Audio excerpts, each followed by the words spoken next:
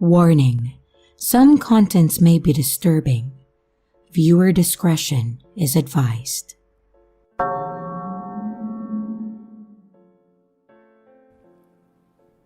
So this started 2 to 3 years back.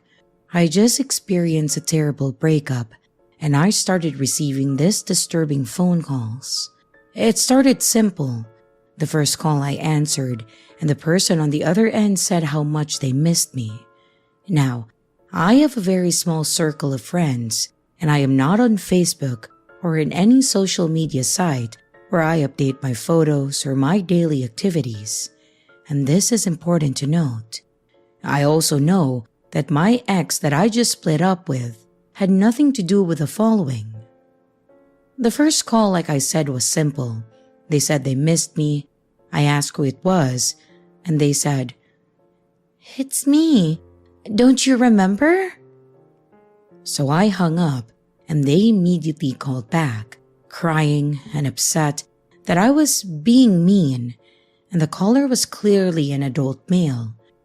But they were talking as though they were a very young child, around 6. So I hung up again, and they didn't call back. Looking back, I should have blocked the number, but as I mentioned, I just got blindsided by a breakup and I wasn't thinking very well. Then, they kept calling. They would call, and if I didn't answer, they left me messages. They were saying how pretty I looked with my blue sweater that day, or that they knew how I took my coffee now, and said that they would remember it for when we finally went out for a drink together. I blocked the number, and they would call me from another one. I answered one day, yelling at them to leave me alone, and I hung up again. When they called back, it wasn't the boy, but his mother. She was very upset and said that I was hurting her boy by not wanting to play and that you could very clearly hear the boy crying and screaming in the background. At this point, it dawned on me that this wasn't a joke, a prank, or something of that sort. There was something seriously wrong with these people, and they were obviously watching me. For a few weeks following my breakup, I had to live in my car. The entire time I hardly slept.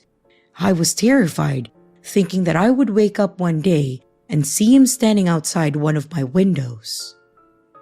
When I finally got a place, he called to congratulate me, and he couldn't wait to come and play.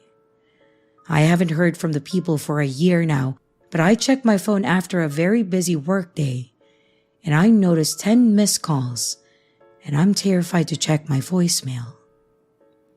I've reached out to the cops, but they wouldn't do anything since I haven't been explicitly threatened, and I have been advised to just block the calls. I'm going to change my number, but I'm absolutely terrified that the calls will continue even after that, and that it will upset them further. I have posted this, and people have been kind to reach out with advice and tips for me, but I feel like I'm living a horror movie.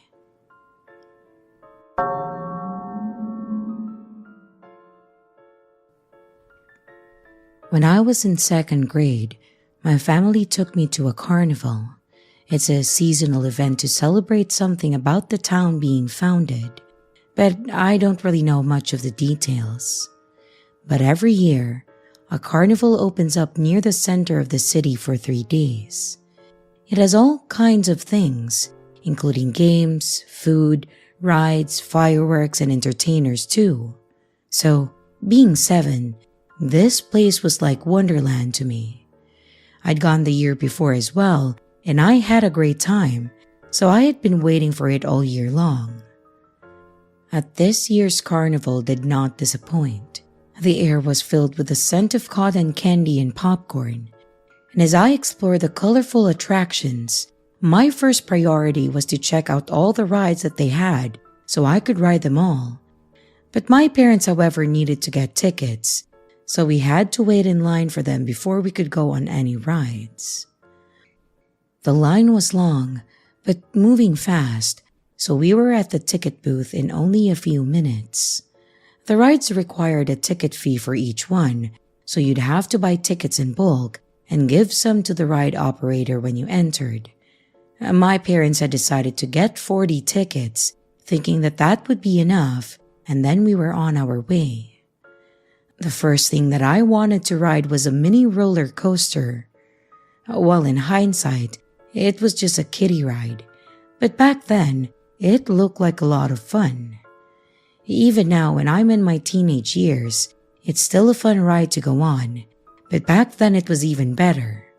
So, of course, I went on it first and foremost.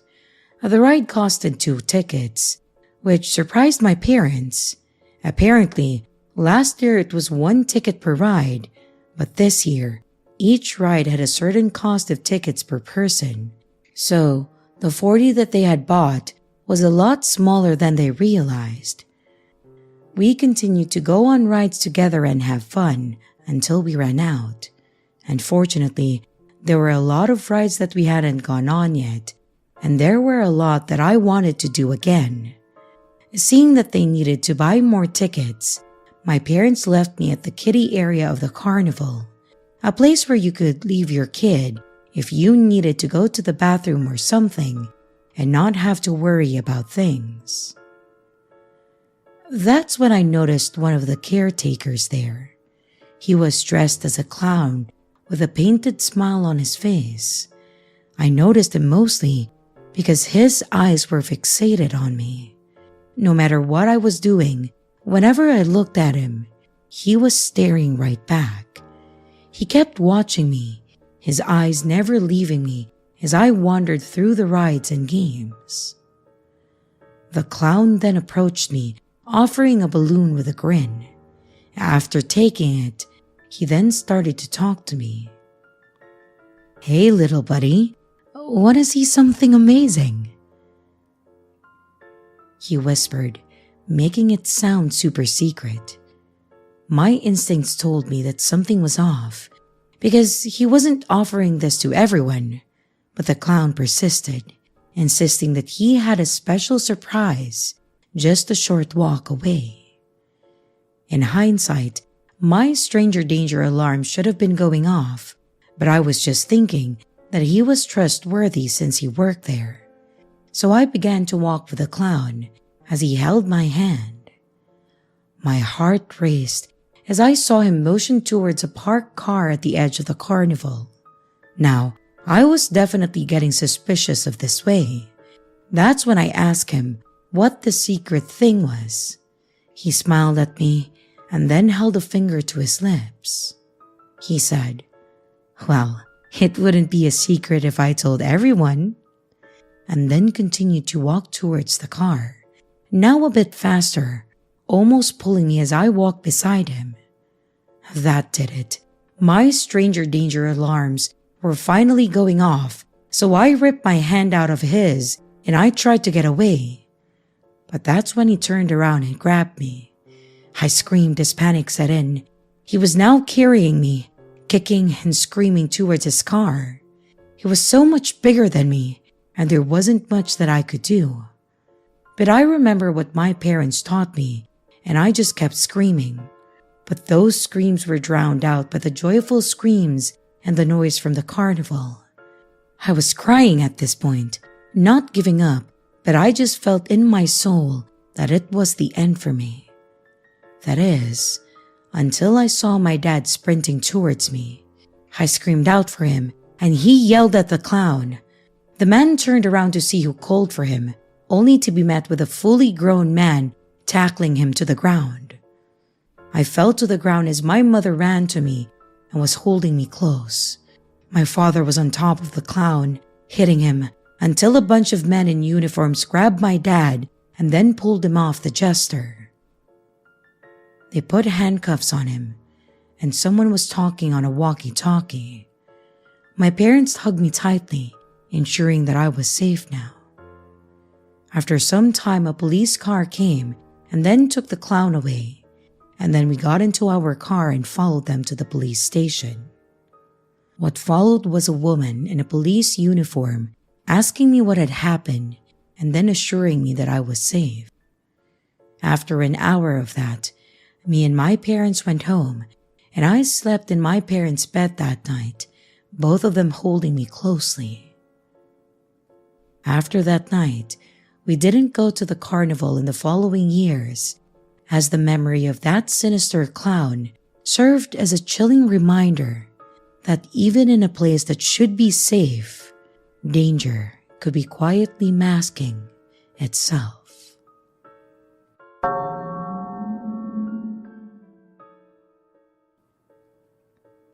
As the city bus rumbled along its route, I settled into my seat, immersed in the soft hum of conversations around me. Glancing outside the window, I noticed him.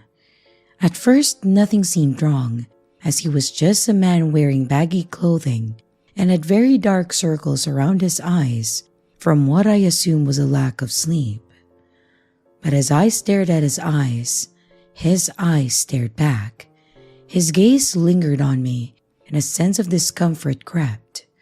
That feeling of discomfort only grew as the man boarded the bus and sat beside me. He was trying to strike up a conversation. I tried to be polite and answer in short, curt responses, but then his questioning quickly veered into unwanted territory. He started asking about my dating life, and then asked for my number before I could even open my mouth. Politely, I declined when he asked for my number, but he kept insisting, which was really starting to freak me out. After the third time, I told him that I was not interested at all. His tone then shifted, darkening with frustration and an uneasy feeling gnawed at my gut. Sensing danger, I firmly reiterated my refusal, my pulse quickening as he became agitated. I looked around at the other people on the bus, hoping that someone would help me, but they seemed to be looking away, not wanting to get involved. I tried waiting for my stop, but the bus seemed to be moving at a crawl as I wrestled with the decision to leave my seat. As he persisted, my heart pounded and anxiety gripped me. The atmosphere on the bus grew thick with tension, and a few passengers nearby glanced uneasily at the unfolding scene, but still no one said a thing. Summoning courage, I decided to make my move. I rose abruptly, clutching my bag tightly, and I hurried down the aisle. His footsteps echoed behind me, each one a chilling reminder of unwanted attention. Fear surged as I realized that he was following me, and his words escalating into threats. I was one stop away from my own, but I didn't care at that moment. As long as I wasn't here, I wouldn't mind walking an extra 5 or 6 minutes. So I pressed the button to notify the bus to stop, and I got out the second the doors opened. But to my dismay, so did he. Panic fueled my steps and I quickened my pace.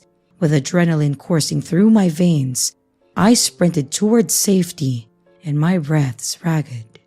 Ducking into alleys, doubling back, I managed to shake him off. Tears welled in my eyes as I managed to make it onto my street. I ran to my house and I fumbled to unlock my front door, relief flooding over me when it finally swung open. Once inside, I locked every door and window, my trembling hands dialing the authorities. As I recounted the harrowing encounter, their reassurance and swift response were a lifeline. I shuddered at the realization that danger could lurk in the most ordinary places, but my ordeal ended in safety. The echoes of that night lingered, a chilling reminder of the shadows that sometimes trailed too closely on public transit.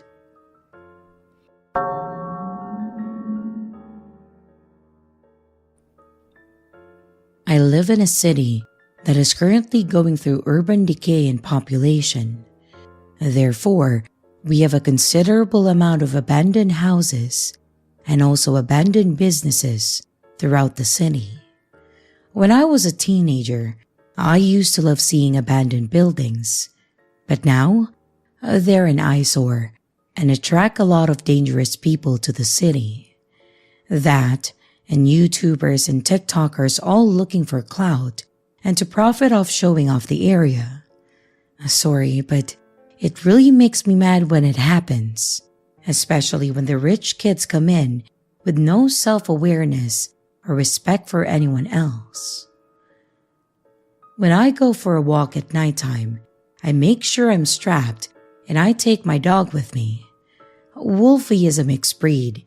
He looks angry and vicious, has a mean, scary bark and will defend me.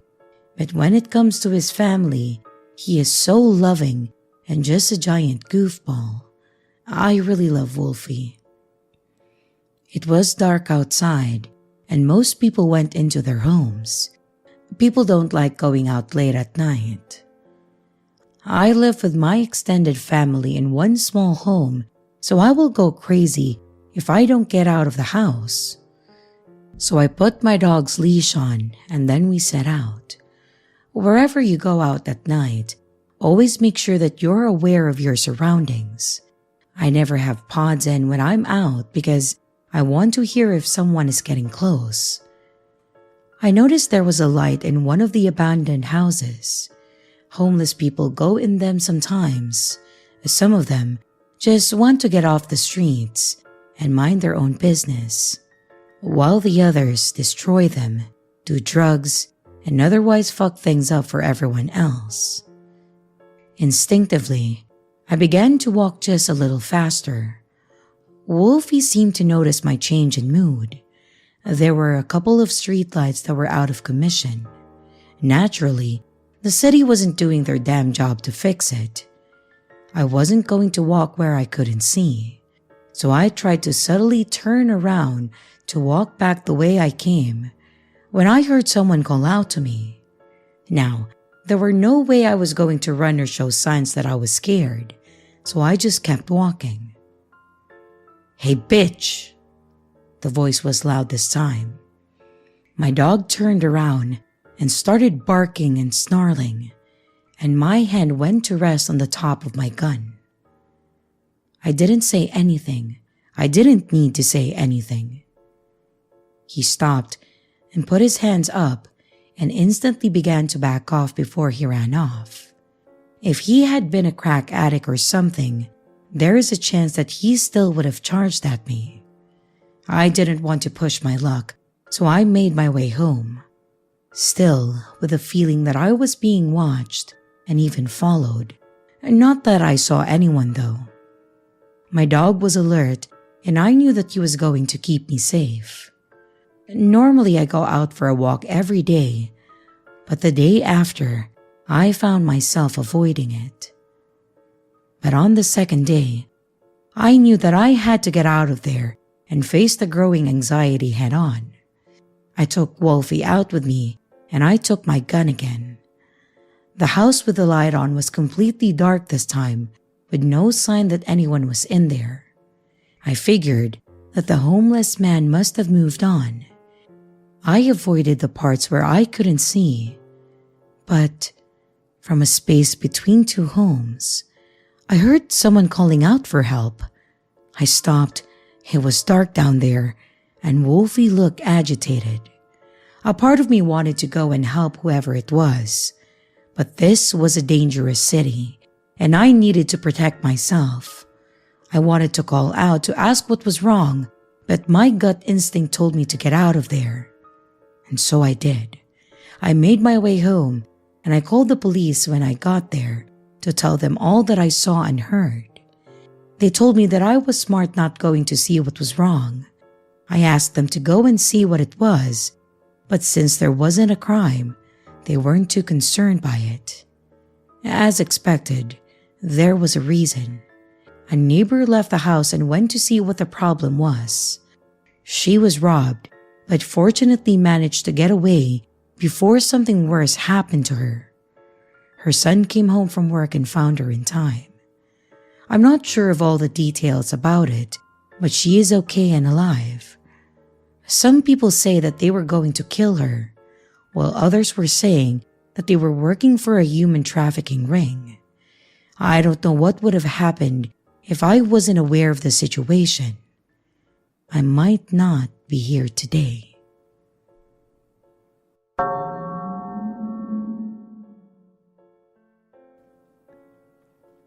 My boyfriend was driving and I was sitting in the passenger seat. It was nighttime and we were traveling across the state to stay at my parents' place for a while.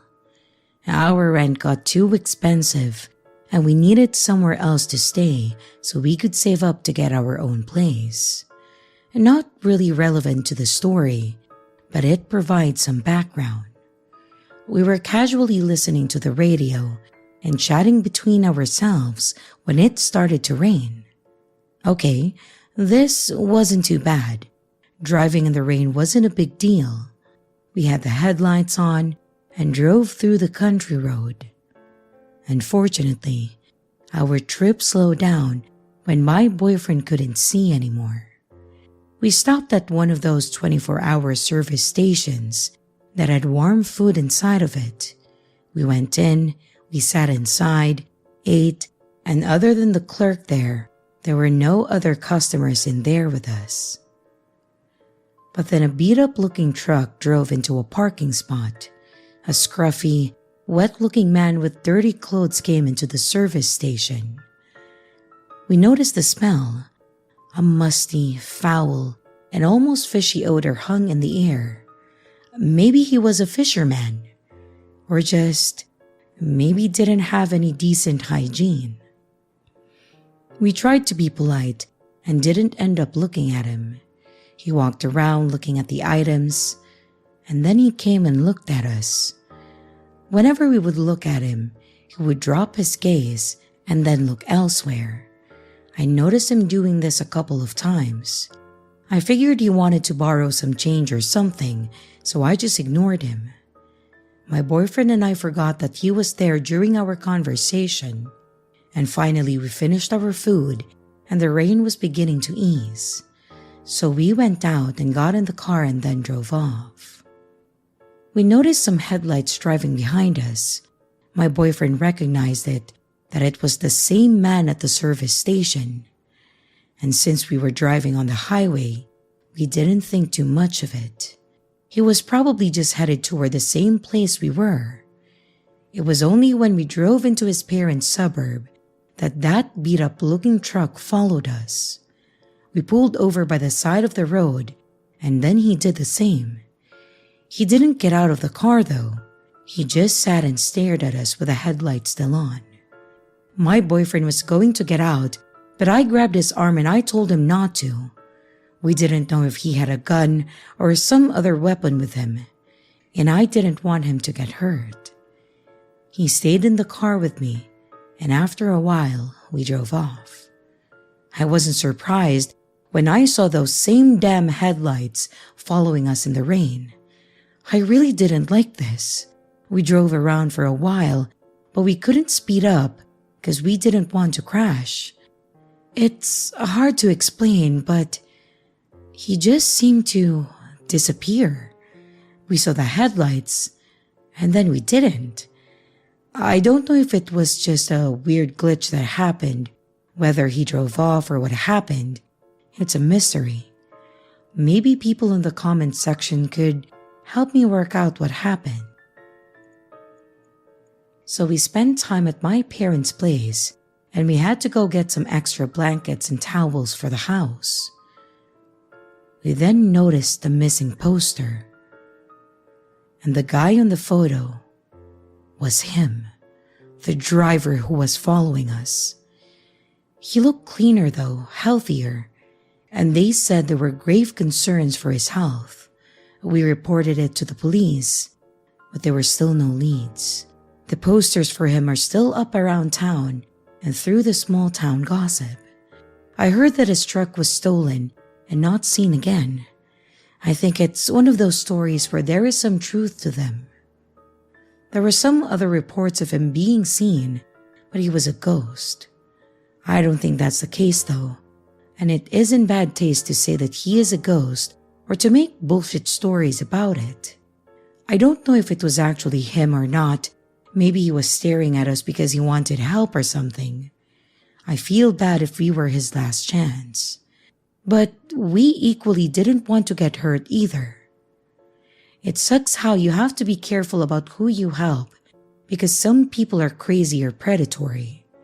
But you gotta do what you need to do. I don't know if he was ever found or if he remains as a missing person. I think it wouldn't have been anywhere as unsettling if it wasn't raining at that time. The thick rain made it difficult to see, and we had to go slower unless we wanted to avoid the risk of a car accident.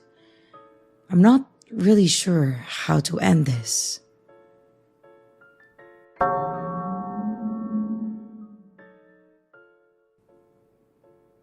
I'm a 22-year-old female, and I was on vacation in San Antonio with a friend for New Year. In retrospect, I would have picked anywhere else to celebrate, but I had never been to San Antonio before, so I thought that it would be cool. When we pull up to the place, it's very obvious that it's not in a great neighborhood, but it was extremely cheap and also within walking distance to the Riverwalk. I'm no stranger to questionable neighborhoods, so I wasn't too concerned about the area as it was very quiet. On the day of New Year's Eve, my friend got food poisoning and asked me to get some stuff from the gas station down the road. I wasn't comfortable taking their truck, and since it was only an 8-minute walk, I started heading out. I got to the gas station with no problem, but they didn't have Pedialyte, so I started walking to another gas station that was only 5 minutes away. And this is where it gets sketchy. I'm halfway to the next gas station, and I notice that there's 2 homeless guys walking around outside their tents next to the street that I'm on. Originally, I was going to walk right past them and just pay them no mind. But when I got closer, I could tell that they noticed me and they were staring at me hard. I'm 5'5", not super athletic, pretty strong, but I'm not taking my chances with 2 grown men. Instead of going straight past them, I just turned the corner. I assumed that they would go about their business and just leave me alone. But I hear one of them say, "Hey, Randy, come over here." And I glance behind me and I see 3 men now following me. They are far enough away where I'm not worried, but I'm extremely cautious. I glance behind me again after a few minutes. They're hunched over and huddled up, like they're trying to sneak up on me, and they're much closer this time. I make the smart decision to say fuck the Pedialyte, and I just round the corner back towards our place. I'm maybe 1 to 2 blocks away when I check behind me again, and they have also rounded the corner and are now walking quickly. Well, I start booking it, and I hear the men behind me yelling at me. I didn't look back this time, but I could hear shuffling feet breaking into a run. Thankfully, I made it inside before they could see where I went. I peeked out of the peephole in the door, and I watched in horror as these 3 men came barreling around the corner and started frantically looking around for me. They're arguing and then pointing around, but eventually they went away. If I wasn't so alert, I shudder to think what would have happened. And no, I did not get the Pedialyte. I had to get it delivered.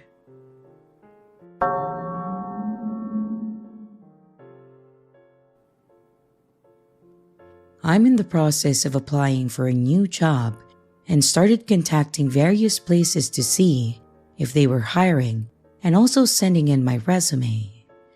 About 3 weeks ago, I got a text from a director saying that texting would be easier to keep in touch about filling out my application and also setting up interviews. I ended up meeting him twice about 2 weeks ago, 1 to see the facility and 2 for an interview. Since then, he's passively said things such as how pretty I am and that I would be a perfect fit and etc. But there's no actual updates on the job. He also tried asking me out multiple times, but he tries to make it seem like we would be talking about the job. I've tried not to reply as much as possible, and I have been ignoring him because I don't want to work with someone like that. Well, yesterday, he messaged me to tell me that he was sending flowers to my apartment building. I never gave him my address directly, but it was on my application. I said thanks, and then I ignored him because I was freaking out.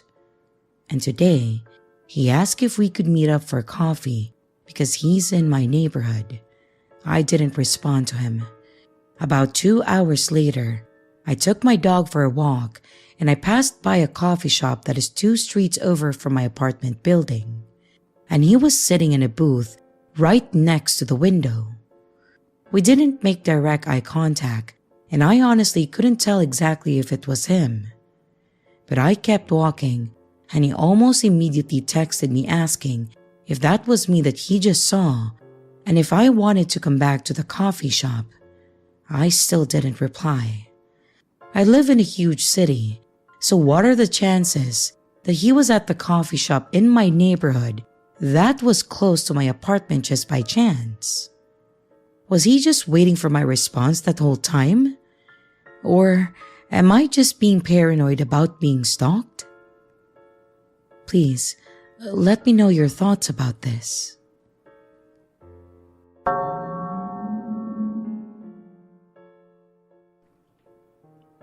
I encountered this one on the 2nd of January, a couple of days ago when I was asleep in my room. I'm an 18-year-old female living in Singapore with my parents. I'm sorry if this is pretty long, but I would appreciate if you take your time in listening and commenting your thoughts about it. In my family, it's only me, my mom who is 38, and my stepdad who is 40, living in a small apartment. I have my own bedroom as I'm an only child. My parents took the smaller room and I have the master bedroom, which has a big window that is facing the back of our house. For my bedroom, there's a big space outside our windows that's between every apartment unit over here, so there's no way that someone would unintentionally stand near my window. You have to walk in and go for a few turns before coming in here. Well, I eventually fell asleep at around 11 p.m. and I forgot to close my blackout curtains for my window. Exactly at 1:23 a.m., I checked the time when I accidentally woke up. I heard 3 loud knocks on my room window, which eventually woke me up as I'm a very light sleeper. At where I'm sleeping, my window is on the right corner and I can see whatever shadow that gets through it at day or even night. On that night, I didn't switch on any of my lights, so it was total darkness, except for my table lamp that was shining at me at the highest brightness. At first, I was sleeping while facing my room door, which was on my left, so I had an automatic response to turn my head and look at what's knocking on my window. And to my surprise, I saw a silhouette of a man's head that was clearly visible on my window. I had goosebumps and I froze because I wasn't sure of what to do as the curtains wide open, so obviously that man can see me through my window. And despite my parents' room being right next to mine, I went into shock and I had to call my mom to help me check if I was just tripping and to also close my curtains for me. I told her what I saw afterwards, and in the end, she advised me to sleep in the living room for the meantime to calm myself down. I felt really uneasy that night and I couldn't go back to sleep. So I stayed awake the same night. I heard 3 more knocks coming from my bedroom at 3 a.m., which of course I had to assume that it came from the window. And before this happened, My curtains were already closed and blocking my window's view, so I thought that it will be fine for me to go ahead and get a little look on who or what knocked on my window. The only difference is that this time, the knock was louder but slower, like the ones you would experience as if you're in an old haunted house. I come to think about it until now, I wish I just stayed curious and stayed in my living room.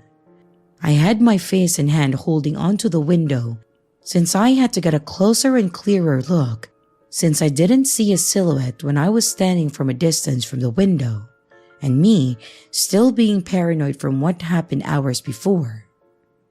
I saw a man who is around 180 centimeters plus standing outside my room window, about 4 meters apart, standing and staring straight at me, who was currently frozen in place at the window when I saw him. He was wearing gray long pants and a black t-shirt and really, really pale skin. It looked as if he had no expression when he saw me. By this time, I wasn't really sure if it was the same man that stood outside at around 1:30 a.m. As much as I was tired that night, I knew that I wasn't hearing things or just having hallucinations. I was perfectly wide awake when I saw that man. The moral of the story is always check your windows before falling asleep, and it's best to get a blackout curtain to protect yourself. Of course, guard your window with protective measures.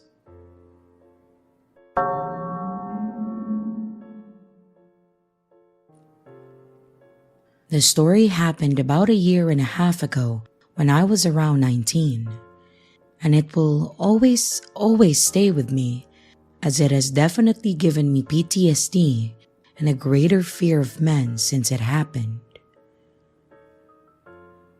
I had just moved into a college apartment with friends, only finding out a few months later that there was improper ventilation leading to humidity and mold inside the bathrooms and other spaces. Maintenance or management would proceed to label it as discoloration and to just leave the windows open or buy a fan and stop taking steamy showers. This was hilarious since none of us enjoy hot showers and take at most a lukewarm one. This advice was given after this event, and ignoring my reports that I made to law enforcement and the main landlord. However, we were barely adults and had never had to deal with such a terrible mold issue. We were buying sprays and cleaning the ceilings, crevices, the tub, and etc., constantly in fear of mold inhalation. We found that this and leaving our window open with the mosquito screen locked helped the most. The small window, the size of an average human head, about 9 feet off the ground, facing the other apartment's window, was of no concern to us when we were using the bathroom. After all, we had walked outside and made sure no one could easily look in. Of course, I could not predict what could come next.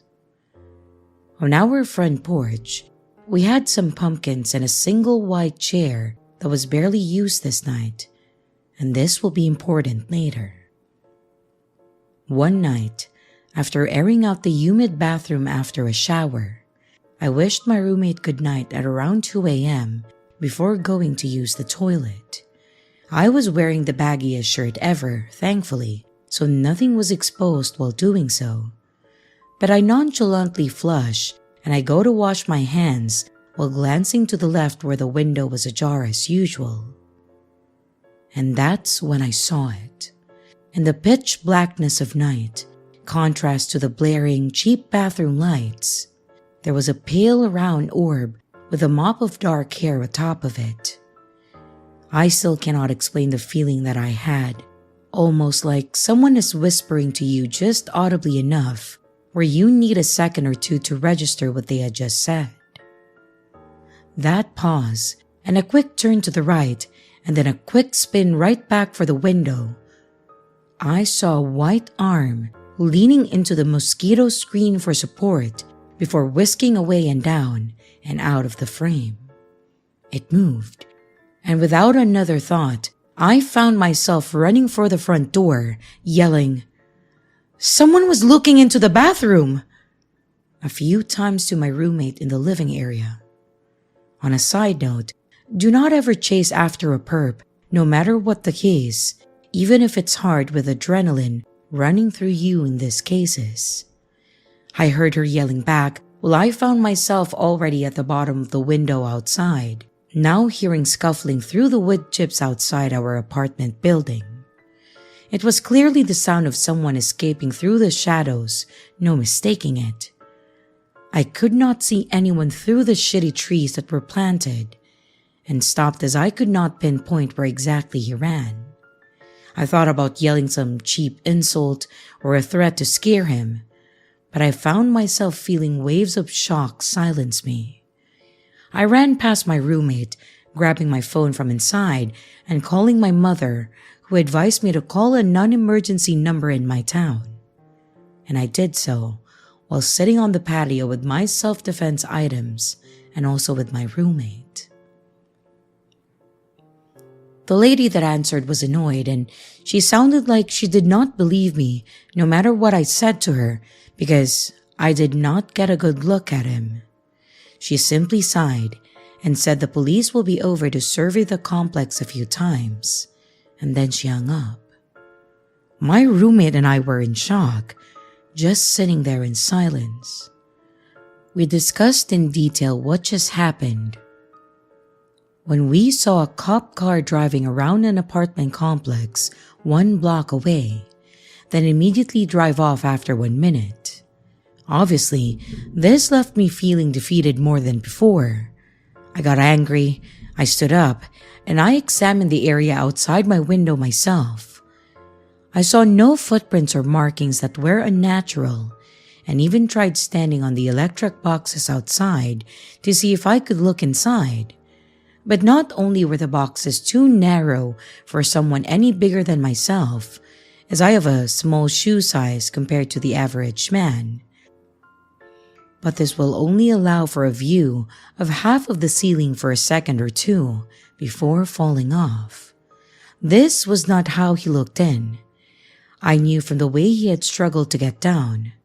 I saw enough of his torso to determine that he was around 5'8" and had to have some other way to easily be staring in like he had. It was also odd that he had darted off without me seeing him, and only hearing him, because there are sensors placed around the complex, with one right by our bathroom window. When triggered, they display a bright and blinding light that lights up the whole back area and the side of our apartment where this occurred. I brainstormed for a second before darting off past it. It didn't go off. When I walked back to my roommate, that's when it did. I tested this twice over, and it had the same results. It only worked when you were not running past it. I felt a sense of relief, only to the fact that I was not so crazy. I was the only witness to this, but I could tell that my roommate believed me. We headed back to our front door, talking about what we would do if he would come back. Obviously, we would be keeping our window closed now, but we had to give him just desserts, we thought, in our exhausted and overwhelmed teenheads. That was when I joked about grabbing one of our pumpkins and hitting him over the head with it, when I stopped in my tracks. "Hey, didn't we have a chair there?" I asked. The white patio chair was gone. We looked around and it was nowhere to be found. I gasped and I almost fell to my knees. That's how he did it. My roommate hurriedly looked through her phone and she remembered having a food order earlier that day with a photo confirmation. Approximately 4 hours earlier, there it was. The bag at our door that was sitting directly on a white chair next to our pumpkins. The same chair. I immediately posted to social media sites asking for help finding this distinct chair thinking that it would be the last hope we could find in finding this pale-faced creep. Not only had he been staring into our bathroom for God knows how long, but he had surveyed our front door area and possibly looked in through the windows here as well, although the blinds were closed. Our apartment made sure to install the worst kind of blinds that you can never fully close, so if anyone wants to look in, even into your bedroom, they would just have to crouch down a little bit. We felt disgusted and shocked, and I left 3 voice messages with the apartment complex the next day, informing them of the incident and about the issues with their ventilation.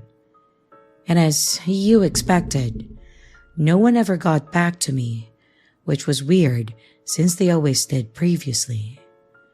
I felt like everyone failed me in this moment. I did everything that I could, but I never received any closure or solace. In fact, I received tips from other college girls in the same area, telling me of very similar experiences, where they sometimes had the full view of a greasy older man even touching himself to them. Recently, this past few months too, there have been numerous sexual assaults as well as peeping toms in the same area of our apartments.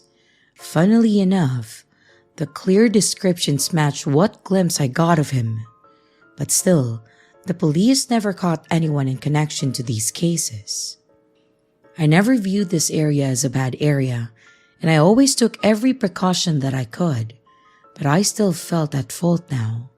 I know that I am not, but I hope everyone living in a similar situation make sure to at least close their shower curtains to shield yourself, or close their windows when the bathroom is in use at all. I wish I could buy security cameras, but I know management would file a complaint about it. I am moving out soon, so this is the only solace I have of getting out of there and leaving this all behind me. And to the greasy, stinky, pale pervert who I stared eye to eye with all that time ago, I hope that we never meet again, for your sake.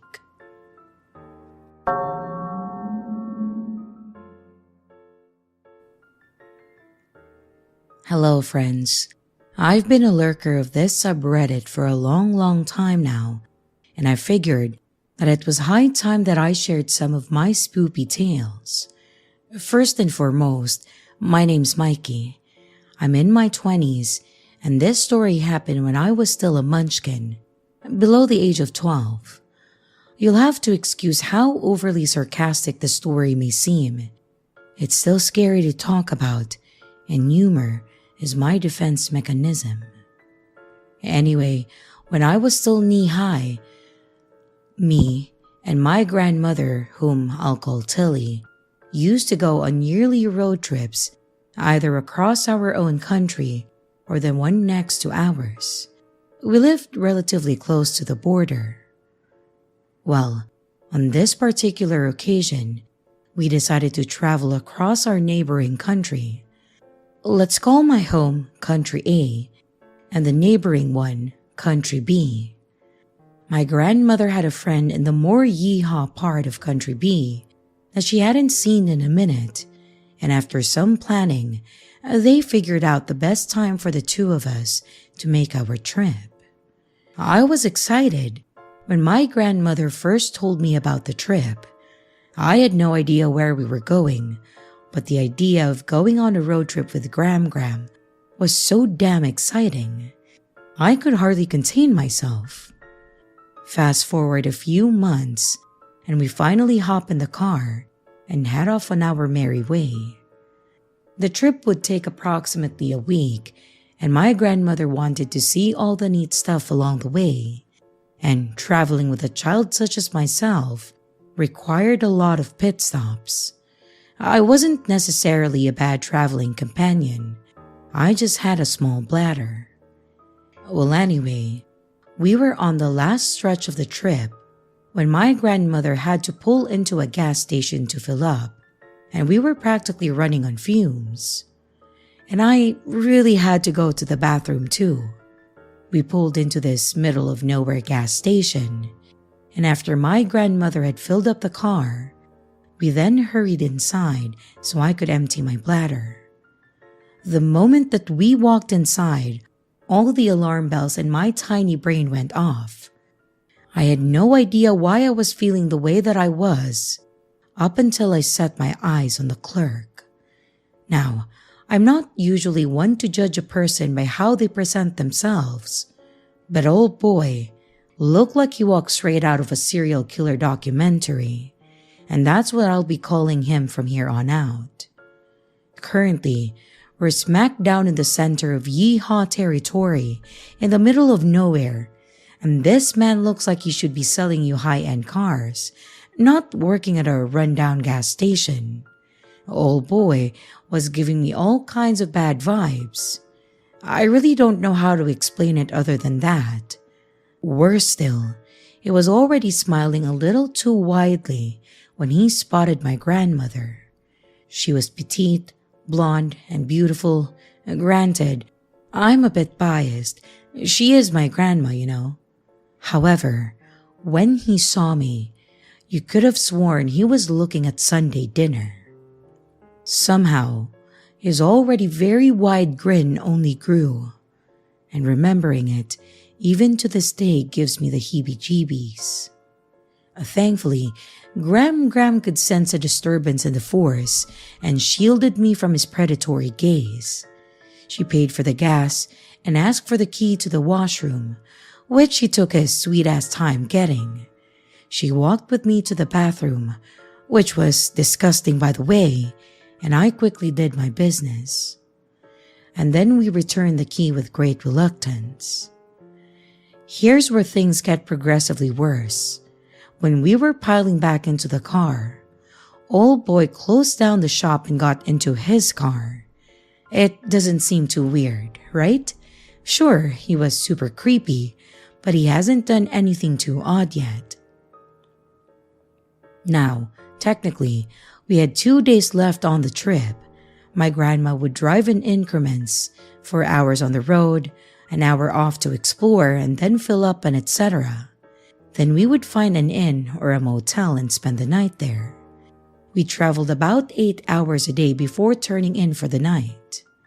Well, when we left the gas station, old boy followed us for, I shit you not, the rest of the trip. At first, we assumed that he was heading in our general direction. It was just the one road after all. But after the third turnoff, and old boy was still tailing us, my grandmother finally realized that we were being followed. This man proceeded to follow us for, I wish I were joking, 12 hours. And my grandmother refused to stop driving unless it was absolutely imperative. For anyone wondering why she didn't just call for help or why she didn't pull into a police station, don't worry, you're not the only one. To be perfectly fair to my grandmother, she didn't have a phone, and despite somewhat knowing where she was, it was still unknown territory. She wanted to get to familiar surroundings so there wasn't the risk of getting lost. We finally made it to the city where her friend resided, and that's when we pulled into a police station. The mad lad pulled up next to our car just as we headed inside the building, and he watched us. I don't know what old boy was taking, but he sat there while my grandma talked with a lovely lady at the desk. Thankfully, the cops handled the creepy man with ease, but I will never forget the damn smile that never left his face while he was being escorted away. Needless to say, that was the last time that we road tripped to Country B, and one of the last times that we actually took a road trip in general.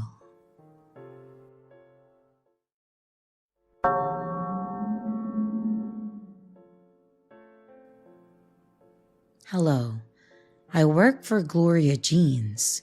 It is a coffee place here in Australia that sounds a lot like Starbucks. That being said, I've never actually been to a Starbucks. Anyway, the chain is fairly popular around Australia. I've worked here for about 2 years, and started when I went to university studying women's studies. I'm still working at Gloria Jean's because the cost of living in Australia is so damn expensive, so I need it as a side job. Basically, I really need this job to help me stay afloat. I was serving in the morning rush of people who were waiting with various degrees of patience for their morning coffee, when I noticed a woman who I hadn't seen before. I asked her for her order, and to be honest, I don't remember what it was or her name. It's hard to remember it all. The morning rush was over and she was still there. There was nothing weird about her, and she didn't give us any trouble like our Karen or Darren characters would. I asked her if she was okay, and she asked me how I was doing. I replied and I said I was fine too, just the morning rush can be intense. She asked if she could ask me a few questions, and since it was quiet, and the management likes when we have a good rapport with customers, I agreed with her. She asked if I had a partner, and I said no, not at the moment. I swear, her face lit up. So far, nothing super weird. I apologized to her and I told her that I wasn't looking, and she didn't look fazed at all. Each day afterward, she showed up and wanted to speak with me. It was getting really annoying. She would wait there all day and follow me when I had my time off work. I told her that I was on a break and I needed space to eat and rest, and she sat at the table across from me, staring and eating her food. She hadn't done anything violent, just really weird. I asked her to be left alone. She sulked and got up and then left, but she was back again the next day. I talked to my manager about it, and he didn't really take me seriously. I had to take my car into the repair shop to get it fixed, so I had to catch the bus instead. I hate taking public transport, but it was either that or an Uber. I wanted to save up some cash, so I just took the bus. Anyway, she was on the same bus, and she also got off at my stop.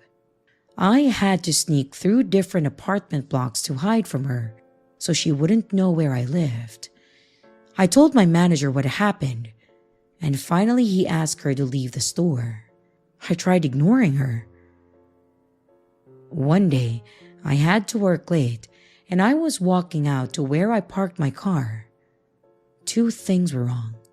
She was sitting on my car, and she was waiting for me by my car. I said, "Hey, what the hell are you doing?" And she said that she had been waiting for me and that she had missed me. I told her to leave me alone, and I drove home. This is where I made a big mistake. I didn't realize that she put an AirTag on my car and then found out my address. Over the next couple of months, I was sure someone was looking through my windows. One of my plants was stolen. I'm not sure if it was her or not. I also noticed strange little bottles on my front step. It was incredibly strange. I didn't see her at my house until one day that I realized that I forgot to take the bins out. So I did that and then came back inside, and I closed and locked the door. Then I came back to see her sitting in my living room. I let out a scream when I saw her and a maniacal grin on her face, and she told me that she had been waiting so long for this. I ran to my phone and I called the cops while she tried to take the phone from me, screaming at the top of her lungs that she loved me and that I was hers. I was backed up into the kitchen when she grabbed one of the knives, threatening me with it, and I punched her to get her away from me. This crazy bitch then started slicing into her own arms, and it was the most insane thing that I have ever seen in my life. My neighbors heard the screaming, and the police and the ambulance came to take her away. She had lost a lot of blood, and surprisingly, Cops got her to drop the knife. I don't know what I would have done if they were forced to kill her in my home. She was arrested, and I think she was sent to a mental health facility. I hope she's getting the help that she needs, but I'm just happy to be done with it.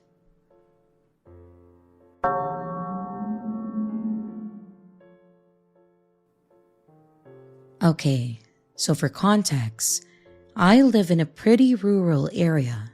We live on the outskirts of our town, which already is small compared to the other populations of other towns in California. We're about 15 minutes from the small town and 40 minutes from the main city. We live down a dirt road with some neighbors. Our house has no other fences attached to ours, and on two sides of the house is only fields and dirt roads, one side having a single house in the field. The other two sides have a couple neighbors down the other roads, and nobody really interacts out here except my dad talking to the two of them sometimes. I was probably 12 when this happened. I had low self-esteem and I wanted to start exercising more. I had been enrolled in a charter school due to bullying. Yes, that played into my self-esteem, but let's get on with the story. So I didn't really have many ways of exercise besides a treadmill that we owned. I wanted to start getting fresh air too, so my mom suggested that since we live out here, that it would be peaceful to take walks down the back dirt road. I agreed, even though I was stubborn about it half the time. But we began walking, and usually would go in the mid to late afternoon when it would start cooling down outside, but it was still light. In case it got dark, we took our flashlight too. Being out here, it was notorious for stray dogs to sometimes make their way out of here, and we would carry pepper spray and a mini bat just in case one got vicious. However, a dog will play into the story. One day, me and my mom decided to go on a walk in the late afternoon. So, we took off and started walking down the road. When you walk about a quarter of a mile down the road, you start to come towards a little cross section. There's a road going to the left to the highway and a road going right to the neighbor's house. Or, the road goes straight down to a utility road. Me and my mom discussed walking down the utility road to get a good walk since it went on for a while. When we started getting to the crossroads, this dog came out of literally nowhere. We were looking at it, and it was in the center of the road staring at us. Me and my mom looked at it, and my mom said that she got this feeling in her stomach that we needed to turn around and then walk home. So she grabbed my arm and then started leading me back home. We were in the midst of walking when she looks ahead and stops to stare at something. I ask what she's looking at, and then she points. A white car pulled up to our fence and quickly backed up and shot down the road on the side of our house. Mind you, nobody ever goes down this road except one old man that we know. Anyone else who does usually is scoping out my dad's tools to steal them. My mom said that she felt a bit uneasy because of it and then pulled me to the edge of the dirt road, almost into the field. The car had then driven to the highway and left. Or so we thought. We continued walking back to our house when this car comes back and drives down the road that we are walking alongside. I caught a glimpse, and it was this smaller white car with black tinted windows that you couldn't see through. My mom instantly got a feeling of impending doom and then pulled me into the field, not too far, but far enough. We kept walking through the field towards our house, getting closer now, when this car comes back down the road. My mom stops me in my tracks to see what the car is doing, and it drives back to our house and starts driving around it super fast. For context, we have a random road and area that goes around our yard on our property. My mom waits until the car drives back down the side of the road, and she tells me when we need to start running. So that's what we did. We started running through the field, getting to one of the little sections near my yard. The car comes back and then drives down the road trying to cut us off. Me and my mom are panicking at this point, and we have no idea who this is and why they're acting like this. The car circles around again, and my mom drags me further. We were going to run down into the ditch. We get into the ditch, and the car comes back around and pulls to the edge of the ditch where we were. The front of the car was facing us, and all I could think about was if it drove down, it would hit me and my mom and probably kill us. My mom quickly put her arm in front of me and stood dead still while I was literally horrified and dropped our flashlight and I think my water bottle too. The car was getting ready to drive down where we were, and then suddenly, they backed up and drove around the yard, going back down the side road to the highway. Me and my mom felt like our souls left, and then she tells me to run, to not look back, and to get to the front gate. I run up the ditch, feeling my heart pounding. I run around the yard and towards the front gate, flinging it open, and I started running towards the front door. I didn't hear my mom behind me. I was running to the door to open it, and right when I looked over, I saw the car coming back down the side road. I ran into the house, trying to catch my breath. I saw the car drive down the road, and I didn't see my mom, so I was panicking. I ran towards the sliding glass door, and suddenly, my mom comes running towards it, flings it open, running inside and locking it. She then tells me to go lock the front door while I try to catch my breath, and I tell her that I was scared because I had no idea where she was. She went to chug some water from the fridge, and she told me that when I was running, she was trying to shut the front gate when she noticed the car coming back down the road. She said she knew she wouldn't have time to follow me to the door, so she ran behind my sister's car to stay out of view of the car. And when it drove back down the road, she took the opportunity to run to the back door since it was closer to my sister's car. It's crazy to think that if we hadn't seen that dog standing there in the road and then decided to turn back, that we may have been run down. Fortunately, we haven't seen the car again and think it may have just been some crazy person or druggie who just so happened to come down our road that day.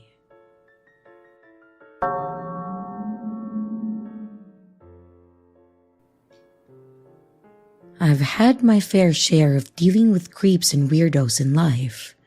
I just reposted on this subreddit about an encounter with a potentially dangerous racist or a pervert in Atlanta, Georgia. Some encounters are not as serious, but creepy nonetheless. A few years ago, when I was living in Los Angeles, California, I lived next door to a mortuary. Tons of creepy energy from here alone. And right behind my house was a halfway house full of ex-cons, drug addicts, alcoholics, and etc. The house was 2 stories and overlooked my backyard. They would play loud rock music early in the mornings, and some of them would sit in the window upstairs to smoke. There was one guy in particular who smoked a lot. Almost every other hour, I would see him taking drag after drag from his cigarette. He would be watching my backyard intently. He looked sort of young, maybe early 30s. He had greasy black hair that I guess he attempted to cut and tidy up somewhat, and scabs or marks all over his colorless face. He wore black, thick-rimmed glasses. He had a deranged, psychotic sort of energy, but he wasn't aggressive. It's kinda hard to describe. I'm not one to judge anyone in his position, but the way he would always watch my house and anyone that would come outside to the backyard. It was disturbing to say the least. After a while, I would stop coming out back, and he would always be up there, wild and blinking eyes, watching me as I walked around. He never spoke or made a sound, he just watched. One day, I was watching movies with my family in the living room. The living room of that house led into the backyard, and there was a window behind one of our couches that faced directly outside. We had the blinds and the window open. It was a warm night sometime in the summer. I was sitting on the couch with the window directly behind me, and I think I heard something outside. I'm not really sure, but for some reason, I turned around to look out of the window. And there he was, up in his window, looking right at me. He was shirtless, and I could see scabs all over his upper torso. His eyes were wider than normal, and they had a sick, perverted look to them. There was no cigarette or smoke that I could see, and his hands were down and out of view. I think he was even nodding his head a little bit. We stared at each other for a short few seconds before I abruptly closed the blinds and silently continued to watch the movie. I don't think my family noticed him. I had trouble sleeping that night, knowing that he was still over there. Luckily, I don't live in that neighborhood anymore.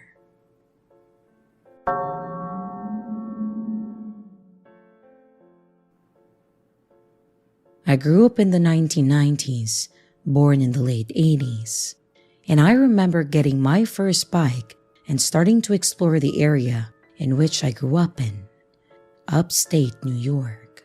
Where I grew up is much different now in the 90s. It was more rural with clusters of neighborhoods here and there. I lived near an old landfill, and the main road connected a lot of semis down to some factories in a neighboring town that was like a 5-minute bike ride. We also had an old Baptist church that was founded by an eccentric former hippie who was really good to the community. My dad, who was a very serious drinker, loved to fish and hunt and etc. with his friend because it gave him an excuse to drink and kill something. But he ended up making this deal with his pastor and also the gentleman who owned the pond behind the church to stock it with fish, as at that time, my dad and his friends started becoming serious competitive fishers and went in on a boat, which my dad had to sell his share to eventually to keep drinking. So my friends and I had permission to fish there in the summer, and we would go down and swim and all that. I lived easily less than 5 minutes from this pond, and my friends and I go out there one summer day. This was around 1995. My mom had heard on the news a week prior about a wave of kidnappings, and I don't remember if Amber Alerts were a thing then, so she decided to make a code word with me. She came to me and told me that if anyone ever tried to convince me that they knew my mom or dad in the hopes to get me in the car with them, is to ask them for a code word, and ours was pickles. So fast forward to our fishing trips, my friends leave before me after we sat around and actually just swam more than anything. My friend Dennis got mad because he was serious about fishing, so he and his brother left, and I was left on the road, as the road, once you got past this farm, was a straight shot to the main part of the town, and our road was on the right just before the road ended. So I get to my road, and as I am about to turn, I didn't notice that I was being followed by a beige-colored pickup with this Cletus-looking guy from The Simpsons in it. He greets me and tells me that my mom and dad were waiting for us at this local restaurant which I knew. He then tells me that they asked him to come and get me and meet them there so we can all have dinner. Immediately, I thought of what my mom said, and I started getting this evil feeling like I was in danger. So I told him that my parents specifically have a password that they give their friends, and that if he was their friend, he was required to tell me. At which point, he got mad and he started swearing at me, although I didn't see one, but I was certain that he had a gun as he started fumbling in the truck. I turned and I started pedaling down on my road screaming for help and that I was in danger. He jerked his truck to follow, but I was making too much noise and was already to my house that he just took off. When I got home, my mom was home and I was hysterical and asked her why she would ask such a mean friend to pick me up. I told her about what happened and she didn't believe me, and she calmed me down and told me that I did the right thing, but I could tell that she had a hard time believing me. She also grew up in the same town and nothing like that ever happened to her. A few days later, a friend of hers told her a similar story about her son on another part of our town. The police then were involved and the cops came and talked to me, and I gave them the same description of the man, the truck, and what happened and etc. I don't know if the guy was ever caught.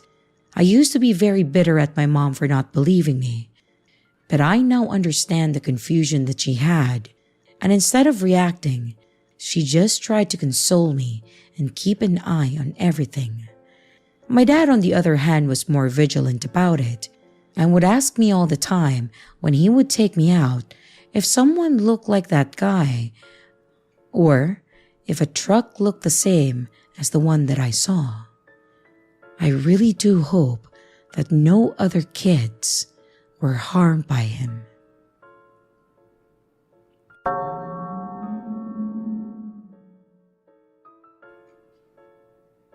Back when I was a kid in school, I loved it.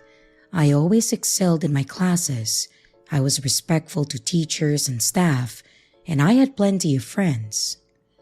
During my senior year, I became a teacher's assistant, which basically helps with cleaning the room, organizing stuff, and since I was trusted enough, I helped with simple grading. This led me into tutoring other students, which made me realize that I wanted to be a teacher too. After high school, I went to school for secondary education with focus on English and math. I loved it. College was great, and starting as a teacher's aide, I knew that I wanted my own classroom. My dream came true when a local high school in the state I went to school in was hiring.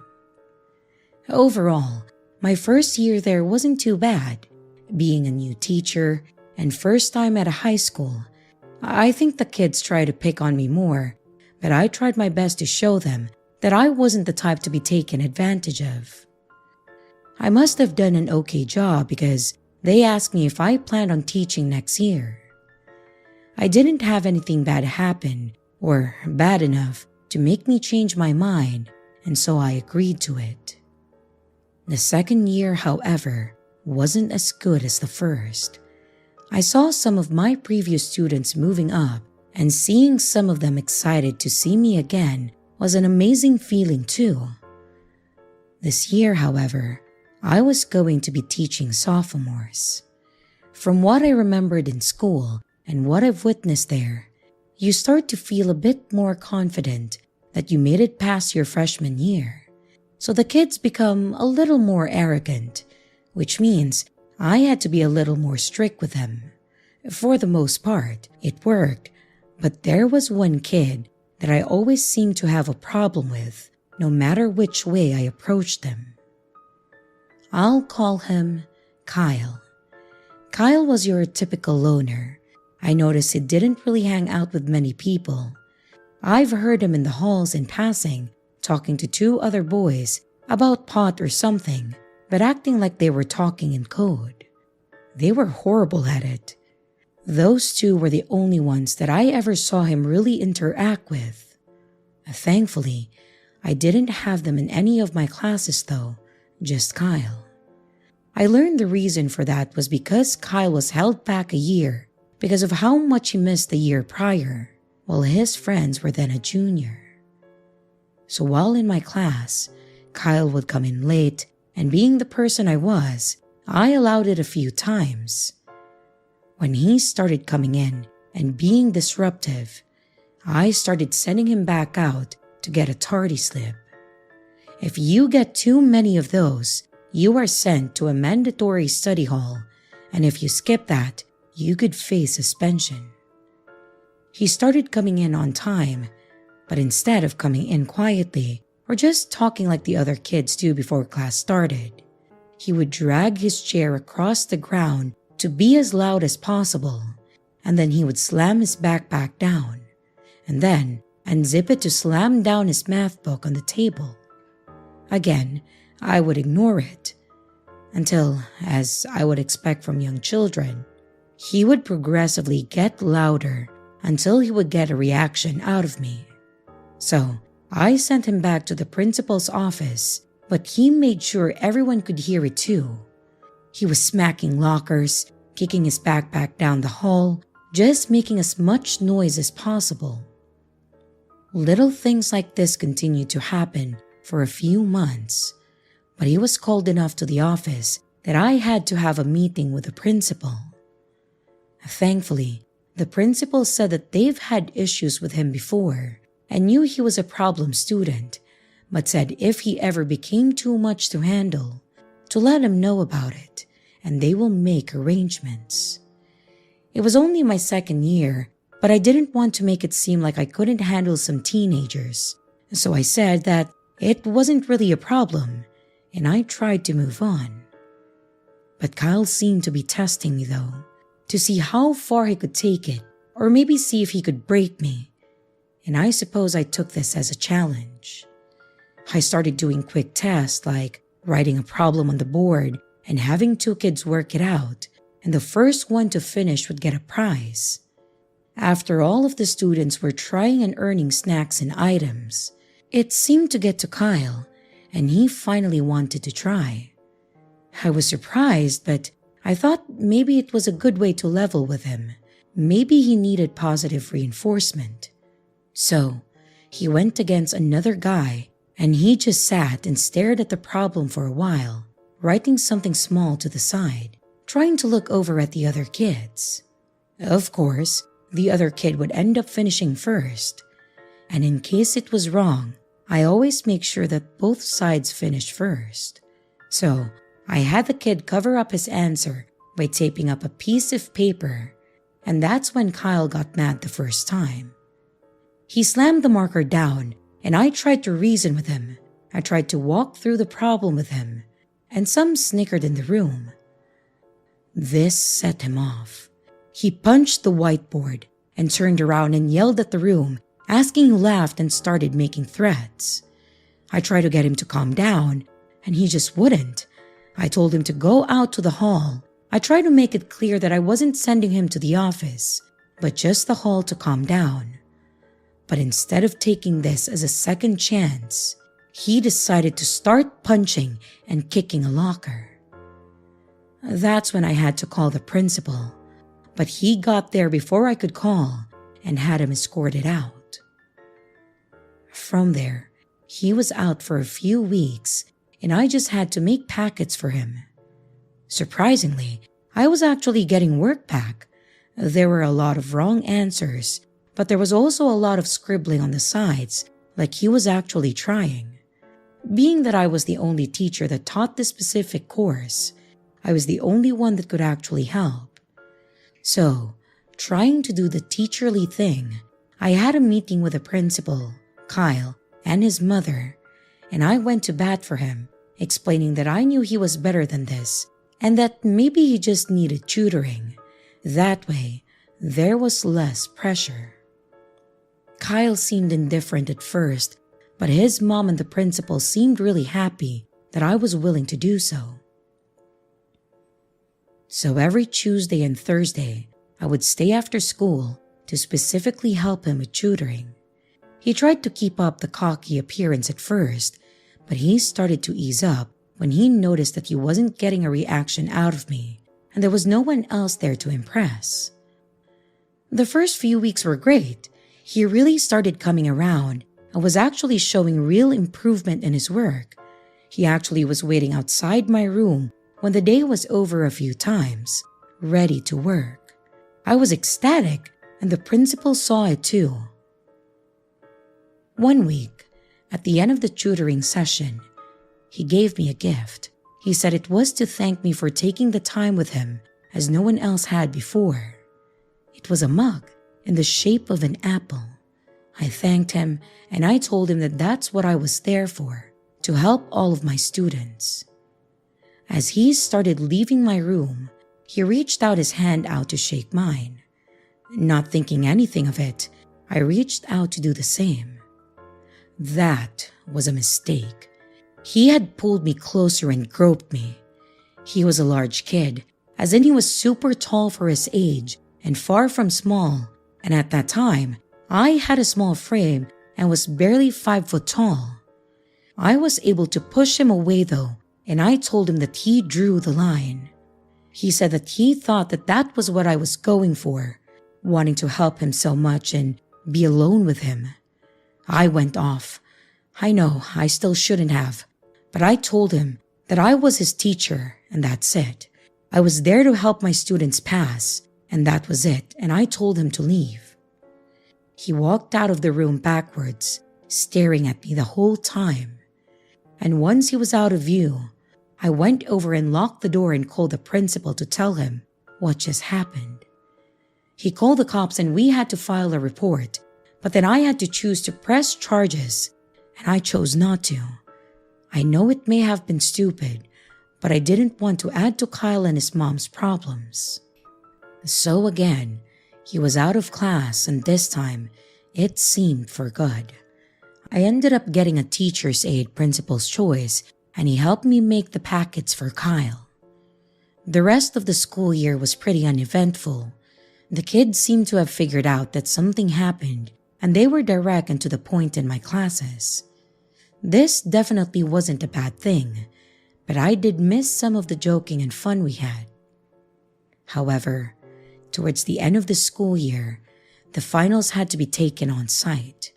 We didn't have take-home computers at the time, so he had to come in person. It would be after school hours, and I would not be alone with him.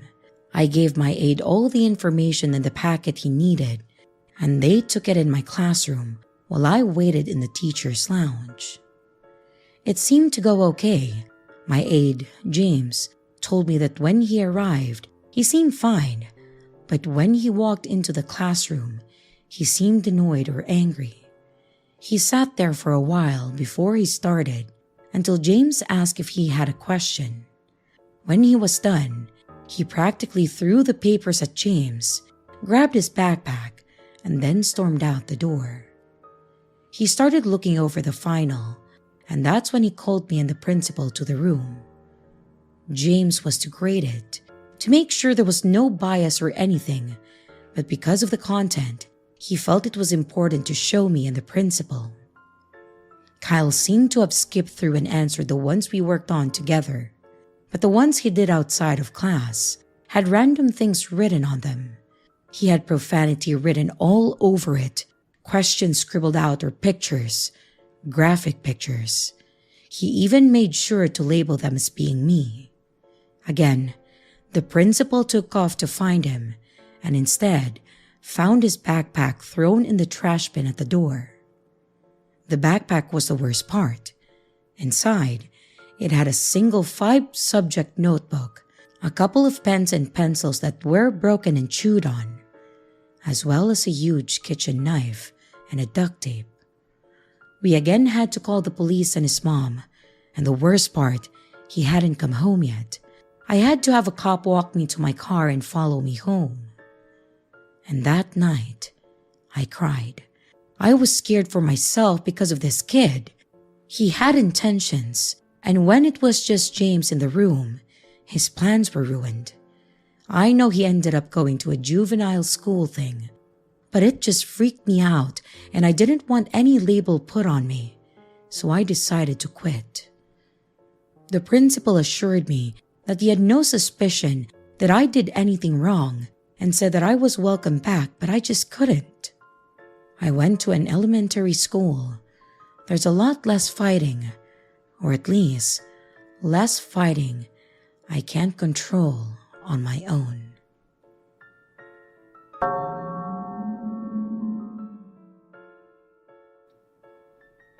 Never move in with a man or a woman that you've never personally known.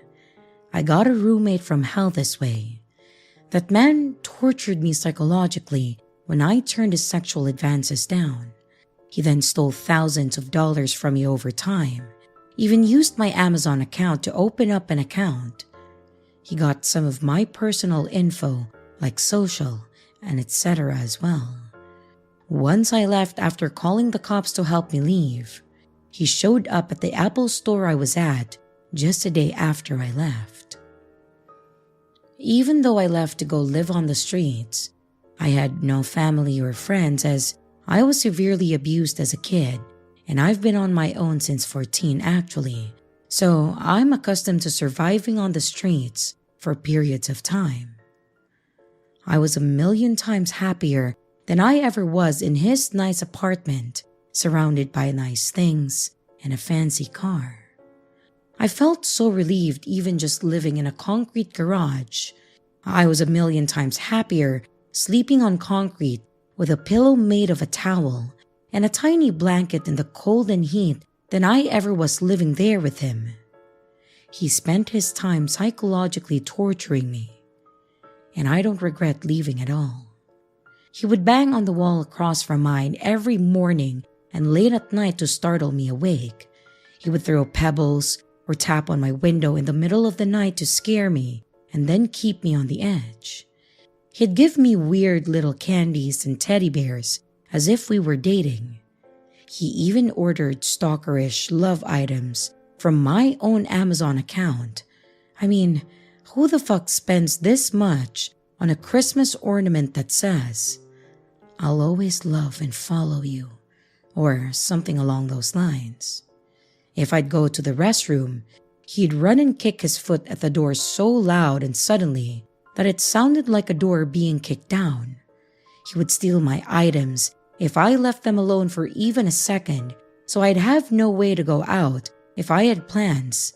Then he would put them back once I mentioned them, or when it was too late for me to leave for my plans. This is one way he kept me home. If I got any mail or a package, he would interrogate me. He would say, "What did you order? I need to know," like he owned me or something. And towards the end, I was leaning doors and furniture up against the door because he picked my bedroom lock before while I was gone, and when I'd wake up sometimes, there was stuff missing or moved in odd ways, so I know he was creeping around while I was asleep. He was an absolute freak, and I wouldn't put anything past him since he showed me how psychotic he was. If I was happy or in a good mood, he would start criticizing and nitpicking at my body, my hair, my face, my behavior, my voice, anything he thought I was insecure about. I even developed an ED because he always did this, and he mocked and laughed at me when I would make or eat food. Anytime I would leave my bedroom, he would rush out of his room to stand right behind or near me, like a weird little dog that follows you around panting. He would even piss in my hair products, my skincare products, and my vitamins.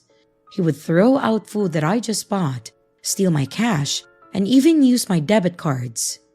He even ordered 30 to 40 plus items off my Amazon account without my knowledge or consent. It was the strangest thing. If anyone else had dealt with this, they'd go insane. I still have trouble believing this stuff happened, as it was just so crazy to even think that someone is that crazy to do this.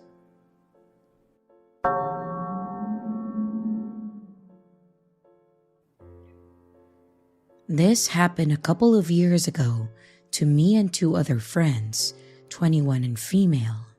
We were probably 17 at that time. It was summer, and we had plans to go to our friend's house. There is this park that is halfway from mine and hers, so my friends and I decided that it would be nice to sit in this hut in the park and have a smoke on the way to our friend's place. This was in the evening, so it was getting dark already. And time passed, and it was dark enough for the streetlights to turn on. It's important for the story to explain a bit on how the hut was situated in the park. The park was shaped like a big circle around a lake, so the hut we sat at had two entrances from the left and right side. These entrances then connected to the main park path. The hut is open and just has bench seats in a circle and a roof, but open air if that makes sense. Anyways, the street lights on the right side were not working, so it was extremely dark on that side. My friends and I are chatting away, and the people are walking past like normal, nothing strange. Then this man comes from the left and is walking really slowly now. Normally, this wouldn't catch my attention, but it's the summer, remember? And he had a long, thick trench coat with a top hat that had a feather and sunglasses. He walked super slow into the dark and just stood there in the dark. I could make out his silhouette just standing there. At this point, all my friends are quiet as well, and we are feeling uneasy as we are all girls. Then the man begins to walk back towards the street light that has light on the left side. He then stands there for a couple of seconds, staring again. And then he proceeded to walk slowly down the path to the hut, still staring at us. We thought maybe he would just walk through and wanted to scare us, but no. He then sits down in front of us and begins to talk. For context, we live in Brussels, so he started speaking French and said, "What a lovely evening, ladies." We speak and understand French, but in that moment, we knew it was smarter to pretend that we don't, so we just say, sorry, English. You can see him getting agitated and mad. He starts going on this whole rant about how we should speak the language of the country and stupid English people think that they are better than everyone else. As I said, he was quite mad while saying all of this. I began saying to my friends that we should probably leave now as our friend is expecting us at her house soon. Since my other friends were so scared too, the minute that I said that, they said yes and started to walk the path to the main park, but they left their bags and everything, and I had to call them back, and they came back running. And while we are quickly gathering our things, he's just staring at us. We got our things, and then we started walking when we suddenly hear, Hey, come back here." We turn around to see him holding up the can of Coke that my friend had left, and he said we should not litter and to come back and throw it away. We began to run at this moment and didn't look back. The whole way to my friend's house, we were so creeped out and scared that we thought he would follow us or something, and any person who walked behind us, we panicked.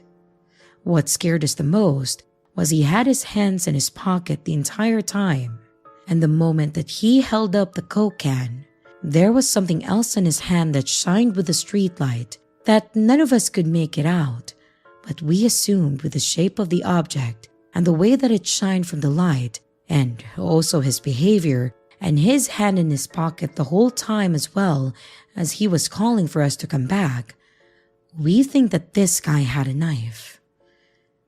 We have never seen that man since, and all of us refuse to go around that area at night now. It really scared us. I know this story might not be as creepy of an encounter as some of the other posts on here, but this has stuck with me and also my friends for a while, that he has been named Hat Man. We're not sure what that man would have done if we had stayed longer or had come back to throw the Coke can out, but I'm glad that we didn't find out. Be safe out there. You never know people's intentions.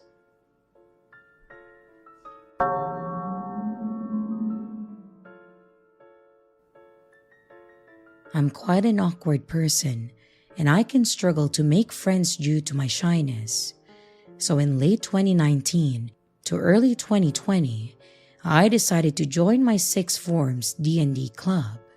I was hooked, and the fact that I had met a very lovely girl there, who I'll refer to as May, made it all the more enjoyable. It was the type of new friendship where all you want to do is spend time with your new bestie, and so when May asked me to join their D&D party, I was overjoyed. I really did like her. She started off a little awkward, as was I, but she was really sweet and understanding, and we ended up having a lot of our more nerdy interests in common. The first time we hung out on our own was a lot more uncomfortable than I was expecting. Of course, as we had only been friends for a couple of weeks, so I knew it would be a little awkward, but I was not expecting how terribly unpleasant it turned out to be. We didn't seem to click for some reason. Everything was fine when we were in a group, but one-on-one, May was strange. She would completely ignore me for no reason all of a sudden, make very odd jokes but in a serious manner, leaving the pause a little too long, and would then laugh, as well as other strange mannerisms. That was just before I left sixth form early due to personal reasons. It wasn't super off-putting. I wanted to get closer to her, believing once she got used to me, maybe she would mellow out a little. But boy, I was so wrong. Once I did officially leave school, May became intense. It started out with her asking to meet up every other day, keeping in mind that I had started working full-time by this point, and I had very little time to see people. Which was fine because she'd understand that I was busy, right? Wrong. She started getting annoyed and upset to an inappropriate level. For example, she would make me send a picture of my calendar to prove that I was too busy to see her, and even when she could see that it was a chock-a-block, she would start to try and manipulate me and make me feel bad for not being able to see her. She would be messaging me things like, "I love you, but you're so difficult to meet up with," calling me her best friend and telling me that she was crying because she couldn't see me. These conversations would happen around 2 to 3 times a week, and honestly, I started getting creeped out. By this point, we had only known each other for around 2 to 3 months, and we had met up alone around 5 to 6 times, and had seen each other almost every day at school before my departure. My creepo-meter had started to rise, but it wasn't at the point where I wanted to end the friendship. Sure, it was annoying of how possessive she was, but it's not like she was stalking me. Yet. I distanced myself from her a little, just for my own sanity, as her neediness had progressively gotten more intense, and it had become taxing on my mental health. But I still wanted to be friends with her. Underneath everything, May really was lovely. But that was until they came to my house for the first time, back when I was living with my parents. May turned up a lot later than we agreed, which peeved me a little as they know that I had work the next day, but it wasn't a biggie. And that's when the really uncomfortable comments started. Now, my parents' house is very nice. It's big. They have a gym and a hot tub, a lovely garden, and etc. And by this point, I was used to my friends making a couple of comments like, "Wow, your house is so nice," or "Damn, I love your house." My favorite was probably when my cousin compared the house sizes to a horse dingling. Now, that's funny, but May, she wouldn't stop. She would drop how large or how nice she thought my house was in every other sentence, which later developed to her slating the house and my parents' job constantly, telling me that I was shoving my parents' wealth in her face, or that my parents got their money because they take advantage of vulnerable children. Please keep in mind that I had not spoken about my parents' money or the family home once in this conversation, because talking about private things like that is very uncomfortable to me. Then, she started to get even stranger, asking me to cuddle and spoon and telling me that I couldn't escape, going on about was I really happy with my boyfriend, then making jokes that didn't feel like jokes at my expense. I was very uneasy, and my parents could see it too. So after that day, I told May that I was way too busy to meet up, so to stop asking me. Well, she didn't. She started making jokes that because I wouldn't see her, she would just show up at my house and catch me off guard. She even changed her jog route, so she ran past my parents' house every day. She then started messaging my boyfriend. It was completely out of the blue. I hadn't even given her his social media or name. I hadn't even really discussed my relationship with her at all. It was very uncomfortable for everyone involved, and my boyfriend was obviously not interested in being her friend due to how uncomfortable she made me. She told him things like, "You need my permission to date her because I'm her best friend. And you have to be friends with me and like me because I'm her best friend." We are not best friends. She would spam my phone with messages and I would reply around twice a month. I was completely smothered. It was so strange. But when I received a screenshot of their conversation from my boyfriend because he was creeped out, I was livid.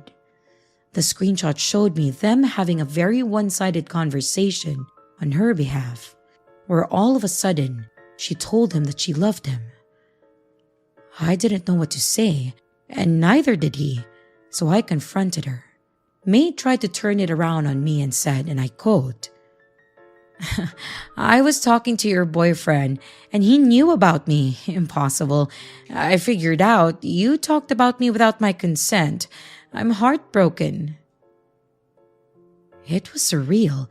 I told her that I had mentioned that we met up and that she was a friend from school, which was true. And of course, I had told him that she made me uncomfortable, but she didn't know that, and the conversation ended there. Then she went to uni, and we didn't speak for a while. It was so relaxing. All the anxiety around the situation faded. May had made new friends, and I was free. But when she came home for Christmas, everything started up again, and all that anxiety came back. I was going through a really tough time, so me and my mom went away for a few days. But when I didn't respond to May for 3 days because I was busy, she went crazy. She spammed me on every social media that I have daily: Instagram, Snapchat, Discord, text messages, and more. The messages started off normally with her asking if we could meet up and that she was home from uni. But they gradually became angry, and I won't lie, it was scary. I believed her when she said that she would just show up at my house. And I was terrified that she'd asked my friends for my new address under the pretense that I had forgotten to give it to her, as they had threatened to do this in joking form before. It felt obsessive and I didn't know what to do. She wouldn't stop messaging me, and it became a constant stream of creepy messages. So I exploded at her. I told her that this behavior was creepy, so I exploded at her. I told her that this behavior was creepy and that I have never been made to feel this uncomfortable by someone, and that she didn't have boundaries, and I was scared about the jokes disguised threats that she had made. I ended it off with the fact that I didn't want to see her again, and could she please stop messaging me? I could have definitely been nicer about it, but that never seemed to work in our prior conversations when I had to defend why I was busy and couldn't see her. Her response was so strange. She became incredibly apologetic and then got angry, then started to try and manipulate me into meeting up and then apologizing and putting herself down and then telling me that she loved me. I was so over all of her nonsense and weird behaviors. I felt bad for her and I had wanted to be her friend so much, but she was obsessive and overbearing, and even though I tried for so long to make it work, she had ended up pushing me away because of her behavior. I do wish her well, and I hope she gets help for whatever is going on with her. But creepy stalker friend, you're definitely not my cup of tea. Please stay the heck away from me.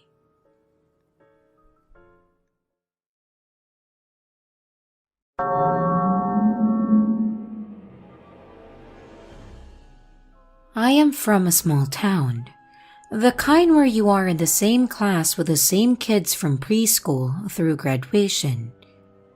I was never popular and had my fair share of bullies, but never as bad as one kid in my class, Max.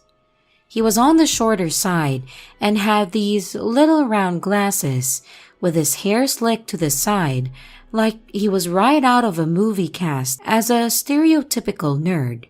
He kept to himself and didn't really interact with others if he could avoid it. Fast forward to 8th grade, when we were paired as lab partners and had to sit at the same table together every day for the entire year. I considered myself a nice person and always went out of my way to make sure that I wasn't rude to people, especially people who hadn't done anything to deserve it. So of course, I was friendly and happy to be his partner as long as he did his fair share of the work. The year came and went. He was shy but polite, and we got along fine being partners. 9th grade started, and I had a lot of troubles at home with my birth father, so I chose to move in with my mother a few towns over. I was only about 30 minutes away, but I had to start a completely new school a month into my freshman year, and it was scary. I may not have been popular at my last school, but I did have several friends whom I loved and missed dearly. My mom would often drive me to the other town to see my friends and hang out, and I also started making new friends at my new school. It was a good setup, and I continued this way until I was 16 and could drive by myself. I never heard anything from Max, and honestly, I had kind of forgotten about him. That was until my junior year of high school. I started casually seeing this other guy, Jack, from my hometown, and he asked me to go with him to prom. I was excited and happy to say yes, as I would get to spend the night with him and my friends from childhood. A couple of months before my prom, my mother told me there was a new lady at her job, and she was asking about me because her grandson was seeing me, and she wanted a picture so that she could put a frame to my name. My mother knew Jack and knew this wasn't her grandmother, so she asked his name, and wouldn't you know it, it was Max. My mother showed her a picture of me that she had on her desk, and the lady went on her way. A few weeks later, she asked for the color of my prom dress so that she knew what to get Max, so we matched. My mother was confused but told her it was pink. About 2 weeks before prom, some of my friends from my hometown told me that Max had been telling some people that we were going to the dance together and that he was so excited. I thought it was creepy, but I didn't put too much thought into it. The night of prom, I picked Jack and we headed over to the school, only to find Max and his grandmother waiting outside the entrance so that she could take pictures of us before we go in. I was not one to disappoint people, so I politely took a couple of pictures with him as my actual date stood off to the side and waited. If Max's grandmother was confused that I had another date, she didn't show it. The rest of the night went smoothly, and Jack and I had a great time. We didn't see Max anymore and assumed that he had left. Other than his grandmother telling my mom that he lost my number and trying to get it for him, which she thankfully didn't do, I didn't hear much from him until we graduated. I went to a state college and I had heard that he had gotten into a well-respected private university. Everything was fine for the first few weeks of college. And then, I ran into him. He caught me on the way to class one day, and I was polite and asked him if he was a student here too, which he was, and I chatted with him for a minute before hurrying off to class. It was a relatively harmless interaction, but still creeped me out a bit since I knew he got into that other school and wondered why he chose to go to a state college. For the next few months, I ran into him almost daily. He always wanted to talk and never seemed to be with anyone else. I found out from some girls in my dorm that he had been hanging around, asking about me and trying to figure out my class schedule and where I would be and when. He also told them that he was my boyfriend, and he passed up a scholarship to another college to come here and be with me instead. They figured out he was lying when they never saw us together for long periods or him up in the rooms with me and stopped answering his questions. I left at the end of the semester to move home and take classes at a nearby school. I didn't tell him, obviously. The following year, I got married to my boyfriend from my senior of high school.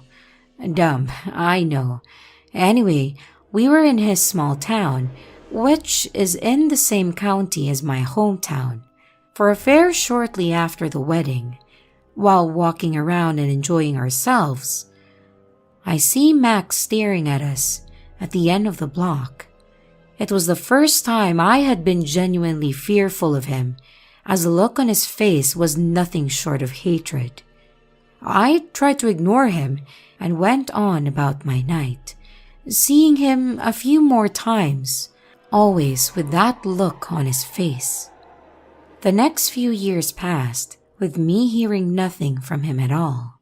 I didn't even know if he still lived around the area or not, and I found out a little while after that he did when I started working at a clothing store in town, and he would stop in and sit in that dad chair next to the door for all the guys to hang out in while their people shopped. I mentioned it to my manager because of our history and the fact that he would stare at me constantly while sitting there, but he always came in with a girl. I later found out it was his sister, so they didn't think too much of it. He never spoke to me and just stared. When I was in my mid-20s, I moved to a city in my home state, but several hours away from my small town. I am 30 now and doing well in life, other than a random Facebook friend request, which I rejected.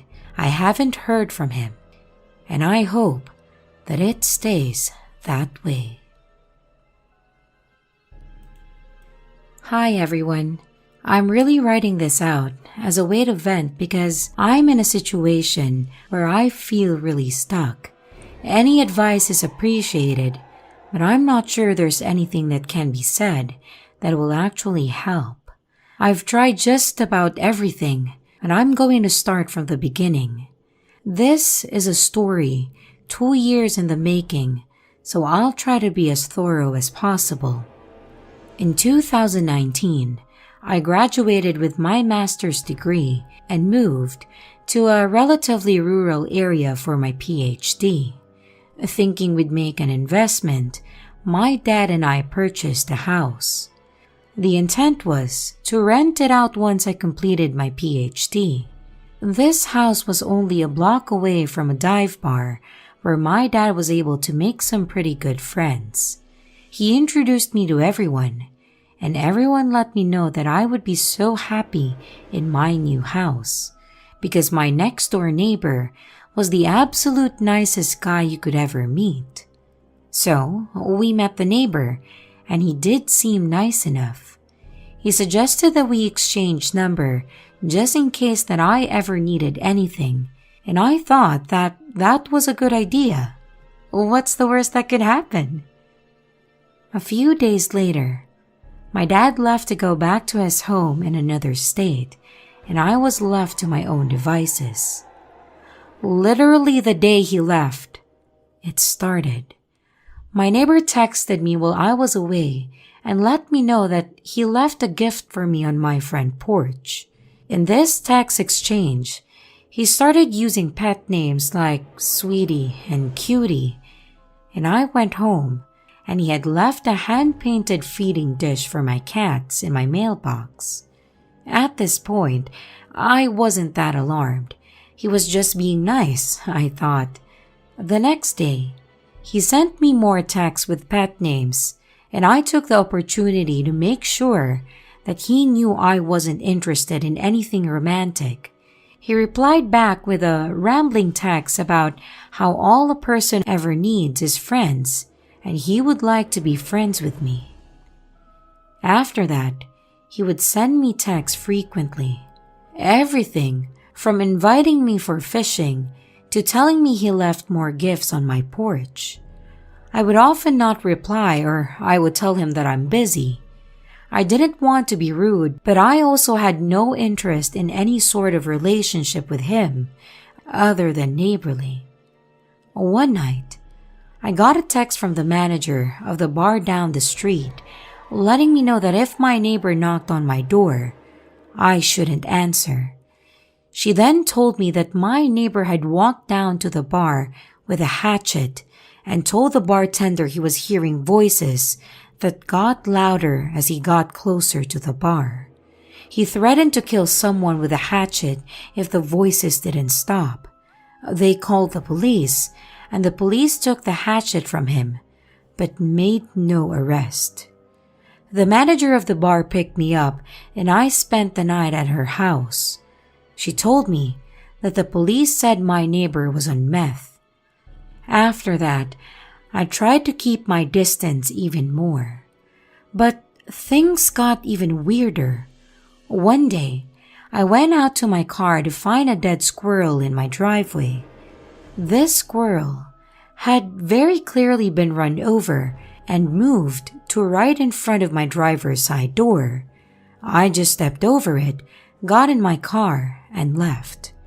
When I returned home, the squirrel was gone. Shortly after, I received a text from my neighbor that said, "Someone or something put a dead squirrel in your driveway. Don't worry, I moved it for you." I felt like this was a weird way to word this, and I suspect he's the one who put the squirrel in my driveway.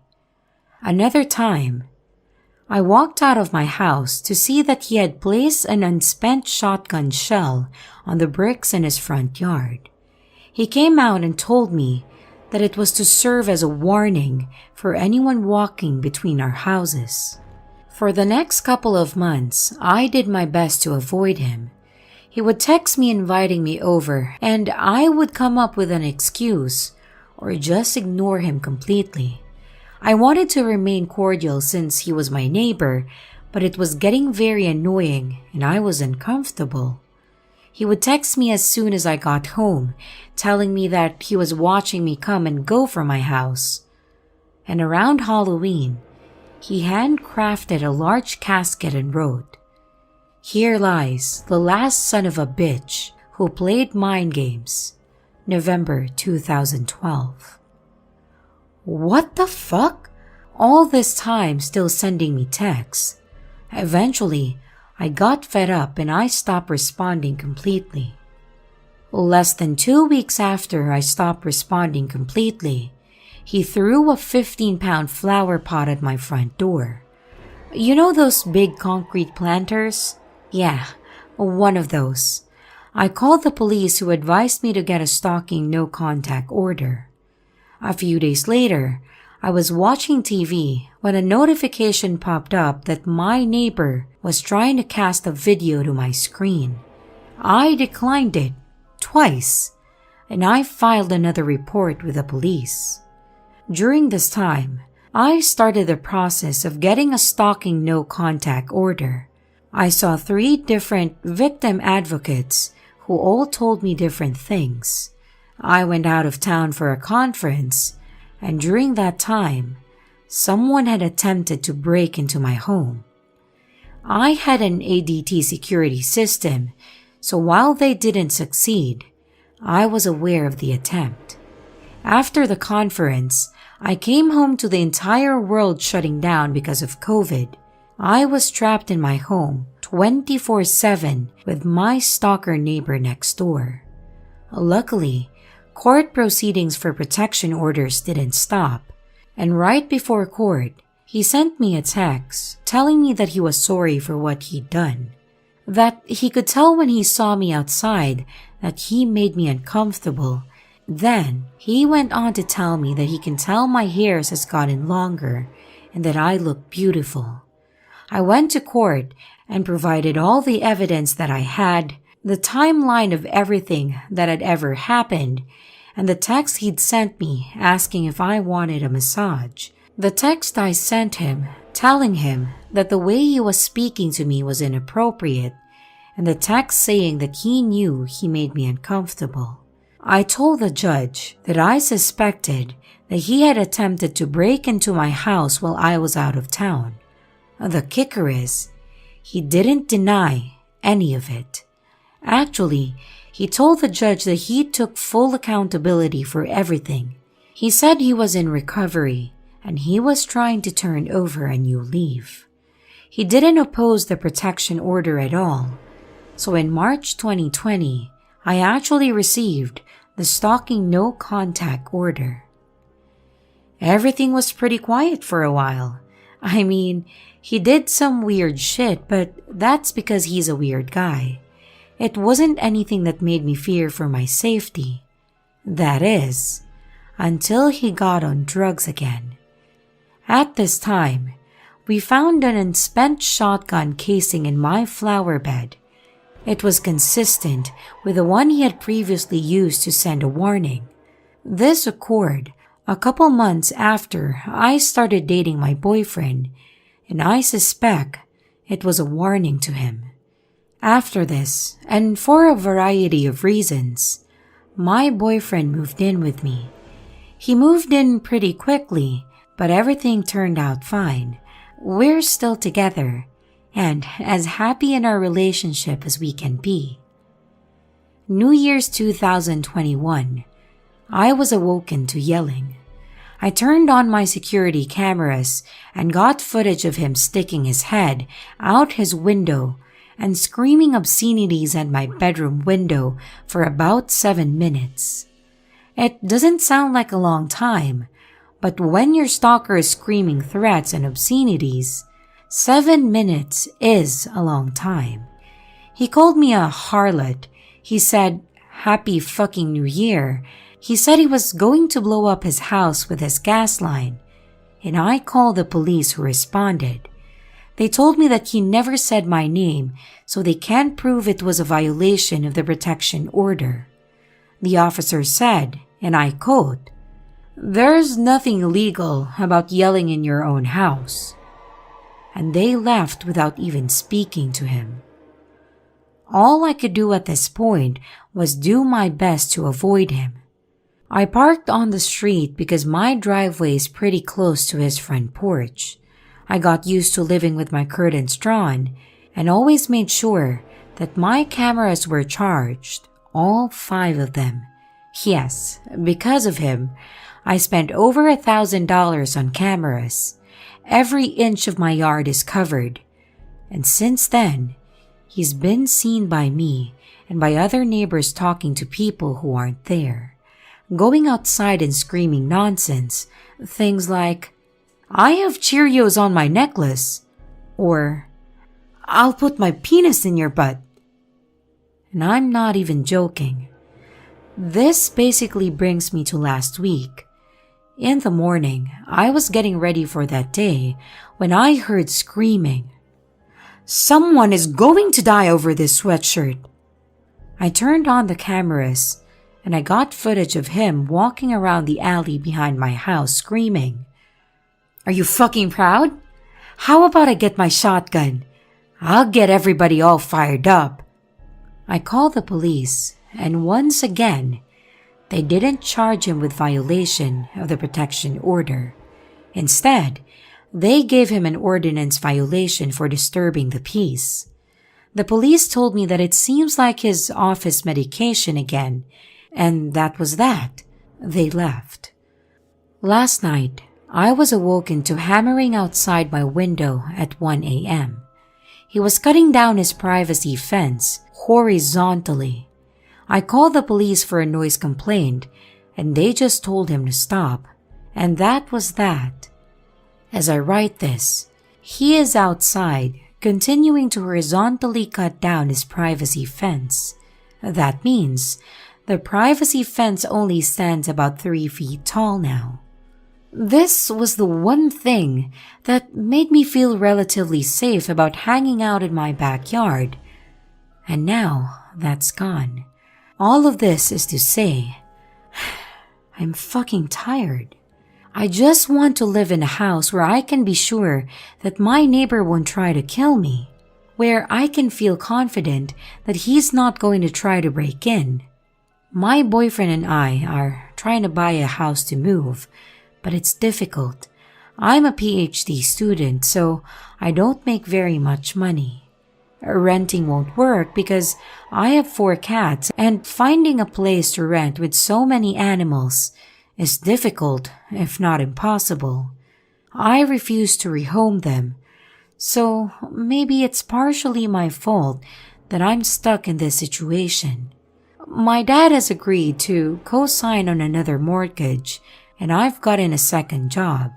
We should be able to save up enough money within a few months, but until then, I'm stuck.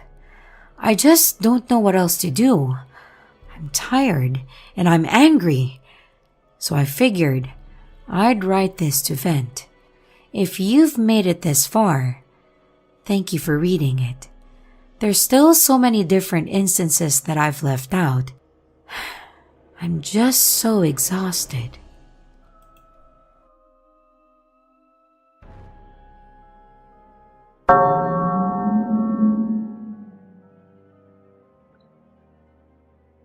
This happened about 2 years ago with my wife.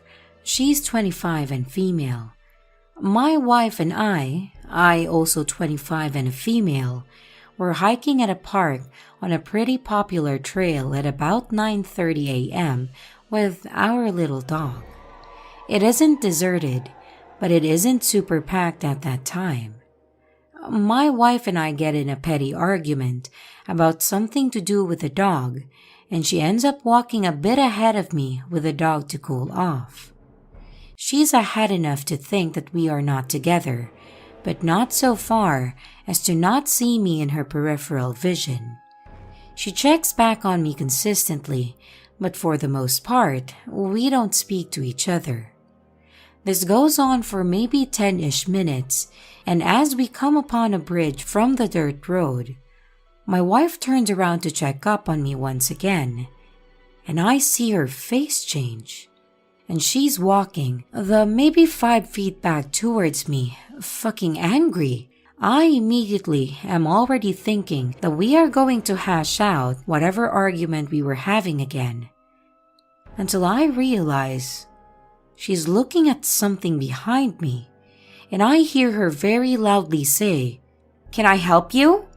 And I whirl around, and I almost bump into someone. For reference, I'm about 5'2", and my whole life, I'm used to looking behind my back. I'm very feminine.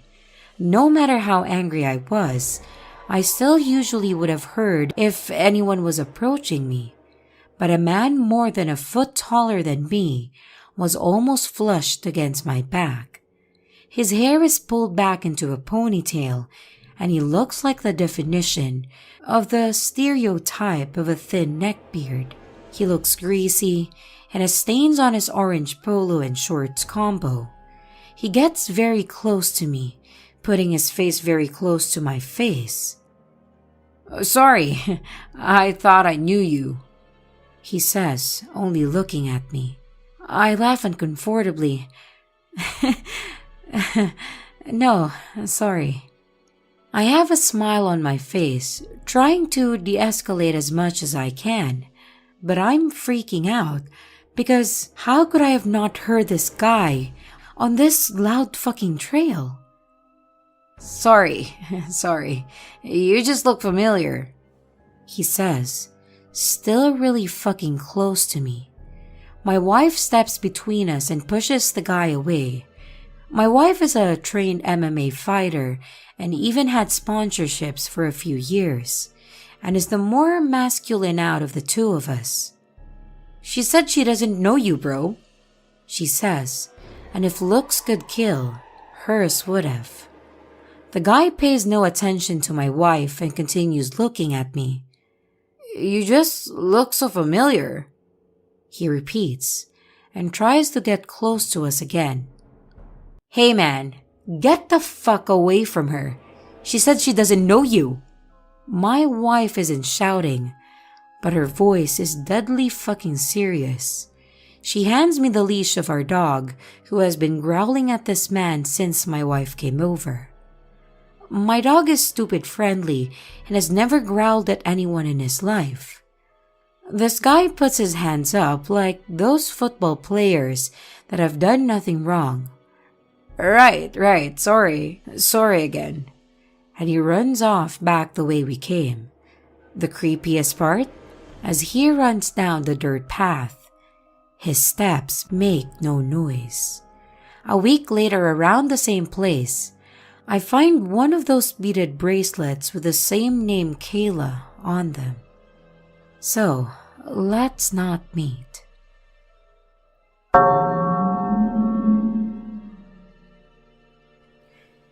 This takes place over the course of a few years, from just before my university freshman year to my junior year. I am now a 20-year-old female, but at the start of this story, I was 17. For my freshman orientation, my family and I were staying at a hotel across from my college campus.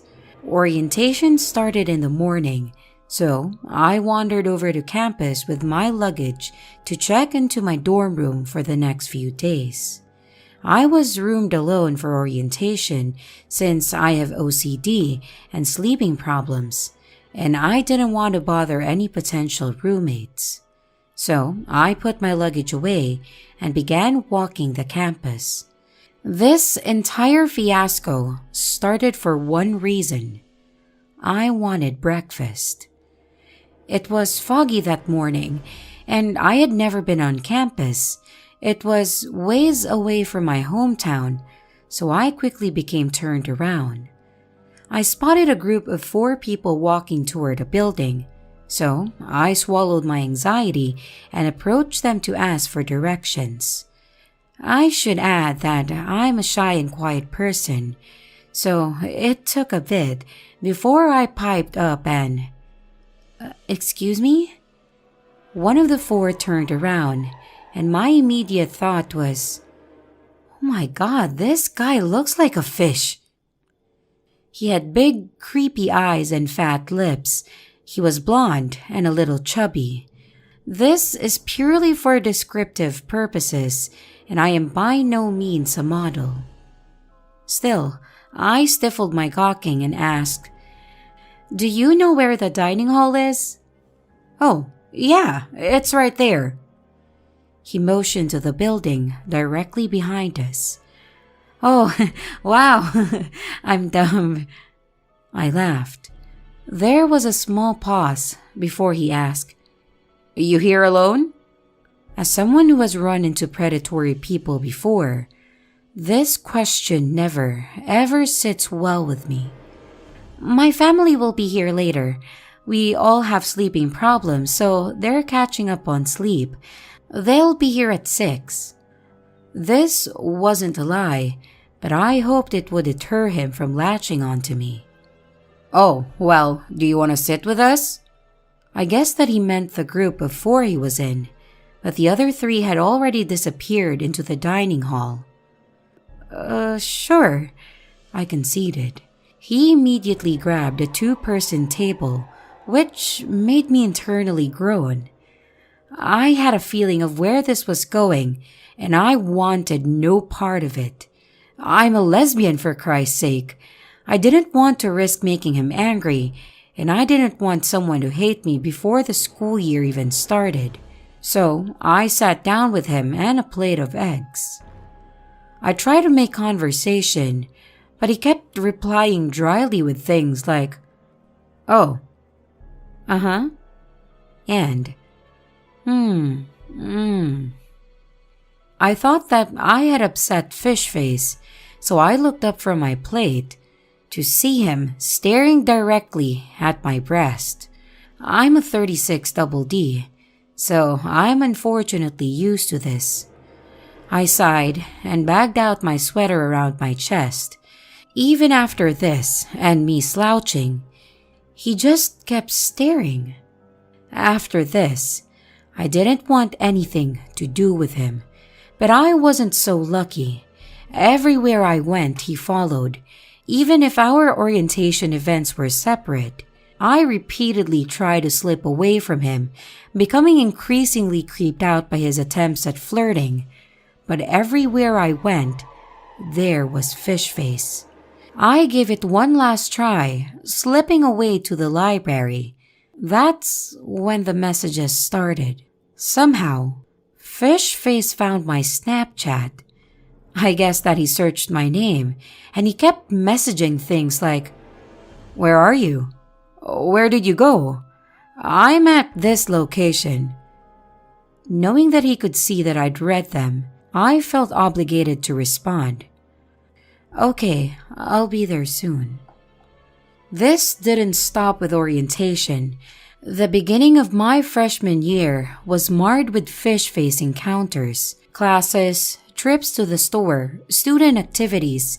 It didn't matter. He was there, shadowing me.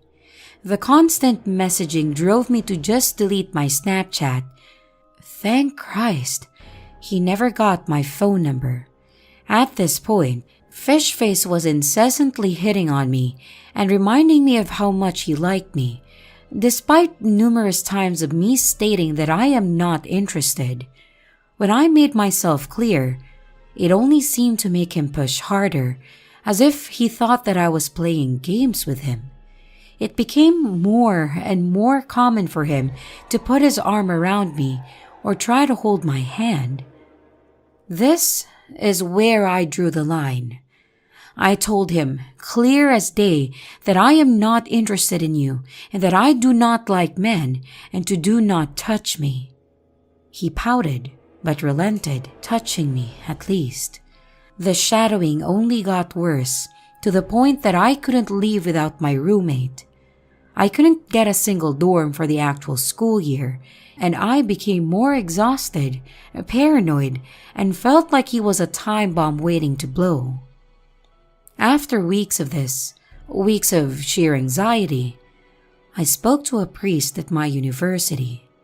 The father was deeply concerned and went so far as to walk me back to my dorm. He made me promise that I would speak to security first thing the next day, which I agreed to. Security's first question was if I was really being stalked or if my anxiety made me believe that I was being stalked. When I cited the witnesses to his shadowing me, that was dropped. Then the question was I clear enough with him? I don't know how much clearer I could have been. After much back and forth, I managed to get a no-contact order against Fish Face. I knew that a no-contact order only meant that he couldn't contact me and vice versa, rather than physically keeping him away from me. I was okay with this because at this point, I did not want to hurt this guy or potentially impact his future. For the remainder of that year, there were no more attempts to contact me or be near me, and I thought that that would be the end of it. But then came sophomore year. I could never be sure if it was a coincidence or he was actually tailing me. But then he started appearing outside of every classroom door, every coffee place, and absolutely everywhere. I was in a rough place this year, totally unrelated to this, but it certainly didn't help. But due to the sheer emotional exhaustion that I was battling, I couldn't give a damn. Okay, follow me. I promise that I am not that interesting. But this is when I learned of the other victims. Their stories were identical to mine. 6 of them, mine being the 7th. They ran into Fishface, a totally innocent encounter. But then he started in on them, bombarding them with messages, following them, groping them, and trying to get them alone. I was horrified to find that every one of these other girls had reported him to university security. Every one of them was prescribed a no-contact order. 7 victims later, and this bastard was still on campus as if nothing happened. I learned that this was not uncommon for our university. On top of victim blaming, the more I learned, the more deeply my fear ran. It was open season, and these bastards had full protection. We could not do a thing to get guys like Fishface off our campus. And so I resigned myself to being followed by this fucker. Junior year came around, and initially, it seemed that Fishface had given up. But I could not have been more wrong. It was pointed out to me by my friends who knew about the stalking that he was in the background of my every move.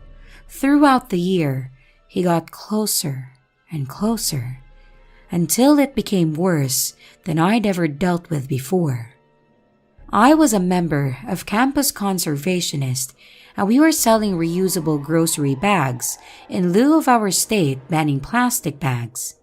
And then, after about 45 minutes of peace, I glanced to my right. He was there, just around the corner, staring directly at me.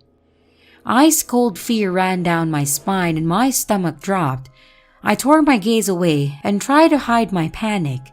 He hadn't been this close to me since freshman year, and there was no mistaking it. He was here for me and me alone.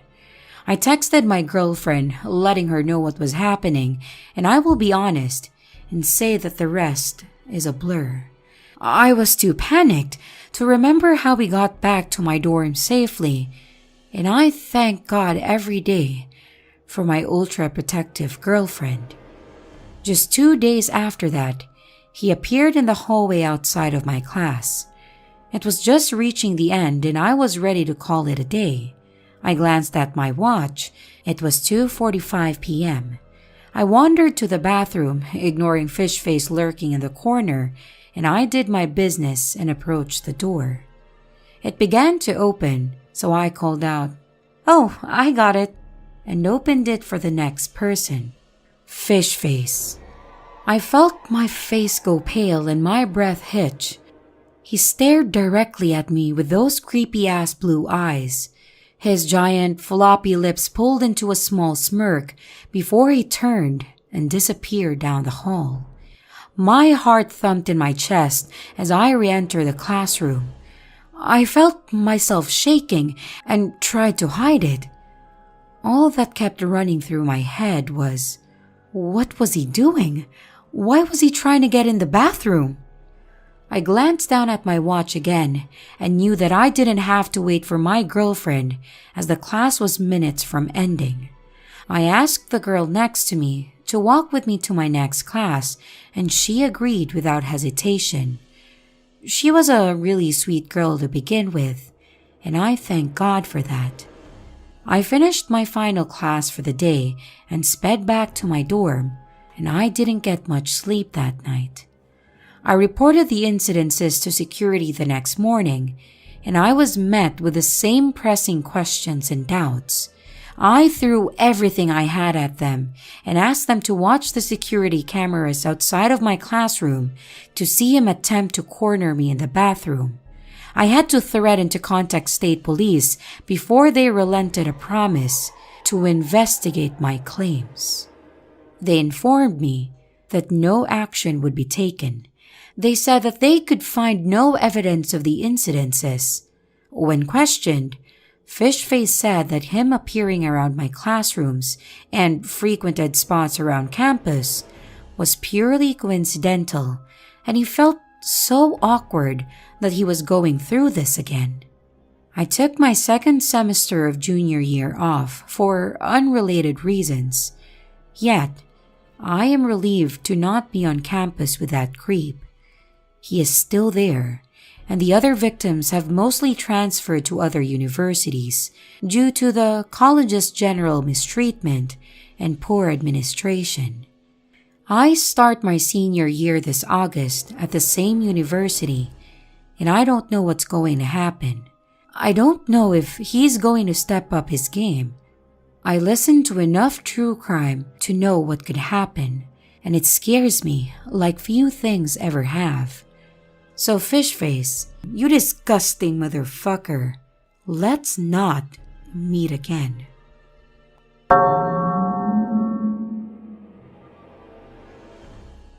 "3 years ago, I was living with my then boyfriend in a one-bedroom apartment in a little mountain town. It was a half-basement unit, so the bottom of all our windows were level with the ground outside. It was also an older apartment, and not all the windows could fully lock. One day, my boyfriend comes home from work while I'm laying on the sofa and immediately runs up to the window near me and looks out of it frantically. He then goes to look out every other window in the house, then walks around the house looking in the windows. When he comes back from this confusing exploit, I ask him what the fuck is going on and why he's being a spaz. "I think I just walked up on a dude looking in the window at you. He took off as I walked up," he tells me. This was naturally very unsettling, but after discussing it and considering the time of day, which was about 2 p.m., and the number of people out and about around the complex at that time, we came to the conclusion that it was just a curious neighbor or someone passing by happening to glance in, and with that, we forgot about it. And if only that was the end. For the next couple of months, odd stuff happened here and there. Someone would knock on the door occasionally, then when I went to answer, no one was there. And I'd find things in my apartment that I wasn't familiar with, or things like clothing items would vanish. I didn't really think twice about any of it until one night. My boyfriend and I were arguing around 1 or 2 in the morning, and we were being a little loud. We were standing in the kitchen face to face, and his back was to an open window with the blinds up halfway, and I was facing it. Amidst our arguing, I glanced behind him at the window, thinking that I saw the reflection of my face in it. But the window was open, and it wasn't my face. There was a man with his face pressed almost against the window screen, watching us. Given the fact that we were arguing and it was late, I thought for a moment that it might have been a concerned neighbor walking up to the window to speak to us. A main walkway for the complex was right on the other side of the window. So I spoke to him. "Hello, can I help you?" I asked a little aggressively, thinking that a neighbor was intruding on our privacy. He responded to this by staring, unwavering and cold, right at me. His face did not change expression.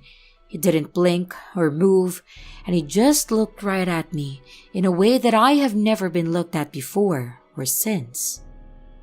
In this instant, I also realized that because of the window being level with the ground, the only way that this man's face could be where it was if he was laying on the ground outside of the apartment or crouched and contorted to look into my window. My heart sank and I buried my face in my boyfriend's chest and I closed my eyes in fear. My boyfriend, up to this point, thought that I was messing with him. When I buried my face in his chest, only then did he say, "Is there really someone at the window?" I whispered yes to him, and he felt my fear and took a moment before he turned around. By the time he did, the man was gone. It was at this point that I started to think about all the little odd occurrences that I'd been experiencing, and I assumed the worst. I filed a police report with his description, and my brother loaded my apartment up with weapons to protect me, or at least inform this peeping Tom that I was armed. After that night, myself, my boyfriend, and my brother were on high alert. There were a couple times when my brother came over that he saw a sketchy dude hanging around, and even one time he saw him at my window. He tried to follow him discreetly, but the guy took off running as soon as my brother stepped in his direction. The last night that I had an experience with this man, I was sitting home alone on my sofa. My boyfriend was at work at a restaurant about 2 blocks away, and he had picked me up from work an hour earlier. We had sat on the sofa together a little while when we got home. Then he kissed me and left for work, locking the door behind him. After he left, I continued to sit on the couch and on Reddit for a while in silence. And after about an hour of me sitting there in silence, I hear a door creak open. It's a small apartment, so to see the bedroom and bathroom doors from the couch, all I had to do was lean a little to the left. I assumed it was one of my cats coming out of my bedroom. So you can imagine my shock when I lean over and see the door that's opening is the door to the water heater closet or our small storage space. I look to my right and see both my cats sleeping soundly at the other end of the couch. I look back to the door and it's still creaking open very slowly. It opens enough for me to see it. A set of fingers wrapped around the door, easing the door ever so gently to open it as quietly as possible. That was gonna be a no for me, dog. I ran my ass barefooted out of the door, into the snow, and down the street to my boyfriend's work. I called the cops. When everyone was back to check out the apartment, he was, of course, gone. After that, my boyfriend and I packed our shit, went to stay with my parents, and 6 months later moved 1,000 miles away from that town. And that was the end of it. I initially found this sub around that time, as I was trying to find other stories similar to mine, or people to talk to who had experienced something like I did. I had intended to write my story here eventually, and I figured after this week's events that I really had to. I live 1,000 miles away from where all of this happened, so a part of me thinks that there's no way that this person could have found me. But last week, I heard a knock on the front door of my apartment. I was expecting a package, so I figured it was a delivery driver, and I didn't answer. I'd go get the package later, I thought. Then they knocked again, and again. The third one made me feel uneasy, so I waited a good 20 minutes to check the door. When I did, there was no package, no note, no nothing. Someone was just knocking, and although it made me uneasy, I didn't initially think back to my stressful experience in my last town. Then, 2 days ago, I went out to get groceries. I have a little patio and I go out there in the mornings to just chill or check on plants a lot, and I've been known to leave it unlocked in the day on accident. I never thought of it as a huge deal until I came home from the store 2 days ago and the deadbolt to my apartment was locked. The deadbolt that can only be locked from the inside of the apartment, period. I assumed someone robbed me because I dumbly left my patio unlocked. I called my sister and I called my current boyfriend. I waited for people to be with me and I went into my apartment through the sliding glass patio door. Nothing was out of place. Nothing of value was taken. And at this point, my heart sank. Nothing was touched, nothing stolen, but someone was inside my apartment just because they wanted to be inside of it. And I told my boyfriend about my stalker, and he is not taking the shit lightly like my past boyfriend. I filed a police report, and we checked for recording devices and cameras. He put Nest cameras up all over the place, and we are on high alert. I truly hope that this is just a coincidence, but if this man really followed me across multiple state lines, there is no one on this earth that I'm less interested in meeting.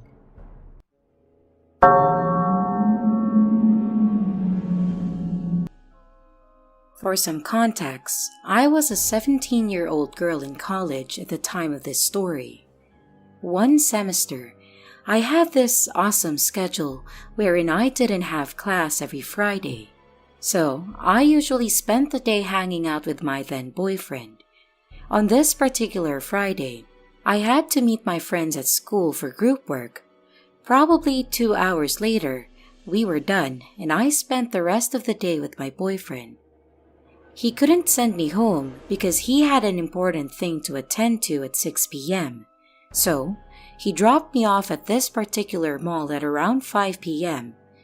I already told my dad beforehand to pick me up after he got off work, and my dad agreed, so I waited.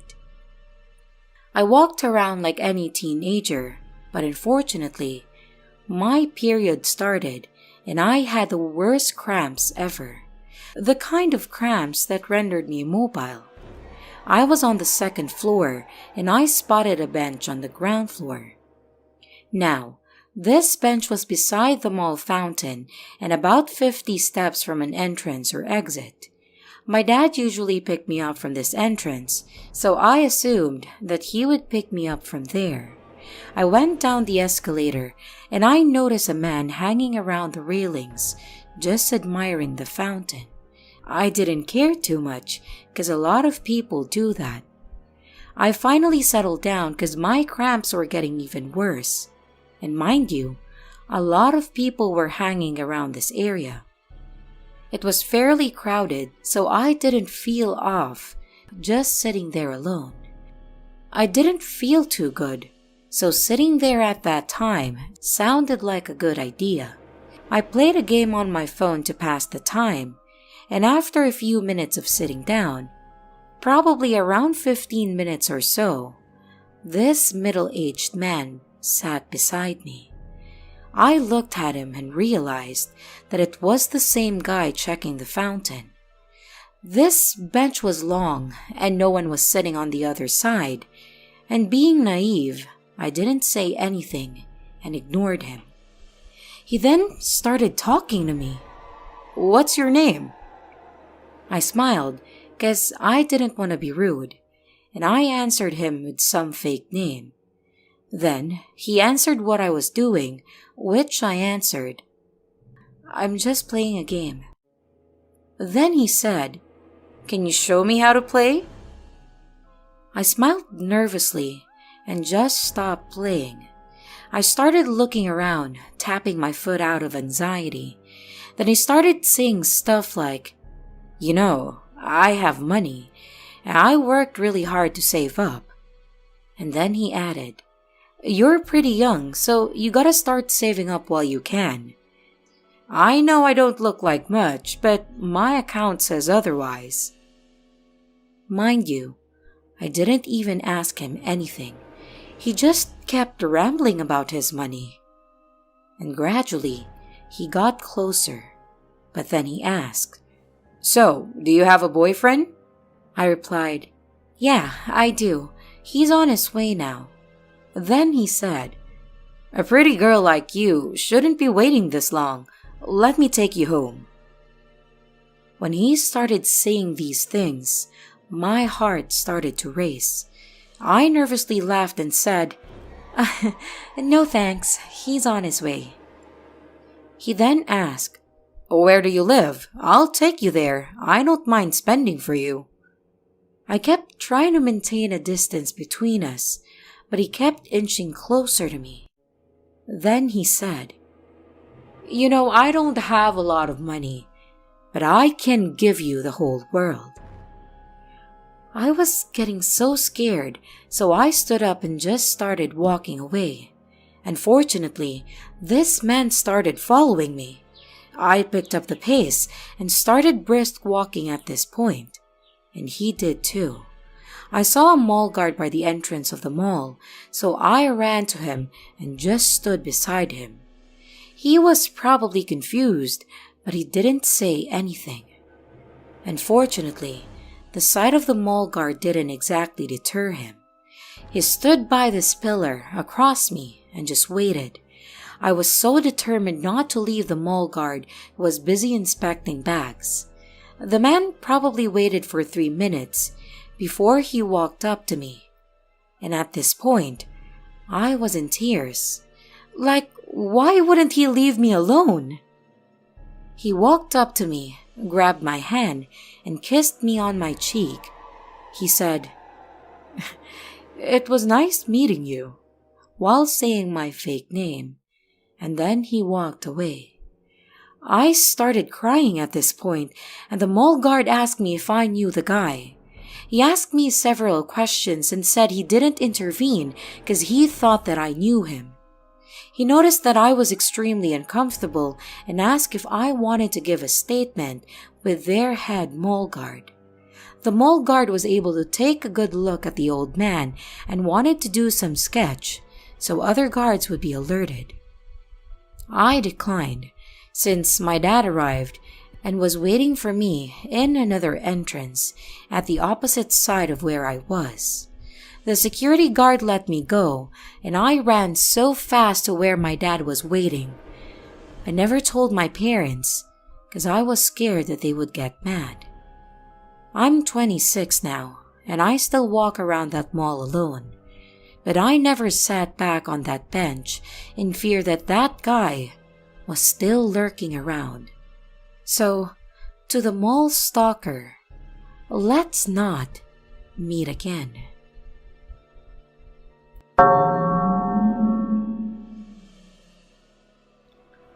So I, a 13-year-old female, lived in an apartment building with my 40-year-old mom. My mom is married but separated. Before her and her husband separated, we lived in an apartment down the street, and we had a neighbor who I'll name M. M would constantly make my mom feel uncomfortable. For example, when my mom would get home and do the laundry, she would put on her lazy bra. He happened to also be in the laundry room, and he was talking to her and nudging her as some people do when making jokes and talking. But he was constantly nudging her around her top area, which made her uncomfortable. So, fast forward 5 years, they separate and we move down the street. Come to find out that he lives right next to us. When my mom would leave out of our apartment, so would he, and pretend to go get the mail. The first couple times seemed as a coincidence, but it just kept happening. So about 2 weeks ago, we were going somewhere, and my mom had to pick me up from home. She had to go inside for a moment, and I was ready to go, so we just swapped keys. I'm waiting in the car, sitting on the driver's side with my cousin. He pulls up and is staring at me, so I make sure that the doors are locked. He then gets out and I see him in the mirror walking up to the car. I ignored him, but then he knocks on the window. He started talking, but I don't know what he said because I didn't roll the windows down. I was so scared that I stayed on my phone until my mom came out. I haven't seen him since, but I have kept my pocket knife on me every time that I'm alone.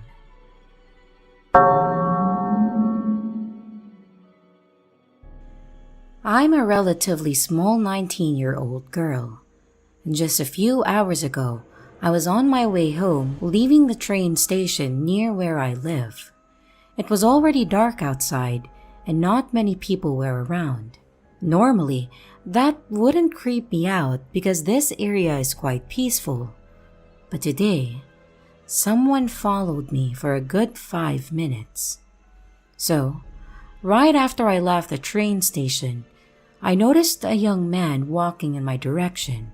I thought he was headed towards the trains, so I didn't pay it any mind. I lighted my cigarette. Well, I live in Europe, so it's legal, and then went on my way. Somewhat weird, because I thought that I heard footsteps behind me. But because I was wearing solid boots, my own steps were too loud to make anything out. Also, I did just walk away from the trains and towards a big street, so it's not unusual that people are headed the same way as I am. After quite some time, I heard a soft, "Excuse me," behind me.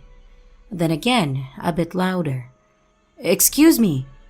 I turn around, and the same dude that went in the opposite direction as me at the station walked behind me slowly getting closer, and stops about a meter away from me, still tall enough to tower above me. I'm frozen in place, grabbing my umbrella a bit tighter and making myself look as big and as confident as I can as he breaks the silence with the most ridiculous question. "Do you have a boyfriend?" No. But now that you ask, yes." He kind of just stands there for a second, then turns around and walks away. I was scared shitless at that moment, and on the rest of my way home, I turned around 3 or 4 times because I didn't want him to follow me and know where I live. But eventually, I got home safe and nothing happened to me. And I don't know, maybe he just wanted to ask if I was single and maybe have my number. But dude, it's freaking dark outside and you followed me for quite some time. No, just no. That's fucking creepy as hell. Don't be like that, guys. Please. Just don't.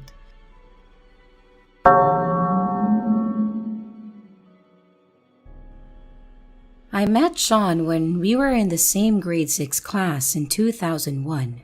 We hardly spoke and he was mildly bullied due to his learning disability and awkwardness. He left the school the next year, and I never thought anything of him. In 2005, I received an MSN request and recognized his name and accepted. He asked me out on a date, claiming that he had always had a crush on me. I wasn't too alarmed and even flattered that he had remembered me after a few years. But the date was terrible and uncomfortable. He would constantly try to grab and kiss me, resulting in me telling him that I wasn't interested in dating him and that his behavior was inappropriate. He apologized and we became friends, but I kept him at a semi-safe distance. For years, he would ask me out and constantly try to grope me whenever I was around him, which was rarely. But after I finally cut him off, he began showing up at my work. And then the blackmail started.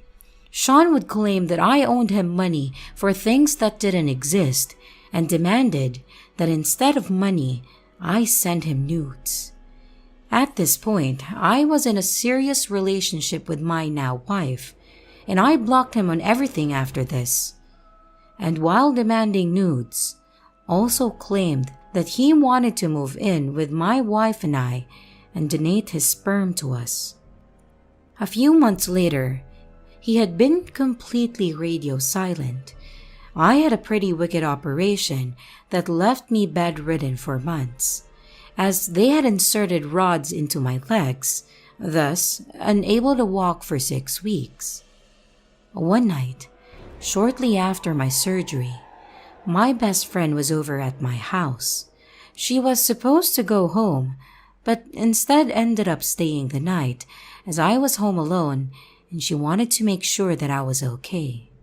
At around midnight, my front door, which was always locked, opened, and Sean starts to walk into my basement where I was recovering. He was in absolute shock when he saw my friend sitting there. "What the fuck are you doing here?" My friend got up and started yelling at him, and he ran out of the house like a bat out of hell. I never heard from him ever again on anything. And after he left, my friend turning to me and said, "What if I wasn't here?" Well, I don't want to know.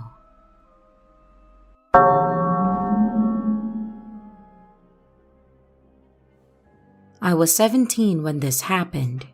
I spent the night at a friend's place, and it was still quite warm outside, still summer, so I decided to walk home from the little get-together. There were about 10 of us, and all of us carrying on and watching movies. Nothing exciting. I gave everyone a hug and a kiss goodnight. I had a can of drink and began to walk home. My house wasn't far. It was just a couple of blocks and the night air was pretty pleasant. The area was known for being safe too, and I forgot how many times I walked back home without any issues. I said my goodbyes and set off.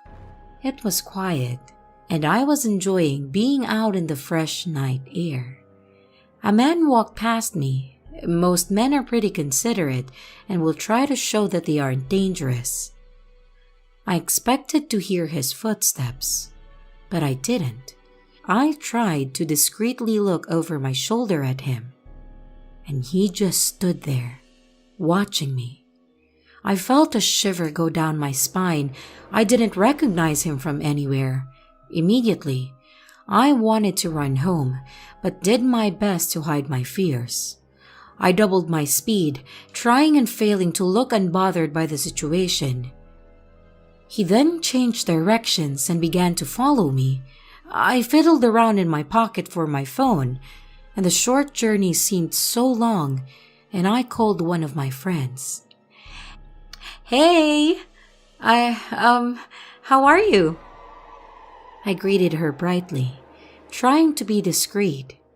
I didn't think at that time that I should call the police or something. I figured at that time that hearing that if I was talking to someone, he might think twice about actually starting something. "Hey, did you leave something here?" "Nah, I just wanted to talk." Thing is, I never want to call and I hate talking on the phone, so she was pretty suspicious. "Are you sure you're okay?" He didn't seem to care, and I kept walking and he wouldn't stop following me. The pace of his footsteps increased and I walked faster, and I knew that I shouldn't have gone home. I wanted to be where it was safest. I knocked frantically on the door, hoping for one of my parents to open the door. He didn't run towards me, and he waited on the path and watched. I could barely see his face. Then, I heard footsteps again behind me, and my knocking became more intense. When the door finally opened, I practically leapt inside and my dad gave me a confused look. I pointed outside and said that some creep was following me. My dad is a big guy, and he is a teddy bear, but he can be scary though, and he opened the door, and the guy ran off. Every so often though, when I'm home alone, I'm sure that I get a glimpse of him. staring in through one of my windows.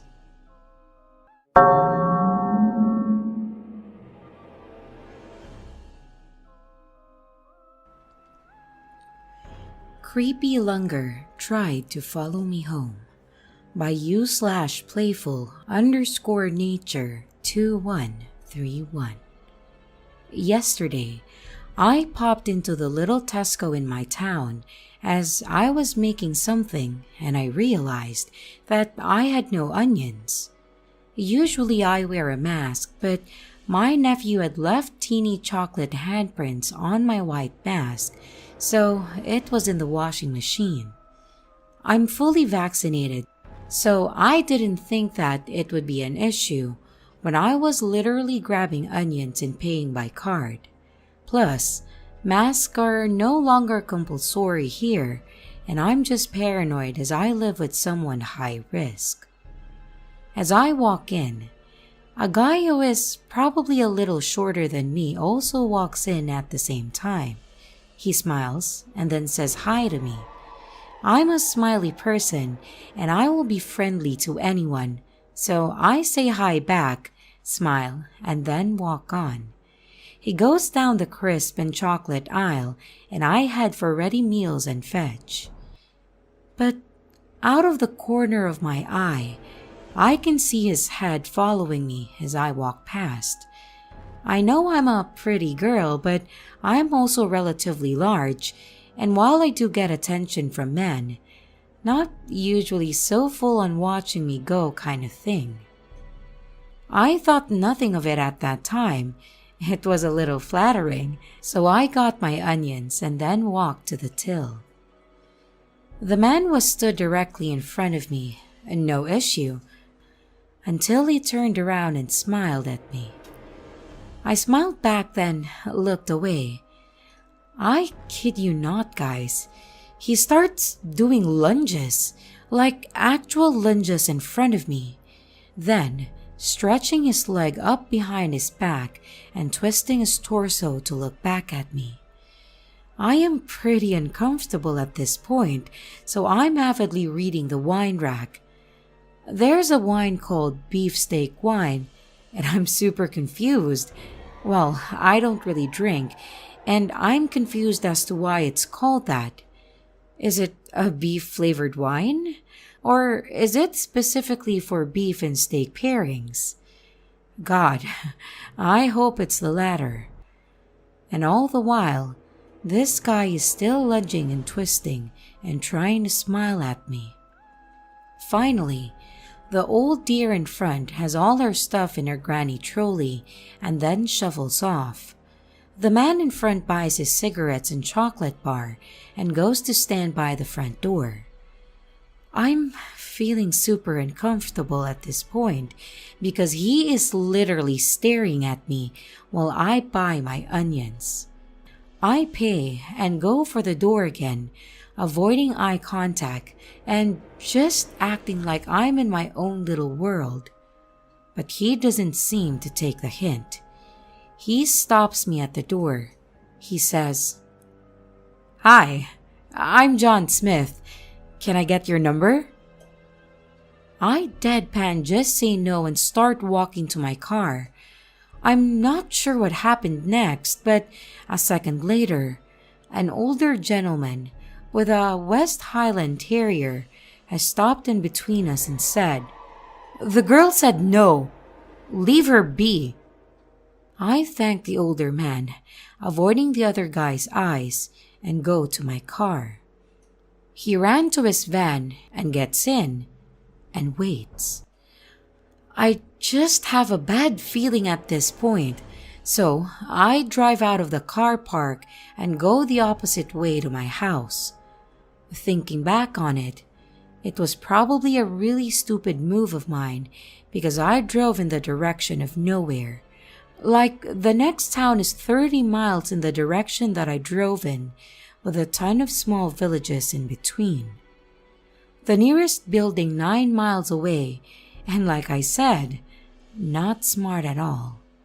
And just as my instinct said he would, John Smith starts to follow me. He is in his white van, and I'm in a little car, so the windy roads and random side lanes did come in handy. I ended up driving 17 miles out of my way in a giant semicircle to get home. He followed me for at least 8 of them, before he lost me going up a large bendy hill that opens onto a blind crossroad. Just to ensure that I wasn't being paranoid, I'd take turns that make no sense and pretty much done a circle before driving onwards. It started out as semi-flirting thing in a supermarket, turned into me nearly killing us, both speeding round tight corners scared to stop. I honestly don't understand the entitlement of people that think that this kind of behavior is acceptable. I do have his number plate, and I'm probably going to report him to the police, to be honest. And I have the entire thing on dashcam.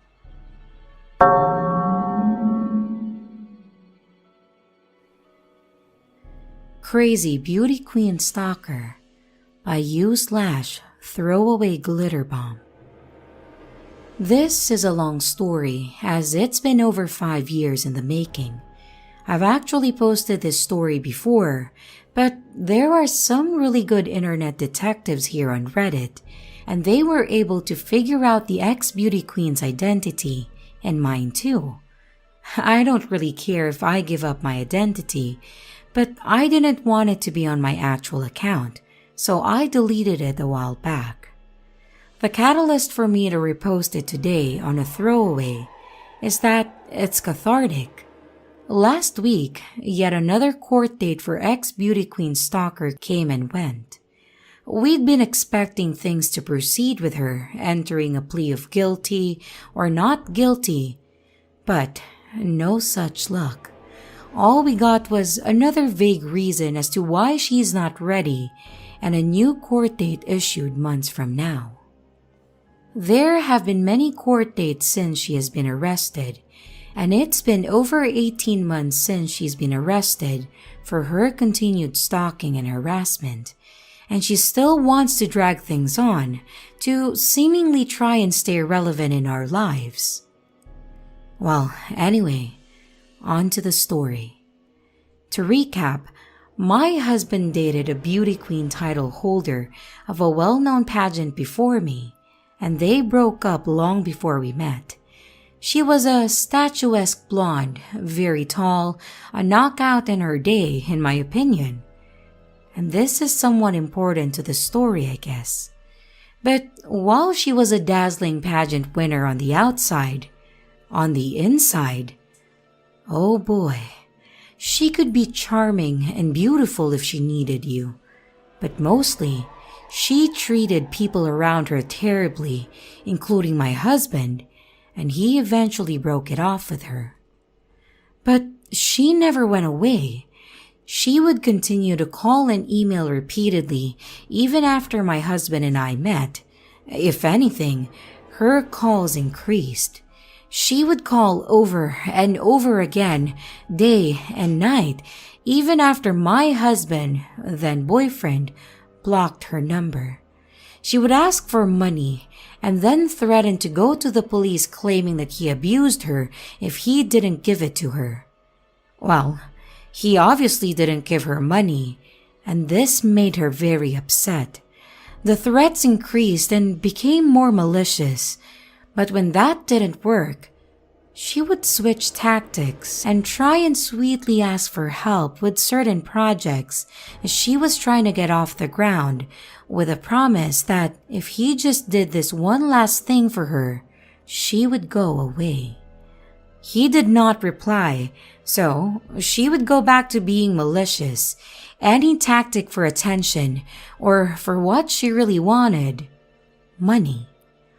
My husband was terrified because, of course, while he never did anything to her, it would be her word over his, and he was terrified of ruining his reputation and career. We unfortunately ended up at an event that she also attended. She had been waiting for us to arrive and had placed herself near the entrance of the event.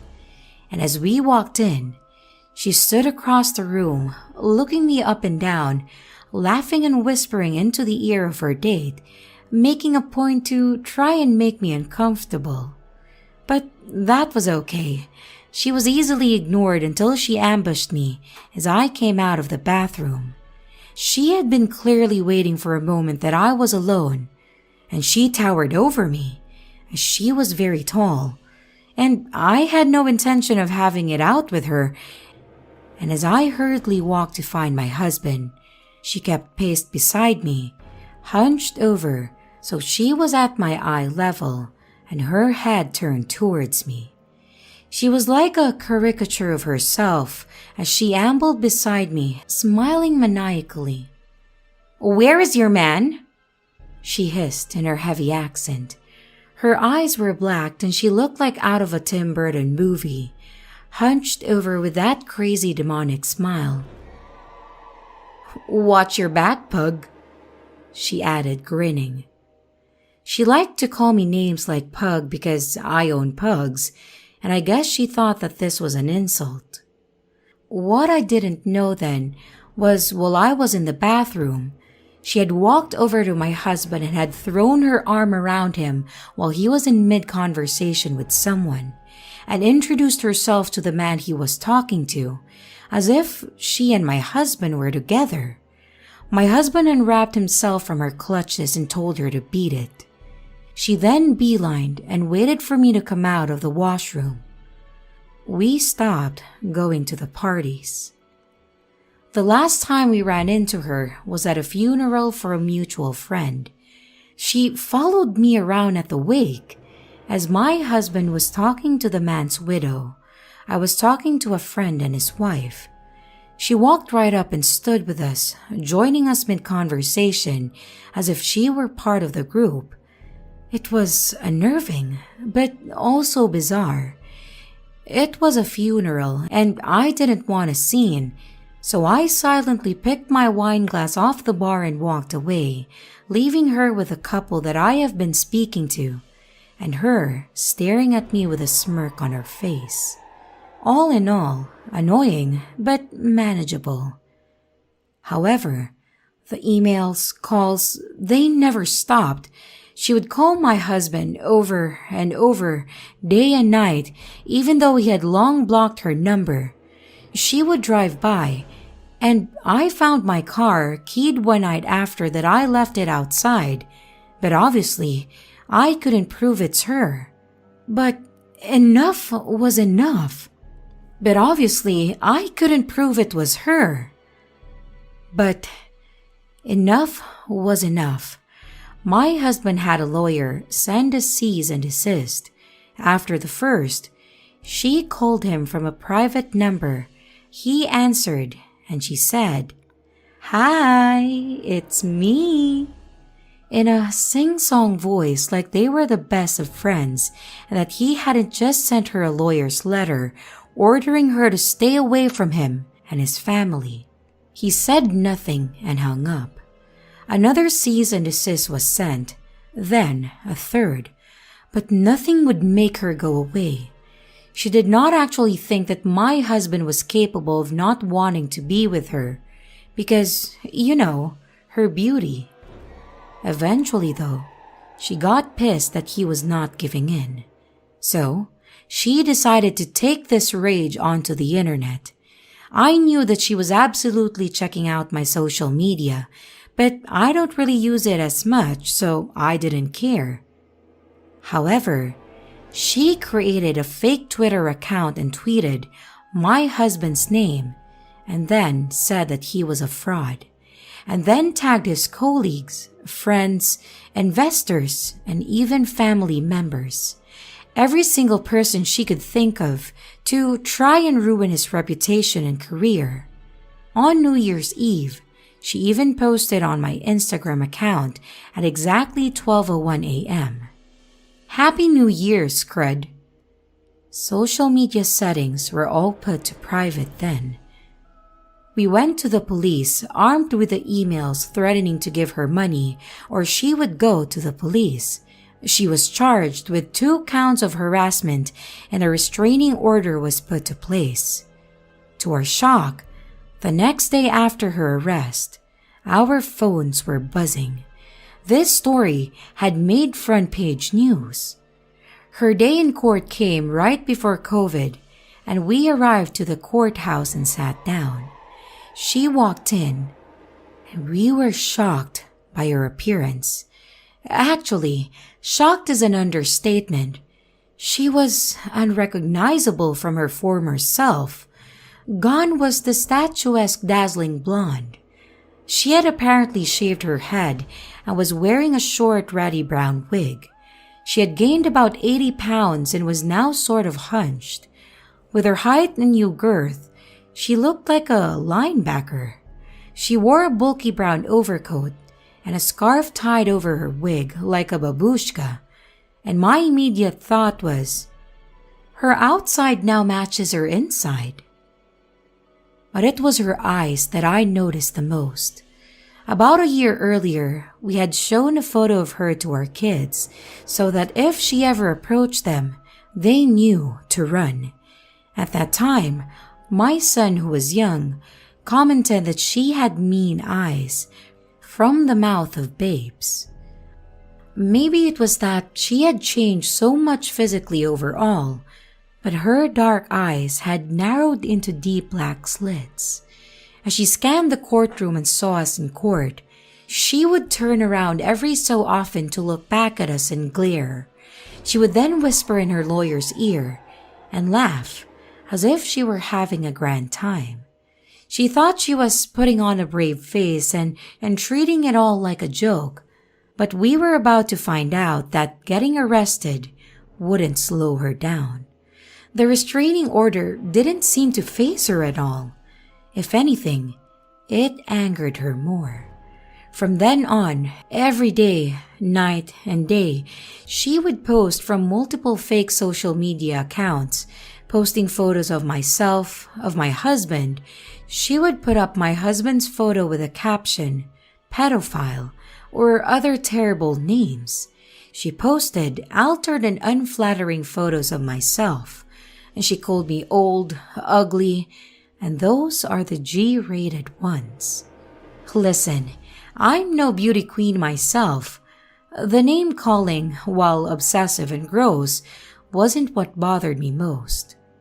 Although, I'm not going to lie, seeing hundreds of photos of myself on her fake Twitter account, calling me ugly and obsessively pointing out every single perceived flaw, did succeed in getting me down at times. But why did I keep on looking? Because it was like getting a glimpse into her unraveled mind, just in case it was a clue of what she was capable or thinking of doing next. Because it wasn't her insults post that fazed me. What bothered me most were the sinister captions like, "Keep an eye on your kids, because I'd be watching," or "Why don't you plant some flowers in your front yard?" or "Be good to your kids because you never know what could happen." And "How was your Uber Eats order?" She would post pictures of me with an arrow directed to my head, which I perceived to be a gun to my head. She posted pictures of my husband's workplace, which she was not allowed to be near, in accordance to the restraining order. But the police said that this could be just a picture she took from the internet. She posted Agatha Christie quotes like, "Every killer is usually someone you know well," or "Your end is near." Her Twitter profile banner picture was taken from a movie poster and said "Stalker," like she was in on the joke. We called the police again, but they said there wasn't anything they could do since she didn't explicitly tag us. I took screenshots of everything.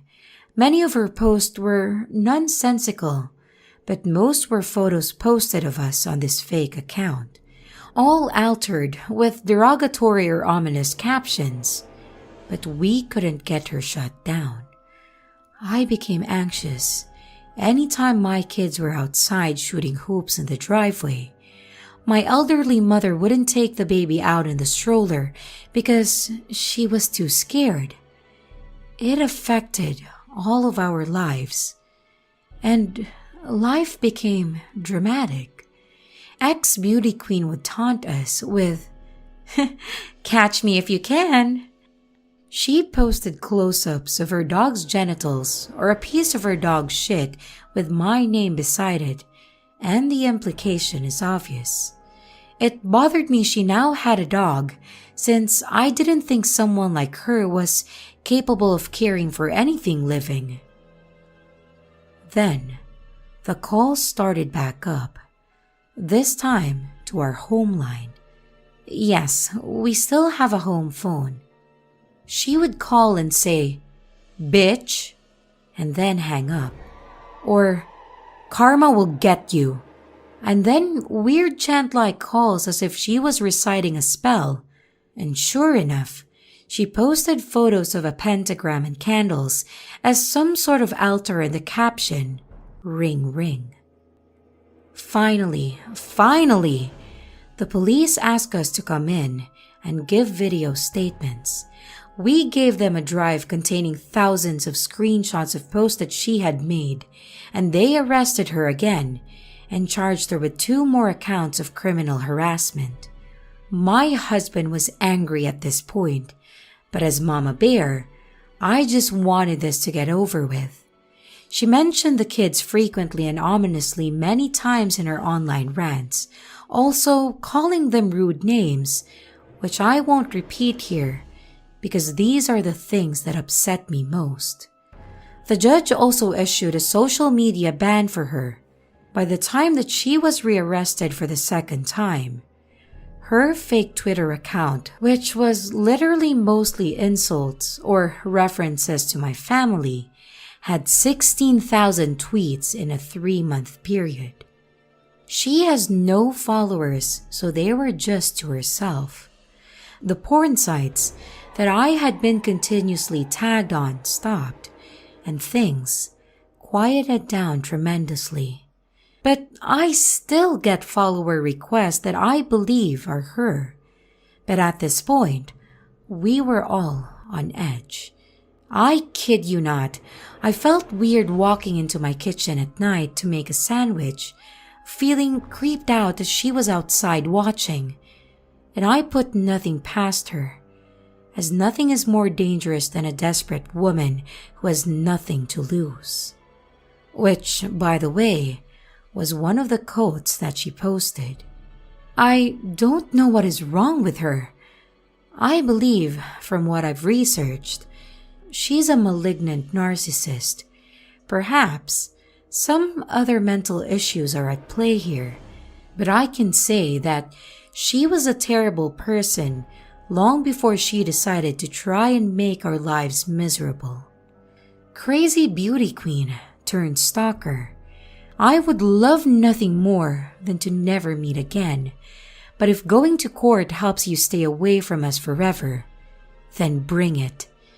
As an aside, I wanted to mention that we heard from a reliable source that after my husband broke up with her, she allegedly became known to the police for other reasons. While my husband dodged the bullet regarding her threats to go to the police saying he abused her, apparently, other men have not been so lucky.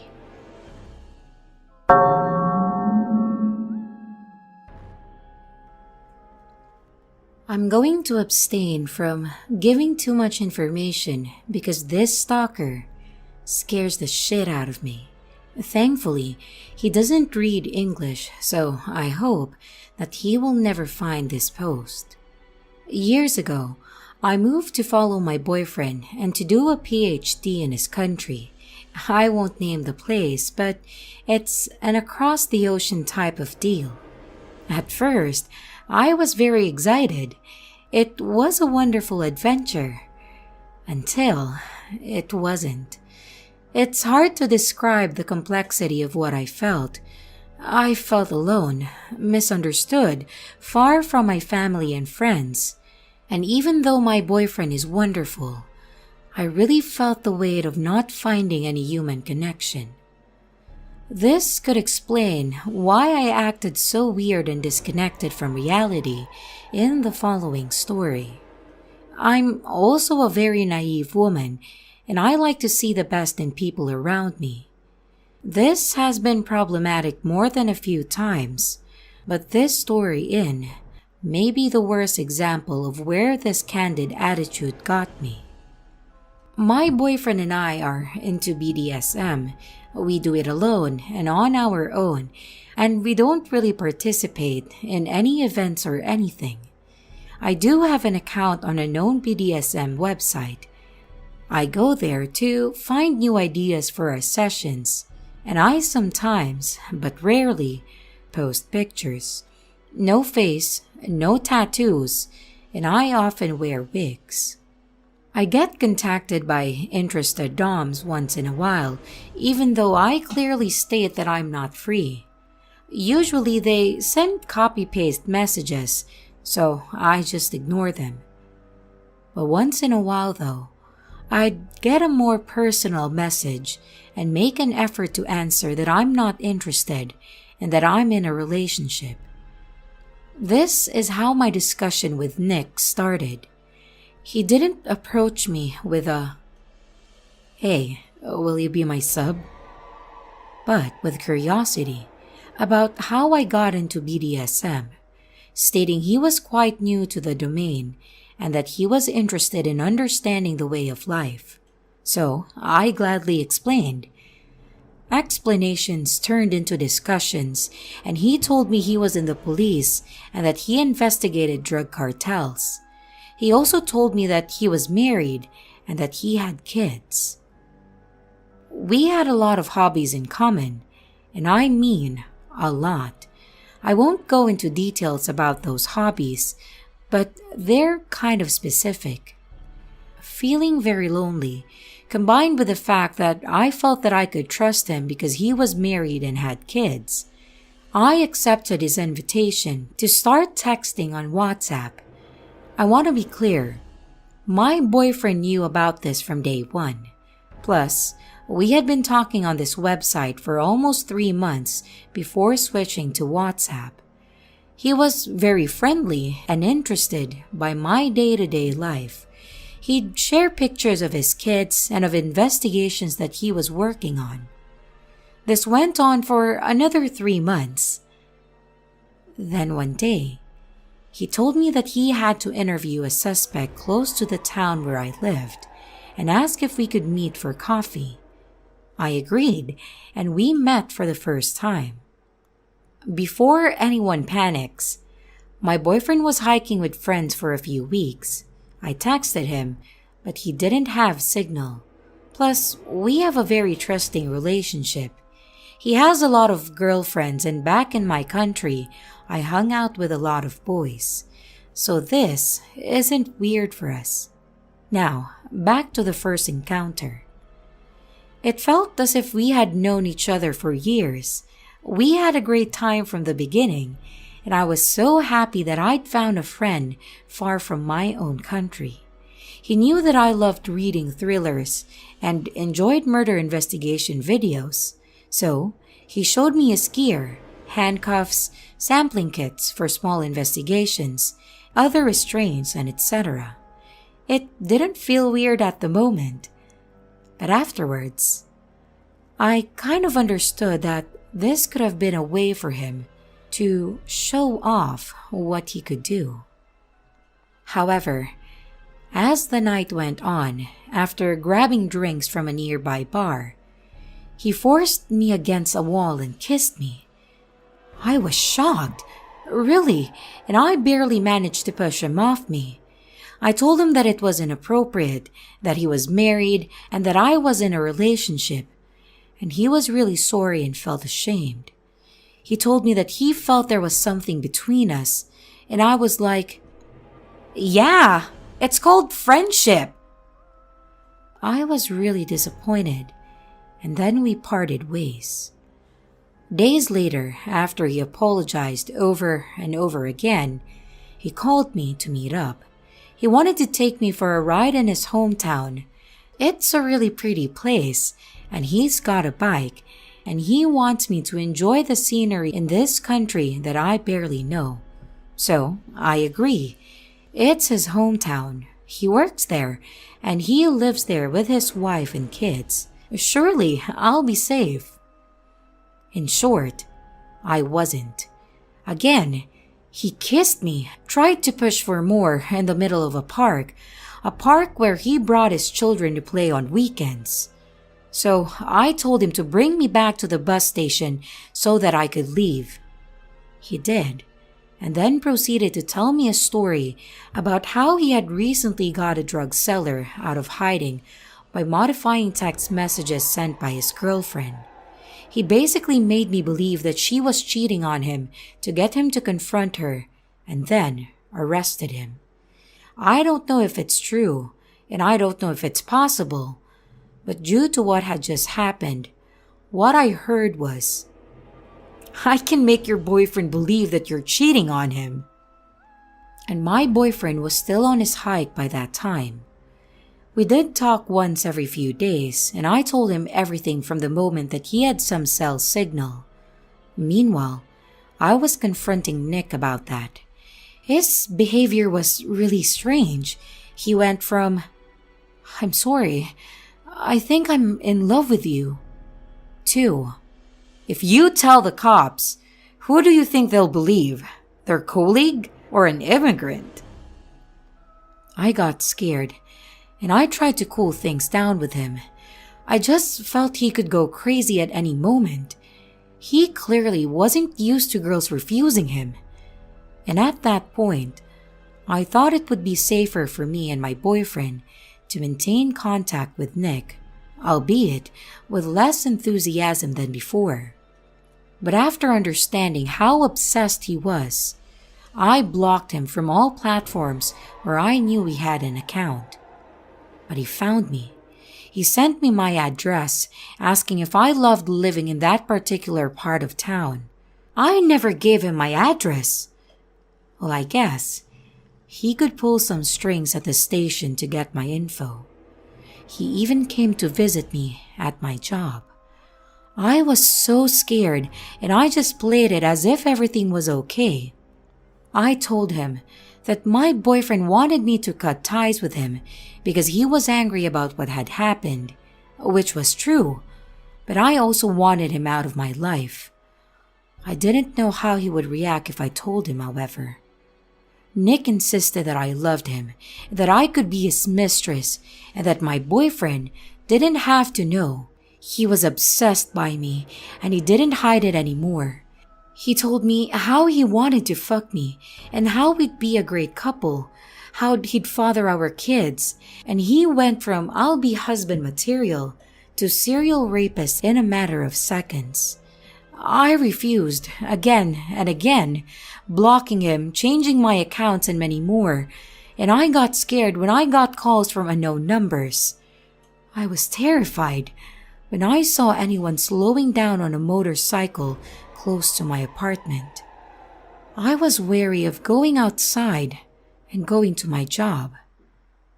The quarantine was welcome for me, really, and I didn't get any news from him for months. And then I broke my cell phone. I knew I could transfer all of my numbers from one phone to the other, but I didn't know it would unblock previously blocked numbers. Days later, I got a message from him. He told me that he had divorced his wife and that he had still loved me and that he wanted to marry me. He apologized for making me believe that I was only mistress material and that I was worth so much more.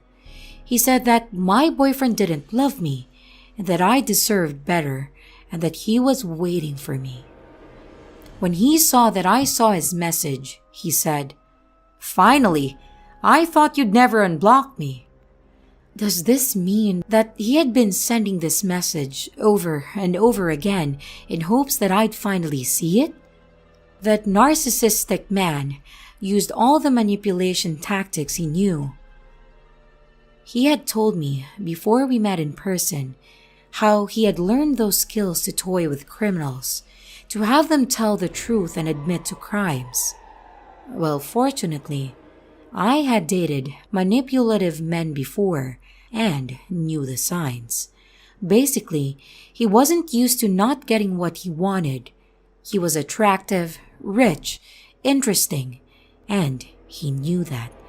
I blocked him again, and we moved a few months later. I just hope that he doesn't get his hand on this information.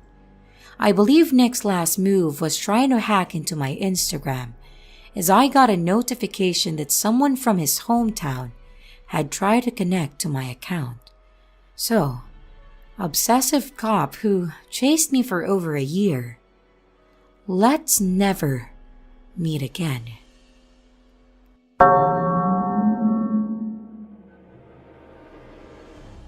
Tonight, my kid got an invite to go to a friend's house. We live in the burbs, but there's still a lot of farmland and rural houses in driving distance. This friend lives pretty far out into the farm country at the far edge of the school district, so not a lot out there. I never drive fast, but I drive especially slow on the back roads in the country for a lot of reasons, but that was especially true tonight. It was pouring rain and getting dark, visibility was poor, and I had no idea where the hell I was. Because I drive so slow, I'm used to cars piling up behind me, so I pull over a lot to let people pass. So tonight, I dropped him off and started back home. Not long after I left their house, I noticed this beat-up white car behind me tailing me. Cars tailing me is nothing new, but the weird thing is there was plenty of room to pass, but they never did.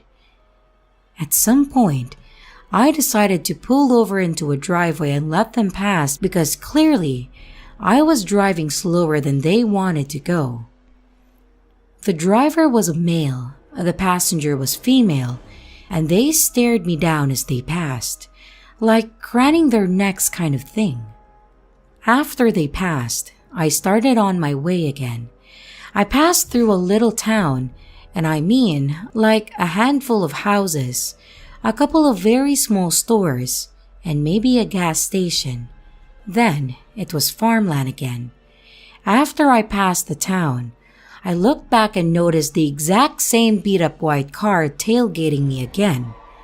That same fucking car must have pulled over somewhere in the town and waited for me to drive through so that they could get behind me again. I pulled over a second time down the road because by now, it was raining harder and I didn't even feel comfortable going 45, so I had like 5 cars behind me that time. And I was also kinda hoping to lose them. I didn't see where they pulled over the second time, as I was getting ready to enter the city limits. I noticed them behind me again.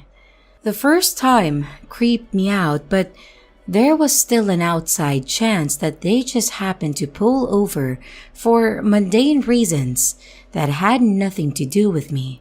You know, like answering a text or etc.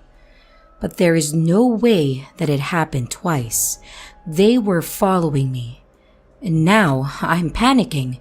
I don't want to lead them to my house, so I went to the grocery store. Hindsight 2020, I should have parked in front of the police station, but the closest very public place was the grocery store. There were cameras and a ton of people, and it's very well lit even at night. I parked in the spot closest to the door so that I could dash in if I needed to. I locked my doors and just sat there. They circled the lot a couple of times, and I lost sight of them after that. I assumed that they left, and I drove around the parking lot a couple times, but didn't see them, so I went home. I am so creeped out.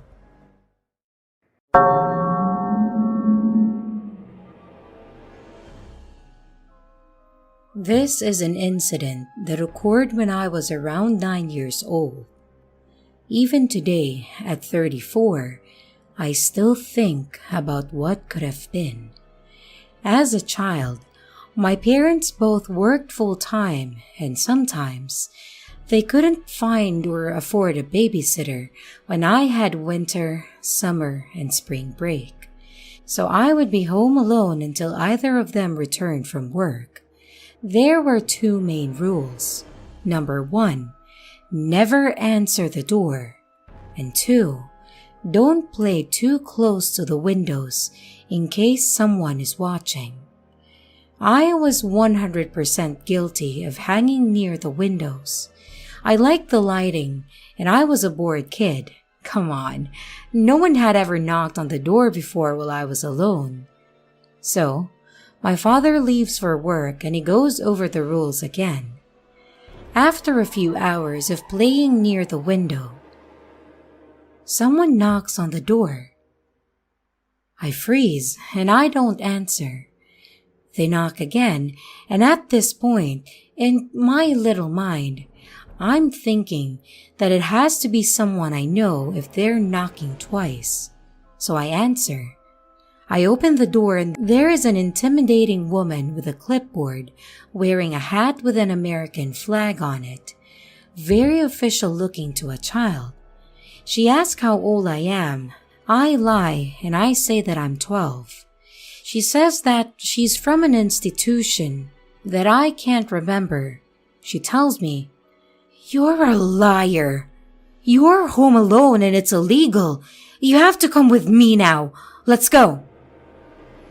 I start crying very loudly because I'm scared to get my parents in trouble. And after all, this woman is an adult. She must be right? I almost went with her.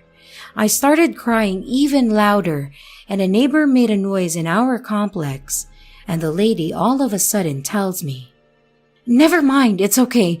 You don't have to come with me. Shh." She hurried off, and at the time my parents weren't doing well financially, so I didn't have landline. Cell phones? Not in 1996. I couldn't call my family, and I couldn't call 911. I waited all day for my dad to come home. I am assuming that she knew that I was alone because she had been watching me. And I never really spoke on that incident because I felt that it was my fault for breaking the rules.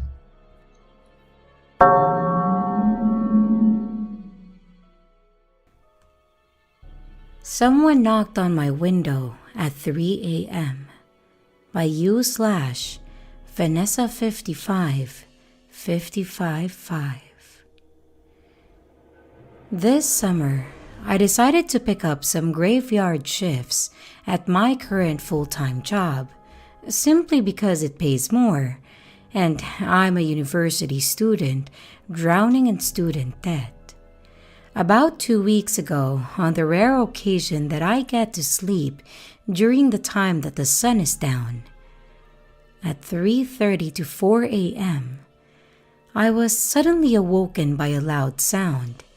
Me being half asleep, I honestly didn't know what the sound exactly was, so I just chopped it up to being one of my neighbors dropping something because I live in an apartment with very thin walls. So I just tried going back to sleep. After about 10 minutes of laying there with my eyes closed, I hear the sound again. But this time, I'm pretty much awake, so I recognize what the sound is immediately.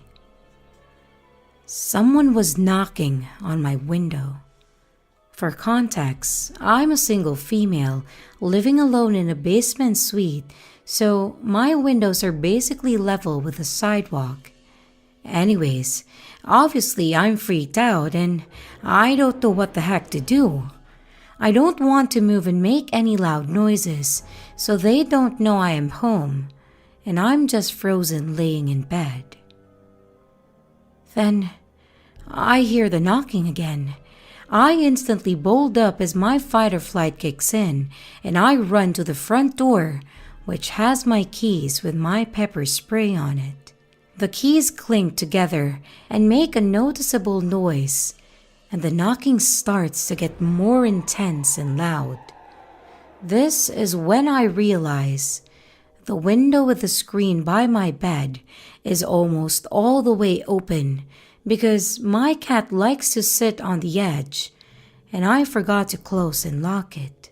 I start to freak out. Already having major anxiety, I start looking for my phone just in case that I need to call the police. Me being fucking clumsy and shaking from anxiety, I drop my phone on the ground, and whoever is at my window proceeds to what sounds like slid either fingernails or a sharp object down the screen. I realize that this person's intentions are either to come in or scare me. So, like an idiot and not thinking, I run to the window as fast as I can, and I slam it shut, and I lock it while avoiding looking outside at whoever it was. The knocking stops, and I wait about 30 minutes without hearing any knocking. I lay back down and go right back to sleep.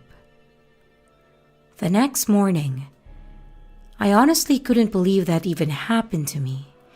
I start to think maybe it was a dream. So I go outside and investigate, and I see an empty beer bottle and my ripped blanket. I text my only friend that knows where I live and ask them if they were messing with me.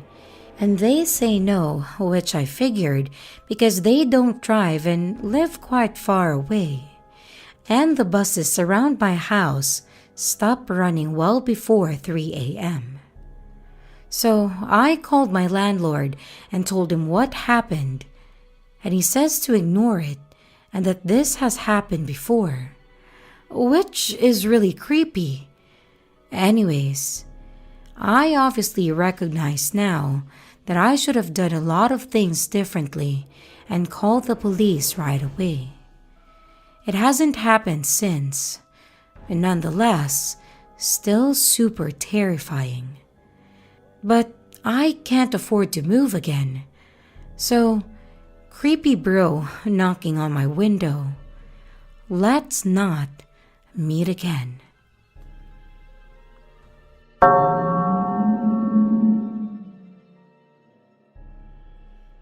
The Man at My Window, Listening and Staring by u/Bit Shortage. This was 2004 when I was 20 and living in a small 2-level apartment on the main floor of a building. Out front, there were 3 stairs, then a deck, then 3 more stairs to the front door, and another little narrow deck that ran the length of the front of my apartment, which besides the door was all windows. The main floor was a tiny kitchen/living room, and a door to the hallway for laundry/parking access, all of which is totally visible from the windows. It was fall in Western Canada during daylight savings, pitch black early, and surprisingly warm for the season. I had all my windows open and hadn't closed the blinds as to get the breeze in, and was talking on the phone to my sister. I had my back to the windows, and when I turned around, I thought I saw something weird at the window. It was really bright inside, so I turned the main light off and see a man pressed against the window staring at me. I screamed, and I told my sister that a man is on my deck looking at me. He seemed to take off into the darkness, and I turned off all the lights inside, put the outside ones on, and I was babbling to my sister like, holy shit, a peeping Tom, so scary, I can't believe it. And then he just walks back up the deck. I screamed again, he's back, I have to call 911. I hung up and did, while his face was pressed against the window and it was still open.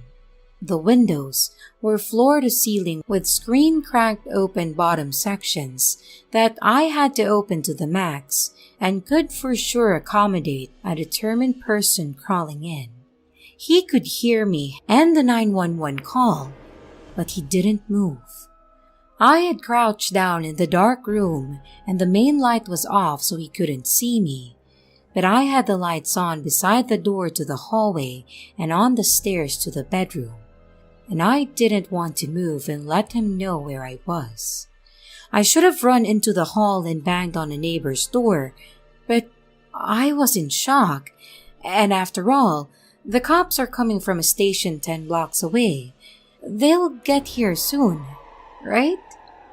Then the 911 operator said, "We can't find your address." I'm directly behind the rec center at X and Y, a corner unit unmistakable area landmark, and the only apartment building there. The man at the window starts banging on the glass. I was whispering, but I assumed that he heard me give panic directions repeatedly, and we both can't hear sirens. It felt like this would go on forever when he finally just ran off.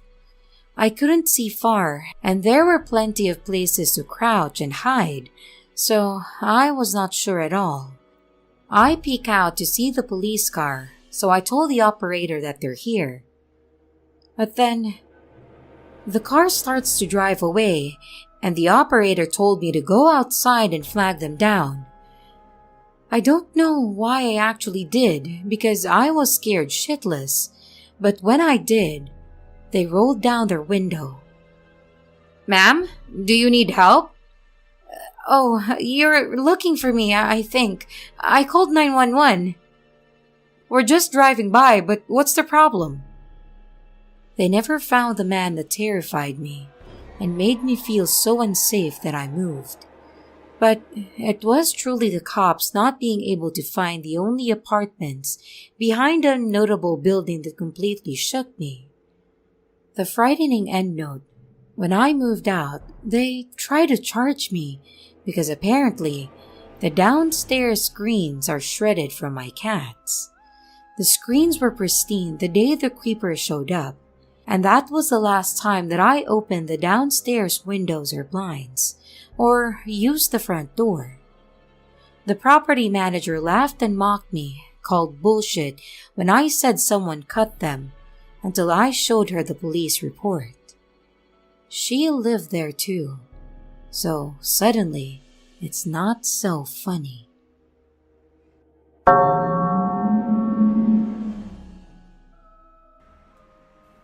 Watching Me Through the Barn Window by u/Girl Lock. We used to have a tiny barn on my property, and it was my job to milk our dairy goats every morning. So, every single morning at almost the exact same time, I'd be in the back corner of our lot to milk. It was in a fairly isolated area of our yard and between 3 neighbors' fields or pastures, which was intentional since goats can be talkative.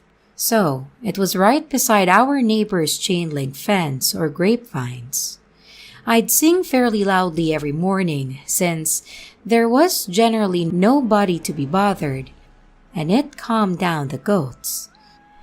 So, it was easy to know that there was a girl back there every morning and night. This particular morning, my mom had a bad feeling and made my little brother go with me. He was bored, so he messed around and collected eggs while I milked. There were little windows all around, including a wide one right behind me, and the doors were wide open, so I figured that he'd come back eventually. Well, I saw him walk past the doors and start talking to somebody. I figured it was the neighbor, so I didn't worry when he said, "Okay, I'll get my mom," and then took off. Then I heard the chain link fence behind me rattle, and I turned around just in time to see a man launch himself over the chain-link fence into the neighbor's yard. He'd been watching me and waiting since before I got into the yard. I don't know what he would have done if my mom hadn't made my brother go with me that morning, and I did get out of goat milking solo.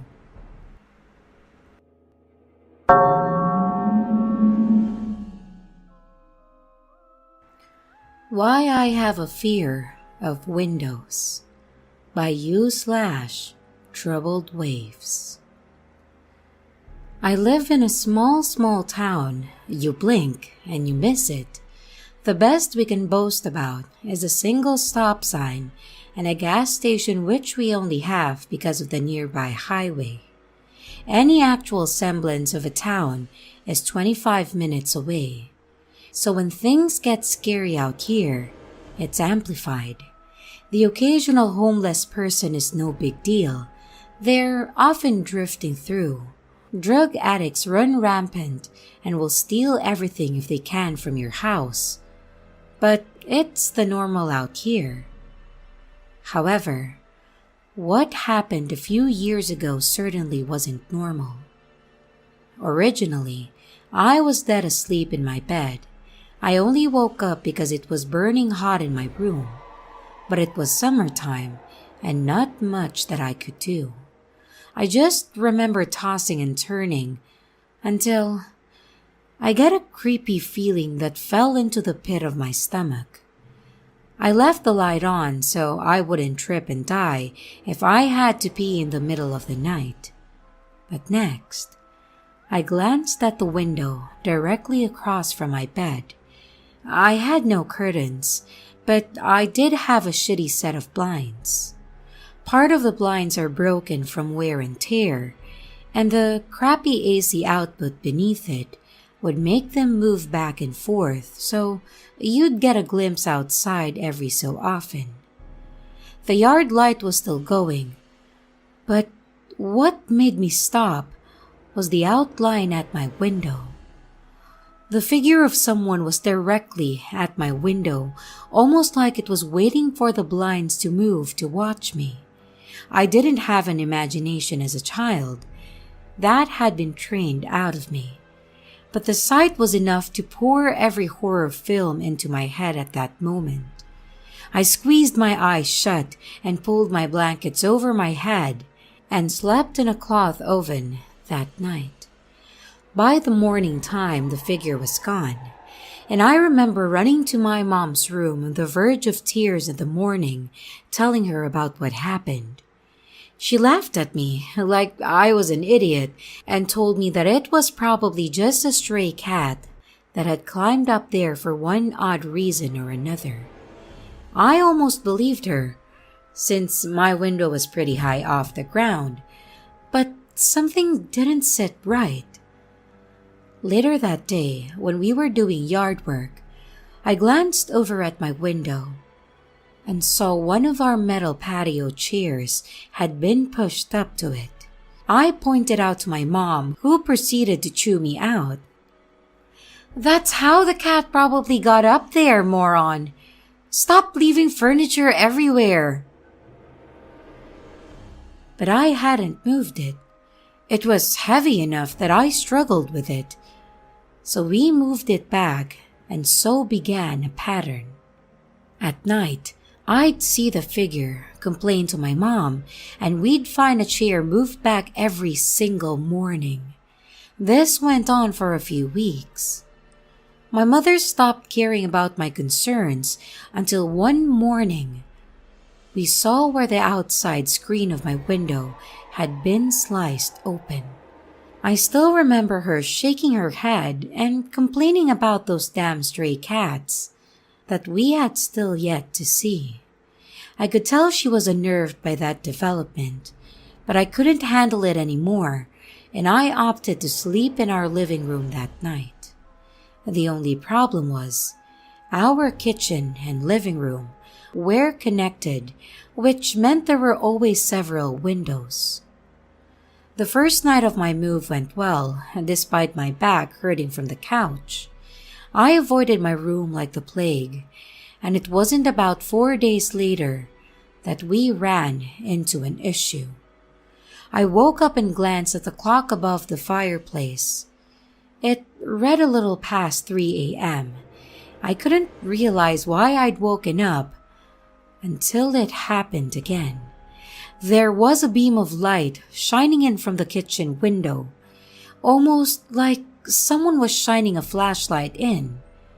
I saw it trace along the walls and land on the love seats across from the couch that I was on. I was mortified. When I told my mom, she continued to laugh at me. I gave in, and I decided that I would sleep in my dad's room, even though it had a gigantic window. He slept in the recliner with a huge TV, so I felt more safe having someone around. The yard light was directly outside the window anyways, and it seemed foolproof. That was until I woke up out of habitual fear and watched through the window across from my bed. Everything seemed normal as time dragged on, and I felt like a moron. Maybe my mom was right. That was until I saw a lone figure come out of the woods by the backyard shed, walk directly under the light, and head to the patio furniture like he'd been here plenty of times before. I still remember the large build the man had and the confidence like he was the one who lived here and wasn't creeping around my yard in the dead of the night. I just remember listening to the TV until I fell asleep again, hoping to get another glimpse. My dad would have been pissed if I had woken him up. He was grumpy on a good day and terrifying on a bad day, and I didn't feel like risking it unless I had solid proof because I was scared. The next morning, my mom chewed me out again for the patio furniture, which was routine almost a month later. But this time, something new happened. She demanded that I stop playing in the toolboxes of the garage. A bunch of tools had been taken out and left on our doorstep. Screwdrivers, a large hammer, flashlights, and many more. But it wasn't me. I begged with my mom and pleaded with her. Just stay up with me one night. We couldn't close our garage because it was an open carport, and I wasn't going to get my ass beaten for touching tools because of someone else. It was driving me mad. And finally, she agreed. That night, we stayed awake in the living room. I fell asleep before my mom did, but I remember her waking me up in a panic. She pointed to the window that overlooked into our garage, and we could see the top of someone's head as they walked back and forth. There was a sound of someone placing metal tools down on the brick steps, as if they were trying to be quiet, but couldn't fully muffle it. She whispered for me to go wake my dad. My dad was angry, having been woken up in the middle of the night by his frantic daughter. He grabbed his pistol and headed out of the back door towards the front of the house, where the garage was located. We heard my dad screaming and someone dropping tools. Then, the shot of a gun twice. The frantic footsteps pounding out of the garage felt like they were coming from my chest, and my mom peeked out of the window, then opened the door, and my dad stumbled in. He had missed both shots because of his unstable aim, but told us that there was a man crouching at our front door looking at our door handle. None of us slept that night, and in the morning, the law from the closest town arrived. They didn't do much besides ask if anything had been stolen or for a description of the man, and then told us to install cameras. That was it. They said the guy was probably just looking for something easy to steal for quick money. If that had been the case, then why hadn't he stolen the tools, the generator, the welder, or broken into any of the vehicles just sitting in the garage? We've finally set up hunting trail cameras around the house, but nothing has happened since. Coming home from college for holidays, I still have nightmares about the incident years later when I sleep in my own bed. I don't know what he was looking for or why he did the things he did. But whatever the case may be, man at the window, let's not meet.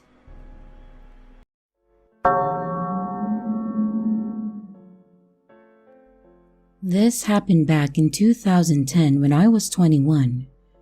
My best friend and I had blown off any sort of responsibility for a whole summer and chose just to party instead.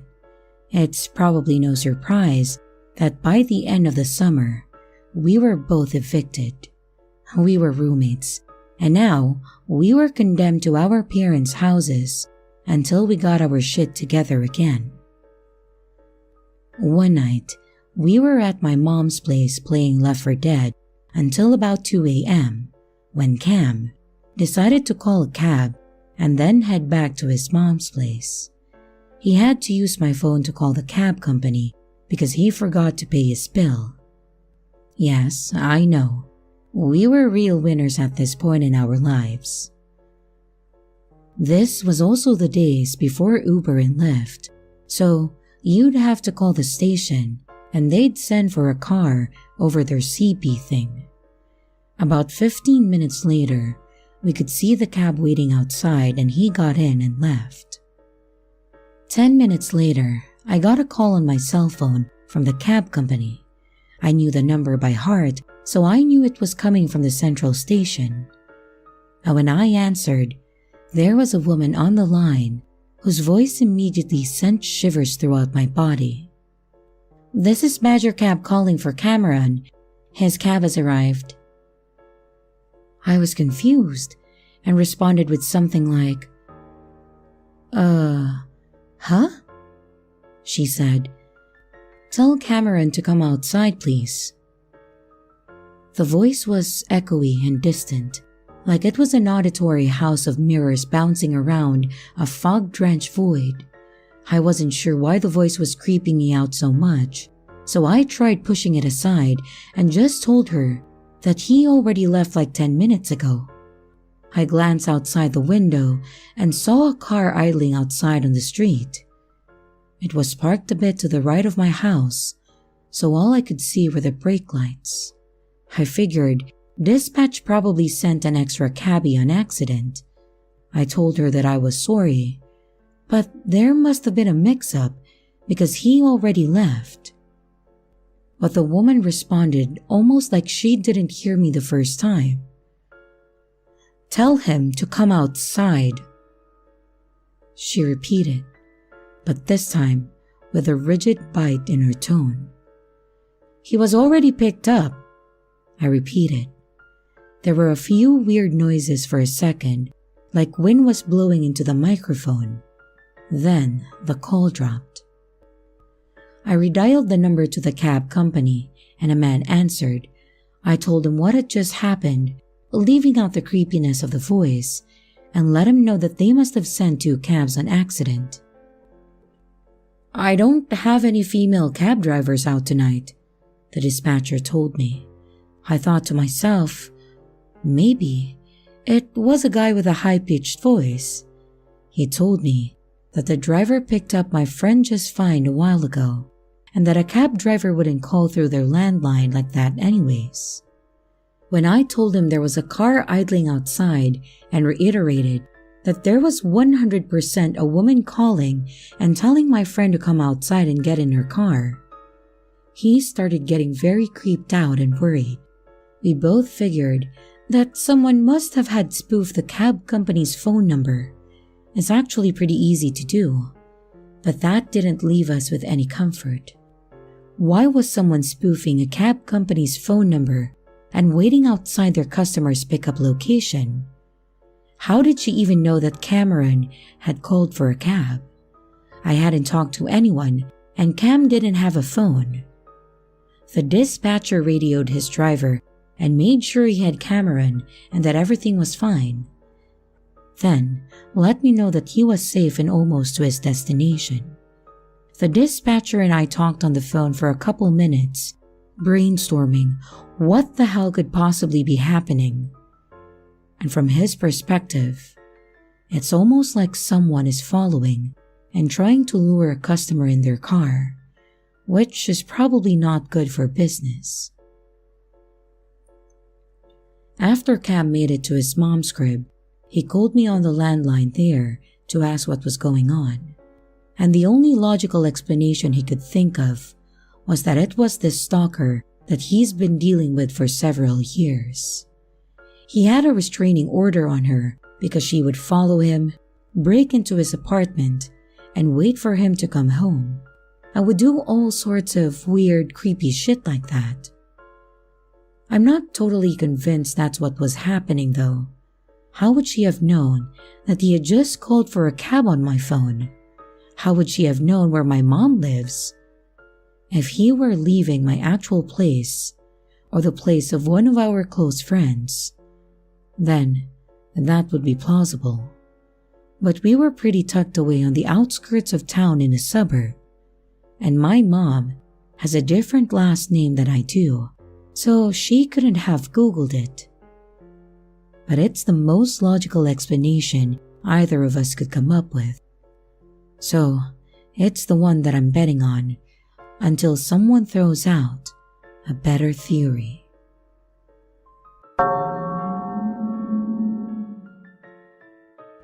This story goes way back to 1998 when I was 16 years old. I was with my two other friends, who I will call Ben and Jake for privacy reasons. So, it was a late summer evening on a Saturday, and I was sitting in my room listening to some 80s rock as teenagers back then would do. I got bored, and after some time, I went outside to meet Ben and Jake. We were chilling in Ben's garage for a while and drinking beer and smoking some pot. We got bored pretty quickly and went out to do some teenage shit. I remember we were walking down this narrow path by the woods and down towards a lake. Back in the late 90s, there was a popular hangout spot for teenagers there, so we were hoping for seeing some other kids there. But when we arrived, there was no one there except the sound of crickets out in the tall grass. We sat for a while on the bench and just talked for about 15 minutes. When Jake wanted to go to an old fishing hut by the lake, we all agreed on going inside and exploring it. We then entered the hut. While Jake and Ben were walking around and breaking shit, I couldn't shake the feeling of being watched. We went upstairs where there was an old wooden boat lying there with a fishing net over it. We were kind of checking it out when all of a sudden, we heard the wooden door to the hut creak open. We could hear heavy footsteps entering down below, followed by heavy breathing, and we all stopped dead in our tracks and almost held our breath. There was around a 5-second break that felt like an eternity when suddenly a man spoke in a drunken voice. "I know you're there. Come out, wherever you are, you little brats." The heavy footsteps started to walk towards the stairs as the old floor creaked underneath. Jake went inside the wooden boat and the rest of us followed, and we put the fishing net over our heads and didn't move. The man arrived upstairs and we could hear him stumbling around. "I can hear you." We were sitting dead still, but I could feel the fear in all of us. The man was walking around and moving stuff.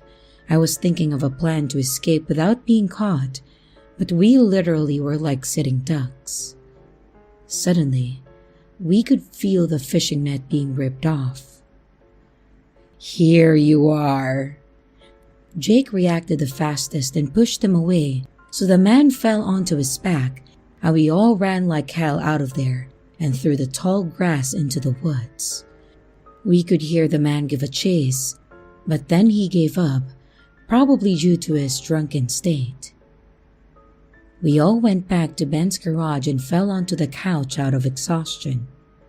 Jake then told us that the man dropped the knife when he fell on the floor, and we all sat there in shock for the rest of the night. So to this day, I can't help myself but wonder, what would have happened if Jake didn't push the man?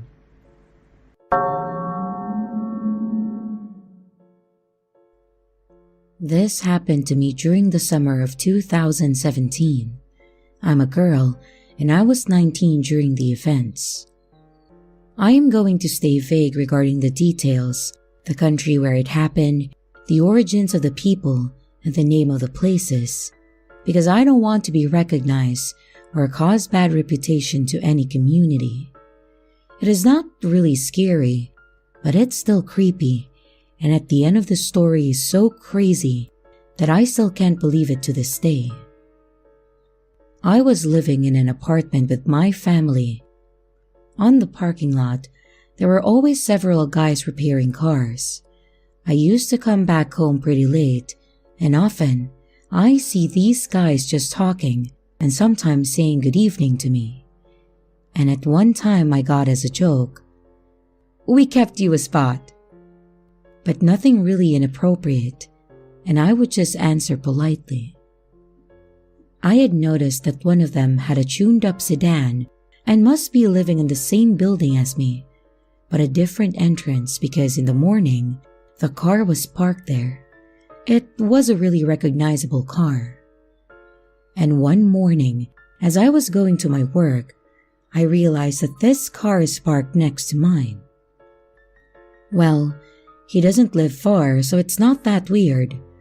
But when I started to sit in my car, I realized that the owner is actually sitting in his car and looking at me, smiling. Well, okay, it's 8:30 a.m., so why not? I start to drive to get to my work, and I'm in this special roundabout where you have to stop inside if a car on the right is coming, which is the case, so I stopped. I'm looking on the right to see when I can go, and realize that in the second lane, the car is there. And as soon as I take the road for work, he's just right behind me. Even when we get real close, he is still there. I was working in a mall with the biggest hypermarket of the neighborhood, so I thought maybe he was going for groceries. And I get in the underground parking lot and park. He does the same and right next to me. I chose to ignore him and go for the escalator. Well, guess what he does? He does the same thing and starts to talk to me. "Hello, I'm Steve, and you?" "I'm Anna." "How old are you?" "I'm 19. "I'm 27. Is that a problem?" No. "Okay, so you work here?" "Yes." "Okay, well, see you tonight. Bye." So at this moment, I realized that he was not speaking the language well. I answered the questions because he didn't seem scary, and well, I really didn't want to make a scene. When he said bye, I thought, yeah, I see him every night in my parking lot with his friends, so it's normal. But when I finished work, the exact same thing in the morning happened, and while I sat in my car, I realized the guy was right next to me. Since I was surprised and he seemed really eager to talk to me, I got out and was like, "What are you doing here?" "I have something for you." Then he smiles really big. "What? No!" And he gave me a red rose. Embarrassed and shocked, I refused it a couple of times, but he kept on insisting. and I knew the only way that I would get rid of him would be to accept it, which I did, and then he left. I kept the flower in my car so my family didn't realize that something is happening, and I threw it in the trash can outside later. So this was the beginning of the week, and he started to wait for me after work to give me drinks or to ask me out for cinema or to a restaurant. And I refused everything, but ended up accepting the drinks to make him leave. In the weekend, I had a second job, and I had these late shifts in a fast food. It was my first shift there since everything happened, and I was closing the restaurant with 3 other colleagues. Since it's pretty dark and late, there was a rule that one of us had to leave first and drive around the restaurant to make sure that it was safe for everyone.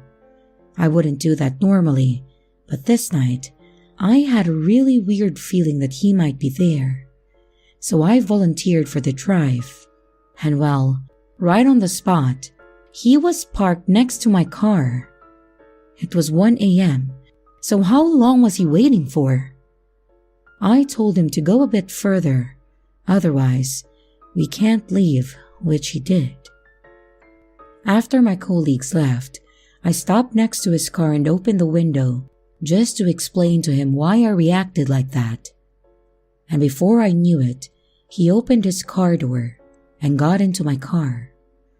I just want to remind you that this man knew where I worked, where I lived, what my car looked like, and who my family was, and it was a neighbor, and that's why I never wanted to make a scene. But at this very moment, I was scared for my life. A 27-year-old muscular guy that I didn't know was in my car at 1 a.m. in an empty parking lot. He seemed talkative, and I didn't have any other choice, so I decided to listen to him and learn stuff about him too. He said that he arrived in the country in 2014 at the capital. He stayed there 2 years, and in 2017, he got in our neighborhood. I did the math and realized that a year was missing. I asked about it, and he answered, "I was in jail." "Why were you in jail?" "Well, I didn't have papers, and I made a car accident." Okay, it wasn't that scary in the end, which reassured me, and the guy said goodnight and then he left. There were many times where I checked the inside mirror and would see that he was right behind me.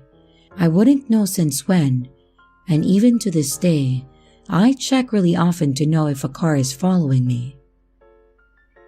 Once, I was washing the dishes during a late shift. I had my phone and I was texting friends, which were 2 guys, to let them know when I was finishing so that we could meet. And when I was working, I had to leave my phone. And maybe half an hour later, a colleague comes to me and says, "Hey, your friend ordered at the drive-thru and asked for you." "Oh, yes, I told him that I wanted to meet later." I then took my phone and said, "So you came by? Were you alone?" "What are you talking about?" And at this moment I knew. I rushed to my colleague and asked her to describe the guy and the car. And well, it was Steve. There were so many cases of things like that happening. He followed me to my friends, threatened to reveal stuff about a friend to his dad that he knew. Also, one of his friends, Carl, who I spotted on my parking lot, had followed me a couple of times too. A friend who knew who Carl was told me that he was married, he had kids, and was like 40, and I was so shocked. One evening, around 10 p.m., I parked and saw a friend or neighbor getting home. It's been a while since we talked, so he said he'll be back in 2 so we can chat. And while waiting, I'm getting my stuff in the trunk. This is when the car parked behind me. It flashes its lights at me, and I didn't have to turn around to guess who it was. I had been patient, since nothing too crazy had happened, and I didn't want to scare or create problems to my family. But this night, I was pretty pissed off, and it was happening right next to my place. I threw my stuff and I rushed at the car. Both Steve and Carl were there, and I told them to leave me and to stop following me. Steve didn't say a word, and Carl just smiled and said goodnight, and I didn't answer and left. And well, it worked because they didn't bother me for months. Steve changed his car and now had a black one, which was still a really recognizable car. He followed me a few more times, and one day he tried to talk to me with a friend that could translate well what he said. Again, Steve didn't really speak the language well. I explained well to his friend that I wasn't interested and it was the last time that I talked to him. However, months later, I see in my neighborhood this kid that I knew from sports, and I knew he lived in an apartment at about the same place as Steve. The whole thing was over, but it was always in the back of my head. I didn't really know who the guy was and didn't know if this would start again. So I was curious, and you know how curiosity is a bad thing. I started to talk to him. I was like, "Hey, do you know the guy that lives in your building?" I describe a physical trait of Steve to him. "Oh, yeah, this guy." And he also gives a description. I answer, No, the guy who owns a black car." "Oh, you mean my dad?" I froze. I have no idea how this conversation ended, since it's still a big shock even to this day. I know, I didn't tell him anything about his dad's behavior though. I knew this kid for so many years, and he was actually the son of this guy. And he had 3 or 4 brothers and sisters. Then I realized the guy had totally lied about his age because the kid was like 15, and I believed him like an idiot. But this is not the end of the stunning discoveries. A few days later, I met a friend who knows about these events and tell her that the kid that she knows too is his son. She looked at me so shocked and she said, "All this time, it was this guy? What? You know him?" He left his country because he stole money from powerful people, and then he joined his family here, but he got in jail for suspicion of terrorism. What? And I remember that when he followed me, he would actually stop when I would drive in the direction of the police station. I just thought it was because he still had issues with his papers. She kept talking and showed me a video. This is his wife here, and the second woman is his second wife. She was so tired of him talking to other girls that she went to their country to find a second wife. I just want to be precise here that my friend was coming from the same country as this guy, but she was born here, and that's why she had this kind of information. It's a small community, so they kind of all know each other. I was very lucky that nothing happened to me, and I still can't believe it, and I wonder how it could have gone if I acted differently.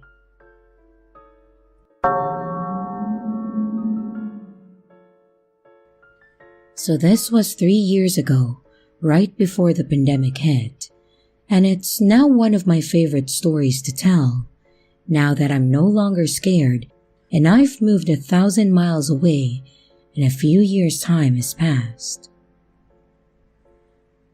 So my husband was in the military during this time, and I was a housewife, due to work being hard for me to get in the area that I was in, as I can't drive and live off base. Well, any military person knows military schedule is pretty darn predictable, and much of our lives ran on an easy-to-memorize schedule, and to make matters worse, my husband was often gone for long hours. For about 2 to 3 months, I'd been seeing this guy wandering around my home and peeking in windows. Honestly, I didn't originally think much of it beyond being weirded out. We didn't have anything that would interest a robber. No TV, a single 7-year-old computer, a broken couch and a table, and a mattress on the floor. Literally nothing expensive in our home beyond a gun that was locked up in a safe that may have looked like it had stuff. But that's a lot of work for what looks like a home of people living in poverty. So I didn't think anything of it. Yet, he kept coming back when my husband was gone.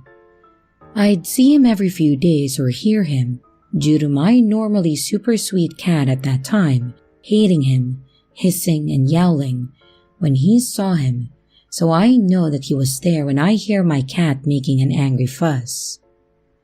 Well, one day, I went out with my husband, and I guess I didn't lock the door or something properly, as our lock would be a bit funny and I was running late.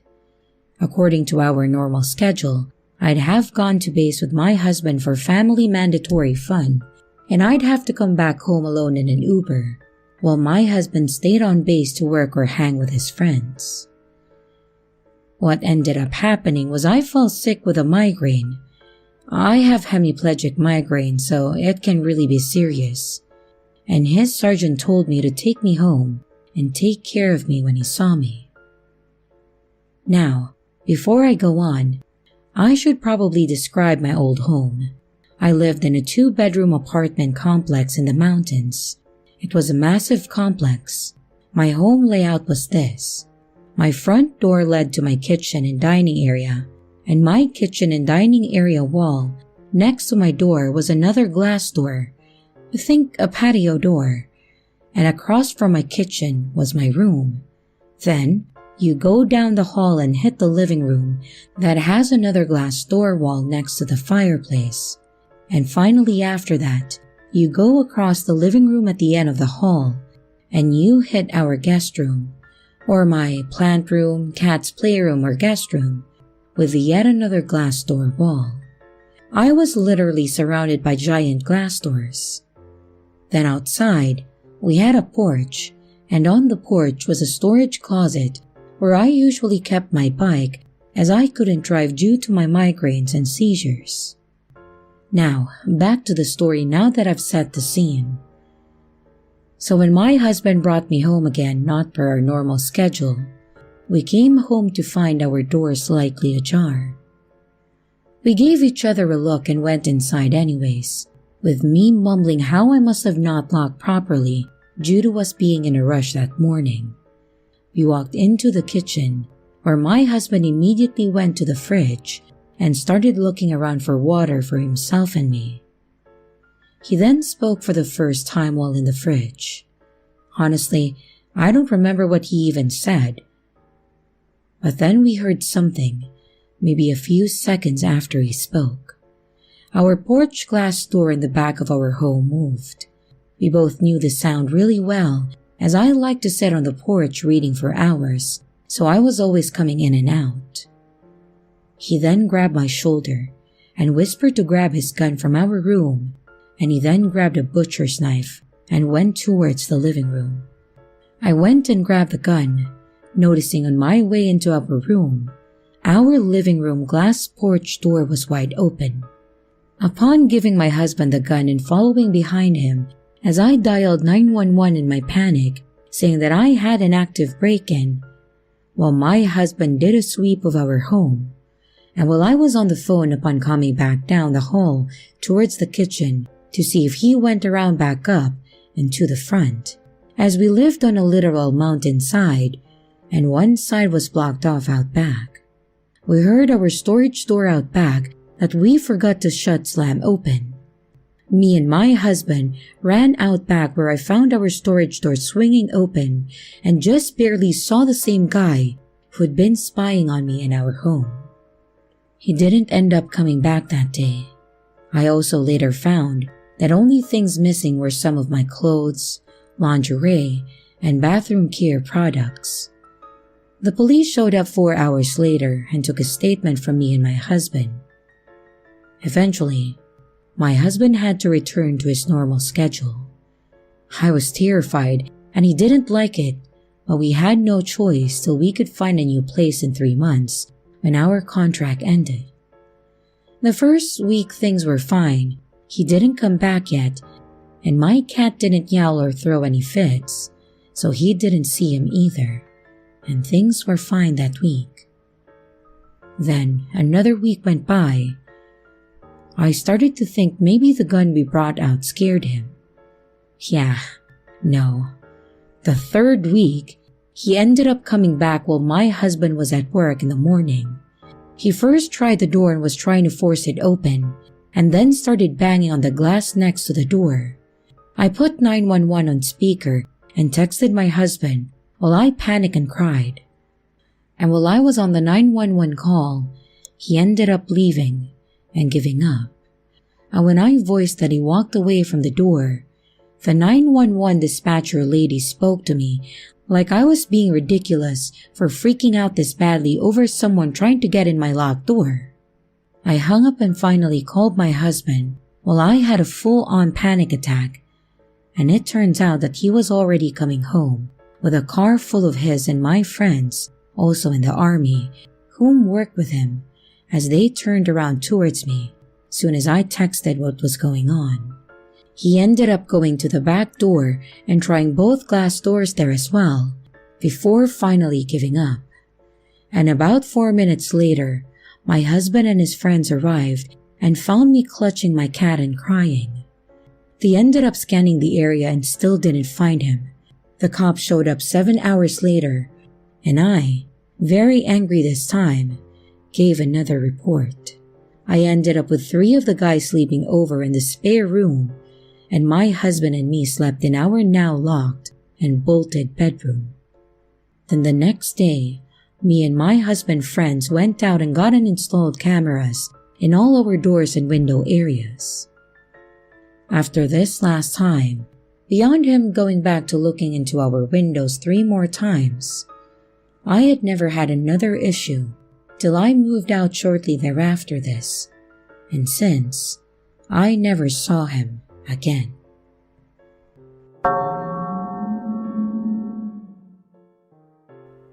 This happened last month. The area that I go to the gym in has good and bad parts. I am in the good part, but over the last month now, I'm not so sure anymore.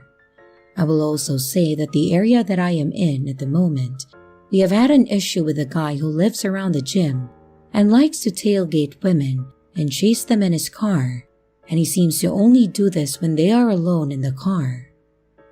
So basically, I had a guy follow me when I was walking home at night, but as someone who used to volunteer at an AOD center, nothing really phases me, and I am rarely scared.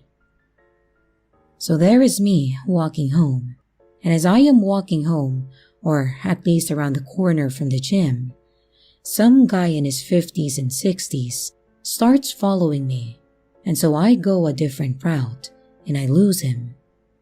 I come back to the gym a few days later, and this time much earlier, but the guy is back again, wandering around aimlessly drunk near the gym buying pizza next door. I am thinking, shit, okay. So he then afterwards decides to start looking into people's cars. I was thinking, hell, this guy might want to break into the cars. I am with a friend, and at that time, I noticed that he is looking at his car.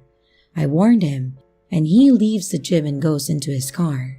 He then drives home, and I notice that he isn't wanting to break into people's cars, but instead something else. By that point, I am thinking that he wants to look for my car even though I walk to the gym. I am on the elliptical machine, and I feel safe in the gym even though he is outside, because no one can come into the gym unless you're a member. Otherwise, the alarm goes off if you try to open the door. To get into the gym, you would need a key card. This would give you a better understanding on how I felt safe. I also had other people around me, and I wasn't alone in the gym. So lo and behold, this guy looks at me through the glass window, and I am facing the window. So he waves at me and writes down his name and number on a piece of paper and shoves it against the window that I am directly facing. I shake my head going no, and he leaves. I am thinking, this guy originally came from the pub nearby, as we do have a habit of dealing with drunk people from the pub. Doesn't help that there's a bottle shop nearby and a kebab place, as well as the pizza place that I mentioned. I swear, my best guy friend lives in that suburb, and he keeps telling me how it's changing due to the number of halfway houses nearby.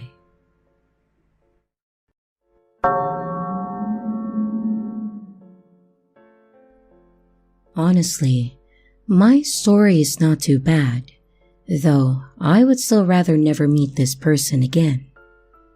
I was stalked, but not because they were into me, but because they were into my best friend, Emma. Emma is gorgeous, like to the obscene level, and has always had guys and girls fawning over her. And she had a friend named Mike, and Mike is who this story is about. I met Mike through Emma, and it was clear immediately that Mike was obsessed with her. She was actually into him for a bit, but she wanted something that's not serious.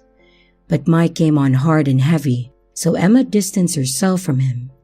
And she distanced herself even more after he made some shocking comments about his opinion on sexual assaults mostly being fake. When Emma and I graduated high school, we had planned to move in together, but due to a family situation, she only stayed at our place about 2 days a week and never on a set schedule. She also could not keep a job to save her life. Her family life was chaotic and made it where she would have to leave at a moment's notice. Emma also had several places where she crashed at. Family, friends, my family, and it depended on her situation and any odd jobs that she was working. She did a lot of odd jobs, babysitting, yard work, elder care, catering, and etc. Nowhere stable, and often she wouldn't know what she was doing until that day. After Emma distanced herself from Mike, I started to realize that he was at my work often, like 3 or so times a week. It would have not been too weird, except my work was a department store for women and children. No men's clothes at all in the store. At first, Mike would just come in, do a lap, and then leave. It was weird, but I honestly just thought that he was walking the mall. Lots of people do that, as my town is practically no entertainment. Then Mike started hanging out in my store and talking to me while I worked, always talking about Emma. How is Emma? Why is she avoiding him? Those kind of questions. I was evasive, giving one-word answers, trying to tell him that I needed to work. My manager even scolded me for having friends hanging out while working.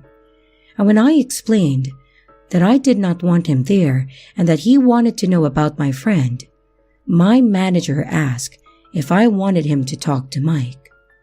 He was actually a pretty awesome manager, and I definitely said yes, and I felt relieved. After that, Mike went back to doing a lap and leaving until my manager eventually stationed a big loss prevention guy at my register as a deterrent. And it worked. No more Mike at work, and I felt that I had won. Except, I had not counted on Mike being extra creepy. He started showing up at my house. Couple of points, Mike did not have a car, and I lived in a different town than Mike. My family and my job about 20 minutes by car away. No public transportation in my town or in his. Uber did not exist in this area then either, and Mike didn't have a job as far as I knew. Mike knew where I lived because when I first moved in, we had a housewarming party and accidentally made the Facebook invite public. Mike started coming over at random times, sometimes early in the morning, sometimes in the evening, always asking to speak to Emma. I always told him Emma wasn't there, and even if she was, For her safety, I advised her to not come to the house anymore and to tell Mike that she wasn't interested, which she did. Bluntly, no more distancing, and blocked him. And this time, I moved in a new roommate, a coworker who, while also female, had a gun and a big boyfriend. Mike started coming by less frequently, and anytime he did, I would tell him that he wasn't welcome. Now, I know I should have called the cops, but there were two things preventing me. One, I was from a not grand family who avoided cops for the most part. And two, my new roommate was a criminal law major, and she was already concerned about how that would appear for her career. Not great reasons, but for a 19 to 20-year-old, it was enough reason for me not to mention it. Eventually, I stopped seeing Mike, but I would still occasionally spot him in places that I was in. The mall, my town's grocery store, and my dog's favorite park. So, I stopped posting on Facebook around this time, because even though Mike was blocked, he was clearly still able to see my post. I also got the creeping suspicion that he was coming by my house sometimes. My stuff on my porch would be moved, and at night, my motion sensor lights would go off. I kept finding Mike's cigarette butts, but at least it was the same kind that he smoked. My roommate had been there about 4 months, when one night, she had her boyfriend over when someone started pounding on the door. When her boyfriend answered, he saw someone who looked like Mike running away. The next day, my roommate and her boyfriend went out of town for a concert. She gave me her gun, even though I already felt safe because she had gotten a dog that she was training as a guard dog. I started watching a cooking show in the living room, and at some point I fell asleep. In the middle of the night, I woke up to my dog and the guard dog losing their minds, barking like mad at the window. There was a tall figure that bolted as soon as I sat up. I grabbed the gun, opened the door, and yelled, "I know that's you. I have a gun, and I'm calling the cops." Which I didn't do. I just locked me and the dogs in the bathroom and then called my dad, who luckily was not angry about being woken up in the middle of the night.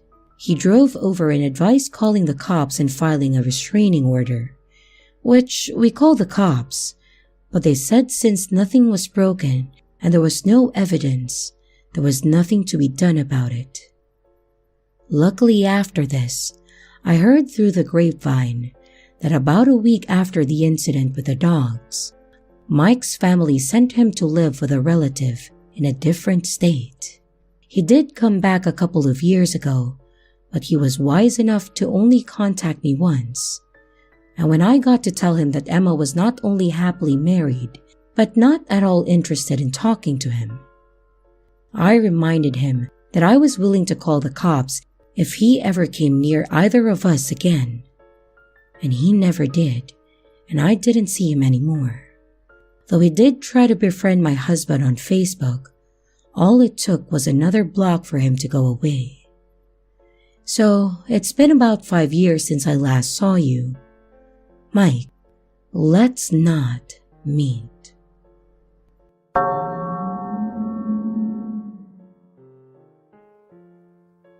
When I started high school, I feel I had some pretty close encounters due to my naivety. I'm a female and had very poor self-esteem, so while I did have some close friends, I was also quiet and reserved. However, as I was going into a new school, I wanted to put myself out there more. I wanted crazy memories with my friends. I wanted to try new things and maybe get my first boyfriend. So in order to do this, I wanted to change myself so I could be happy with who I was. My birthday was over the summer, so I saved up as much money as I could and finally convinced my parents to let me dye my hair a deep purple and black, and even started doing some of those makeup tutorials. I know it may sound stupid to some, but I know there were a lot of girls that felt the same way as me at the time. Again, I know it sounds stupid now, but it really made a difference to me. I walked into that school for the first time feeling like a different person, except I was still the quiet, smart girl in the back. The first few months were not unusual. My friends and I hung out between classes. All 4 of us were able to dye our hair, so we had a bit of an ego boost, and we did have some people notice too. There was one girl in particular, Shelby, that was on the choir team that complimented my hair, which made me feel great because she was one of the more charismatic girls. She wasn't the mean and popular type because she was genuinely friendly with anyone, and she had a lot of friends, but she just never really talked to me except for in passing. That's where things started changing for me. While my friends and I were leaving PE, we were singing some stupid song when Shelby complimented me on my voice. She was in the same class, so she could hear us. She said I should try for choir next year, which I never would have thought about being the person I was. From there, she began talking to me more. I would help her on assignments in class, and she even brought in her makeup once to do mine before first period. We started hanging out outside of school and became pretty close friends. Me hanging out with Shelby also meant I was around more guys than just my brother and his friends. The ones she hung around started paying attention to me, and I didn't dislike it. It was different and something I wanted out of high school. One night, Shelby was staying over at my house and helping me dye my hair again. While we were waiting, we started messing around on my laptop. She showed me her Facebook page and a few other sites that she would go on, and showed me another website that I had never heard of before. To explain it the best I can, it was supposed to be like a blog targeted towards teenagers as a safe place to talk about your concerns, fears, things like that. You could vent there or just share your creativity. It was all text-based, so you couldn't send or receive pictures. Shelby posted a lot of lyrics to her favorite songs or poems she wrote. She said there was a private message option, which was like an email, but still no media could be sent or received. She said she used this a lot since her parents monitored her email too. So I followed and set up an account as well. She helped me set up her personalized wallpaper and bio, and pretty quickly I had a lot of supporters, which were like friends or followers. I started using this daily. I would post music lyrics, poems, or songs I wrote, little tidbits about my day, and so forth. I even tried helping others that were not in a good state of mind when I could. It almost became like a job for me. That was the problem, though. I do admit I had been told by teachers on a few occasions to put my phone away, and once had it taken away by a teacher. It was my English teacher. He was weird in the sense that he was always cheerful to talk to, especially when we first got into class. If you needed help with something or needed more time on a project, as long as it wasn't abused, he was willing to help. But if you interrupted him in even the slightest during lecture, he seemed to come unglued. He would slam his hand on a desk, do that ear-piercing whistle thing, and I, unfortunately, got caught on my phone and he took it from me. I had to get it back from him at the end of the day. I was more careful with having it out, especially in his class. Going back to this site, other than what it was intended for, some people used it to set up fights. It unfortunately was not blocked on the school's network, so when one larger fight took place, they were able to check the history under their logins and see this site. Because of this, the site was blocked from the school network, and the teachers were not very well aware of this too, and started monitoring harder for phones that were out. I was not a fighter, so I never used it for that. But I did on occasion have a few guys on there that I talked to and flirted with. There was even a new section added where you can give people virtual gifts for points, which you earn for doing certain tasks, such as logging in, making a post, things like that. The gifts can then be sent with a name, or you can send it anonymously. I got a few from people I knew, but then I started getting ones weekly that were anonymous. I thought it was cool and showed my friends to gauge if they were doing it. They claimed they didn't and were just as excited and curious as myself to know who it was. I figured if not them, maybe it was a mutual friend, or maybe I really did just have an admirer. So I made a post about it, saying something about how I appreciated them. The next day, I got a response from a username I wasn't familiar with, saying it was them and that they were happy I liked them. My friends didn't recognize the name either, so me being me, deduced it as someone who did actually like me. From then on, they would reply to all my posts with a compliment on it, then would call me beautiful, gorgeous, etc. I really didn't mind it for a while. I started getting private messages from the same person saying I was perfect for them. I tried asking who they were, but all they would tell me was that they went to the same school, but were too scared to approach me. I tried to convince them to, but they always refused, but the messages didn't stop. Hello, beautiful. Good morning, princess. I hope my goddess has a great day. I remember the messages like that because they creeped me out to this day, and I have troubles with hearing it now. This went on for a while, but it started getting old. That's all they ever did, so I started ignoring it.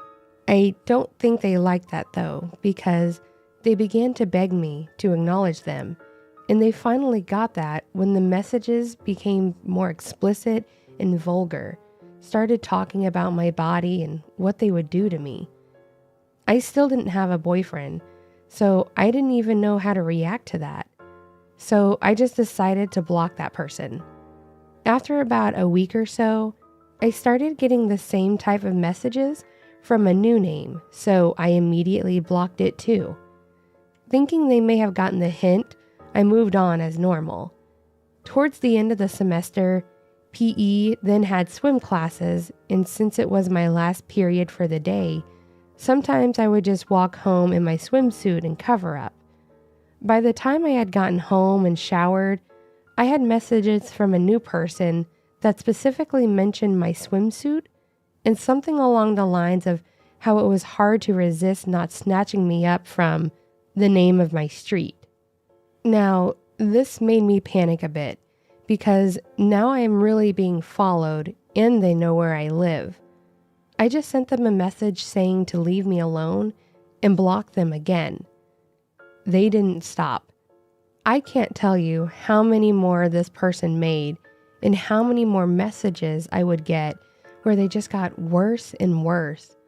They would describe what I was wearing or where I was when they saw me, what they wanted to do to me, and even kept saying they were going to take me away and kept putting the date and counting down the days. April 17th. I hate that day now. There's always something there that makes me think I need to watch my back on that day. This all started to crash down when we were in study hour, and Shelby asked me about going to her birthday party, and it was going to be the weekend of April 17th. I lost it. I felt horrible, but part of me thought it was her screwing with me this whole time, and I started yelling and crying. The teacher walked me to the counselor's room where I told her everything that was happening. My parents were called in and they called the cops to have it all reported. They weren't upset that I hadn't told them about it, but were more so concerned about finding out who did this to me. Since they thought it was a fellow student at first, and they knew the students had access to the site at the school, they began trying to trace back the usernames that were messaging, so I had to go back in and unblock those names as well. To my surprise, they were eventually able to find out who had created those and who was messaging me. It was our English teacher. This sick freak was messaging those explicit things to me, and after checking his computer, they found out I wasn't the only one. He was definitely arrested and is in prison now. The website is gone too. It only got worse from there, and it ended up being shut down, thankfully. I wouldn't wish that on anyone. Feeling like you have to look over your shoulder everywhere you go is just an awful way to live. And parents, no matter how much they may hate you for it, monitor what your kids do online. You have no idea some of the things that can and do happen right under your nose.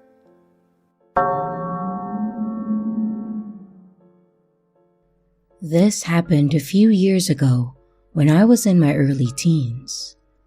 I recalled these events recently when a friend reminded me of them, so I apologize for my fuzzy memory.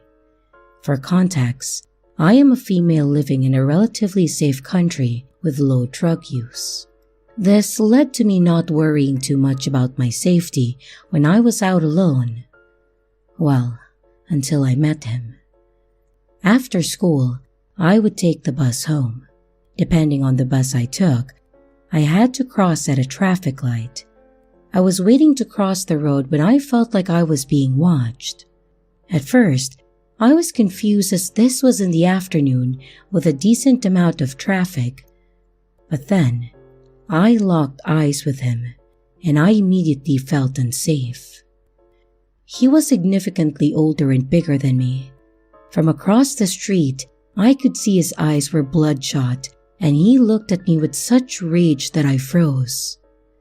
Then, he started walking toward me through the rush of cars, almost getting hit in the process.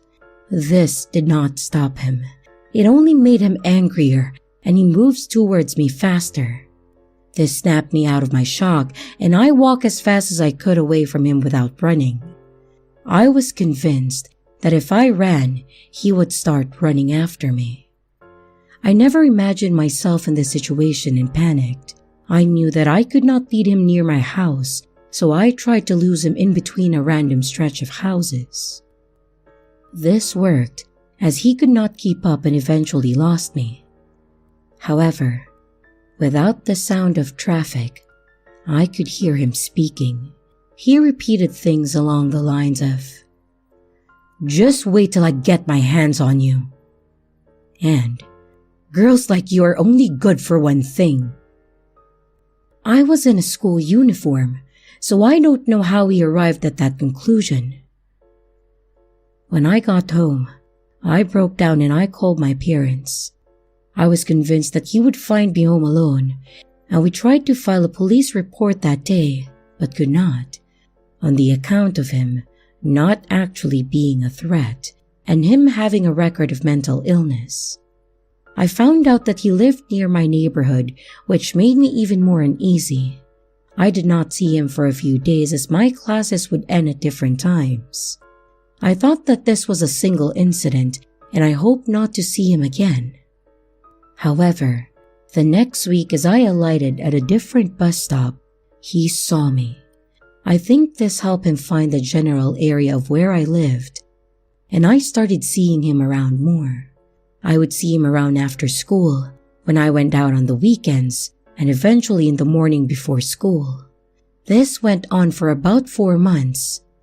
Usually, he would come toward me in the same manner, with the same rage and intensity as the first time. But I realized he never closed the distance between us. I think he simply liked seeing people scared.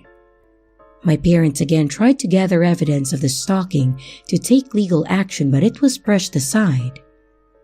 They then tried to find the man themselves to confront him, but strangely, he never showed up when they were around. I believe he watched me, and he learned my schedule, as he would appear at places where I should be, but only show up when I was alone. What still scares me is that this makes him seem more intelligent than the authorities believe him to be. And I thought this nightmare would never end, but one day, he just disappeared. No one saw him for a couple of years, and in that time, I pushed the stalking out of my mind. However, I crossed paths with him near my house 2 years ago, and I don't even know how to describe the exchange. My mind literally went blank and I don't remember most of it. It was his voice that I first recognized, and what happened next was a blur. I can only describe it as a fight or flight response. The years' worth of anger and fear took over, and my mind literally blanked out. He locked eyes with me and started coming towards me the way he used to. Except this time, instead of trying to get away, I went towards him. This, I assume, caught him off guard as he froze. I have no recollection of doing so, and the only thing I can remember is physically shaking and feeling cold from the anger. I heard myself yell something at him, but I don't process what it was. He then refused to make eye contact, and I watched him walk past me. I saw him once again after that, and he simply ignored me. And thinking about it rationally, I know what I did could have ended badly, but I really don't know what came over me.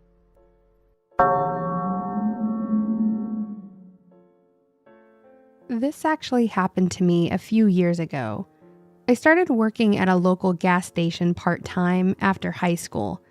I figured if I'm staying home, might as well do something productive and make my own money too.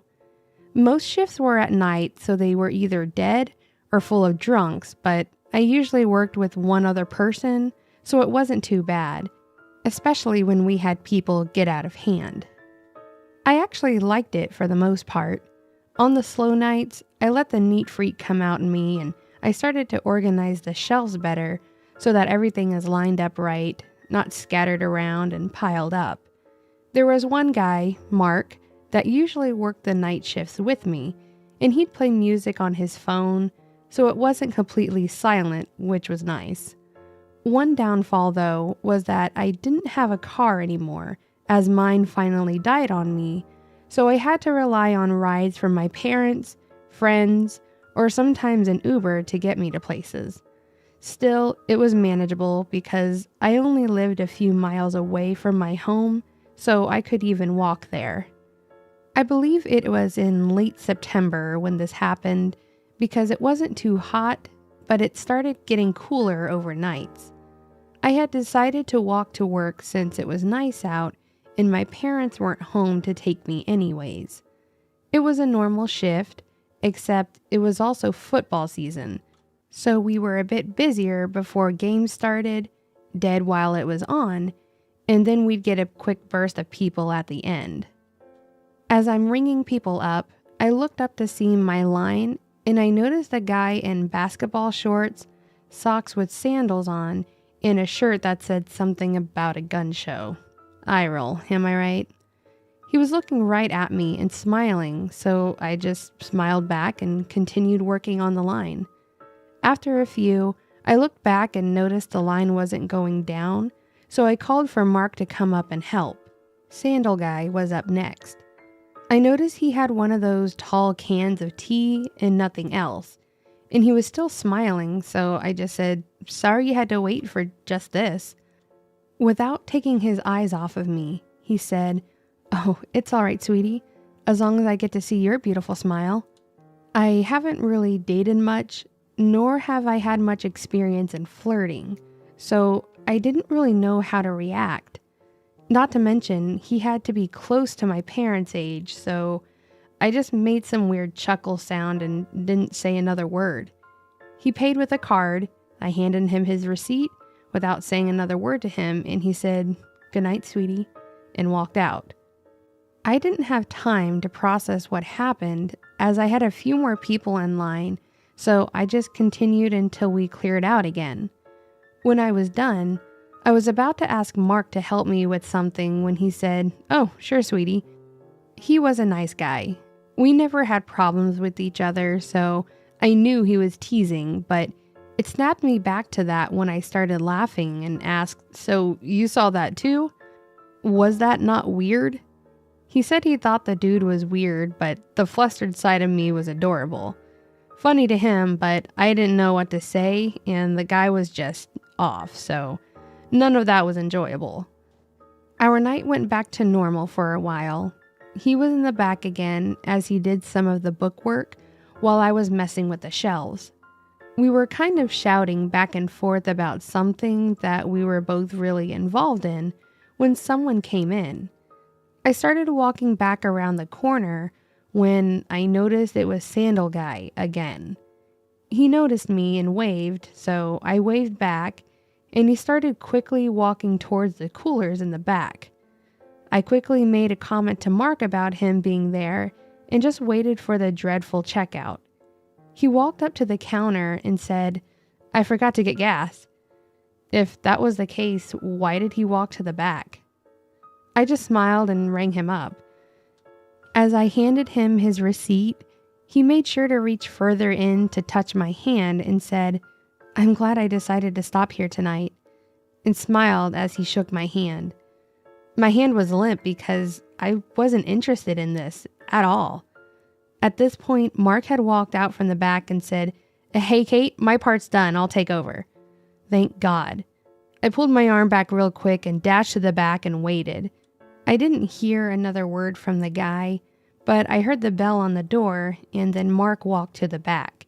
He said when I turned around, the guy cocked his head like he was trying to look at my ass when he walked in front of his view.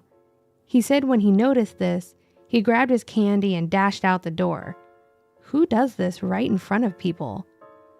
Anyways, the rest of the night was okay again. Had some lady come in singing and got Mark to sing, so that was funny.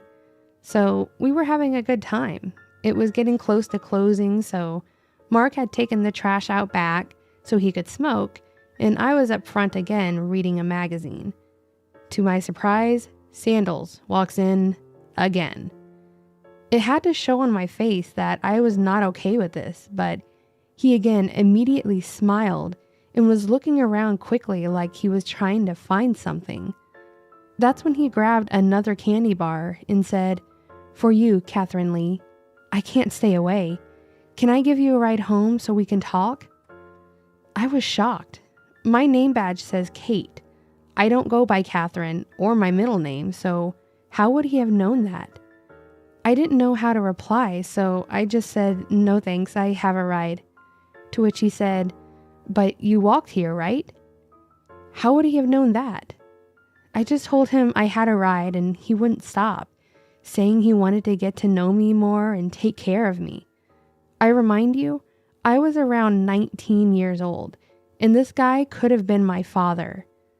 I tried cutting him off to ask him if he was going to purchase anything, when he tried to reach for my hand again, and I pulled back. At this point, Mark walked back in right as he started pleading. Mark immediately walked over to the guy, telling him he needed to leave. He started shouting as he was being pushed out that he'll wait for me. Mark locked the door and made sure I was okay, but I was just more shaken up than anything. He had me doing some other things from there, like more organizing, stocking anything that was empty, and mopping while he watched the door. He would unlock the door to let people in, then lock it again. At closing, he was finishing the last thing, so I had pulled out my phone and opened Facebook when I noticed I had a friend request. It was Sandals Guy. That's when I figured out where he knew my name from and also realized that my address was on there. I told Mark about this and he suggested he take me home. I did not refuse either. As we left, I was looking around to see if he was waiting, but I never saw anyone. As he was driving, he tried to loosen up the tension and joke with me, but I think we were both worried about it still. Once we got to my place, the lights were on, so I knew my parents were still up, thankfully, and I noticed Mark was still there when I had gone in and locked the door. I thought it was just to make sure I got in okay. After I was in, I changed clothes and went to get something to eat when there was a knock on the door. It was the cops. They were explaining that there was a report of a suspicious person and gave a description of the vehicle and then the person. You know it. It was the same guy. So I had to explain to the cops and my parents what had happened. The cops said they would drive around a few times to make sure he didn't come back, and thankfully he didn't. but they did tell us that if he came back, to call them again. Unfortunately, there was little they could do since he hadn't actually done anything. The next time I worked, though, Mark explained what had happened. He said he noticed a car following us, but didn't want to say anything and scare me. After I got inside, he saw the truck turn the corner onto my road, so he got out of his car and noticed it was the same guy as he was driving by. He said he thinks he recognized him too as he started to speed up. So he had called the cops to report it for us. I was so incredibly thankful for what he did too. Thankfully, we never saw the guy again, so hopefully he got the hint, but you can bet I did a lot of cleanup on my Facebook too.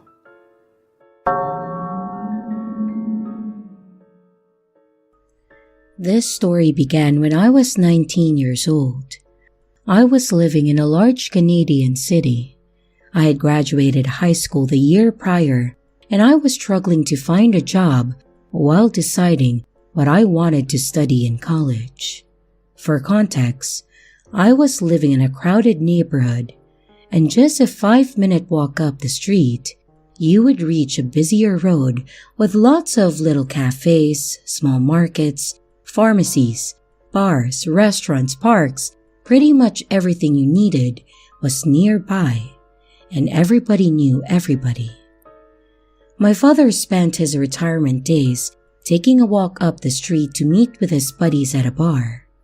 One of his close friends worked as a janitor at the pharmacy just across the street, and due to his troubling back pains, he offered me a job to help him clean the building after hours to help ease the pain off his back, and he would pay me cash every week.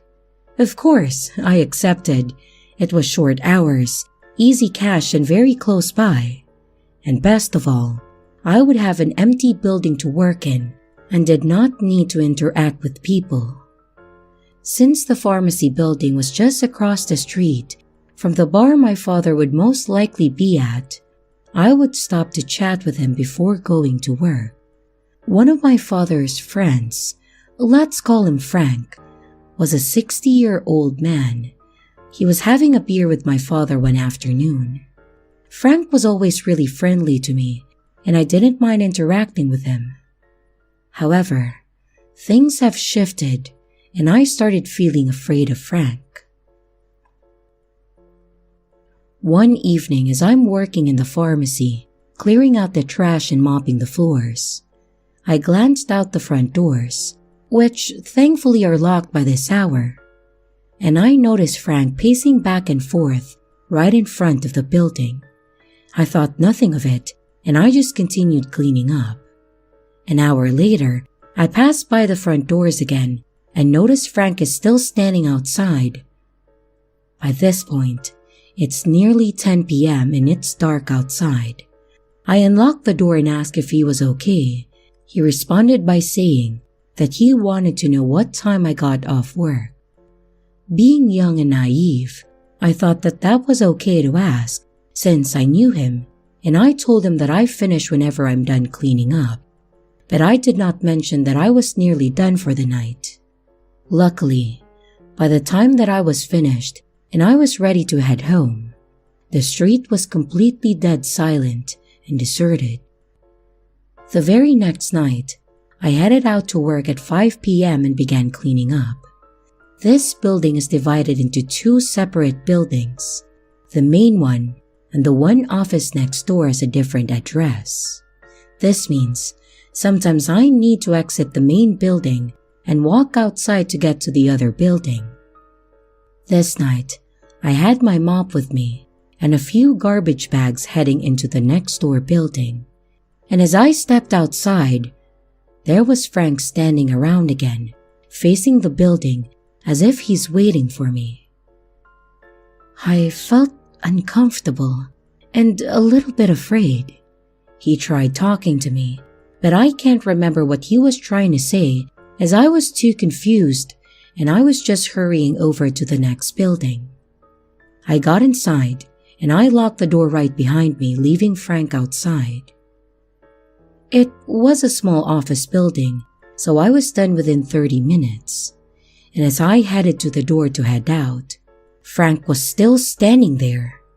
I did not want to leave until he was gone, and at some point, my boss calls me on my cell phone to ask why I was taking so long, and I couldn't help but explain to him that Frank, which is also his friend, was standing outside waiting for me.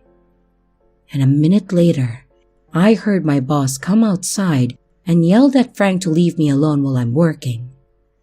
Thank goodness. I finished my work for the night and I peeked out the doors to see if the coast was clear before heading home. I was relieved to see that not a single person was out there. Then again, it was beyond 10 p.m. I walked up the street to wait for the crosswalk to turn green so I can cross and head home. And as I am waiting, I hear someone behind me. I turn to see who it is, and sure enough, it's Frank. I wanted to cry of frustration and fear. He approached me and began a normal conversation, pretending that he wasn't being creepy at all. He was telling me that he wants to take me to the movies that night. I laughed and I was too shy to tell him to F off, and I said, "What? It's late already." He said it's okay, that there are movies that late at night anyway, and insisted that I went home to change, meet him back at the corner, and he would take me to the movies while he waits there for me to come back. He asked for my phone number, and being too scared and stupid, I began giving him my digits. And luckily, I snapped back into focus mode and changed the last two of my digits. I pretended to go home to change and then to meet him later. I hope he waited there all night because I went to shower, I got into bed, and I went peacefully sleeping. A few days later, I went up the street to visit my dad at the bar before my next shift. The store connected to the bar and had a shoe sale going on, and had set up a table full of shoes outside to attract more customers. I walked past, not interested anyway. But there was Frank, just outside the bar. He stopped me and guided me to the table full of discounted shoes and said he wanted to buy a pair, whichever one I liked. But by this point, I was fed up and ignored him, and I entered the bar. I approached my dad and he noticed Frank talking to me outside and asked what we talked about. I was too embarrassed to tell him the truth, so I said, "Oh, nothing really." And right after I answered that, Frank was standing at the doorway of the bar talking to some guys, and my blood started to boil, and I ended up telling my father the truth instead. Actually, he offered to buy me a pair of shoes. Absolutely enraged, my father stood up tall in his chair and gave me a look of, "What did you just say?" And I then told him everything. Frank has been waiting for me outside of work too, and then he tried taking me to the movies late at night one night. My father did not even waste another second. He walked up to Frank and right away punched him right in the neck in front of a crowd of people. "Don't you ever speak to my daughter again. Don't you ever approach her, you son of a bitch," he yelled. Frank was shocked, apologized to my dad repeatedly, looked me right in my eyes and apologized to me, and then he walked away. I thought that that was the end of it, and I hadn't seen Frank anywhere for a few weeks after that. And suddenly, my father started going to a different bar, just 10 steps away from the first one. It was a much darker, quieter, and really just depressing looking bar. The further in you go, the darker it gets. My father and I sat at a little table and started chit-chatting, and from the top of his shoulder, I noticed a man sitting in the far end of the bar in almost complete darkness. I knew it was Frank, but I did not panic, nor did I mention it to my father, because I knew he was staying away after being throat-punched in public. Eventually, my dad moved to sit at the bar instead of the table, So of course, I followed. Frank then sat a little bit closer to us, still keeping a distance though. And after starting to feel uncomfortable from Frank's stares, I asked my father, "Can we sit at the front of the bar? I just want to be closer to some sunlight." He agreed, so we moved again to the very front. A minute later, Frank changed tables again, closer to us once more, and he looked really angry and revengeful. I can't explain it. He just looked very pissed off, unlike the Frank that I knew beforehand. After a while, we decided to head home. It was a 5-minute walk for me, but my father, being elderly with physical issues, he needs to take a few breaks here and there to rest his back and then catch his breath again. And while we were walking, he needed to take his first break, so he sat down on the edge of someone's concrete fence. And as I waited for him to rest, I noticed in quite some distance behind us, Frank is heading our way, but he was stopped, standing in the middle of the sidewalk, just staring in our direction. He was far enough away that I wasn't too worried. Then my dad got up and we continued walking, having no idea who was behind us. A minute later, he needed to rest again. I turned around to check, and of course, Frank is still there. He seemed to stop walking every time we stopped walking. And this happened a few times, and I was getting more and more freaked out. Frank did not know where I lived, and even though I lived so close to work, where he was stalking me, he never really followed me home, thankfully. Well, until that day. We got really close to the house now, and Frank was catching up behind us. I did not want him to know where I lived, so I lied to my dad and I said, "I really need to use the washroom. Do you mind if I go ahead?" Of course, he had no problem with that, and I hurried up home. I wanted to get inside before Frank saw which house I went to, and I immediately went up to my bedroom window, which faces the road we were on. This is when I noticed that my hurrying home makes no difference, because Frank could just wait and see which house my father goes into. And as I'm watching through my bedroom window, I saw that my father noticed who was behind him. He yelled at him to F off. I guess my father protected us also, and stood there until Frank went away beyond him, so he doesn't see where we live. After a while, Frank very slowly walked past every house, and my father standing a dozen feet behind him, waiting for him to leave. He looked at every house trying to see if he could see me through a window. I was well hidden, and he would not have seen me, and as he continued making his way down the street, he got so frustrated that he started punching himself in the head a few times. I can't help but wonder what his plan was if he was so angry and following us home that day for the first time with a face full of rage. That was the last that I ever saw of him before I learned years later that he got severely mentally ill and was put into an institution. So Frank, let's never ever meet again.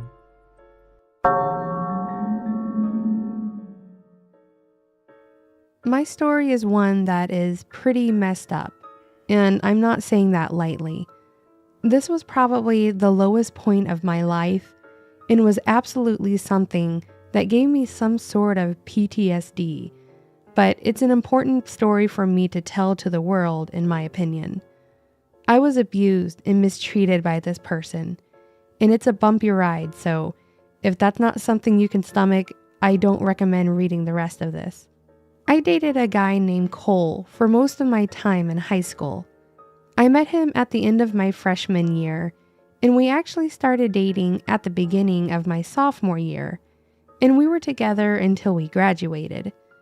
Neither of us was one of the popular kids, and neither of us really stood out of the crowd, so we just kind of really enjoyed each other's company and being together with someone that was like me and really nice. Well, that's what it was on the outside, at least. To everyone in the school, my parents, in the public eye, we were just two shy high school kids that liked to hold each other's hands. In private, however, he was emotionally manipulative and horribly controlling. My home life wasn't great. My parents argued nonstop, and they were always so aggressive with each other. So I guess as I was growing up, I kind of connected that to love. So when Cole started doing the same thing to me that they did to each other, I thought it was normal. It didn't take long for that emotional manipulation to turn into physical abuse and then sexual abuse. Basically, if he wanted to do something, we would just do it, and I had to accept it because he loved me, and that was that. This went on for over a year and a half, until spring break of my senior year. I spent the week over at my grandmother's house in an attempt to get away from him, even for just a little bit, though I framed it that I hadn't spent time with Granny for a while, which was true. While I was there, my grandma actually saw a bruise that was on my inner thigh, and the whole thing spiraled. I broke down and told her everything. She was horrified to hear what had been happening between us, but once she calmed me down, she basically told me that I needed to exit the relationship as quickly as I could. We talked about it some more, and I agreed with her. She had convinced me that I needed to get away from Cole, and I needed to get away as soon as possible. Once spring break was over, he came over to my house, and I was adamant that we needed to spend time in the living room instead of my room, because I knew what would happen if we went behind closed doors. Throughout the evening, I just kind of sat alone on the couch and kept my distance while I prepared for what I had to do, and then, once he had to leave, I ended up telling him that I thought we should take a break from each other. I saw by the look on his face that he wanted to smack me, something he had pretty much turned into his rebuttal when he thought what I said was wrong, but he didn't, because my mom was in the other room and he had to keep up his good kid appearances. He asked me if I was sure I wanted to do that in a way that almost sounded threatening, but I nodded and said that I enjoyed our time together, but that I needed some time to think things through. He basically just left after that, but he did not leave me alone. He was dead set on winning me back in some way, whether that meant by telling me how much I meant to him or telling me that I would be sorry for what I had done.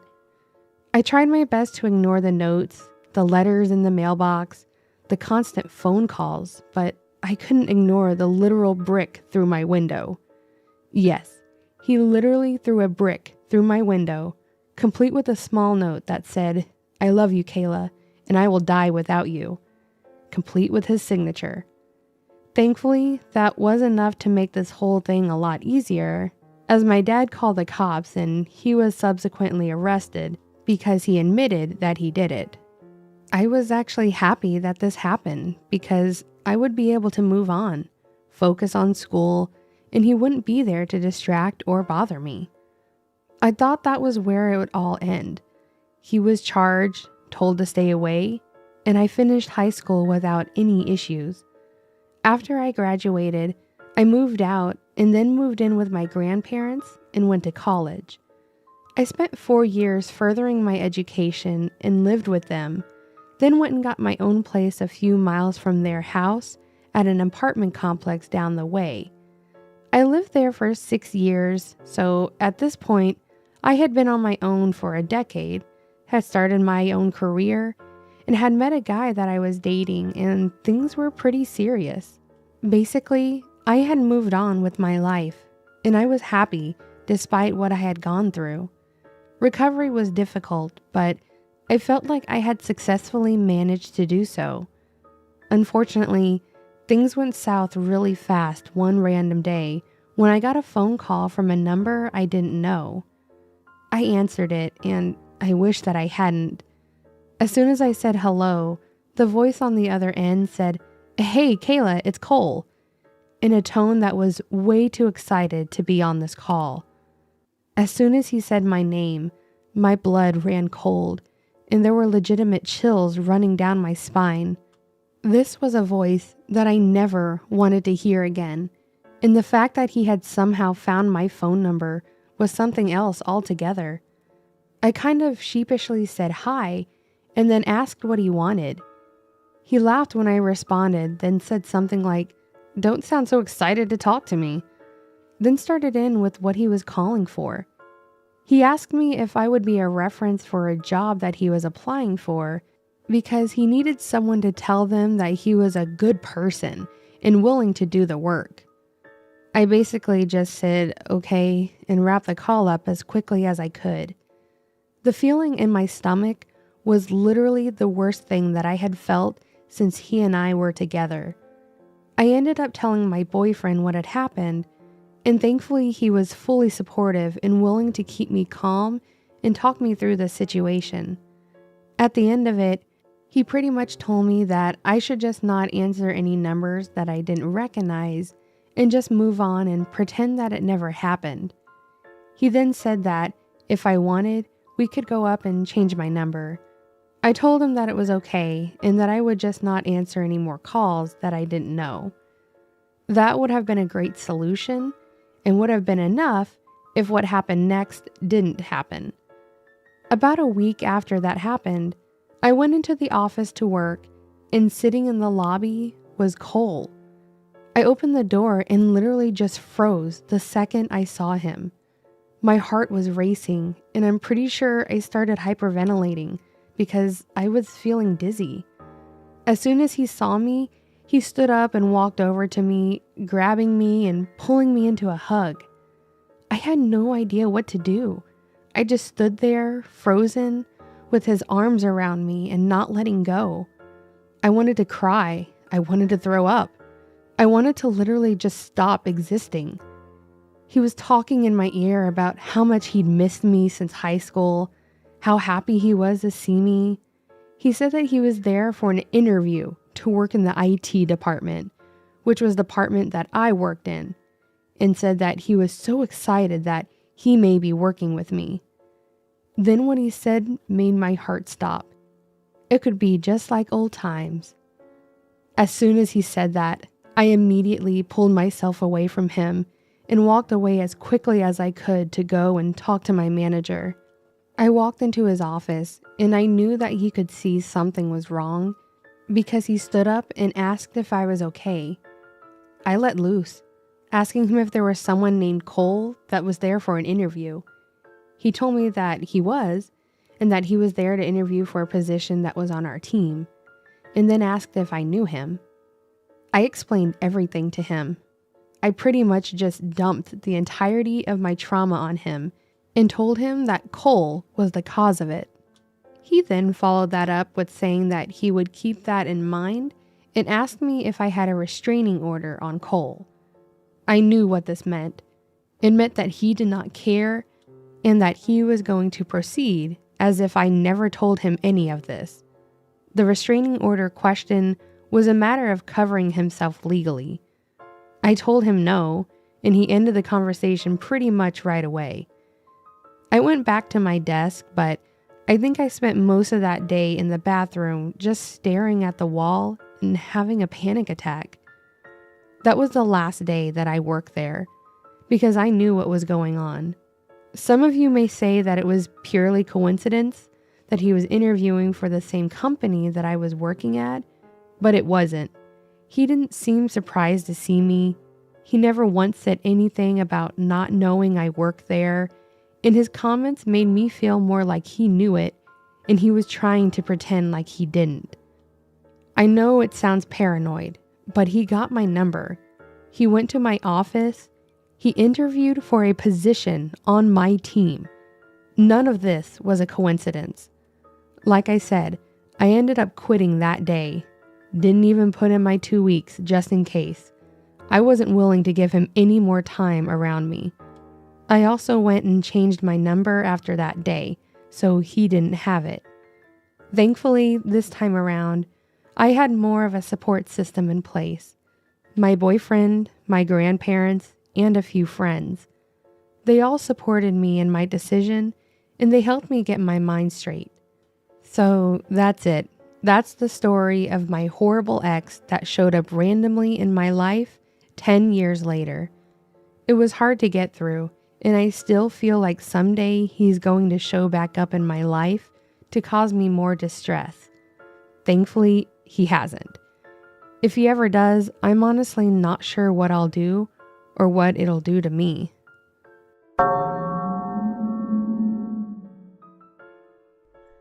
I was always an extremely small and sickly child. I look young for my age, and my family and I lived out of town, about 8 miles out. Our little community was next to a highway. The school bus would drop me off 2 blocks away from home. One day, I noticed a red truck following slowly behind me. So slow that I figured they were just looking for a house or something. I ignored it, and I walked to my house, and that was the end of that. Consistently, this truck would follow slowly behind me, and after a couple of days of this, I walked into my house and I looked out the window. Inside there was an older man in a black lab. He was staring at me, idling inside his truck, and then he pulled away. I decided that enough was enough. I told my parents, and of course, my sister was quick to jump that I was lying, but my mom thankfully believed me. She drove me to the bus stop the next morning, and the red truck was there, across the street at the gas station, pointing towards the bus. I got on the bus and my mom decided to drive around the truck. She described the scene. The man was disheveled and dirty, hunched over in his seat just staring at the bus. His license plates were caked in mud, so she couldn't make them out. It freaked her out so much that she called the police and the school. I went to school and I was quickly pulled into the office, and the man had been spotted at the school waiting in his truck. That day, I rode the bus home. This time, the truck was parked alongside the street. That means that I would have to walk past this man's driver's side door so that I could get home. I debated considering running for it, but apparently, this man was getting desperate now that he was spotted. A police car showed up and I talked to the policeman. They went to go to talk to the man and he quickly pulled away from the curb and took off down the highway. I never saw him again, and I don't believe he was ever caught. But because of this experience, I am extremely guarded and paranoid with my own daughter and her soon-to-be sibling. The world is a terrifying place these days, and children go missing so easily. I don't like to think about if I had been grabbed, I wouldn't be here typing this, and my kids wouldn't exist. I was lucky. Many children aren't. So, stranger, with ill intentions, let's not meet.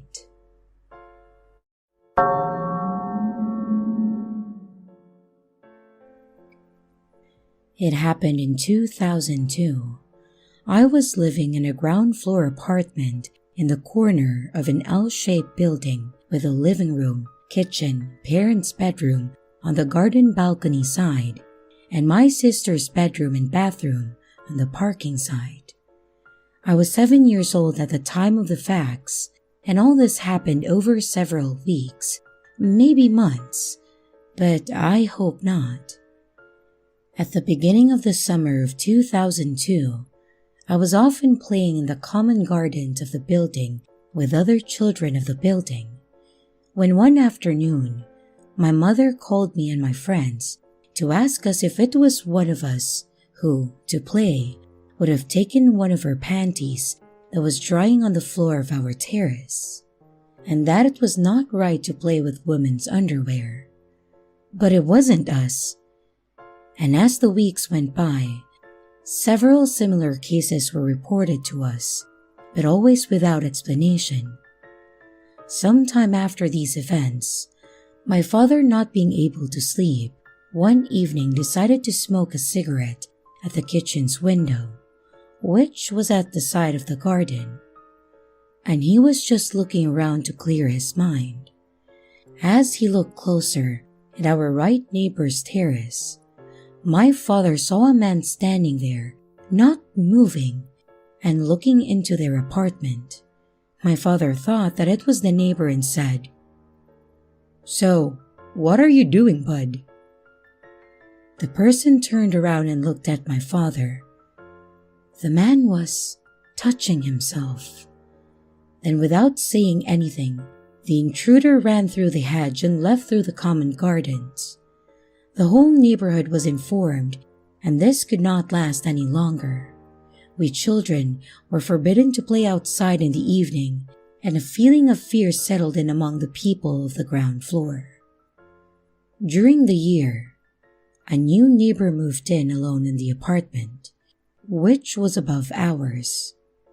Alerted and a little shocked by the incessant theft of women's underwear in our building, my neighbor legally, and with good reason for my part, bought a dissuasion gun, which shoots and weighs like a real one, but actually shoots blanks, and she kept it in her bedside table. This neighbor loved animals and had 2 parakeets, which often made noise in a birdcage on her balcony. She had cats, fish, and etc. One evening, this neighbor came back from work. She put her things down and went about her life normally, like any other person coming home from work does. But that evening, she saw on her balcony that unfortunately, the bird cage had remained open and that her parakeets had disappeared. Thinking that it was her own mistake, she was sad, but there was no reason to be afraid at all. After having made her evening, she went to bed and fell asleep. But something woke her up during the night. First, she felt her comforter pull slightly. Thinking it was a cat, she held the comforter tightly, but it still pulled. Then she felt the bed move and a breath behind her. There was someone in her bed. The feeling of fear took a hold of her. She jumped out of bed while opening her bedside table and took out her pistol and fired twice in the direction of the man, who fled by jumping out of her bedroom window, which was open. The whole building was awakened by these shots, including my father, who saw a man land in front of our terrace and run into the gardens. He grabbed what he could and then chased him. The police stopped my father, who was running in his underwear with a golf putter, and of course, he had to prove that he was a neighbor afterwards. A couple minutes later, the police informed us of the arrest of the man in the housing estate next to us by a patrol that was watching our neighborhood after his thefts of underwear. Our surprise was not the least when we learned that the pervert was a man of 45 years, married, father of 3 children, and in recidivism of several acts of voyeurism and break-ins. He had even entered a lady's house by climbing up the balconies while she was living on the 4th floor. Later, we learned that no charges would have been retained against him because, number 1, he did not break into my neighbor's house. He did not assault, rape, or even touch my neighbor. And they're not even sure that the thefts are necessarily attributed to him. So, here we are, living in a country where a person with serious voyeuristic urges that lead to other more serious things cannot be supervised by prison or hospital staff because technically he didn't do anything.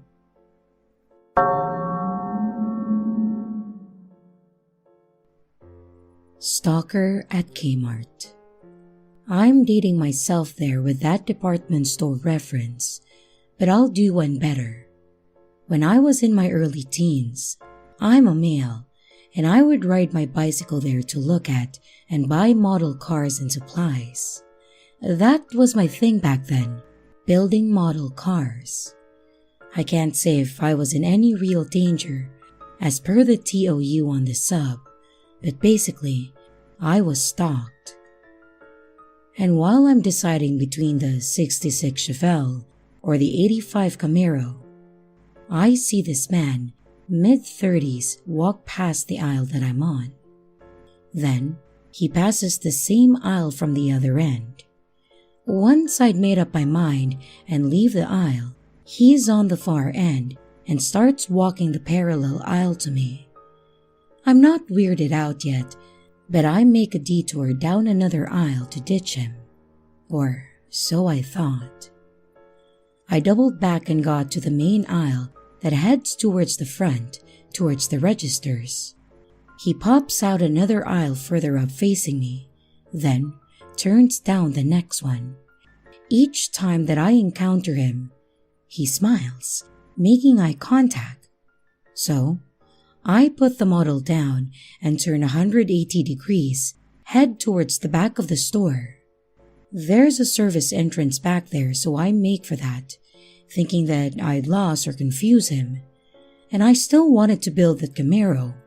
So, I went back towards the front. And there he is, sitting on a bench in the lobby, still making contact, still smiling. Now, at this point, the obvious answer would have been to just turn and bolt. But in an effort to keep my bike from getting stolen, I'd secured it to the railing inside the lobby, and I didn't want to stand still in his presence. I quickly went back into the store and zigzagged the aisles trying to lose him. By now, I was sufficiently freaked out, but still didn't want to make a scene. Every single time that I made my way back out onto the main aisle, there he was. I'm walking at a brisk pace, and he's just casually strolling, but always in my direction. And at one point, I pass the sporting goods, so I pick up and start carrying a baseball bat. I pass the main aisle on purpose now, showing him my weapon. He's unfazed, just casually making his way up and down the aisles, still smiling, still eye contact. I'm just short of running now, almost back in the service department. When he's given up the subterfuge of chance encounters, he's directly following me. He's not at my pace, but manages to keep up. I give up. I toss the bat and make for the service clerk, a relatively stout African-American man, and I say, "Hey, I think this guy is following me. Can you call someone?" And I'm throwing my thumb in his direction. He hadn't come around the corner yet, so I never saw his reaction. But we heard a crashing and heavy fast footfalls. He had run towards the service entrance, knocking over a display on the way out. The service rider stood by with me while the police were called. And once there, the cops took a statement, did a walk around, but he was long gone. Then, they put my bike in their cruiser and then drove me home. I didn't go back to Kmart on my own again until I was old enough to drive. And I still never went back for that model Camaro. Damn it.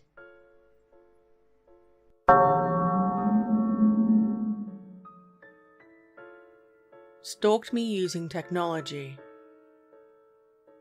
When I was in my early 20s, I dated a friend of a friend.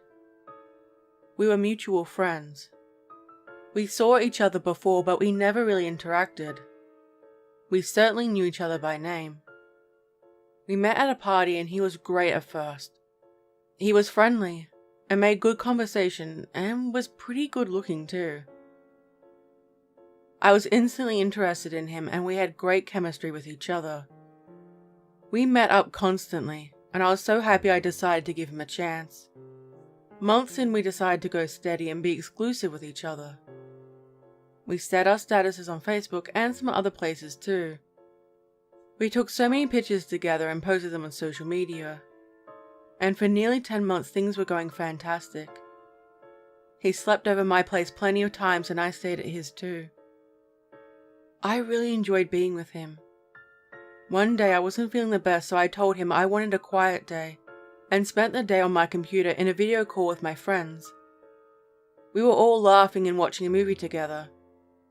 It was so good to have some girl time together because I spent so much time with my boyfriend.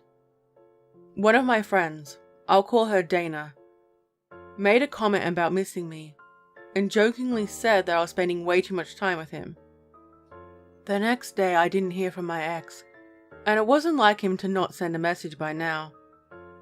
I messaged him and said good morning. He looked at it and left me on read. Weird, but maybe he was too busy to answer, and I didn't worry about it. I waited a couple of hours and sent another message to ask if he was okay. He told me he was fine, and I knew he was clearly not fine. He'd never acted like this before, and I was surprised by it. I told him if he was angry with me, I'd rather he told me why. He asked how sick I was, and I told him it must have been a temporary stomach bug. And that when I felt a little better, I went on a video call with my friends and we watched a movie. He seemed satisfied by my answer, and at the time I wasn't exactly sure why. I was just happy that he had calmed down. Things were good again, but months later we had some more relationship difficulties. He told me he didn't like some of my friends and that he didn't want me to see them anymore. I asked him exactly what he didn't like about them. He just told me he didn't think they were a good fit for me, but wouldn't explain exactly why. There was one person in particular he didn't like, and that was Dana. He always made little nasty comments about her, implying that she was a bad person. I told him I needed a reason why he wanted me to cut them off, and I didn't like him interfering with my friendships. He scowled and didn't speak to me for a couple of days. I talked to Dana about it, and she wasn't sure where the hostility was coming from. She'd always been civil with him. I thought that would be the end of it, but no. He slipped one time and mentioned something I told Dana in private. I thought maybe Dana said it to someone else and asked her about it. She denied it. I was angry about this and he supported me, told me to stop being friends with her, and if I loved him, I would do it. I hated that. I vented to some of my friends both on my phone and on the computer about it. I said how frustrated I was, that he had no right to do what he did, and that it wasn't fair of him to do this. When he confronted me about it, he knew near enough everything I said. I doubted all my friends would have run off to tell him, and some of them barely knew him, or only knew of him. I asked how he knew and he got incredibly defensive. This went on for months, and whenever we had any issues he would always know about them. It turns out he put spyware on my phone and a keylogger on my computer. Probably when I wasn't looking or he needed to borrow my phone or computer for something. I confronted him about this massive breach of privacy and he said it was normal. That all couples do this. I screamed at him this wasn't normal at all. He told me that all his exes had been fine with it. And I reminded him that he never even mentioned it to me. And I certainly wouldn't have agreed. Nor did he ever offer to show me his phone or other devices. I got my computer and phone cleared of any nasties, changed passwords, and did everything I could to protect myself. I made sure I changed all my passwords at a friend's place too. After a while, I couldn't relax, so I ended up getting a new phone and computer when I could. I couldn't shake the feeling he was spying on me for a long time after. I make sure to lock all my devices now. I also regularly check to make sure my information hasn't been leaked, and made sure there were no changes to my private information. It has been so stressful and it could have been avoided if I was more careful. What was even creepier, he left hidden cameras in my room at some point. I'm terrified what he did with those pictures or videos. I change in there. I have so many private moments in there. It's supposed to be my sanctuary. Sometimes I can't escape the feeling I'm being watched. This story won't be the worst story on your list, I guess. I don't let my partners use my devices anymore, unless I'm there to keep an eye on what they're doing. I don't like how he invaded my privacy, and had access to my information without my permission. I don't even like inviting people into my room anymore. I just want to feel safe again. Keep an eye on your devices, people.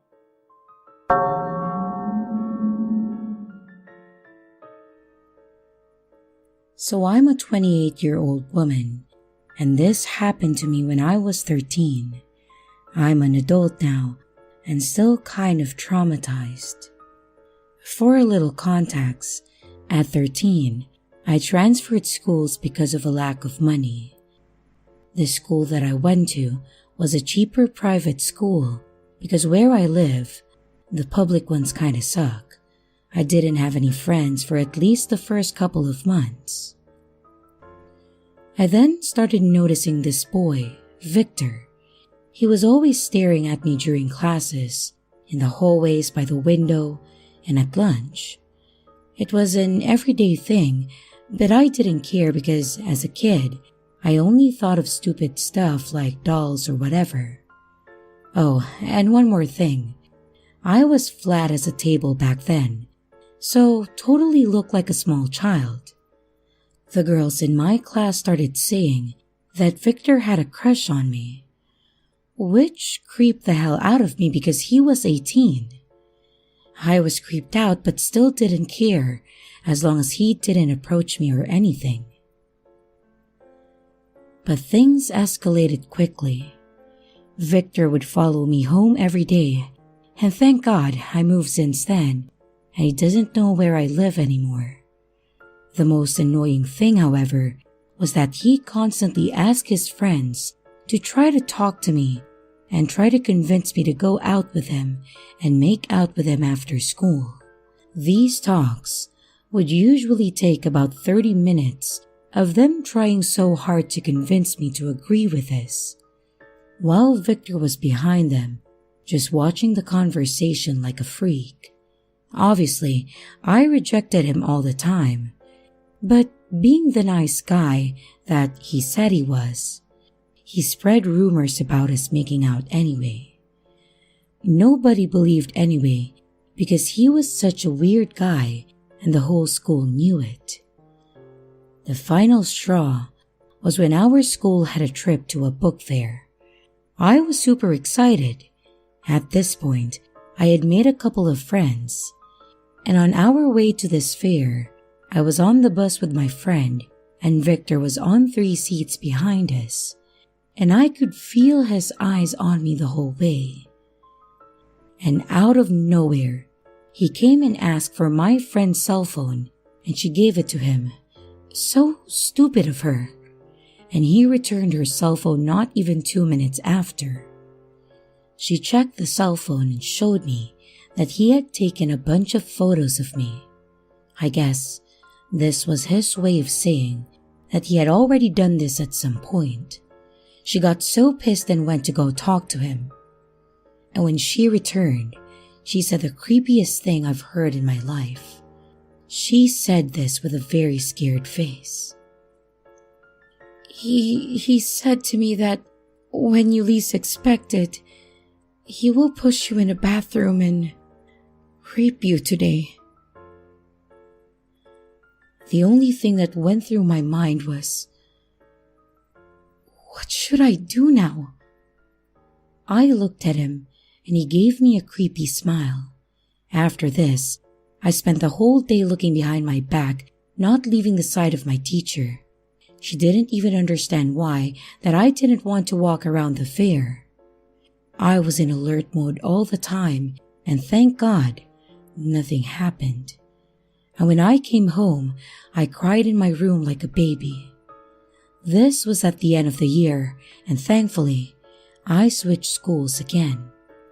I told this to my mom last year, and she was like, "Yeah, it happens. It happened to me too when I was your age." So shocked about how this is a common thing. I'm now 28, and I still see Victor on the streets. He has followed me around a few times, and I always walk in circles until I lost him. But sometimes, he waits for me outside the stores or restaurants. I think about what would have happened to me in that book fair if I didn't have my teacher next to me the whole time, and I wondered if one day he'll do something or just keep this creepy behavior.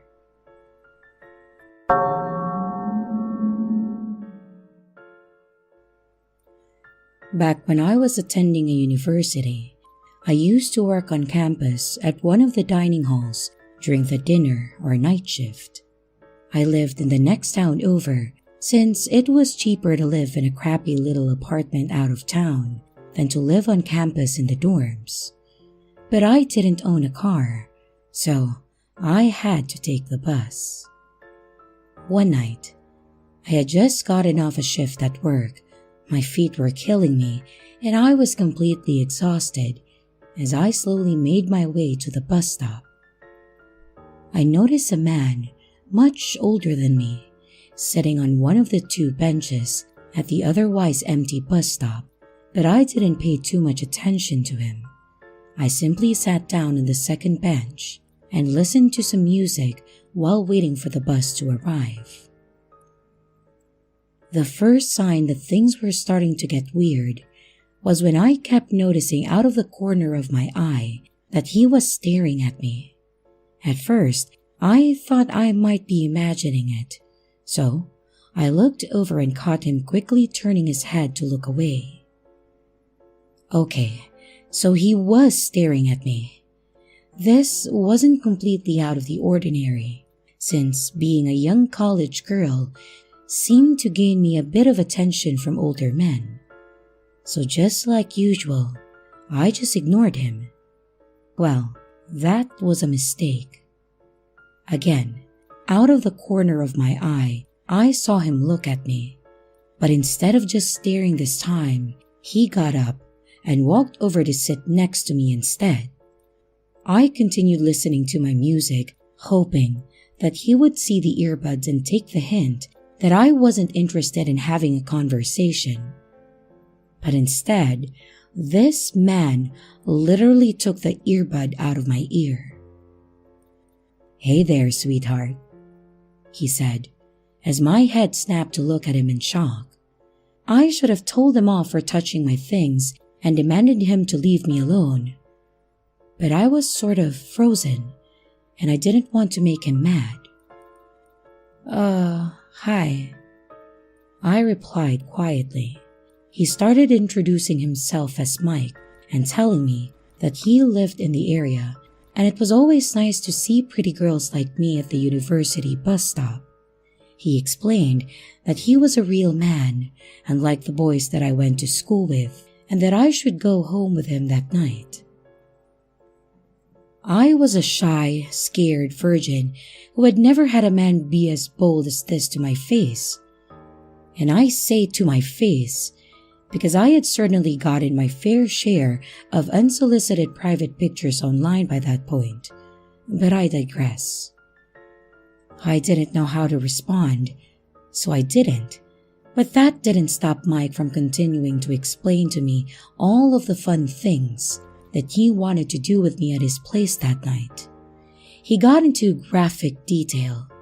The things he described started out with the basic things you'd expect, and then escalated to him asking if I liked being choked until I turned purple and passed out in bed.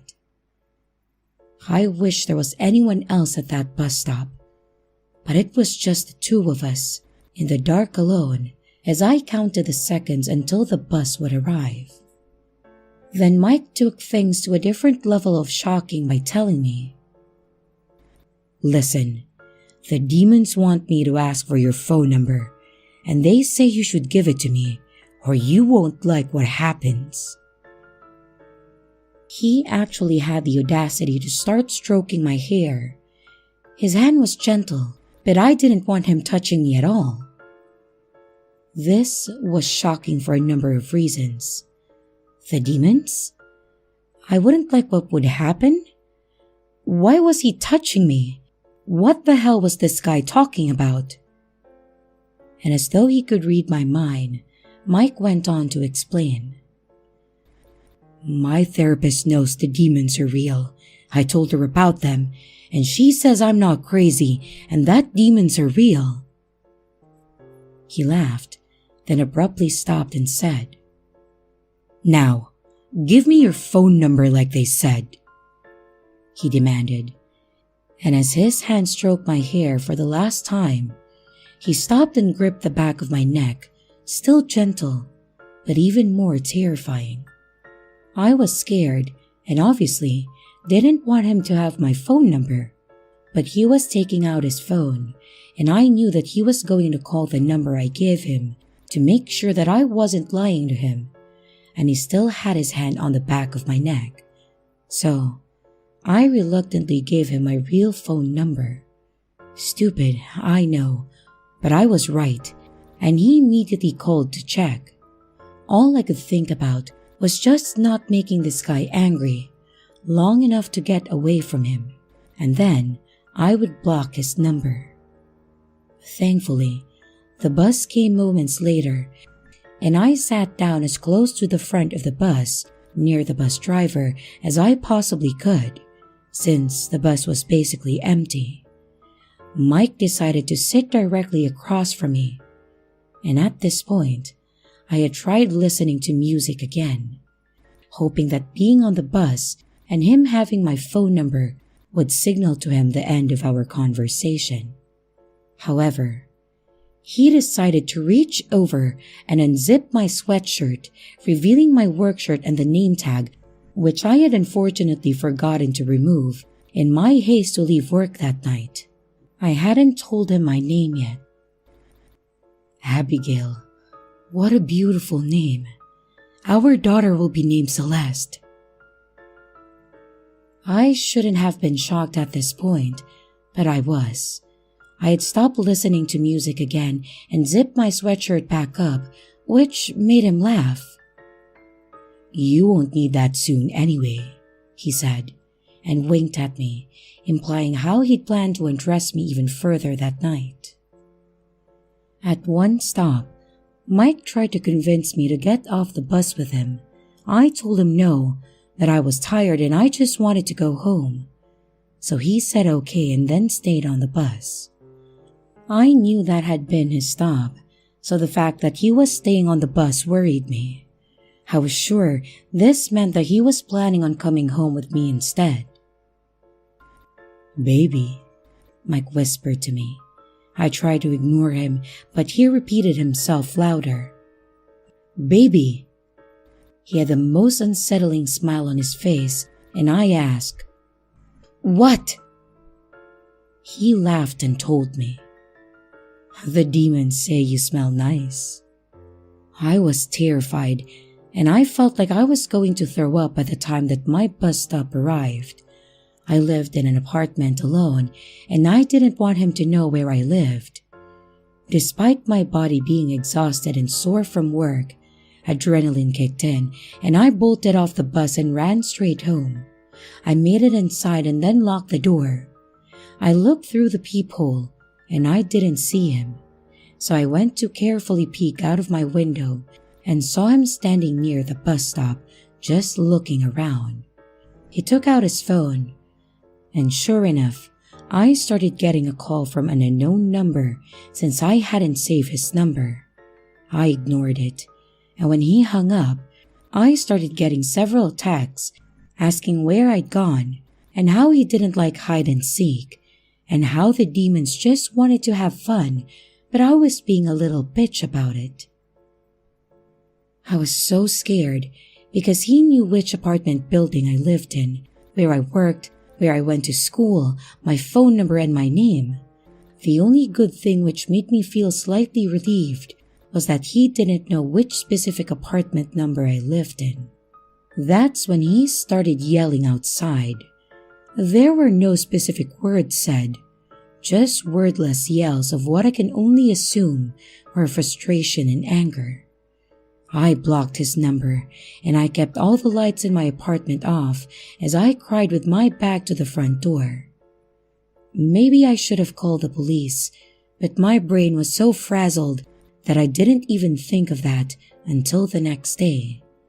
And by then, All I knew about him was that he was a mentally unstable man, probably named Mike, who hadn't actually done any physical harm to me, so I didn't think it was worth it. In hindsight, I know that I made a lot of stupid mistakes during this experience. I ended up moving away entirely at the end of that term of school for unrelated reasons. But until then, I switched to day shifts at work and I was paranoid every single night. Thankfully, I never saw the man again though. So Mike, the scary guy from the bus stop who tried to follow me home, I never want to meet you or your demons ever again.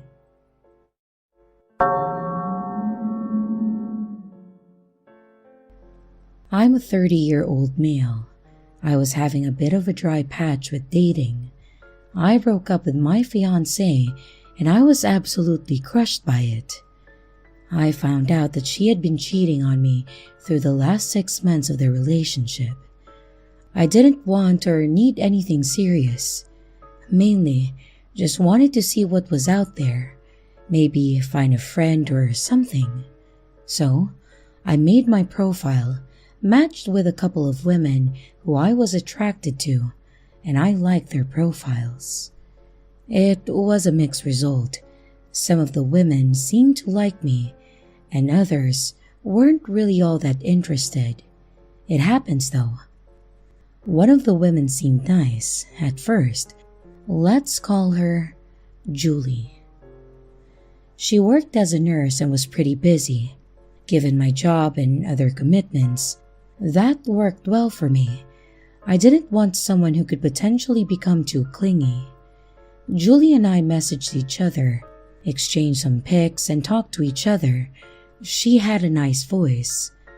I didn't tell her where I worked, but I realized she managed to find out where I worked.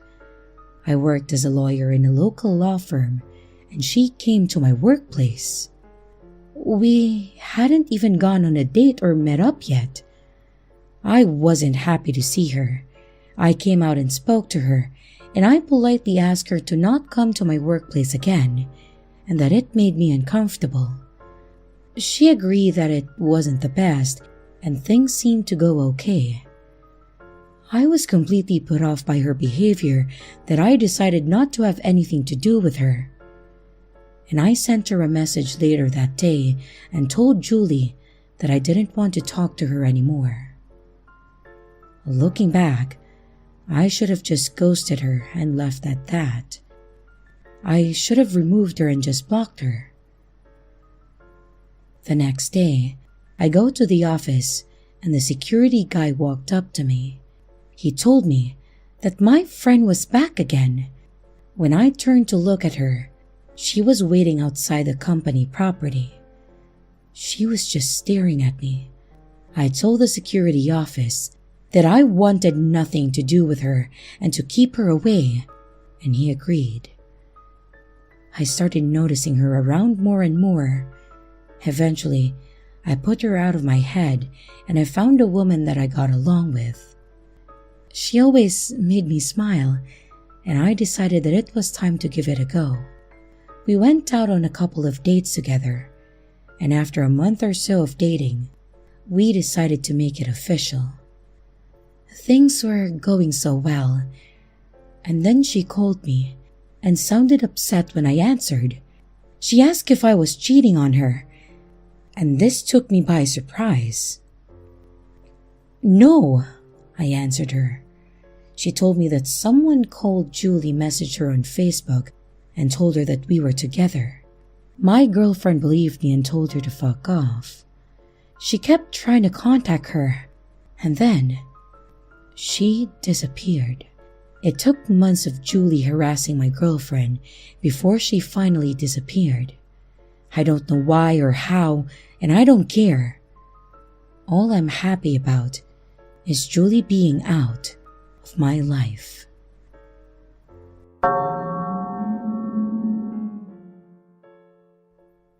This happened at my previous job, and it's a bit long, so bear with me. I'm 24 and female, by the way. Howard was a senior in my team. One day during chit-chat, he asked me to recommend some colognes to him as I know a lot about perfumes and fragrances. I recommended some, and then he asked me to help him buy it. I suggested it's better to try it out in person before buying for colognes. But he insisted many times that I buy my recommendation for him. So I did eventually. And after I bought it, I WhatsApped him the receipt, and he texted back, "Thanks, I'll treat it as a gift from you." He did pay me back later, so I thought he's just making a joke. The manager of my previous team, Alfred, asked me to go grab a drink after work another day as he noticed that I was frustrated at work lately. He also said that I could invite more people if I wanted. So I invited Kate, my closest friend in the company, who was also in Alfred's team. Kate suggested to me to invite one more colleague as she believed it was better to hang out in a group of 4. I think for a bit, and then I invited Howard as he had worked under Alfred before. I told Howard that Alfred wanted to buy all of us drinks.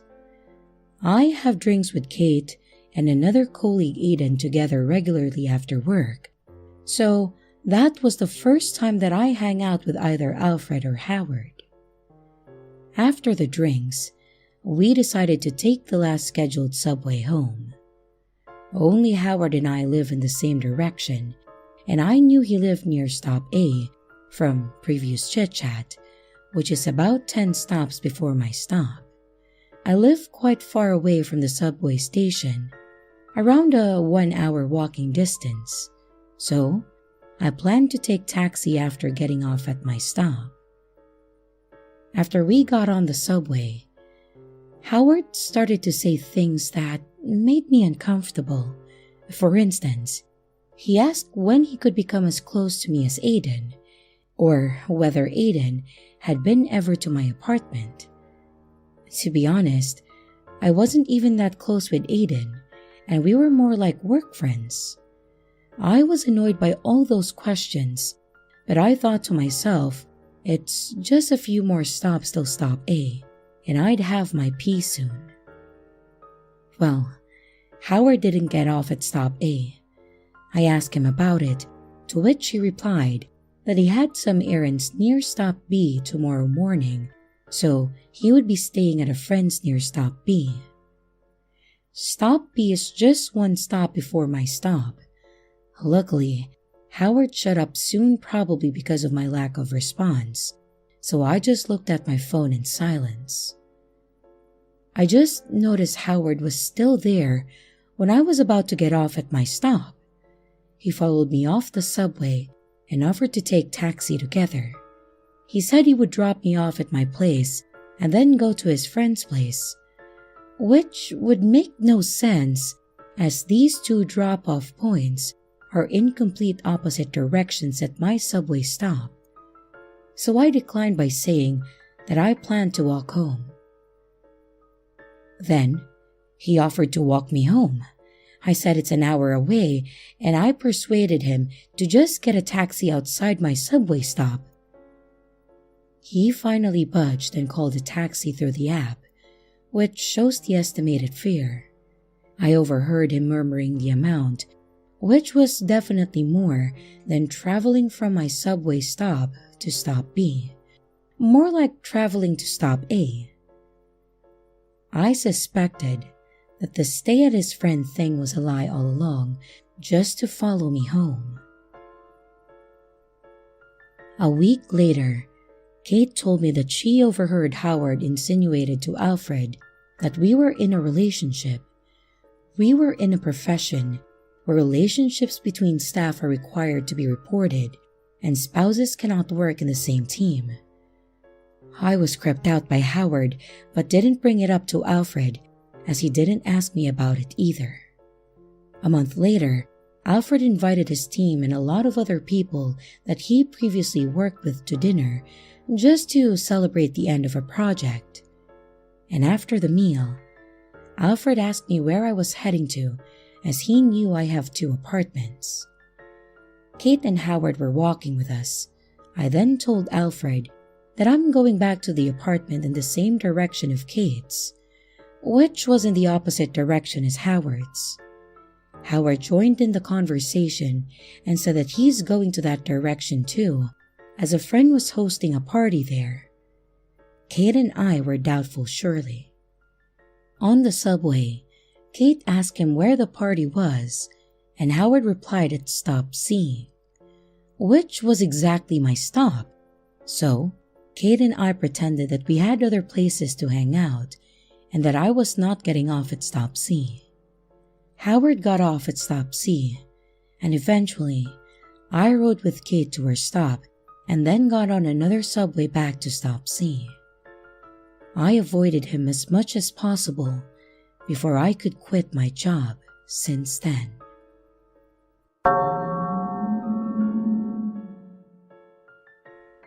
I've quibbled with the thought of publicly sharing my story for a while now. Recently, I've arrived at a place where I think the benefit of sharing outweighs the risk. So, I'm taking a chance and just putting it out there. Maybe it will help someone. Many times I've looked back on the odd events leading up to the scariest night of my life, October 5th, 2015. I'd like to say that I did everything right, but honestly, in hindsight, I should have done more. I am convinced that my son, who was 3.5 years old at that time, actually saved me from harm that night. I could have easily become another statistic in the crime database, and although my stalker did not hurt me physically, it took me months to get past the psychological damage. So, here's my story. In May of 2012, I temporarily exited the workforce following the birth of my son, Chris. He was born with a physical birth defect that would require multiple corrective surgeries during his first year of life. He was also born 2.5 months early, which had complicated things further. Chris's father, Aaron, agreed that I should stay home with our son until he was 1 year old, considering our circumstances. In May of 2013, I felt comfortable enough to leave my son with a babysitter, so I went job hunting. I ended up being hired on the spot as a waitress at a small but very popular chain restaurant in my little town. Let's just say that this little diner is widely known for their waffles, and let's just leave it at that. I was hired on to work on the second shift, and after 2 months, I had worked my way up to the first shift. By the summer of 2014, I had a long built-up clientele of regular customers that enjoyed my service and tipped me well, enough for me to have a little putback in savings, which came in handy when Aaron and I broke up. I ended up moving out of our apartment with Chris and renting a small 2-bedroom trailer in the same town. It was mid-November of 2014 when I first met Ryan, the man who would later stalk me. It was an abnormally slow Saturday morning shift at the diner. 2 men, one late 40s, early 50s, and the other maybe early 20s. They walked into the diner together and sat down in my section. They were my only customers at that time. So, when the older man of the two started making small talk, I had time. The older man introduced himself to me as Ryan, and the younger man with him was his son. Right away, by his body language and tone, I could tell that Ryan was being flirtatious with me. He even cracked a cliché joke saying, "Nah, there's no way you work here because you're too pretty and you have all your teeth." Honestly, I wasn't super amused with that tired kind of humor. And while Ryan was decent in the looks department, I was a little annoyed with being casually hit on by him. I was 25 years old at that time and much closer to his son's age. But nevertheless, I faked merriment because a happy customer equals a better tip. It's just part and parcel to the job. Suffice to say that my fake laughing and smiling paid off, earning me a $10 tip on a $20 ticket. They were only there for 30 minutes too. Not too bad, I thought to myself. The following weekend, Ryan came back to the diner. This time, he came alone. There was nothing unusual about this interaction than from the last. I took his order, we chit-chatted when I had time, and I kept his coffee refilled, and that was it. But apparently, he enjoyed his experience because again, he left me a $12 tip on an $8 ticket. Ryan began visiting the diner every weekend from then on, up until the end of December. And by then, he had started coming 2 to 3 times per week. At this point, he really started showing an interest in getting to know me. Now, that's not something unusual per se. I had some other regulars that I actually developed friendships with, some even getting me Christmas gifts and such. So, I did tell him things about myself in casual conversation during his visits. Just normal things that normal people talk about. And one of the things that I eventually told him about was the medical miracle that is my son. I even bragged about the fantastic job his doctors did, showing him the before and after photos of his surgeries. And over those past several weeks, Ryan's attitude towards me had changed. He was no longer this annoying, flirty middle-aged guy, but rather a seemingly caring person. Maybe I was naive, but I genuinely appreciated his kindness, and I did not interpret it as a romantic gesture at all. And Ryan continued coming by on my shifts for breakfast 3 times a week. February of 2015 is when the first strange event occurred, which was soon followed by a string of more. It was a Tuesday afternoon, and I had picked Chris up from the babysitter, and I was heading home from work. Now, where I lived was on a small uphill dead-end road. As you pulled onto my road from the main highway, you could easily see my trailer on the right side at the top of the hill. It was positioned perpendicular to the road, and the back side of it is visible as you drive up the road.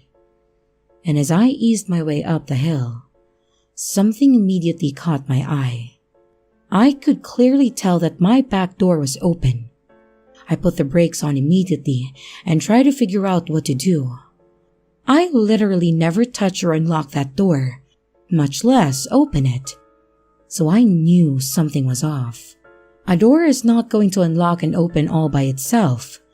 I ended up parking my car off to the side of the road and calling Aaron. At this point, we were on good terms and co-parenting our son very well, and Aaron came straight over and checked out my trailer, while I remained back in my vehicle with Chris. About 5 minutes after entering, he called me and told me that it was all clear. So, I made my way up the hill expecting to have been robbed or something. But nothing was missing. There was no damage to the door, so Aaron basically brushed things off saying that I must have forgotten to close the door myself or something. I knew better, but since there was no sight of a break-in, I let it go. 2 days after that, so on Saturday afternoon, I'm off work. I'm heading uphill on the road toward my driveway. My son is spending the weekend with his dad, so I have the house to myself that evening. A wave of relief washes over me as I see that my back door is still closed. Now, I don't know why I decided to do this, but something compelled me to actually inspect the door up close. I needed to also make sure that it wasn't tampered. But to my horror, I discovered that it had. There were pry marks along the edge of the door jamb. I immediately went inside and unlocked the door so I could open it and inspect further. The edge of the door was bent to hell and back on the inside where the doorknob met the jamb. That damage wasn't there 2 days ago when Aaron installed the new lock. I deduced that someone had probably been using that credit card trick to easily break into that door, since the way it locked was by the knob. And when they figured out that would no longer work, they tried to open it, not knowing that a new lock was on the other side of the door. I'm thankful that lock held. At this point, I called the police and made a report. They basically told me that there wasn't much that they can do in this instance, other than document the incident, and they told me to call if anything else happened. Needless to say, that wasn't satisfactory to me, but I didn't know what else to do. I didn't feel comfortable sleeping at home that night, so I ended up making the hour drive to my parents' house and crashing there. Nothing else happened for a little while, and by March, I had been able to put February's events behind me and feel secure in my home again. I was working and going about life as usual, and at this point, Ryan had begun visiting the diner 5 days a week. Oddly enough, he was there each shift that I worked, and it became a running joke with the other waitresses, and in a funny way they teased me about having a stalker. Well, I would soon find out just how true that actually was. Because in April, things got weird. I came home from work one day to find my grass had been mowed. Now, I usually paid a neighbor to do it for me since I didn't have a lawnmower. My yard was small, but maintaining it was a requirement for my lease agreement. My neighbor didn't charge much to mow it, and he needed the extra cash, so it was a win-win for us. But I knew that I hadn't asked my neighbor to mow recently, so I thought that it was strange. I asked him if he went ahead and decided to do it anyway, and he said that he hadn't. So I called my landlord and asked her if she had mowed my grass for some reason. I knew my grass hadn't been high enough to warrant that, but it was the only possible explanation. Of course, she said no. She hadn't mowed my grass and I was stumped. I then assumed that an anonymous neighbor must have mowed my grass out of the goodness of their heart. You know, like a pay it forward kind of thing. I mean, what else was I to think? And all throughout April and the beginning of May, my grass was being anonymously mowed once per week. I know it sounds strange reading it, but at that time, I genuinely thought a neighbor was just doing neighborly things and didn't want to be recognized for it. On May 5, 2015, Aaron and I decided to take Chris to the zoo. When we got back from the zoo late that afternoon, we discovered that my front door was cracked open. Now, my front door did have a deadbolt, but I must have forgotten to lock it. How freaking stupid of me. You can imagine how upset I was due to my back door being tampered with multiple times back in February. I just didn't understand why this was happening again. And like all the other times, nothing was taken. My belongings seemed untouched. Yes, I was feeling targeted, but I didn't call the police because I felt like I technically had nothing to report. There was nothing stolen or vandalized, just an open front door. So, I let it go again. And 2 days later, I would discover the depth of things. May 7, 2015. It was one of my rare off days, and I was at home relaxing with the diner called me. I answered thinking maybe my boss wanted me to come into work. Well, it wasn't my boss, but my co-worker Celia. She stated that someone named Mary called the diner asking to speak to me. Mary had asked for me by name, and since I wasn't at work that day, Mary left her phone number and requested that I call her as soon as possible. I thanked Celia for relaying the message, and I ended the call perplexed.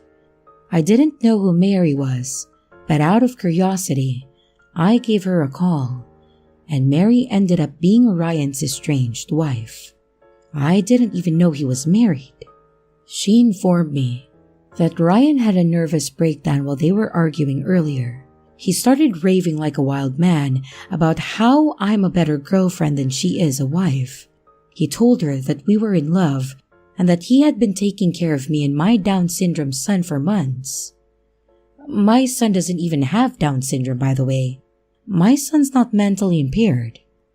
She initially thought that it was all just crazy talk considering his mental state. He mentioned where I worked, he said we were going to get married, and he said that I had asked him to adopt my son. He said that he was going to run away with me in order to get away from her. He even told her that he started visiting me after following me home one day. And when he said that, Mary knew that something was very wrong. Ryan had somewhat of a history with mental issues, and Mary was used to him weaponizing things to hurt her feelings during arguments, even if those things are lies. But she said that this time was different. She knew that he had started frequenting the diner, and red flags went way up for her when he admitted to following someone home.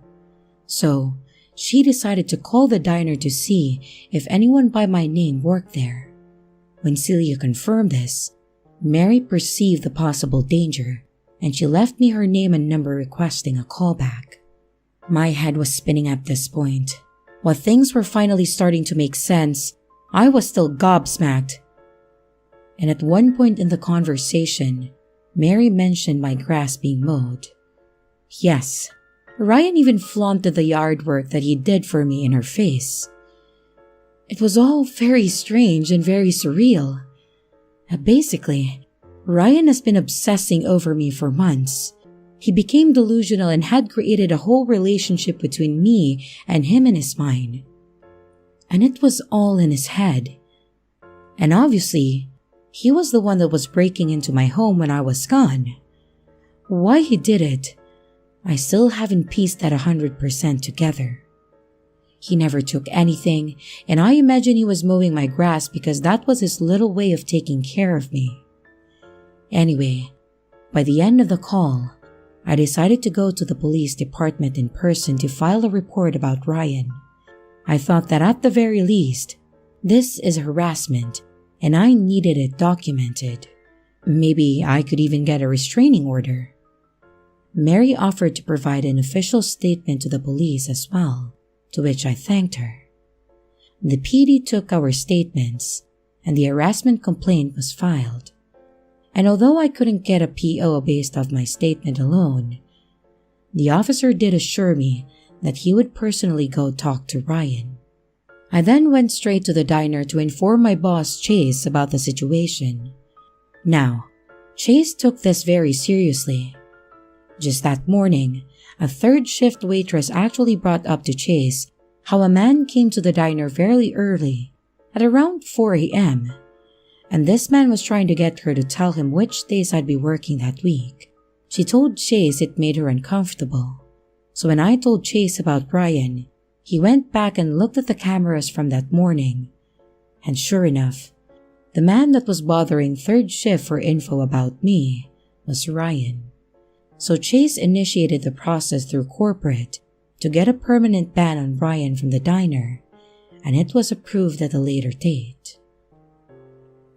I was scheduled to work the following day, and I was nervous throughout my entire shift. But thankfully, Ryan didn't show up, nor did he show up the following day or the next day after that. And all was quiet at my home as well. The officer showing up at Ryan's house to speak with him must have spooked him enough to stop. Weeks, then months went by, and no Ryan in sight. No vandalism at my home, no mysteriously mown grass, nothing. My life had completely gone back to normal. But things changed again in October. October 5th, 2015. It was around 8 p.m. My son Chris fell asleep on the couch while watching a movie, and I had dozed off as well, until I heard a few very light knocks at my front door. I then walked to the kitchen and looked out at the only window that faces my driveway. No cars there except my own, so I figured that the light tapping that I had heard at my door was either just the TV or my half-asleep brain playing tricks on me.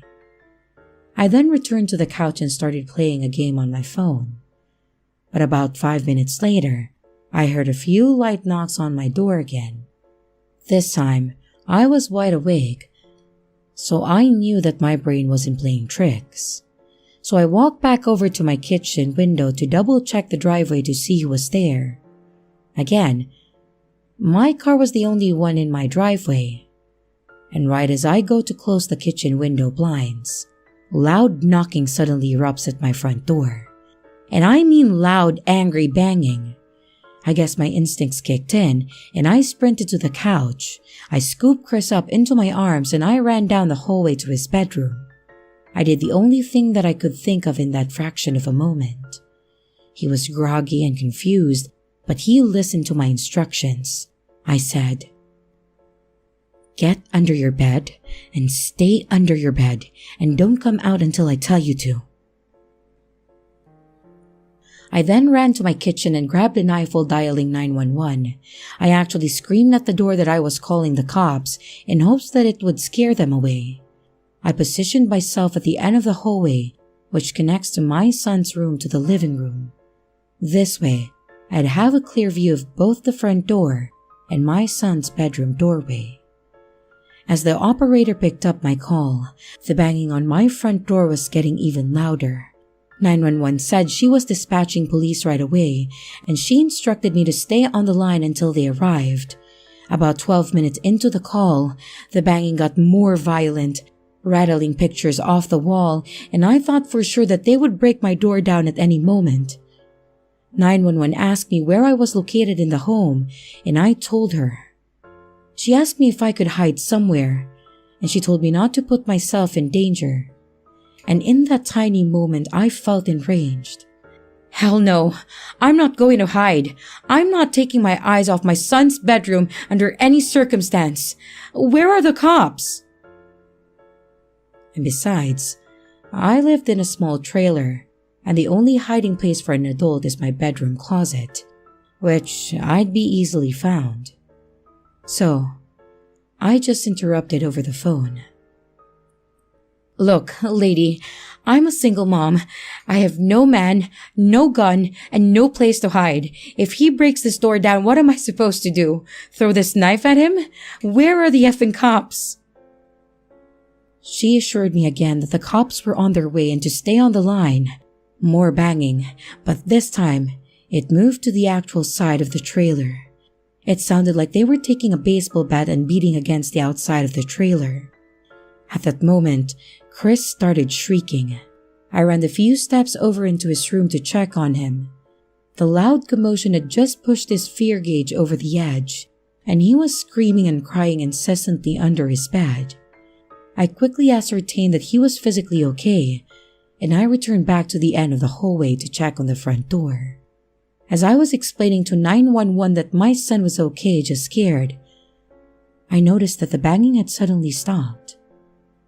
I waited another minute or so, trying to listen out for any sign of further escalation, like maybe a window breaking or something. But all I could hear was sobs coming from my son's room. All in all, it took the cops 23 minutes to arrive, and by then the perp was long gone. For reference, I live about 10 minutes away from the police station, and 911 even called it in as an active home invasion, and I was livid about the response time. My front door was made out of some type of metal, just a cheap generic trailer door, but now it was covered in dents. There were noticeable scratch marks on the lock, and the siding of the trailer was damaged where the perp had hit with something. Given the history, I immediately suspected Ryan was the perp. The police said that since I didn't actually see the person, then they couldn't arrest him without an eyewitness. The most that they could do was make a report, and they did end up canvassing the immediate area in case he was on foot. However, there was no sign of him or anyone around and about. I deduced that he probably had parked nearby out of sight. That way, his vehicle wouldn't be spotted or recognized at my home. My home was situated next to a thin patch of woods that has public access roads on the other side. I also am absolutely convinced that Ryan had nefarious plans for me that evening, but when he discovered that my son was at home with me, he bailed. He stopped trying to break into my home that moment that my son made his presence known. For whatever reason, Ryan always lit up when I talked about my son. He used to initiate conversations about Chris just to watch me dote over him. And looking back, I guess it was his morbid way of bonding with my child. And I think in his own warped way, he grew to care about him. So when he heard Chris scream, he decided not to follow through with whatever his plan was for me. I ended up taking a few days off work because I was so shaken up. I stayed at my parents' house during that time because I was afraid to go home. And my landlord had the damaged door replaced while I was gone. Realizing that I had a job and a life and that I couldn't stay gone forever, I knew that I had to go home. So I got a gun, a small caliber revolver, but it would do the job. And then I went home. I lived in that trailer for another 4 months before I saved enough money to move. It was totally peaceful during those months, with no further events or altercations. But I just couldn't stand being there anymore. And since then, I had changed jobs, met someone special, got engaged, bought a house, and then got a dog. No further sign of Ryan anywhere during any of these life changes. And it's been nearly 7 years since any sign of him. Ryan seems to have disappeared out of my life in the same manner that he first appeared, out of nowhere. And I couldn't be happier that he's gone. Hopefully, it stays that way.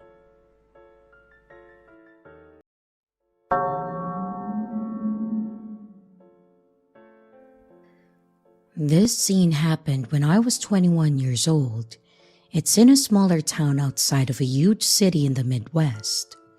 This was 1981, and I worked at a fast food, and they stayed open until 3 a.m. My then husband worked for a bowling bowl alley as a manager, and he was never off before 2 a.m. I was expecting my first child, and business was slow, so I was sent home about 1 a.m.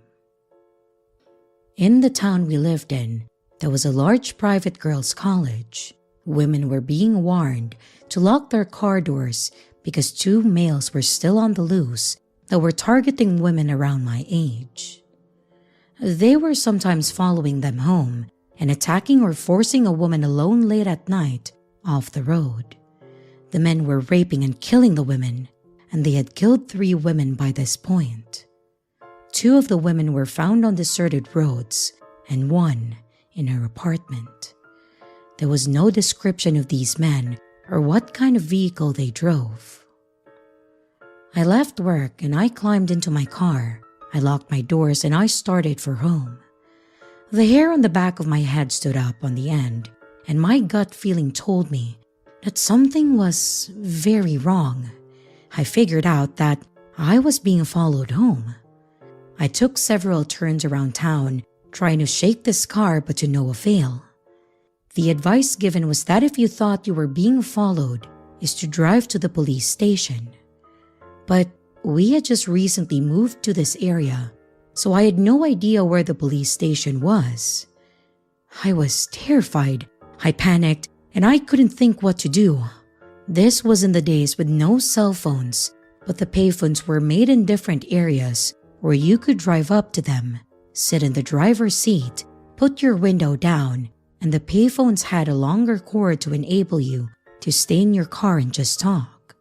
You still had to deposit money in order to talk, even when you're calling 911. I thought briefly about trying to get to one of these phones, but I was too scared, and I didn't think that I could have a coin ready in time before these men could have the time to approach me. My parents lived about 4 streets over from where I lived, and I decided that the safest decision was to try to make it to my parents' house. I was still being followed when I got to my parents' house. There was a short block that you could go around, and I went around this block about 3 times, and every single time that I did, I honked the horn. You would have thought that laying on the horn would have discouraged these creeps from continuing, but it had no effect. If anything, they moved in closer behind me. I pulled into their driveway, and these creeps pulled right in behind me, turned their lights off, and I heard their doors open and shut. I was beyond terror at this point, and they were out of their car, one coming up on one side and one on the other. My parents' house was a split level, and you pulled up in front of a double-car garage. In order to get into the house, you had to go in through the garage door or the front door, and the front door was to the left of the driveway, about 2 car lengths away, plus a set of steps. I laid on the horn again, and they still kept coming. My dad, who is a retired military, oftentimes stayed up late at night watching TV. And thank God that he did this night. All of a sudden, he turned the porch light on and burst out the front door. He assessed the situation instantly and started yelling at these creeps to get the fuck away from my car while barreling down the steps towards them. At first, they didn't retreat very fast, but they must have thought better. My dad is very big-boned and about 6'4". He had a brother that played in college football, and he wore a size 15 shoe. He made it to the front of their car and pounded on the hood of it before they were able to burn rubber, reversing out of the driveway. While he was unable to get a license number because they didn't have a front plate, he was able to describe them and gave a make and model to the police. The police told me how fortunate I was that my dad had realized what a dire situation I was in. I still get chills thinking back to that night, and I remember it as if it were yesterday. My dad said that he thought he heard a car honk more than once and that he heard me in the driveway. He had just shut off the TV and he was heading for bed when I pulled in. But thank God, my dad acted so quickly, or I might not be writing this today. This incident has caused me to be hyper aware of my surroundings, and I never turn into my driveway without making sure that I am not followed. Always be mindful of where you are, and don't walk around with your headphones on or phone pressed to your ear. You never know when you may be an opportunistic moment for someone with ill intentions. Know where your local police station is, and if you ever get chills that something is wrong, drive into the police station, and the police are more than happy to help you out. It's really better safe than sorry. The police did capture these creeps about 2 weeks later, and they didn't get a 4th victim. They were both on probation for kidnapping and rape and served their time, and decided killing their victims left no witnesses. My dad is still my hero today because his quick actions prevented me from being the 4th victim. And the color, model, and make of the car that my dad described was the description of what they were driving when they were arrested.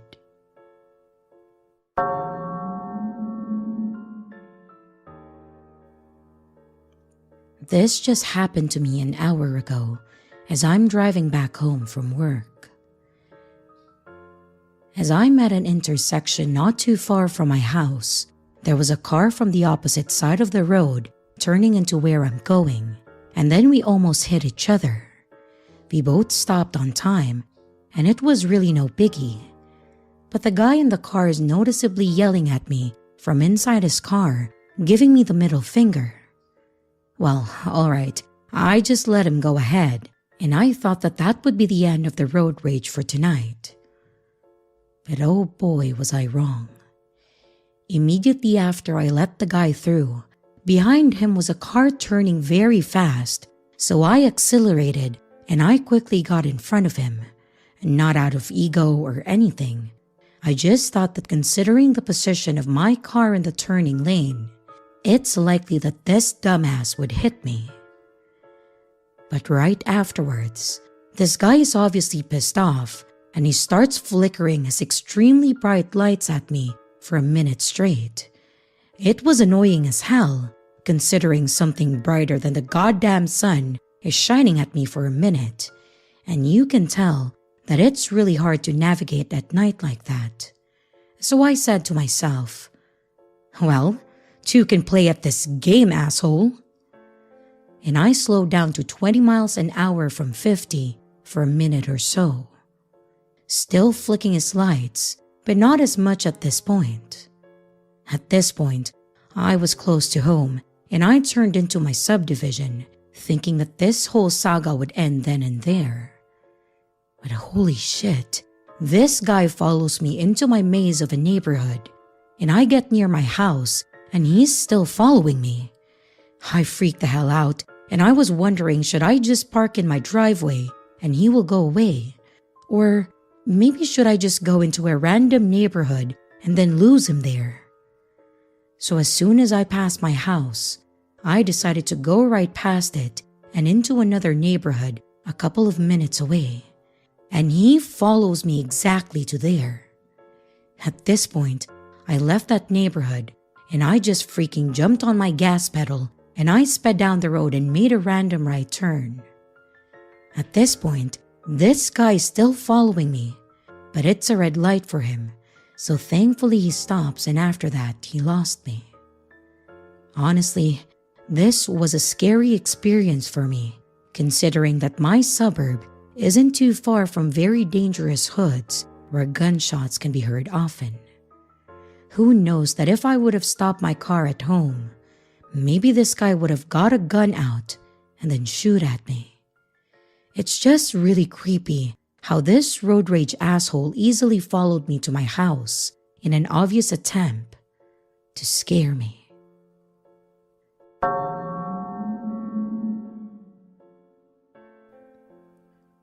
Warning: allusions to suicide, death threats, harming language.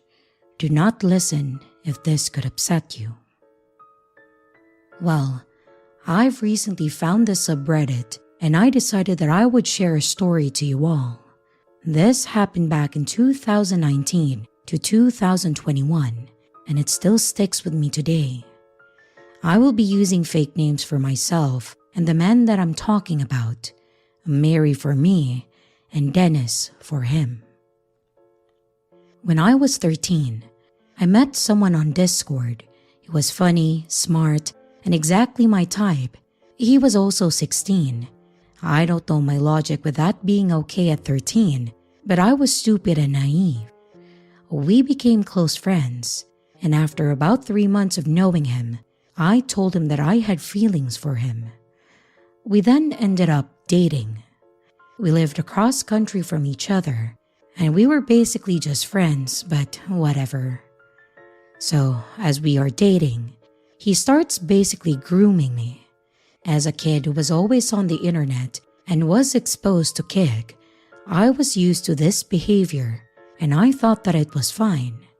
He had me send nude photos, gross messages, and pretty much worship him. I wasn't allowed to talk to people on Discord without him there and stuff like that. He told me that he would kill himself if I ever left him, or how he was always on drugs because he was so sad. He also was incredibly racist and thought Nazi jokes were okay. And I'm so mad at myself for not realizing that it wasn't okay back then. He ends up cheating on me with his ex, and then he tossed me out the door. He doesn't talk to me anymore and says we shouldn't talk anymore because we aren't together. But here's where it gets bad. And note that this happened over 5 years ago and I have a spotty memory of this time.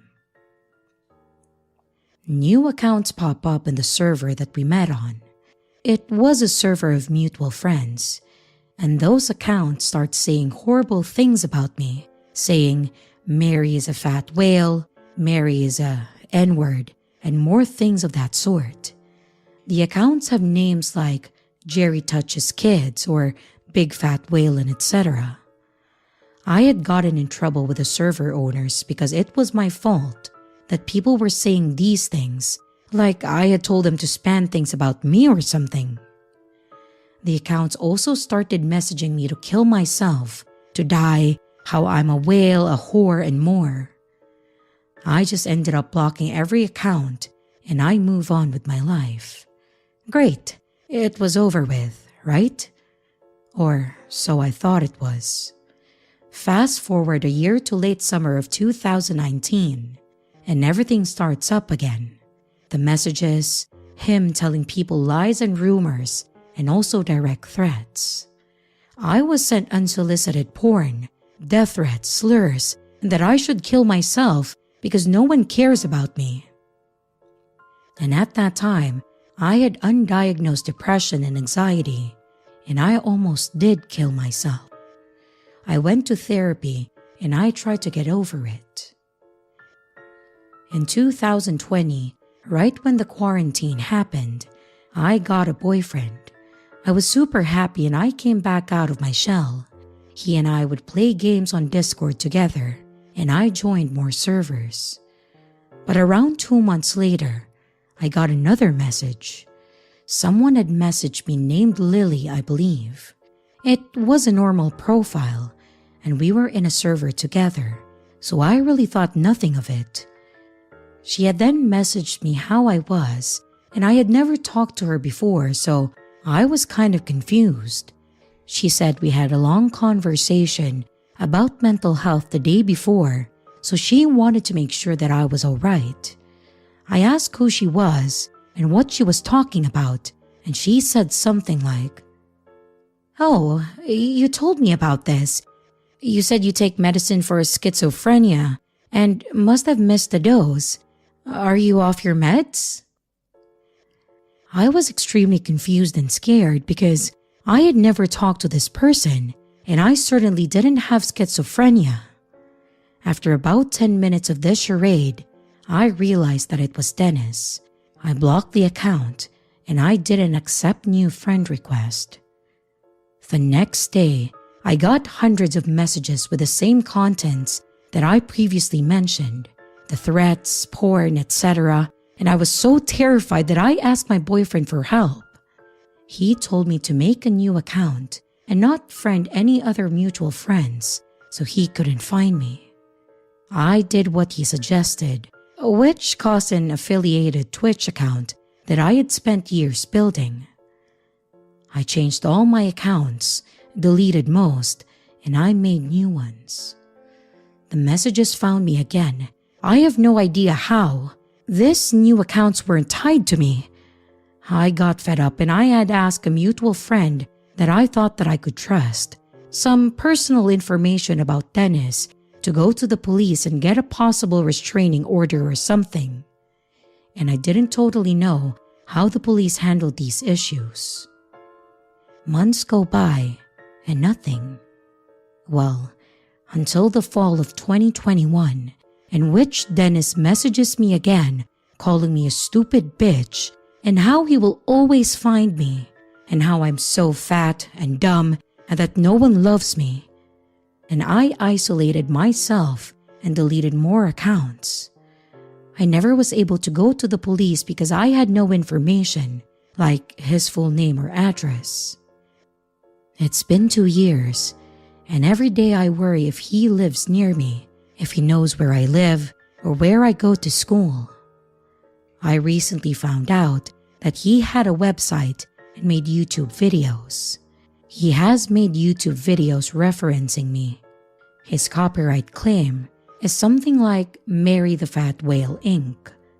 I can't find it anymore, so I put the closest to what I remembered. It was hell, and I'm still worried every single day that he will find me. I believe he has a Reddit account and could find this. And I hope that we don't meet again, Dennis. I wish you the worst.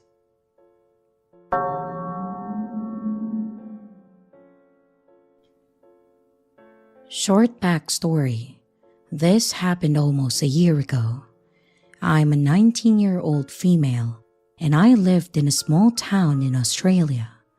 I always take my 13-year-old Jack Russell mix for a short 20-minute walk down the road at about 7 to 7:30 p.m. On this night, I had to take him at about 8 to 8:30 p.m. as I had to work late. The sun was just setting to the point where I can see, but not too well. That could have just been my poor eyesight, but it was enough to manage without needing a flashlight. Although I did have one on me, I just didn't want to use it. We had just made our loop around a small community garden, and as I was leaving the gate, I looked to my right, and I saw a person in all black heading towards me. I was also wearing all black, so we both looked pretty suspicious. But out of panic, I crossed the road and I headed left. They did the same not 1 second later. I'm a naturally fast walker, but I made myself go faster. All I had to do was cross the road one more time and then turn right, go down a few houses, and then I'm home. So I'm walking faster, but not enough to where it was obvious. I crossed the road and I turned right, and this person didn't cross the road, but he turned right and stayed on the other side of the road. We were about parallel on the street, and I knew that if they crossed the road, I could run, and I wasn't too far from home. When I got into my yard, the person stopped across the road, and at this point, I realized that the door was locked and I didn't have a key. The person stayed across the road as I rang the bell. I was pounding on the door, and my older brother answered, and the person had just made it into our yard. My brother told this person to F off, and he walked back the way we came. My brother asked who it was, and I explained everything to him. From this day, I take my dog for a walk before work, early in the morning, rather than after work at night. I do enjoy sunset walks, but for my safety, I stop them, even after a year.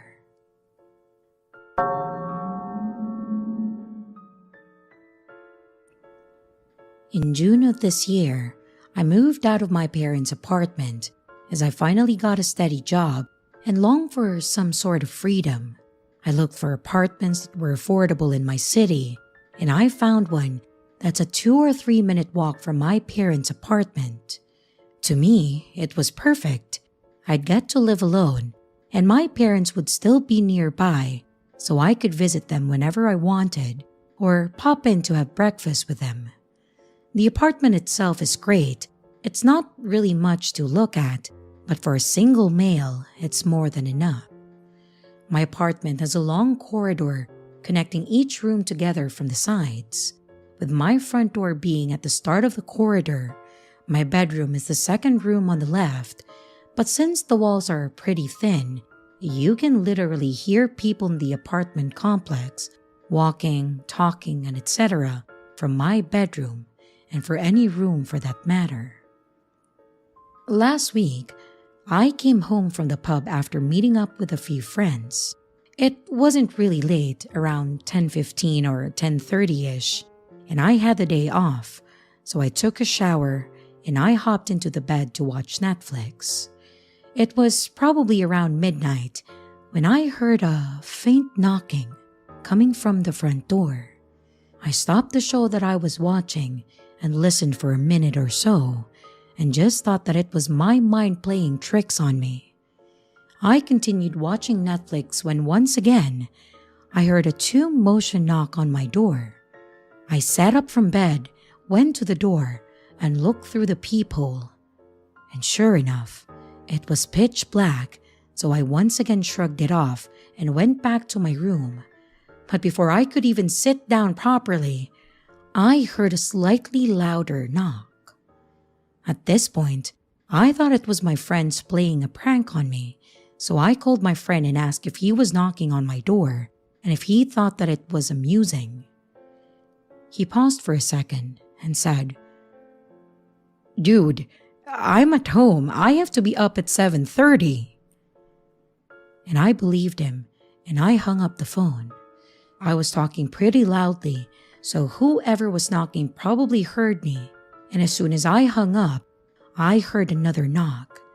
At this point, I was pretty pissed off, so I walked to the door, looked through the peephole, and I saw nothing. I then unlocked the door, took a peek, and closed the door and locked it. Me, being angry and a bit intoxicated, I decided to wait and catch whoever was knocking. So I spent a solid 10 minutes silently looking through the peephole before being a bit startled as someone put their hand over the peephole and knocked again. I immediately started unlocking the door and I ran out to the apartment hall and I heard someone booking it down the steps. And I heard him lean against the wall as his jacket shrugged the wall. So I ran a few steps down before realizing that whoever this is was waiting behind the corner to get the jump on me.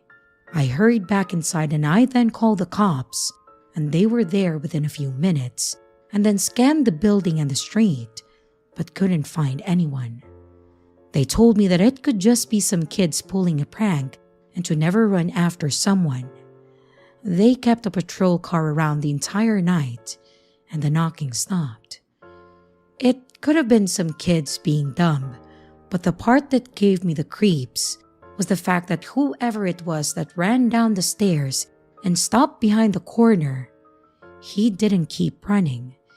If it were some pranksters, I find it more likely that they would have just booked it outside. As I said, it's been a week and the knocking stopped. It kept me on edge for a few days because I just expected to be jumped by someone while walking into my apartment. But so far, nothing has come of it. I've let it go at the moment, and I just hope that it won't happen again.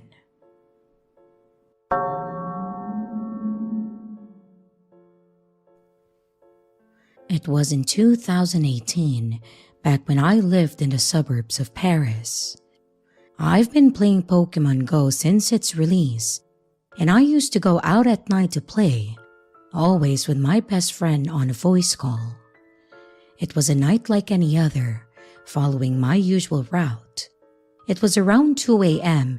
and I had already covered a good 2 kilometers, and I found myself about 1 kilometer away from home. I was standing near a Pokestop, catching what I could while talking to my friend, just like every night. It was a residential street with a few streetlights, but it was quite dark as there was a field just behind it. After about 5 minutes, I noticed a man in his 30s on the opposite sidewalk. He was just a few meters away from me, and he was holding head shears in his hand, and there were a pile of branches at his feet. I thought the man was just trimming the branches of his tree. However, when I described the scene to my friend, he said, "You should leave right away. No one does gardening in the middle of the night." But despite my friend's warning, I was so focused on Pokemon Go that I wanted to capture all the Pokemon before leaving. So I stayed, but while keeping an eye on the man's actions. As I looked at the man, I realized that he wasn't cutting any branches. He was only staring at me. He would occasionally move and hide behind a parked van nearby while spying on me through the windows. However, he knew very well that I could see him, and I began to feel scared.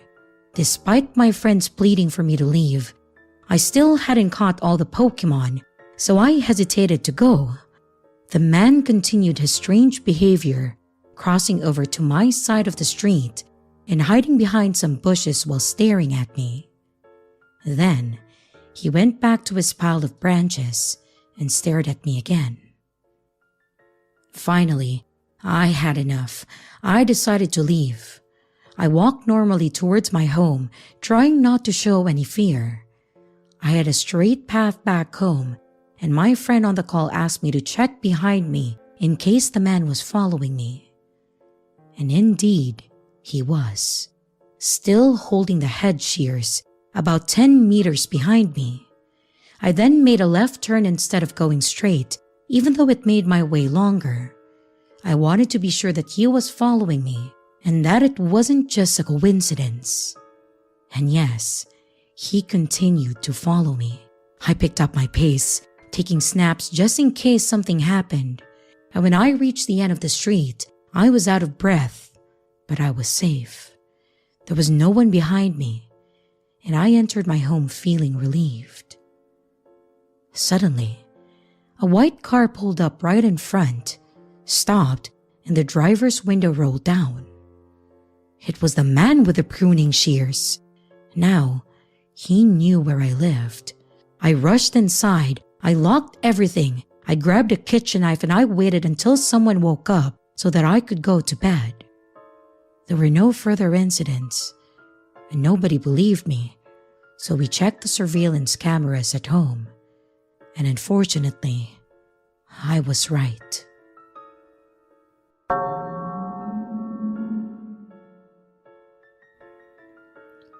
When I was 18 and newly graduated, I ran into some issues with my attempts to enroll in college.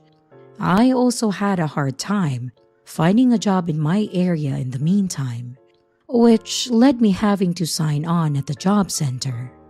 They determined that I was too shy to succeed in interviews and then placed me in a group that was supposed to teach me interview skills in order to fix that. Well, the group ended up ultimately being a complete waste of time.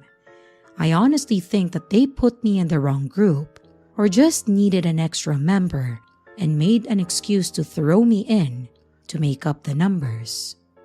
But that's not really relevant to the story. The other group members didn't do much to help with my shyness either, since they were all men who were at least 4 decades older than me and obviously didn't share any of my interest. Unfortunately, I ended up gaining the attention of one member that I wanted nothing to do with. I don't actually remember the man's name at this point, but I think it was something generic like John, so that's what I'll call him. John immediately got off on the wrong foot with the rest of the group when he interrupted the instructor during their introduction to the course to complain that him being there was useless since he would be retiring in a few years anyways, and that no one wanted to hire someone who had spent over 10 years in prison. When that didn't get him the reaction he wanted, I assume that the rest of the group thought that he was just attention-seeking, and the instructor had heard similar things before from people who weren't happy about being in the course. He waited until he had been given paperwork to complete and then turned to the man next to him and loudly explained his prison sentence was for beating his ex-wife, but that she was a lying bitch and he never put a hand on her. She didn't even have any bruises on her at the trial or any evidence of bruises or other injuries before that either, because she was a woman. But because she was a woman, the judge automatically believed her and then sent him to jail. This immediately set me on edge. I'm not an expert when it comes to the law, but I do watch true criminal channels on YouTube, and I have never heard of a sentence of over 10 years for a single beating that supposedly never even happened, that didn't leave any visible injuries. Either John was lying and had severely beaten his wife to the point of putting her in the hospital, or he had been arrested on other charges and was covering up what he actually went to prison for. I immediately decided that I wanted nothing to do with him regardless of which one it was, and that I would avoid interacting with him as much as possible, outside of the polite hellos and passing him things if he asked.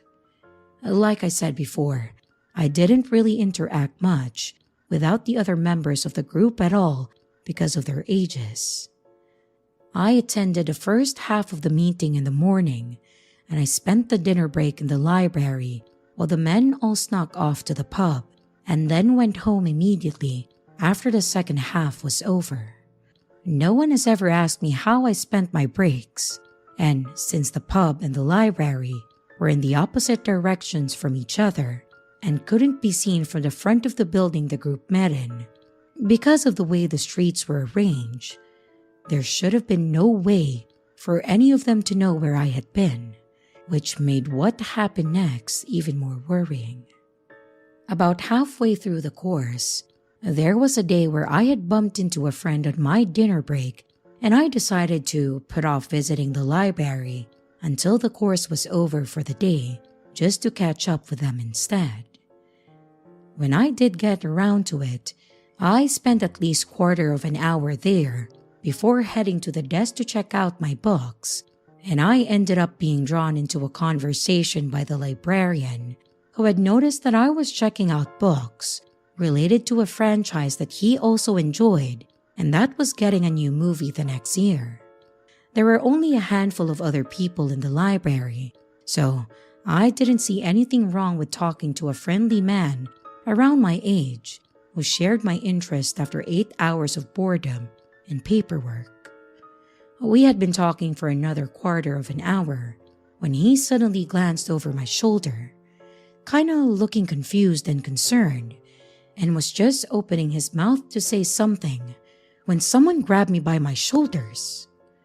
My friends and family know that I hate having my shoulders touched without warning and would never have done that to me.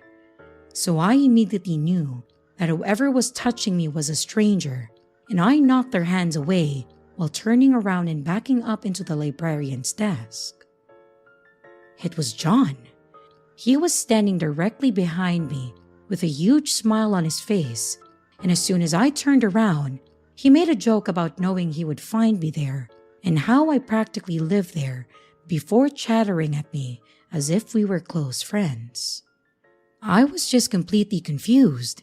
It was obvious that he hadn't just coincidentally bumped into me from the way he was talking, but John had been kept behind while the group was heading out because he had filled out his paperwork incorrectly, and as I mentioned before, you can't see the library from the building, so he shouldn't have had any way of seeing where I had gone.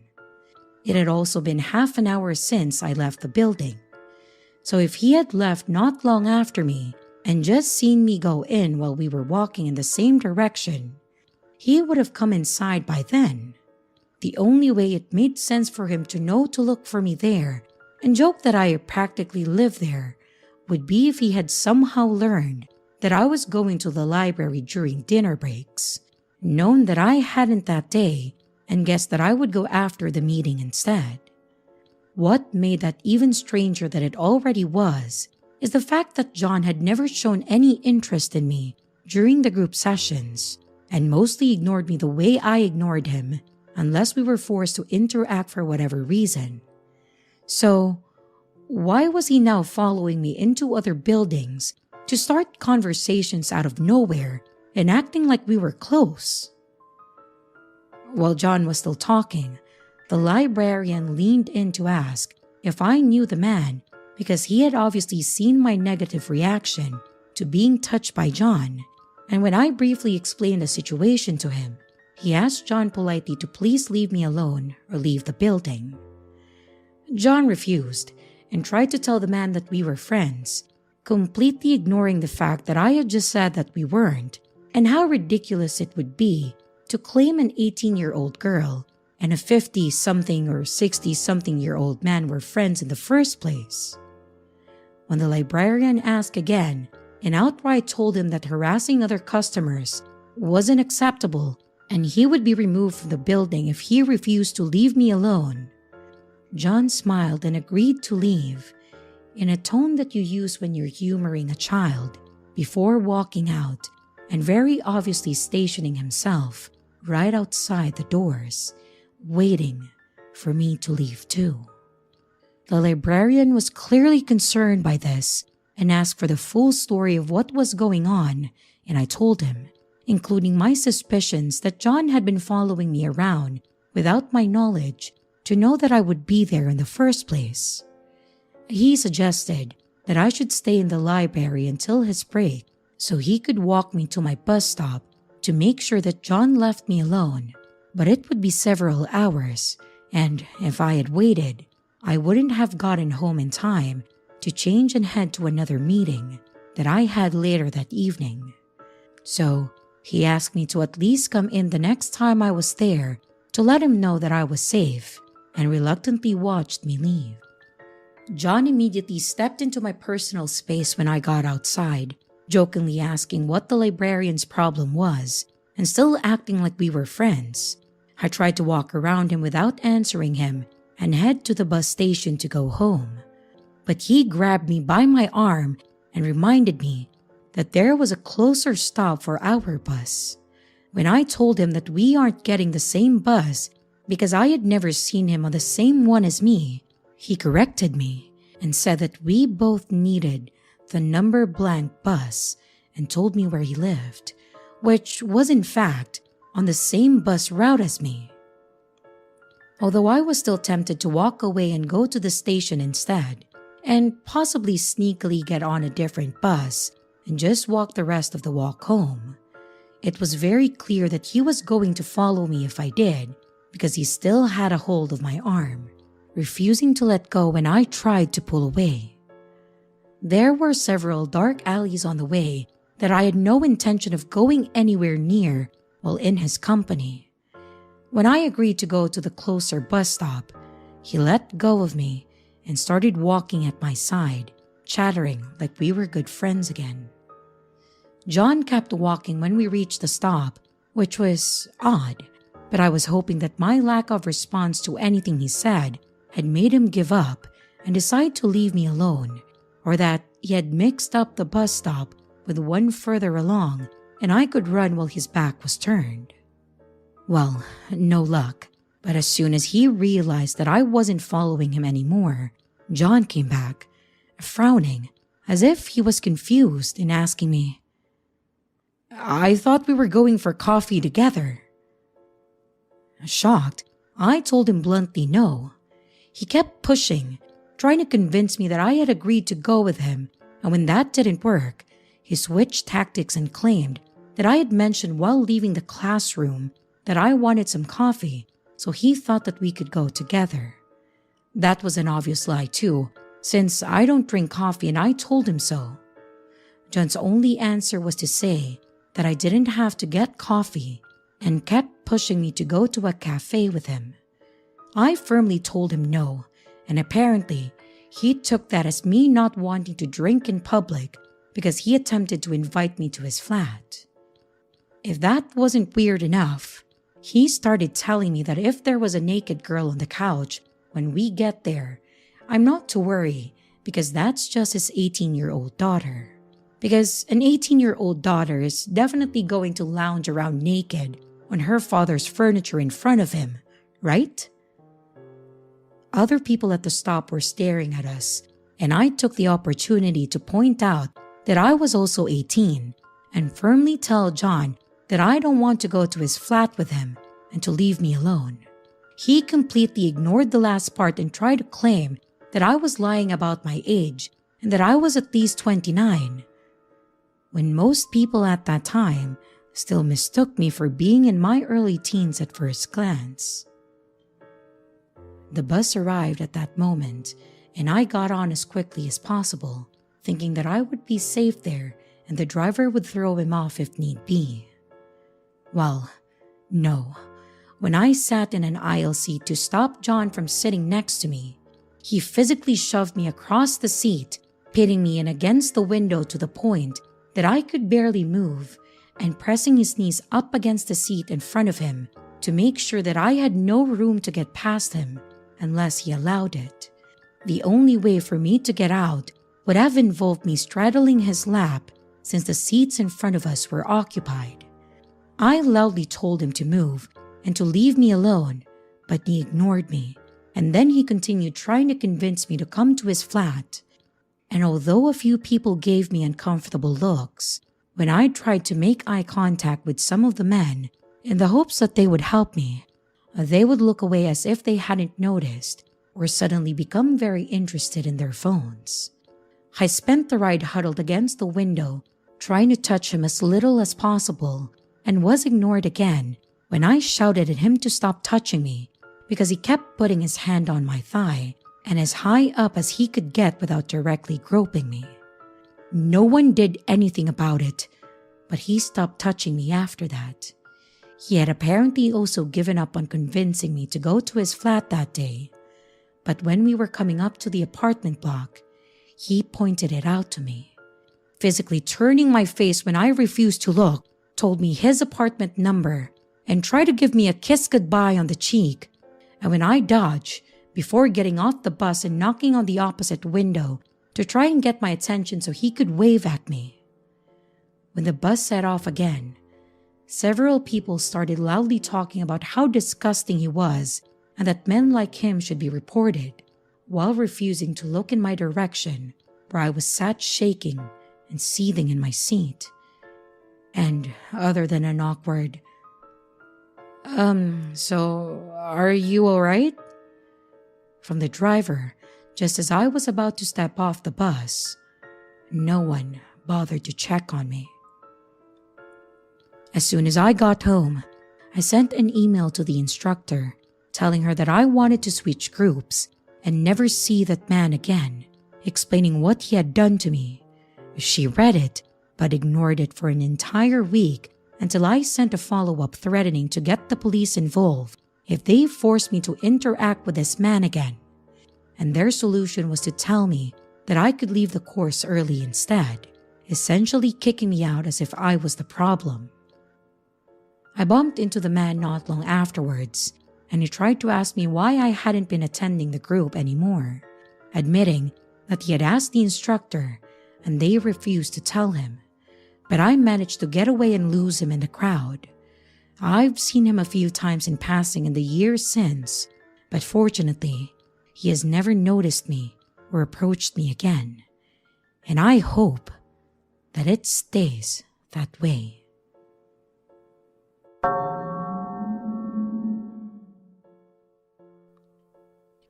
So recently, I had a few encounters with a delivery guy. The first thing he asked me was, "Are you," my full name, "from my previous address?" "You moved, huh?" While smiling creepily, I thought he was just a delivery guy that was trying to do small talk, so I just brushed him off. I am living alone, so I thought I was just being overthinking by getting creeped out. Then I realized after I thought about it that he was my neighbor in my previous address. He struck up a conversation with me, saying that he knows one of my friends. I don't really like talking to strangers, so I didn't talk with him long, but it stayed with me because I felt uncomfortable with him, like I felt that he was dangerous. After that, I was going out and I saw him again delivering to my neighbor, and I ignored him trying to walk by. He saw me and then recognized me even after I was wearing a mask, and he asked me the same question again. After that, since I don't go out much, I don't see him as often. There was this one time that he was standing in front of my neighbor's house, but I just walked by. Then, I saw him in my Facebook friend request, and I just ignored him again, but I was obviously creeped out, so I told my friend that he said he knew. At first, my friend said that she doesn't know anyone with that name, but his last name made her recognize him as a son of a family friend. They never really talked. His family didn't know he was working as a delivery guy, and he was laid off because he became obsessed with his boss, which was older than his mom. I also lost my keys, so I asked my landlord for replacement. I didn't think much of it until I got home to my door open. Obviously, I was cautious, but there was no one at my apartment, so I sighed in relief thinking maybe I left it open. I work nights, so sometimes my mind is all over the place. But now that I am thinking about it, I overlooked a lot of things, and I am thinking of installing a CCTV in front of my apartment. I am still scared though because He knows my address. Update. My friend told me to report him to the police, but I'm too scared because they might just let him go and he'll take revenge on me. She also told me that he might be doing drugs as sold by his family since he is acting suspicious. The most that I can do right now is just to change my locks and install a CCTV in front. Please wish me luck, guys. Another update. Thank you. I am overwhelmed by you guys worrying about me. So far, I haven't encountered him anymore, though I don't really go out much, and I also set my delivery name to my boyfriend's.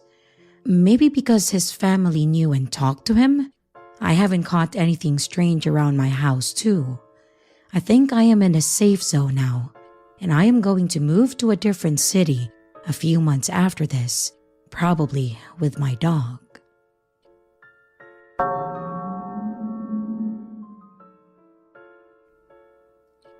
About 3 years ago, when I was 18, I worked as a waiter in a restaurant in the mall. I am very introverted, but it never affected my relationship with my customers. But speaking to people that I wasn't serving gave me major butterflies. I had just finished my shift at around 5 p.m. and I was walking out, when I noticed a woman who looked in pain, holding her stomach and was looking at me. I had to walk past her to get to the exit, and I was trying to avoid her because I was not looking for conversation, and I hated when people ask for money. I know, it's very selfish, but I work really hard for the little money that the customers tip me that day. I maneuvered my way around the people, but she called out to me. I acted like I didn't hear her, and I moved faster. But eventually, she ran to me and grabbed my arm crying. Please, please, brother, I got children, and I got cancer of the tummy. And she lifted up her dirty shirt and showed me a large surgery wound across her stomach. I told her that I didn't have anything, but she continued to badger me. Eventually, I just ran to the stairs and I went upstairs and I saw her chasing, but I was way more faster. She slowed down at the second case to catch her breath, and I turned in to get off at the 3rd floor where she could not see me. I then took the elevator next to the stairs back to the 1st floor so I could get to the exit. Eventually, I got to the bus stop and I was on my way home. When I got off at my stop, I went to the corner shop to get a bread. But at the end of the road, I saw the woman from the mall and her boyfriend. They must have definitely seen me, even though I made an effort to take a longer way home so they wouldn't have seen me. And around 7 o'clock, I get a knock at my gate. I live in a house that has 2 slide gates in front of the main entrance. I looked out of the window, and to my horror, I saw the woman and her boyfriend. I stayed quiet and I hoped that they would just go away, but they stayed outside of my house for 2 hours until my parents arrived. They begged my parents for money or food to feed their kids, and my father found it weird that they were there at 9 p.m., so he told them that we didn't have any and to get away from the house before they called the police. And surprisingly, they left without any hassle. I told my parents that these people were begging me for my money at the mall and that they followed me home and stayed outside the house for 2 hours. Luckily, we never saw them again after that day.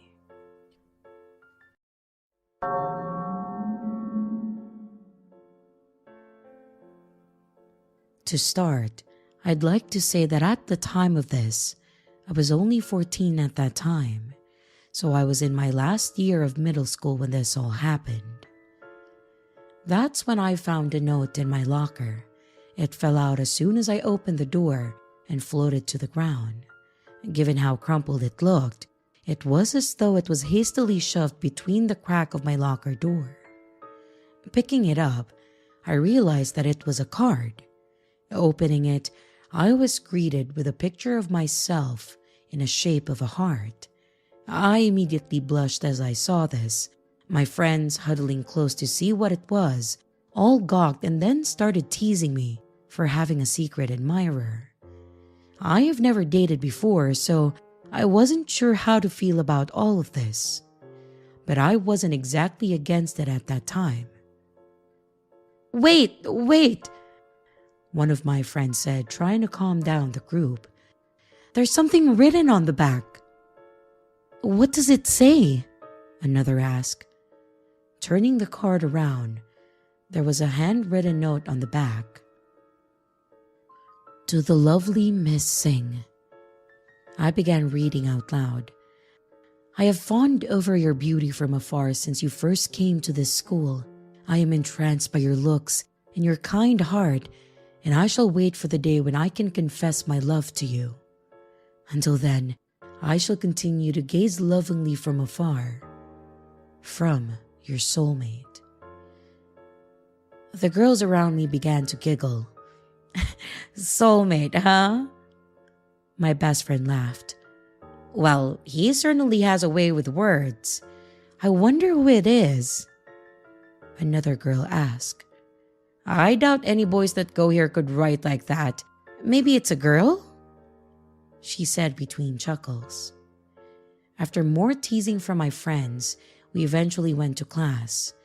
It was boring as ever.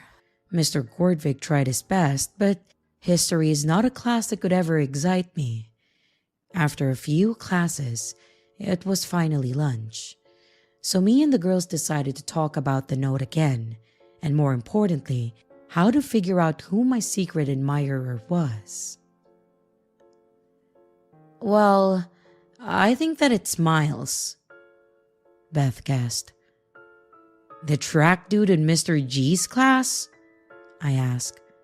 Yeah, he was totally checking you out in history class. Another friend agreed.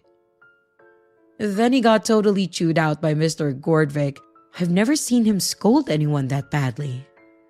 I let out a sigh and asked, any other candidates?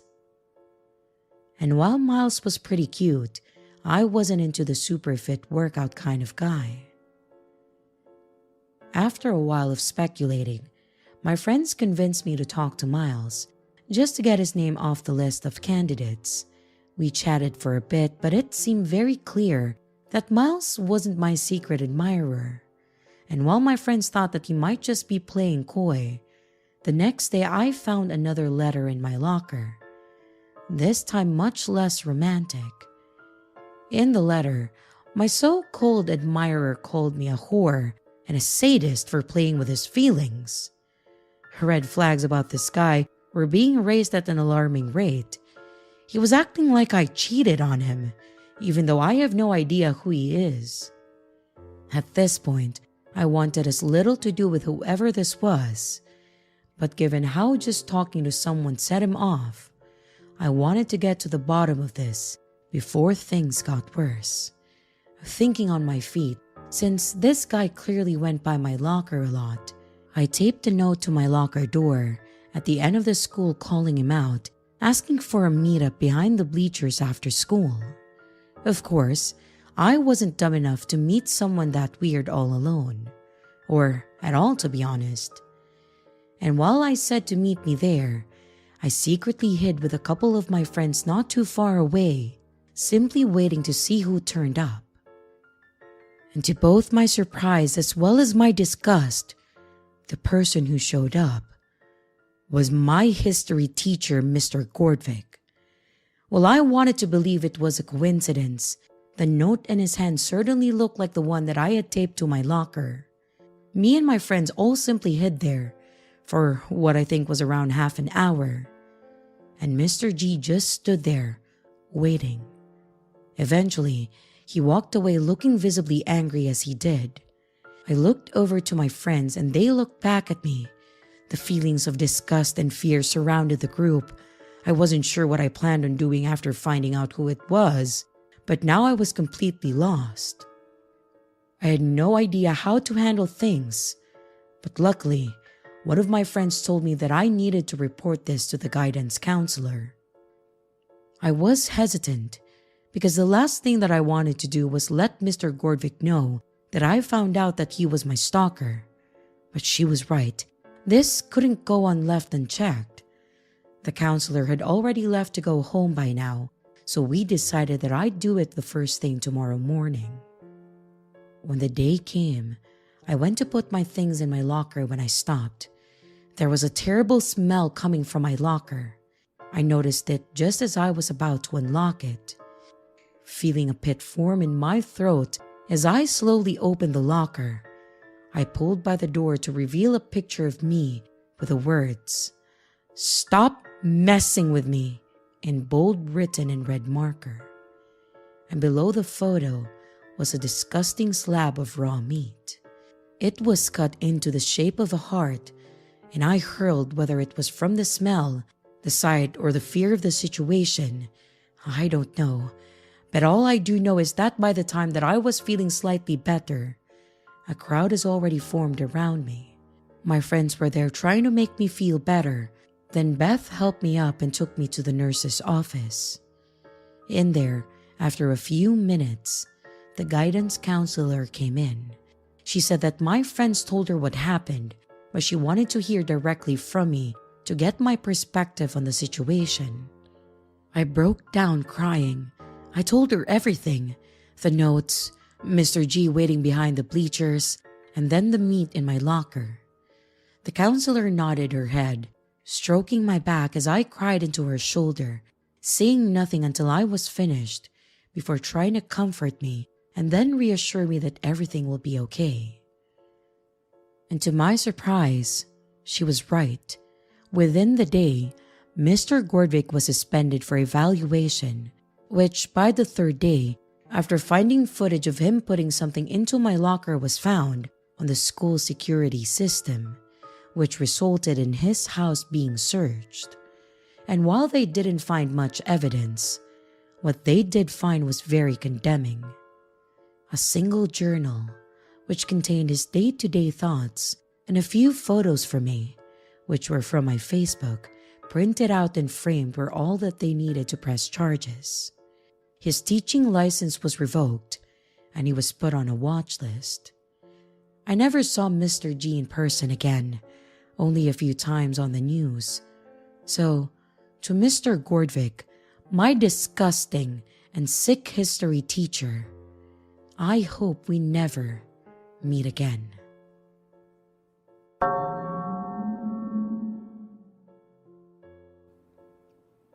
The hum of treadmills and clinking of weights surrounded me as I pushed through my workout at the gym.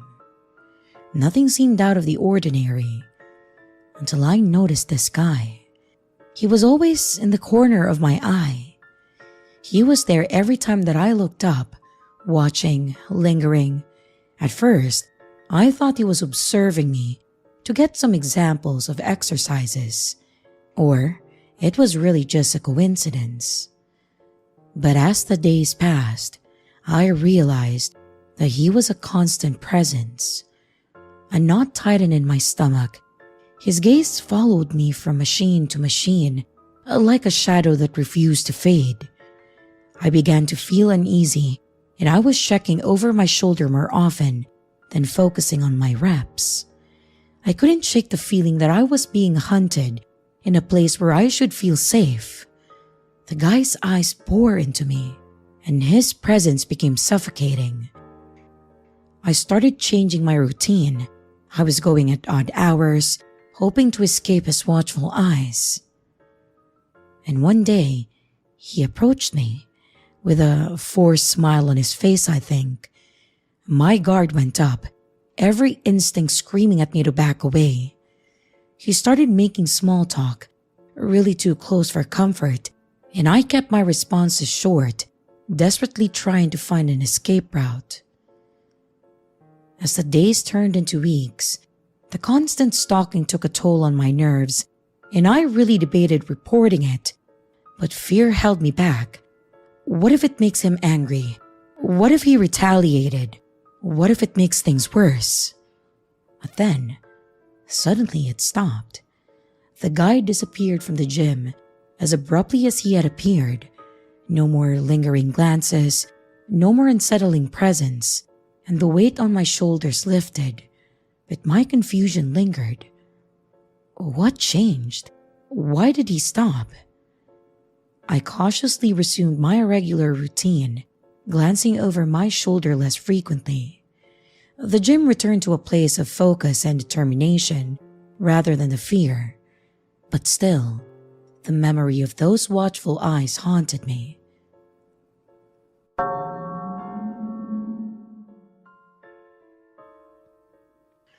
Hi everyone. This situation has been ongoing for many months, and I'm really interested to hear others' perception and any possible advice. I have lived at my apartment complex since 2021. It's a pretty big place with lots of buildings, lots of people, and lots of dogs. I have a dog myself who is unfortunately reactive. I generally just keep to myself when walking her, and I pivot if we see someone walking towards us. Many months ago, I started seeing this guy show up at the same time that I walk my dog. He would be walking to the dog park on the far back entrance. He sees how my dog is and makes no attempt to give us space. In fact, there are times where he even gets closer to us, and this has happened for months. I begin to think that maybe he's just dense, maybe unaware, or something like that, and think that maybe he's just trying to let his dog play early in the morning before work. So I start taking my dog out 30 minutes earlier. But he starts coming out at the same time too, 30 minutes earlier. Again, he does not try to avoid me when I am actively trying to get away from him. He has never said a word to me, and he is constantly showing up right after I leave, no matter what time or however often I deviate from my schedule. The other day, I am out with my mom walking my dog, and we see him across the parking lot walking towards us. He has always expected me to move out of the way, even though I am there first. Plus, my dog is pooping, so I can't really move. He walks like 2 feet to the right of us, so of course, my dog is going ballistic. My mom noticed too and said that's weird. Well, tonight, it happened again. I said screw it, I will move out of his way because I don't want to deal with a headache. So I move off the sidewalk and then walk next to this fence, keeping my dog on a tight leash because she's just freaking out now. As we were almost right next to each other, but several feet apart, I look over and see that he's kind of behind me and still walking towards the park. I get back on the sidewalk and my dog suddenly jumps behind me in a protective stance. I turn around and this man was standing less than 10 feet behind me, facing me and staring and not saying a word. Apologies for the novel. I just really needed to provide background information. So, what are your thoughts? And how should I address this creepy neighbor?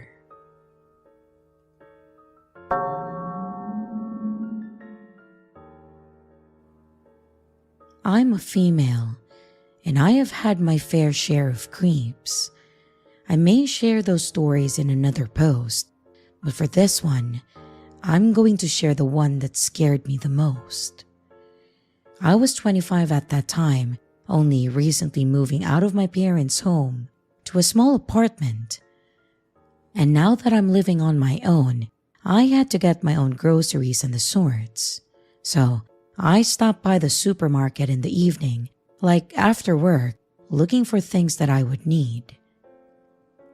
As I wandered through the aisles of the store, I was just minding my own business and I picked up a few things. but then I noticed the guy who was watching me out of the corner of my eye. Politely, I just tried to ignore it until he approached me with a confident grin. "Hey, you're pretty cute. Can I get your number?" he asked, a bit too eagerly. I politely declined, saying that I wasn't interested. And that's when his smile faded and then replaced by a scowl. An uncomfortable tension hung in the air as I slowly and awkwardly back away to continue my shopping. As I passed through the canned goods, I could feel his eyes on me, the unease growing with each aisle that I navigated. And when I reached the checkout, I hoped that he would give it up and hopefully leave.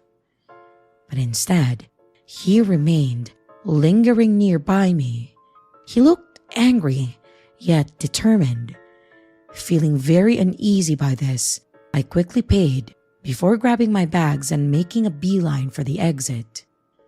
As I stepped outside, I just couldn't help but look back, wanting to know if he was following me. And so he was. Panic set in, but I tried to keep my cool, briskly walking toward the crowded street. However, after looking back at him, the guy quickened his pace, now openly upset. I turned a corner, almost running at this point. I was trying to lose him, but his strides were much bigger than mine, and I could visibly see the distance between us shrinking as he followed. Fear gripped me, and I broke into a full sprint, dodging through the bustling crowd, and I glanced behind me. And then I was relieved to see that he was falling behind, getting blocked by the crowds. I didn't stop there though. I continued my mad dash until I reached the well-lit area with more people. The man was now nowhere in sight, and gasping for breath, I hailed a cab to take me home, constantly checking my surroundings. After arriving at my home, now safe behind my front door, I locked it with a sigh of relief. This encounter left me shaken, reminding me of the danger that could lurk in unexpected places.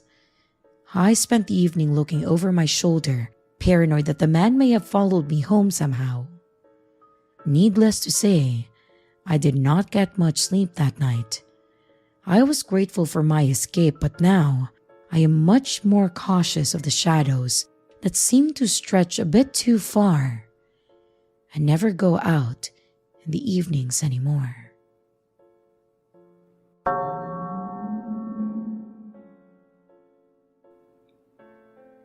I had always been a quiet guy, keeping to myself in university and focusing on my studies.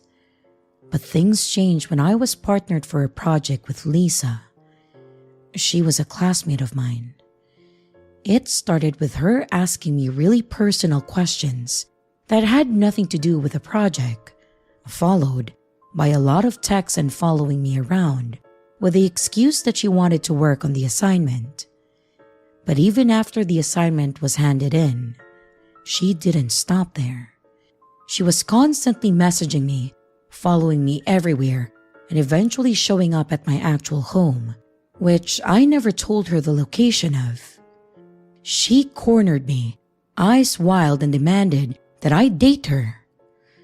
I really tried to reason with her and tell her that I wasn't interested, but it was like talking to a brick wall. The intensity in her gaze made my skin crawl. I barely managed to slip through my door as she tried to grab my arm.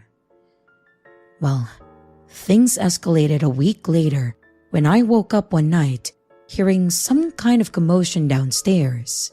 I live alone, so it's not like I had a roommate or anything that would make noise. So I went down the stairs, and I stopped as I locked eyes with the last person that I wanted to see. A chill ran down my spine as I saw the glint of a knife in her hand. She was calm, but she was demanding as she told me that I had to be with her. Fear gripped me, but I knew that I had to stay calm. I managed to keep my composure, or at least a facade of it. She asked me why I refused to be with her and asked if there was someone else. Thinking fast, I took out my phone and I scrolled through my contacts. Most of the people on there were family, since I talked to my friends mostly on Discord. Calming her down with this, I sneakily hit the emergency call while putting my phone back into my pocket.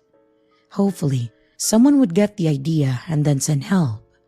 Luckily enough, they did. A few minutes later, I heard the sirens. Seeing the look of realization in her eyes, I knew that I had to be anywhere else but in the room with her. So I bolted for the bathroom, shutting it behind me and then locking it.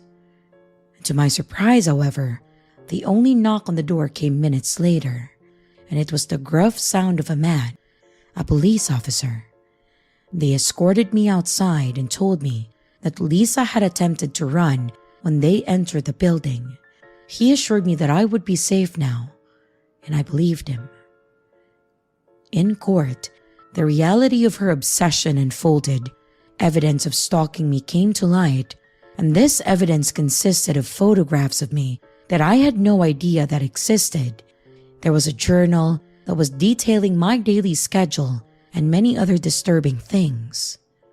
She was charged with breaking and entering, armed with a deadly weapon. And as the judge delivered the verdict, relief washed over me. Lisa was sentenced to 8 months in a state penitentiary, followed by probation and mandatory therapy. I felt the weight lifted off my shoulders, knowing that I'd be safe from her for the time being. I really learned to be more cautious. I installed better security, and I kept a watchful eye on my surroundings. The university that was once a place of learning became a backdrop for a nightmare for me. The legal system did its part, and now I'm doing mine to keep myself safe. Eventually, my fears of Lisa's obsession began to fade, or at least they did, until Lisa was released last week. And while she's supposed to be on probation, I'm still afraid that she might come here again and do something drastic.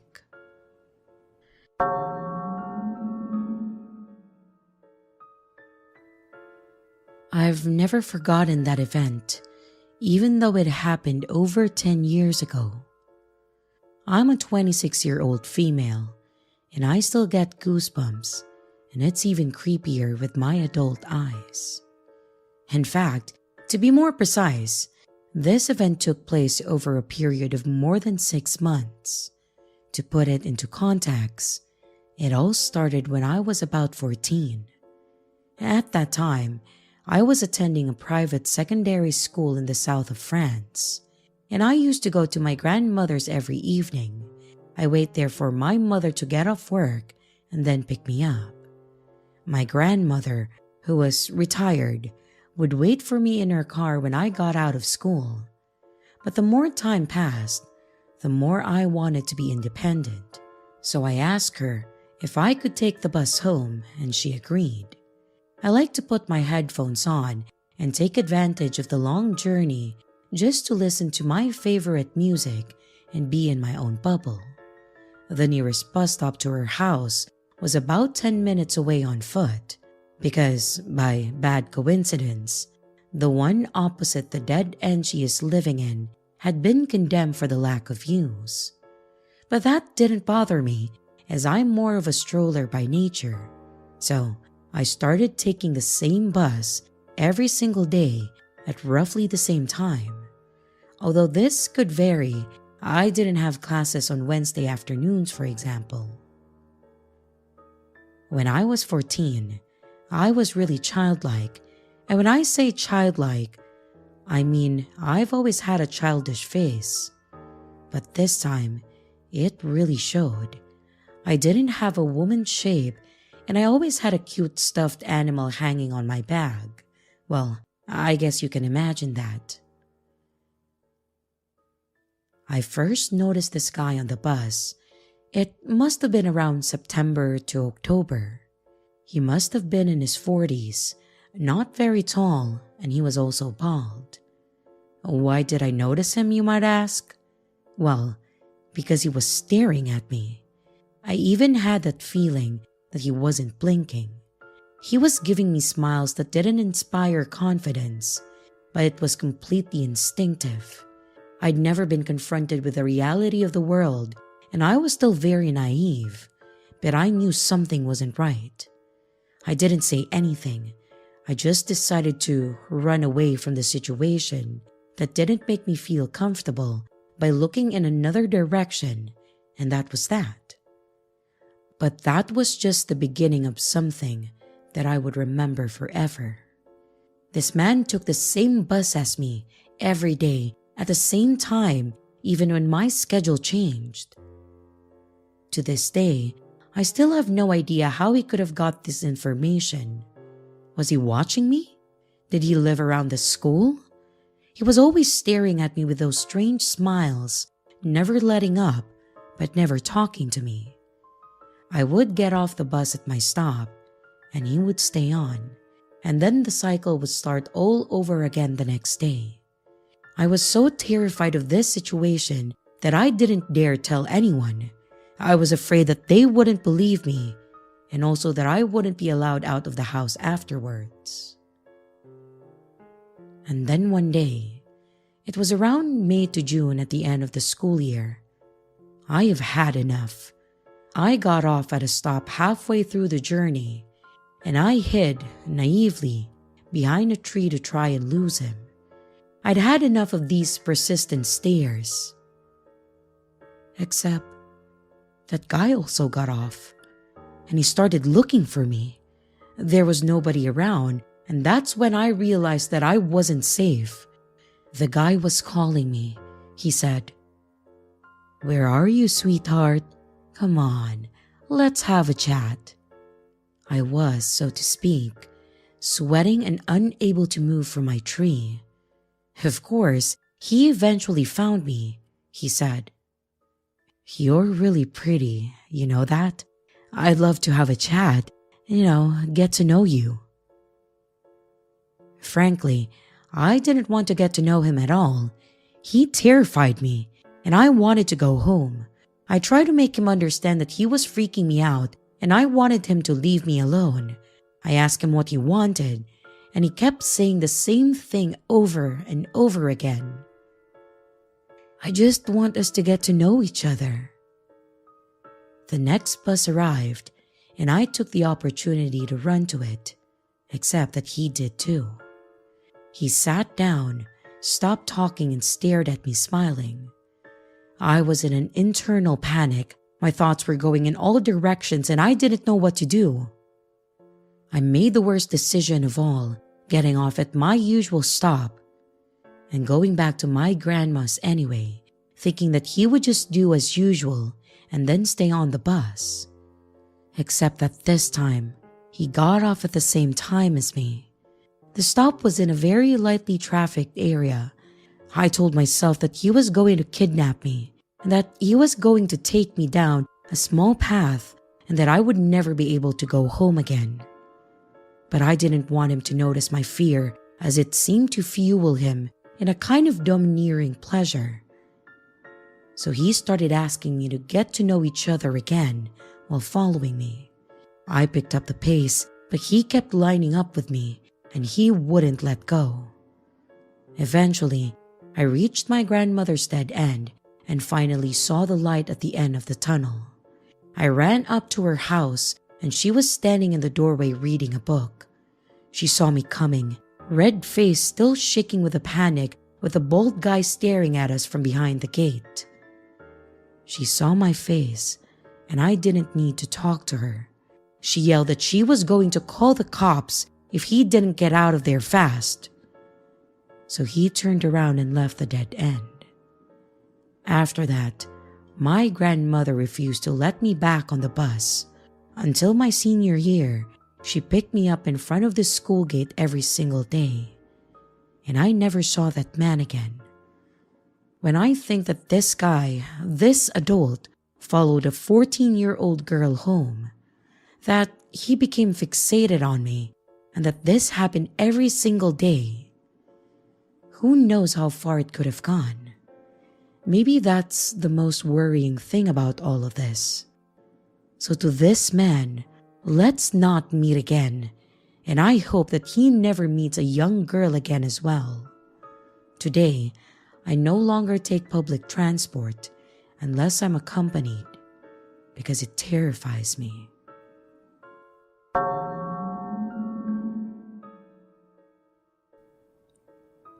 I'm a 20-year-old female, and when I was younger, maybe around 13 or 14, I was walking to town with my mother.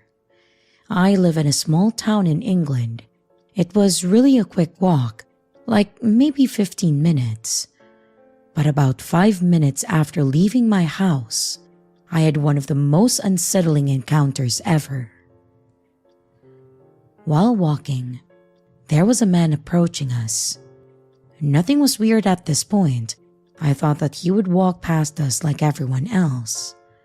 However, this random man leaned in towards me as he was walking past, and then he whispered something to me.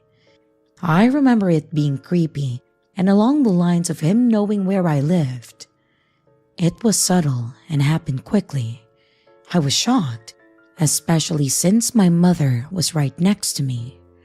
A really bold move from a creepy guy. I recall the man being possibly in his late 20s, kind of scruffy looking, a little chubby, with longish brown hair and a beard. But I knew that I've never seen him before this point. I waited a few seconds for us to distance ourselves, and then I turned to my mom, completely freaked out, and I quietly asked her if she heard what the guy had said. She said she didn't, and I thought that maybe I misinterpreted the situation, or maybe I just misheard him then. We kind of brushed it off and just continued with our day. I felt uneasy, but tried not to think about it, and the rest of the day was fairly normal. Until the morning after, when my dad was talking to our neighbor. My neighbor told my dad that during the early hours of the morning, there was this man that was lurking right outside our houses for some time. He was hovering over my dad's and my neighbor's cars. Now, this is really weird because we live in a kind of closed-off area, and the only people we see outside of our homes are neighbors. But even they wouldn't come right up to our doors, especially not at like 2 to 3 a.m. Even delivery drivers can't find our house most of the time because we're very hidden away. This has never happened before, and never again after this. Well, at least to our knowledge. Of course, you can imagine how absolutely terrified I was to hear this. I explained to my dad what had happened the day before, and I reminded my mom, kind of a I told you so moment. I felt scared to be in my own home, and I remember calling my friend and talking about the situation. We researched about what we could do, but there wasn't really any action we could take. Just had to be observant and cautious, I guess. I can't remember much about what happened after that, but I never saw that man again. The whole situation creeps me out, and it doesn't make sense to me. The man outside my house wasn't confirmed to be the same man that walked past me earlier, as it was too dark to make out any discernible features. But it sure is an amazing coincidence if so. I never knew where to talk about this experience, but I figure that it belongs here, and I would love to hear your opinions and theories.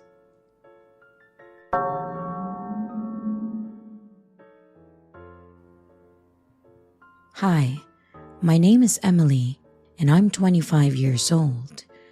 I want to share something that I have experienced that really messed up my confidence and also my trust. My confidence in people and in the safety of my own home. It has all been shattered. I've only just started putting my life back together, and finally, I feel comfortable enough to share this. This story happened 4 years ago, and I just finished the shift in a diner that I worked in. And just as we were about to close, a bunch of teenagers came in 5 minutes before we were off, and then they ordered a ton of things. And as a side note, from someone who works in places like these, do us a favor and please, don't come in the store when we're almost closed. We would really appreciate that. Anyway, going back to the story.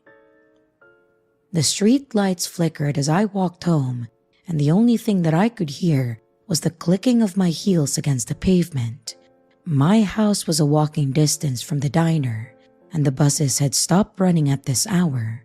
So even though I was a bit creeped out of how late it was, I really didn't have a choice but to walk. But as I walked, I heard it. Another set of footsteps behind me.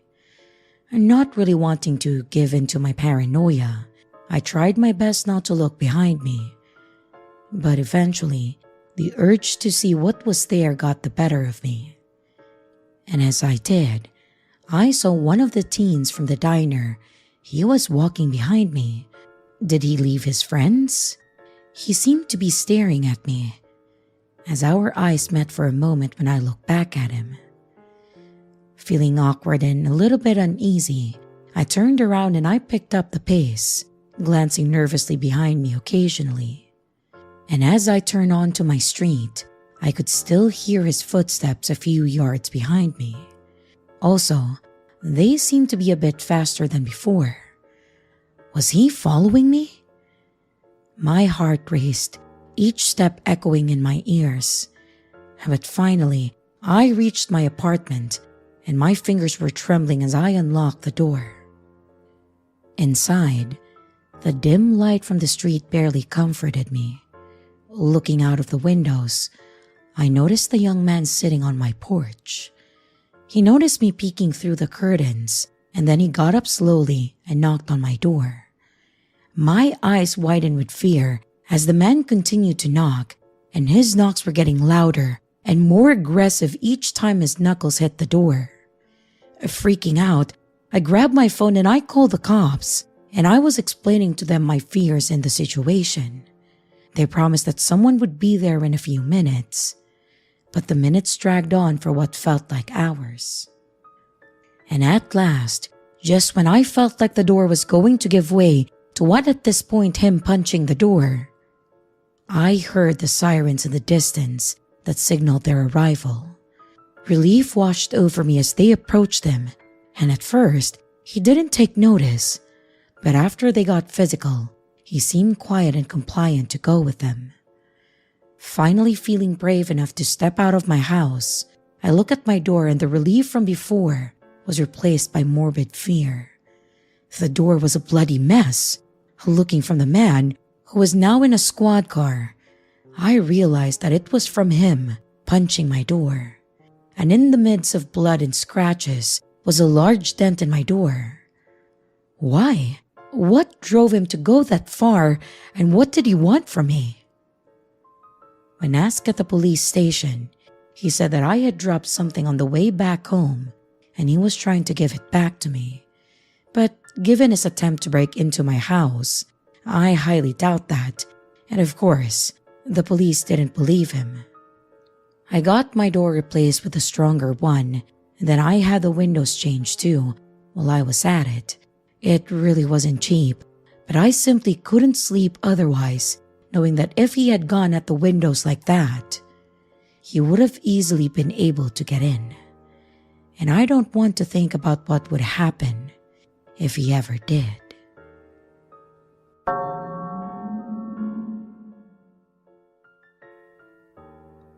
So I moved to a new place.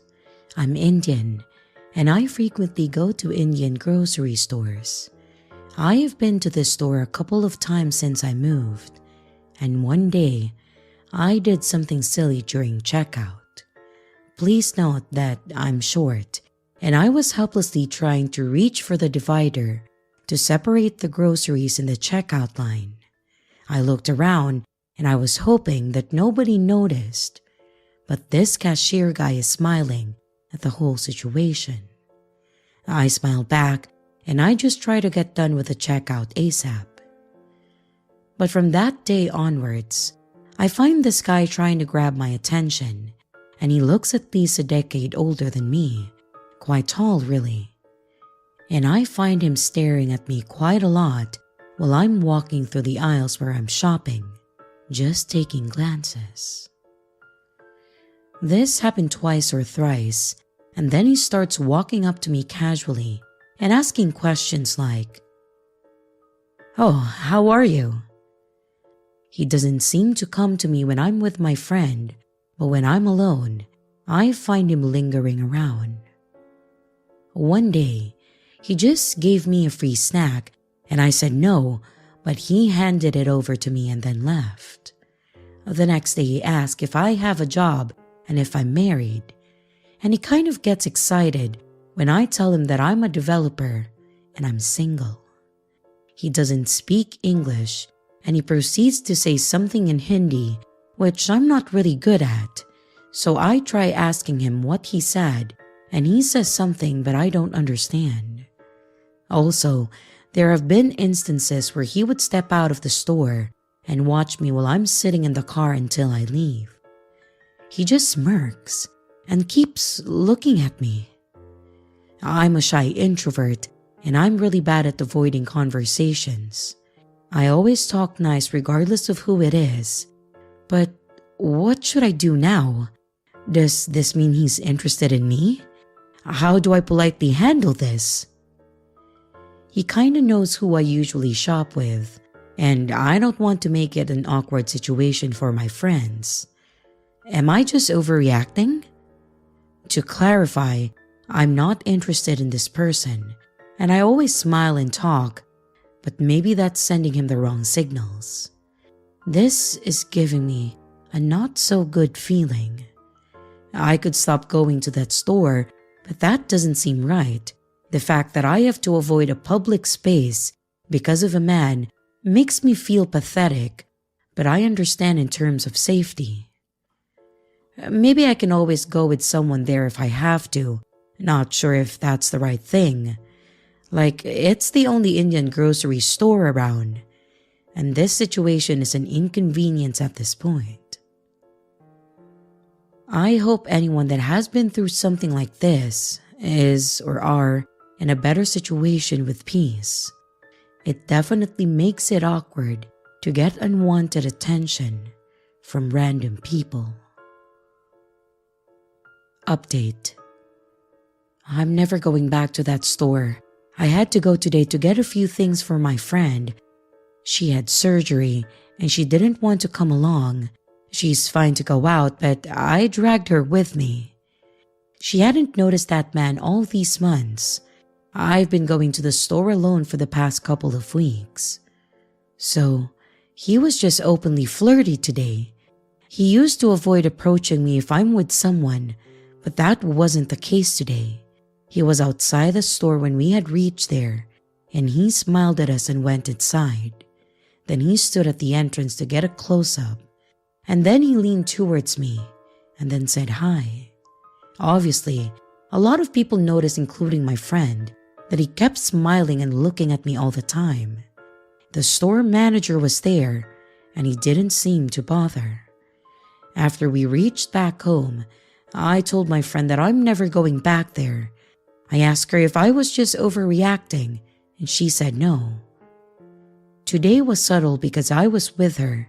He didn't talk much, otherwise, he would be standing in front of me asking personal questions. My friend said that she won't take me there for the longest and decided to only go there if we were a group of 3 or more with guys from our circle of friends.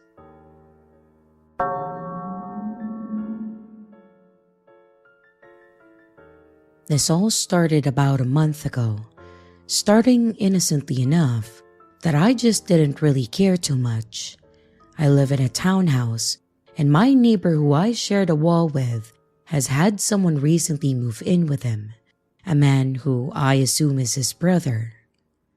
The first instance was me laying in bed reading, and I can hear some slight breathing or a general sense that I am being listened to.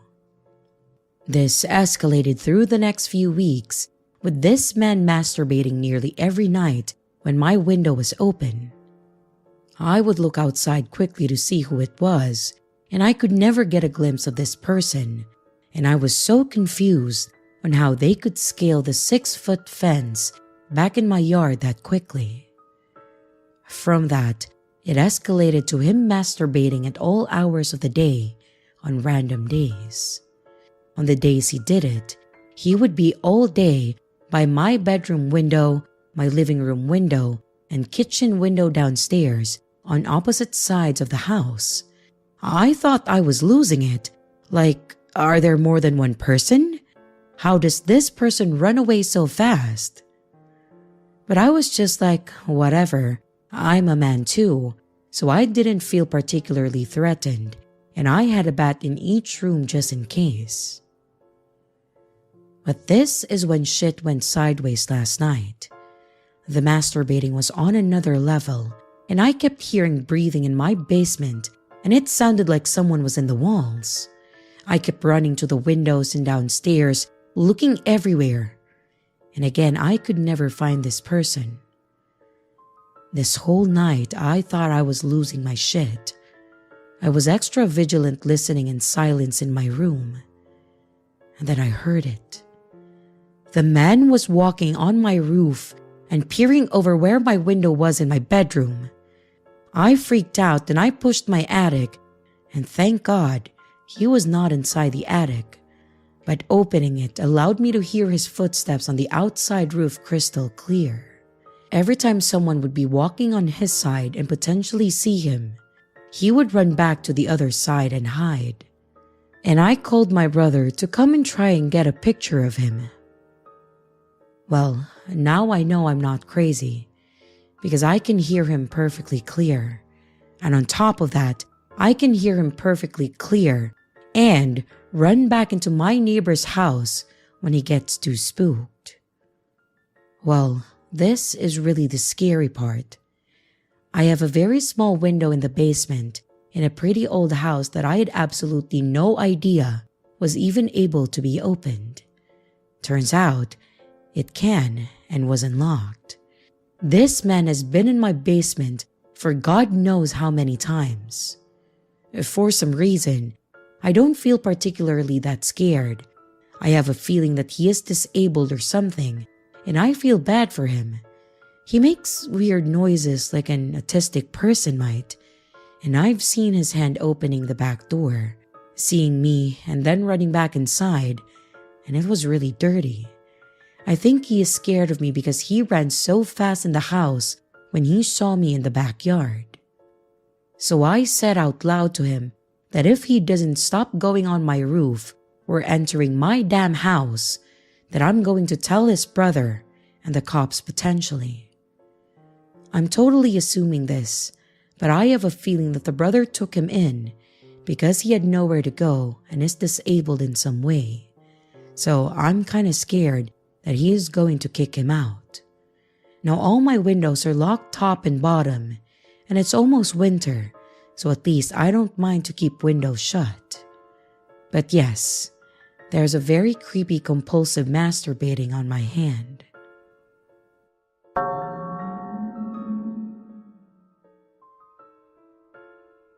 This happened to me when I was around 11 or so. I'm a female in my early 30s now, and my mother actually explained the situation to me when I got older and understood better. The neighborhood that I grew up in was a fairly nice one.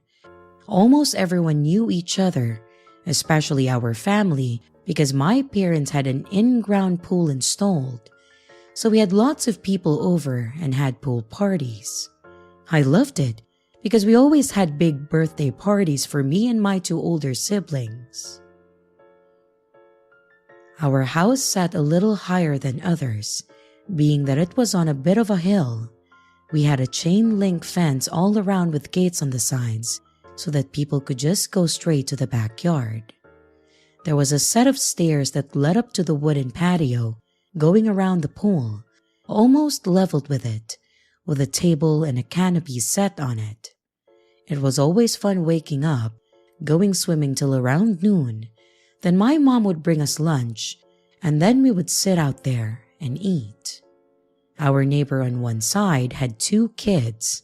Their youngest was a year older than me, but we always hung out, and the oldest was the same age as my brother. Directly behind us was just a bunch of dense trees, like a small forest, and on the other side was a single guy. We'll call him Frank. Everyone looked older as a kid, but I think he was maybe in his 30s or 40s. And Frank was always nice to us kids in the neighborhood. He gave the best candy at Halloween. He was way too skinny to be Santa, but he still dressed up like one and handed out little gifts to us too.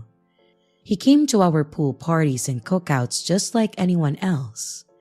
When he would go swimming with us, he and my dad would put us kids on their shoulders and we would try to knock each other off. He would toss us in the water or watch us dive or swim like we were racing. He had a dog too, a collie I believe. She was so pretty, so when I wanted to walk around but couldn't go far, I'd just walk over to see her. He would let her go out back with me or let me play with her in his living room until I was called home. So, all around, Frank was a pretty nice and trusting guy. As I got a little older, as mentioned, around 11, I started having more friends over for sleepovers and parties. When this happened, we would have a full reign of the pool. My sister and her friends may be there, but my brother was not, so we could have our own time. We would be rowdy and loud at times, jumping into the pool, screaming and laughing, but all in all, it was fun. A few times we would see Frank walking out to get his mail and he would stop. He would look over, smiling and wave at us, and then continue on. He would make jokes sometimes about us being loud, but all in fun, but that was about it. There were a few times where he actually tossed some water toys over to us, like a beach ball or dive rings that he bought for us. And I remember him saying one time to me and my friends, "So you girls don't get bored in the water?" I didn't really think anything of it at that time, and neither did my friends. It just gave us reasons to keep swimming. There were a few times when Frank was at our place, and I would get out of the pool to go get something from inside, or if I mentioned that I wanted to go swimming, he would end up leaving shortly after, saying that he had things to do. I remember this because he used to tease me about leaving footprints for my mom to clean up, or racing me to the pool, but then he stopped and instead just went home. It was something that I grew to expect, so when he stopped, it threw me off for a while. One summer, Frank had a private fence installed. It wasn't that unusual to me because a lot of neighboring houses started doing the same, but I remember my dad saying that it was going to stick out at that time because all the other houses had the metal ones, including ours. When my dad talked to him about it, he mentioned making the cost of the house higher with a better fence as well. After he put it up though, we would see him looking over the top of his fence, doing what he normally did, waving and then shouting over at us. One time, he hollered over for me while me and my friends were swimming, and then he motioned me over to the fence. I climbed out of the pool, made my way to the fence, and he asked me what the occasion was. I said that I just had some friends over for the weekend, and I noticed that he seemed to be out of breath, and I asked if he was all right. He said he was, and that he just wanted to give me something.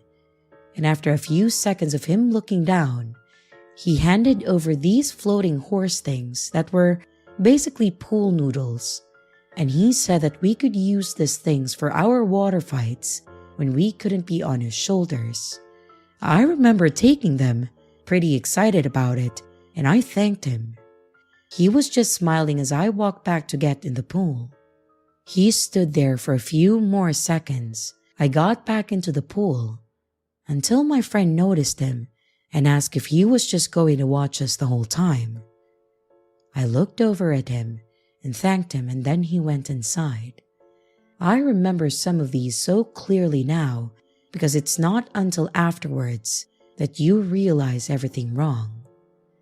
This continued for the next year. He'd come over less and less, and when he was already over, hanging out back with my dad or something, and I would mention swimming, he'd end up leaving soon after I got in. Him asking me to go over to the fence became a regular occurrence, and he would either give me something or just delay the conversation, like, "How are you? How was school? Any summer plans? Any friends coming over?" Weird questions like that. And at one point, I asked him why he didn't just stay over and talk and swim. His answers were always the same, saying that he had stuff to do or something came up. But the other running occurrence was that he always seemed out of breath, red in the face and sweating. Sometimes, he had even taken his shirt off, which would normally be fine, except for when he goes home from our house saying he has things to do, but now standing in his yard and talking to me. Another time, when I was swimming with my sister and her friend, they were about 17 or 18 at that time, and he shouted for us, and when my sister started getting up to go, he would yell that he wanted me specifically. As a kid normally does, I got annoyed with this because it was almost every time that I was swimming. Not my sister, not my brother, but me. One of the last few times he did this was when the three of us kids were swimming one evening. The sun was just starting to set and my mom had called us in for dinner. My siblings got out, leaving me with the responsibility of picking up all the toys and games since I wasn't ready to get out yet. And lo and behold, as I'm getting out, Frank is yelling for me. I told him that I had to go, and he said that it would be real quick. So I finished up and I walked over to the fence again, where Frank is breathing fast and sweaty. He smiled at me and asked how I was and said that he had something for me. He hadn't given any gifts in a while, so I lightened up a bit and asked what it was. He looked down again, taking deep breaths, and I asked again if he was okay. He slowly looked up and then handed me a pack of glow-in-the-dark dive rings and sticks. He said they were for swimming at night and asked if I ever did. I said thank you, but I also explained that my parents only let my sister swim at night since she was older, unless they were out there with me. But he said to ask my parents if I can, since I'm plenty mature enough. And then he winked at me. I didn't feel good at this point. Being a kid, I didn't really know the whole trust your gut thing, and I just stood there listening and saying that I would, looking down at the gift. He then thought that it would be alright to say, "Then you could also skinny dip like your sister does, but I won't tell anyone." And he let out a creepy giggle. I just remember saying okay or something and then taking off inside. At this point, I definitely felt like something was wrong and I didn't really quite know what he meant by that. So I ate my dinner quietly with little to anyone bothering me. My mom asked if I was alright and I just said that I wasn't feeling good at that time. When it got closer to bed, I was in my sister's room because she was braiding my hair and she asked me what was wrong too. I asked her about skinny dipping and if she did it. We were pretty close, so I trusted her, and I recall her turning red and explaining to me what it was, and she said she only did it once as a dare and not to tell our parents. But then she asked me why or how I knew, and she was not going to let me leave her room till I told her. And for that I am thankful. I explained everything to her, what Frank had said that night, all his gifts, and how weird he was acting at the fence. I was scared because she actually had tears in her eyes, so I thought that I was in trouble. She said it would be okay and that I could leave. She comforted me though, telling me that I wasn't in trouble, and so I left. The last thing that I remember was my parents telling me goodnight, and then a crazy next morning. Turns out that my sister actually went and told my parents everything. Of course, she told on herself, but that was the least of their concerns. The next morning when I woke up, there were police at our house and my mom, dad, and sister were talking to them. My mom noticed that I woke up and then ushered me to the kitchen for breakfast. From there, I had to talk to the cops or these detective-like people, and then I'd tell them the same thing that I told my sister. From there, not much was said to me. I was told that Frank had to leave and we never saw him again. I know now that this was my parents' way of protecting me by not telling me what actually happened, which I was thankful for, so that I could continue having a normal childhood. I was told when I got older, though, that he was definitely arrested. They found plenty of evidence in his house alone, but I was horrified to learn what he was most likely doing behind that fence. It was an awful feeling and an awful memory to think back on. I even went in this creep's house alone. I don't blame my parents though. This guy had lived there when I was a toddler, so it was a shock that this was who he was. We got a privacy fence soon after, and my parents were more careful about who they let around us in our home too.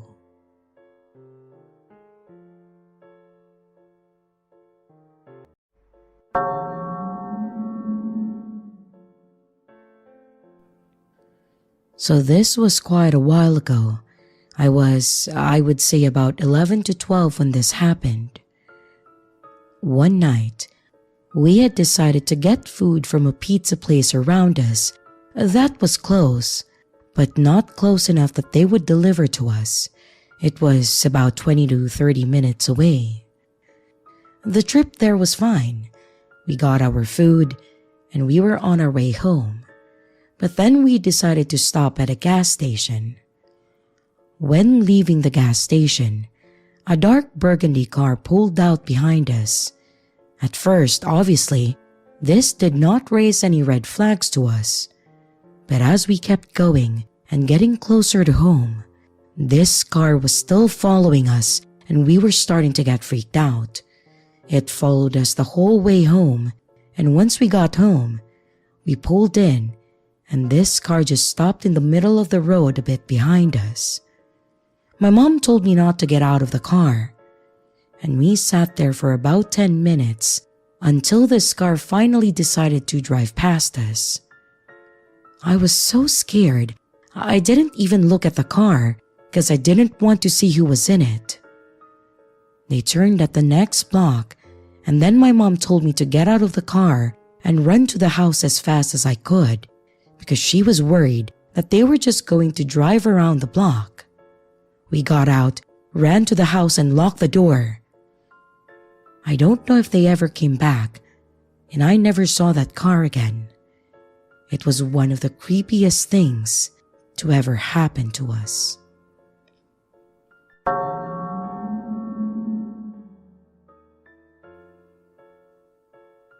This is the first time that I've sent a story in. My life has been pretty boring in comparison to other people, but I hope that my story is something you can use. The doctor told me that I needed to start exercising more because of my health. But where I live, it gets extremely hot during the day, even during winter, so working out at nighttime is easier. I was still too embarrassed to go to the gym to exercise because I didn't want to be judged. I decided to go for walks at nighttime when it was cooler and there would be fewer people out. Even then, there were still other people out, and while it may have been safer, I still felt really self-conscious. So on a whim, I decided to go for a walk at 1 a.m., so technically it was the early morning. This was also quite a long time ago. I didn't have a mobile phone that I could take with me. I went for my walk and naturally there wasn't anyone around. And over time, I was getting used to it and I enjoyed my night walks. My neighborhood is normally quiet and has a reputation for being one of those safe ones. I walked a good distance away from my house and the occasional car drove by. Occasionally, I'd get a honk of hello by one of my neighbors and I would wave back. There were some parked cars along both sides of the street. Again, there was nothing abnormal that drew my attention or caused me to worry. I continued on my way when I saw a car slowly driving behind me. The lights were on and I gave a wave thinking that it was someone who knew me and perhaps they decided to play a prank on me. But I had a terrible feeling that they didn't have good intentions toward me. So I tried to stay in well-lit areas where I would be safe. I was about halfway home and I wanted to get home as soon as possible. I didn't want to lead whoever this was back to my house, just in case they decided to come back later on or whenever they wanted to. There was a local gas station nearby that's open 24 hours and I started to walk in the direction of it. I knew that there would be someone in there and that I'd be able to get some help. I kept checking behind me and the car kept following me. I tried changing directions to see what the person would do and they changed lanes and kept following me. I saw a glimpse of a man in the car, but I couldn't really distinguish any of his facial features. I was beginning to get increasingly scared now, but I kept a level head.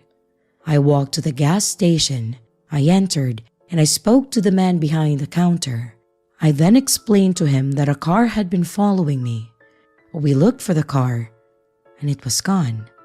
Well, at first, I was so relieved, but it was only when we looked around the corner that we saw the car, waiting for me to come out, and the lights were off this time, and clearly he was hiding.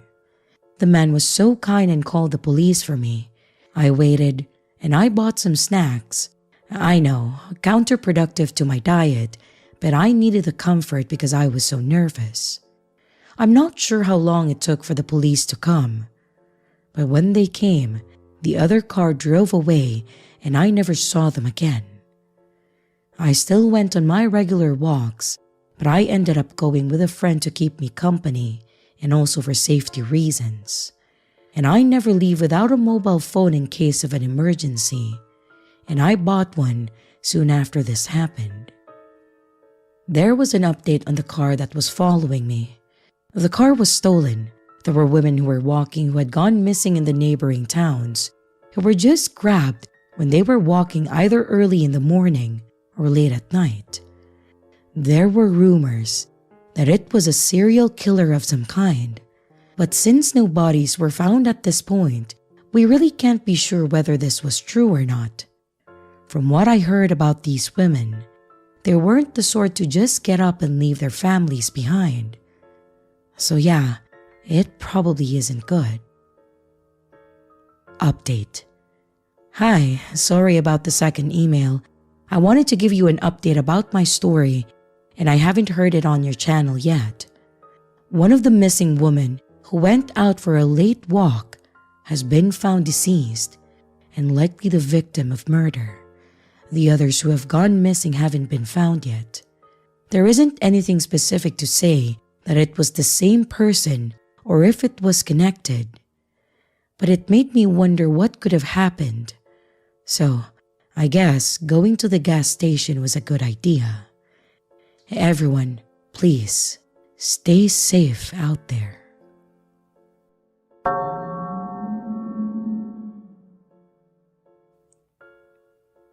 Hey, okay, I'm not sure how to begin this.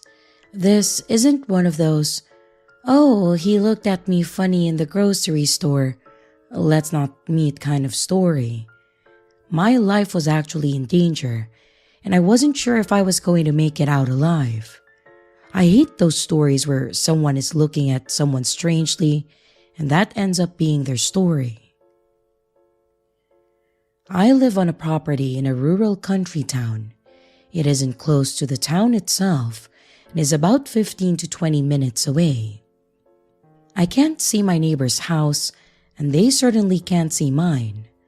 The property is about 100 acres of land, some bushland with some paddocks, and a small garden close to the house. We have 3 guard dogs to alert and, well, to bite anyone who gets too close. And even though I'm an adult, my parents don't like leaving me at home alone at night. And before this happened, I thought that they were just being ridiculous and overprotective of me. I was settling in for the night with a movie, some popcorn, and I was waiting for a friend to come meet me. We have gates, but they're mostly left unpadlocked. Basically, the unspoken rule is if you open a gate, you close it. Mainly, so livestock doesn't get out of the paddocks. Anyway, sorry, you'll find that I tend to ramble a lot. My friend texted me to tell me that she would be running a little late. This really isn't uncommon for her. She is terrible at time management. I settled down in front of the TV. Then I heard the dogs barking. They're idiots and sometimes will bark at a mob of kangaroos jumping past, or I thought they were just excited because my friend got here. But it was aggressive, and I heard a loud yelp. I got up, and I got my crowbar ready, and I peeked out the window. I saw my dog running back to the house, limping, and I opened the front door to let him in. He was bleeding. Oh, it was on. I didn't immediately call the police because 1, it would take them a long time to get out here, and 2, I didn't want to call them if it was a feral dog or something. They will never let me live it down. It looked like someone stabbed him, but it didn't look like it hit any vital organs. I wrapped towels around him, hugged him, and I told him that it would be okay. I was starting to get really scared. When I looked back, there was a scruffy and dirty-looking man standing at the window looking in. This wasn't uncommon. People would go for a walk in the bush, not understand how to get back, and then follow the nearest road. It was weird how he didn't call out and didn't look like he had been stuck outside for a while. I asked him, "Are you all right, mate?" He knocked again and said, "Can I come in?" Now, normally, if my family were home, we would do it and call the police, then the cops would drive them home or wherever. I didn't want to let a random man in the house though. My dog then started barking and snarling. He has a scary bark and it tends to keep people away. "Do you need me to call the cops, mate?" My tone was a lot less friendly and concerned this time. "No, don't call the cops. Let me in. I want to come in," he demanded, and then shook the doorknob roughly. "Fuck off," I said, and I picked up the phone and then called the police. Now, even if the cops left immediately, it would still take them a good amount of time to get to the property, and the creepy leer on the man's face told me that he must have known that too. The operator answered me, and I told her that I needed the police and there was a man trying to break into my house. But he then broke the glass with something in his hands and then tried to open the lock. I screamed and I backed up and then ran toward the back of the house and opened the door to run out. I hated leaving my dog locked in another room, but he was able to grab my arm and then yank me backward. He said something to me, but I couldn't quite make it out. We struggled for a while, and he tried to pull open my shirt and I screamed, punching, biting, and kicking him. I wasn't gonna go down without a fight. My dog burst through the door, the little legend, Even when he was injured, he still came to help me. He grabbed his arm, bit down, and then shook. The man screamed so loud, and I punched the man repeatedly in his head. I didn't want to kill him. When he was on the ground, I pulled my dog off of him, and then we sat nearby. I held the knife in my hand, and I hugged my dog. He was bleeding, but it wasn't lethal. As I thought, it took the cops a while to come out. The ambulance came too, and then took care of us. He woke up, told them that I went crazy and my dog was vicious. They didn't believe him. My parents panicked when they got home, but they were happy that I handled myself. We pressed charges against him and testified. And Chief, my dog and my savior, got stitched up and is still kicking. He gets treats all the time and is spoiled rotten.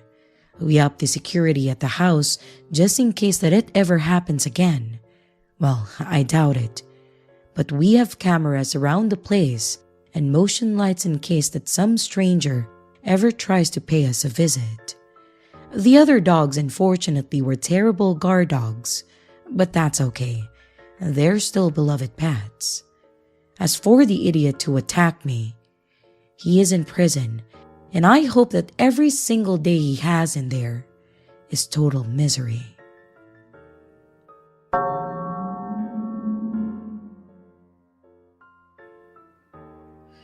I've been a long-time listener to podcasts where people have told their scary stories or told about creepy encounters and whatnot, but I never personally expected to have one of my own. And now that I do have one, I figured, why not share it with the world and see if maybe it can be used as a lesson to others and help people avoid similar events. If nothing else, at least it can be considered entertainment to some. I live in a small town that I like to think is pretty safe. There really aren't many crimes that I hear about around town, and I've never really met anyone that I felt threatened by around town. I've been without a car for a while now, and I just walk from my house to a nearby bus stop to get to work, and then I do the same to get home. The bus stop to get home is a bit annoying because they don't stop at the same spot where they pick me up in the morning, so I end up having to walk about 25 minutes from the second stop to my apartment complex. It's a bit annoying, sure, but it is what it is. And since I don't have a car, it's all I have to rely on most of the time. Now, this whole event happened a few weeks ago. It was a normal day at work. I was super busy, and by the end of the day, I was seriously exhausted. I got to my stop, got on the bus, and I was sitting in the seat just kind of dozing off a bit while making sure that I didn't actually fall asleep. Something that I've gotten pretty good at over the couple of years that I've done this routine. And after a bit of just sitting there and being rocked back and forth by the jostling of the bus, we hit a pothole, and the bump of it actually pulled me completely out of my half-asleep state. I shook my head and kind of looked around. And when I did, I noticed that there was a guy a few seats ahead of me that was sitting with his back against the side of the wall of the bus, and he was staring at me. I don't mean like, maybe he has a crush on me type of staring. I mean, full-on glaring, like I stole his wallet and kicked his dog and he knew that it was me style of staring. I had no idea who this guy was, and I'd never seen him on this bus route before. I was a bit creeped out by it, so I just kind of thought, okay, I'll ignore it the best that I can, and that will be it. He's just kind of creepy. The entire ride to my stop, he just sat there staring at me with the same wide-eyed glare, and it got to the point where I thought that maybe he was blind and he wasn't actually staring at me, and maybe I was just being insensitive. It was such an awkward situation, and I really was trying to rationalize or think about it in any logical or even illogical way that I could. And after a while, we were approaching my stop. I was a bit hesitant to get off, but I wasn't about to make my 20-something minute walk turn into a 40 or more minute walk just because of this one guy. As we approached, I got up and I walked towards the exit of the bus, and as I passed this guy, he definitely turned his head to watch me. And much to my misfortune, as I got past his seat, he stood up and started following me. I had no idea what to do. I had already shown that this was my stop by getting up, and there weren't a lot of people on the bus, so it wasn't like I was going to be able to get anyone to help me. I decided that I could maybe mention something to the driver and they could help me about it, or stop this guy from getting off the bus with me because I was creeped out. I really was at a loss of what could be done because technically, him being a creep wasn't a crime. The second that I turned to make a comment to the driver, this guy grabbed my shirt and then pushed me toward the door, and I'm not exaggerating. He practically threw me off the bus. He grabbed me and then he shoved me with all his strength out the doors and onto the curb. I was lucky that I was able to halfway catch myself and that I didn't smack my head on the bus stop sign or the bench or anything. As I fell, this guy seriously pointed at me and said, "If I ever catch you on this bus again, I will kill you." This was obviously terrifying, and it caused a lot of chaos to ensue, mostly from the driver. He was yelling at the guy, and the couple other people that were on the bus were standing up and approaching this man that had just threatened me, and that I was just sitting there terrified for my life. As soon as the other people got to the guy, he jumped off the bus and then he took off at a full sprint. Within moments he was gone, and they were helping me up, and the driver told me to get back on the bus while he called the cops to escort me home. I was thankful that he let me back on to wait and that he was willing to call into dispatch that there was an incident, so I wasn't there alone. The cops did come and they asked for a description. They asked me if I knew the guy, and I told them the whole thing, that he was staring at me creepily, and then when I went to get off the bus, he shoved me and then threatened me. They didn't seem to want to believe that I didn't know the dude, but I assured them that I had never seen him before in my life. They took all the information from everyone, and then one of the officers actually did give me a ride home. That's pretty much the end of it. They haven't contacted me to let me know if there's been any progress. And my guess is that there wouldn't be, because it was such a random incident, and beyond the description, I don't know if they had anything else on this guy. It definitely scared the hell out of me, and it's actually made me a bit nervous to ride the bus again, just in case he makes good on his threat. But I'm hopeful that it was just a one-off incident, and that I never run into that crazy dude ever again.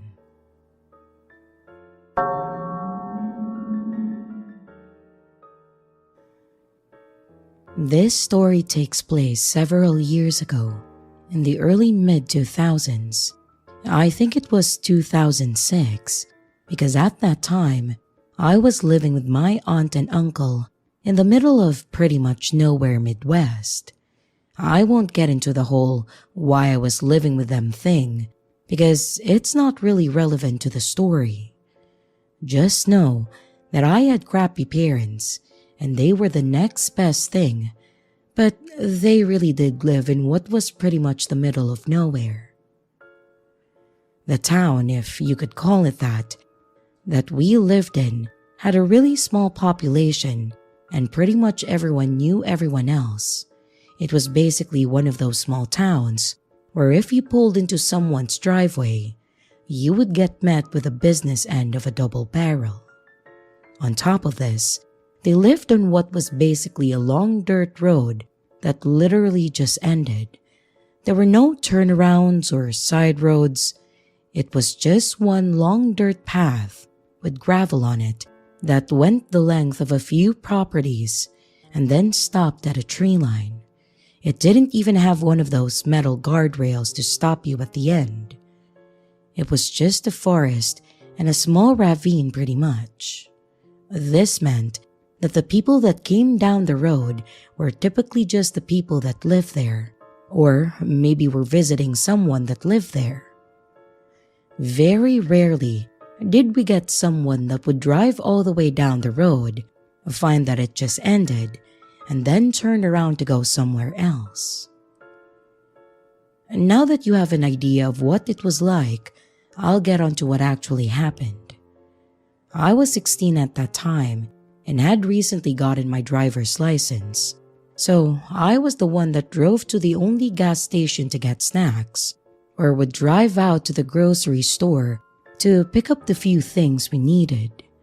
I was pretty much just taking every single opportunity that I could get to get into the car and then go, since I now legally could. This was especially true since it was summer break, because otherwise, I would just be sitting in the house with my little brother, and that was not something that I wanted to do. It was pretty early in the morning, sometime around 8 or so, because my uncle had just gotten up and was complaining that we were out of both creamer and milk for his coffee, and that he was getting grumpy because of it. I told him that I would go ahead and run to the store to get what he needed if he wanted to. He said that I could go, but then told me to take Jimmy, my little brother. I really didn't want to, but I wasn't going to fight him on it. So we got in the car, headed out down the drive and onto the road toward the main roads. A few minutes into the drive, I saw what looked like a car sitting on the side of the road with a hood up, which is also something that you don't usually see around here. I slowed down as we approached it, and I saw a man in a button-down shirt and nice pants, just kind of standing there in front of the car, looking at it like he was annoyed or frustrated. I asked him if he was okay, and he laughed, and then he walked over to my window. And here's how the conversation went. He said, "No, I'm not okay. I was driving down the road and this thing just stopped running. I don't know what's wrong with it. You wouldn't happen to have a phone that I could use, would you?" I answered, "No, I don't. I'm sorry. Were you going to see someone down this way? I could point you to their house and they could help you."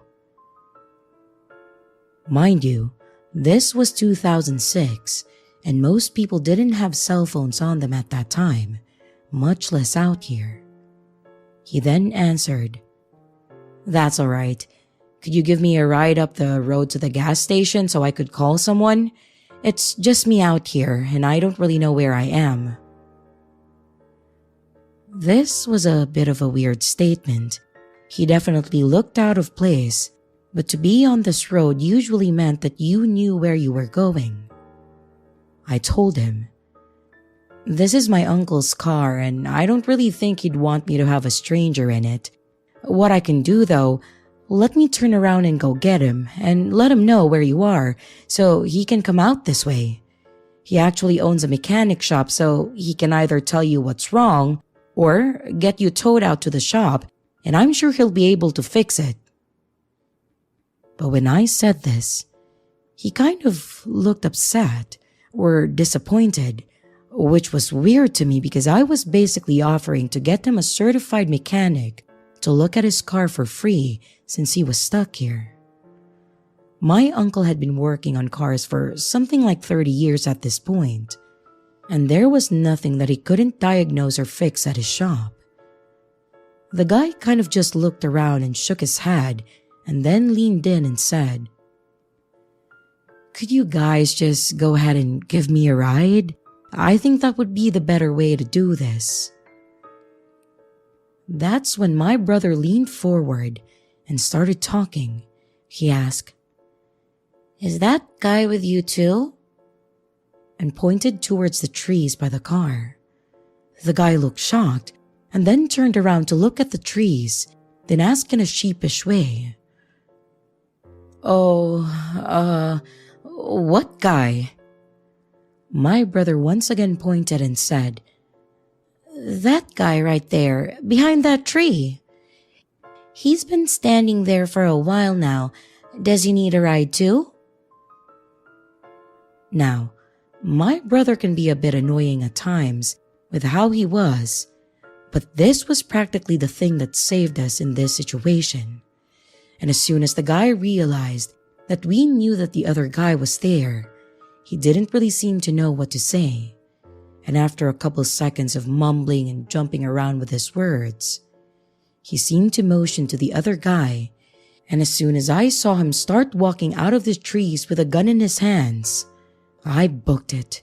I knew exactly what was going on here, and I knew that I needed to get as far away from this as quickly as I could. I slammed the gas pedal, and then I took off. I'm pretty sure that I actually ran over the first guy's foot on the way. After what felt like forever of driving down the road at top speed, I looked back, slowed down, and turned out onto the main road where everything was. When I finally parked in the parking lot of the grocery store, I just kind of sat there with my heart racing and panicking inside. My brother, on the other hand, was just like, "Huh? That was weird." When I was certain that I wasn't going to die from a heart attack, we got out and quickly ran into the store. I went over to the desk and asked to use their phone to call my uncle. I told him that some guys were parked on our street and one of them had a gun and that they tried to carjack us. I honestly think that they were more likely trying to kidnap us and take the car too, but I just stuck with carjacking.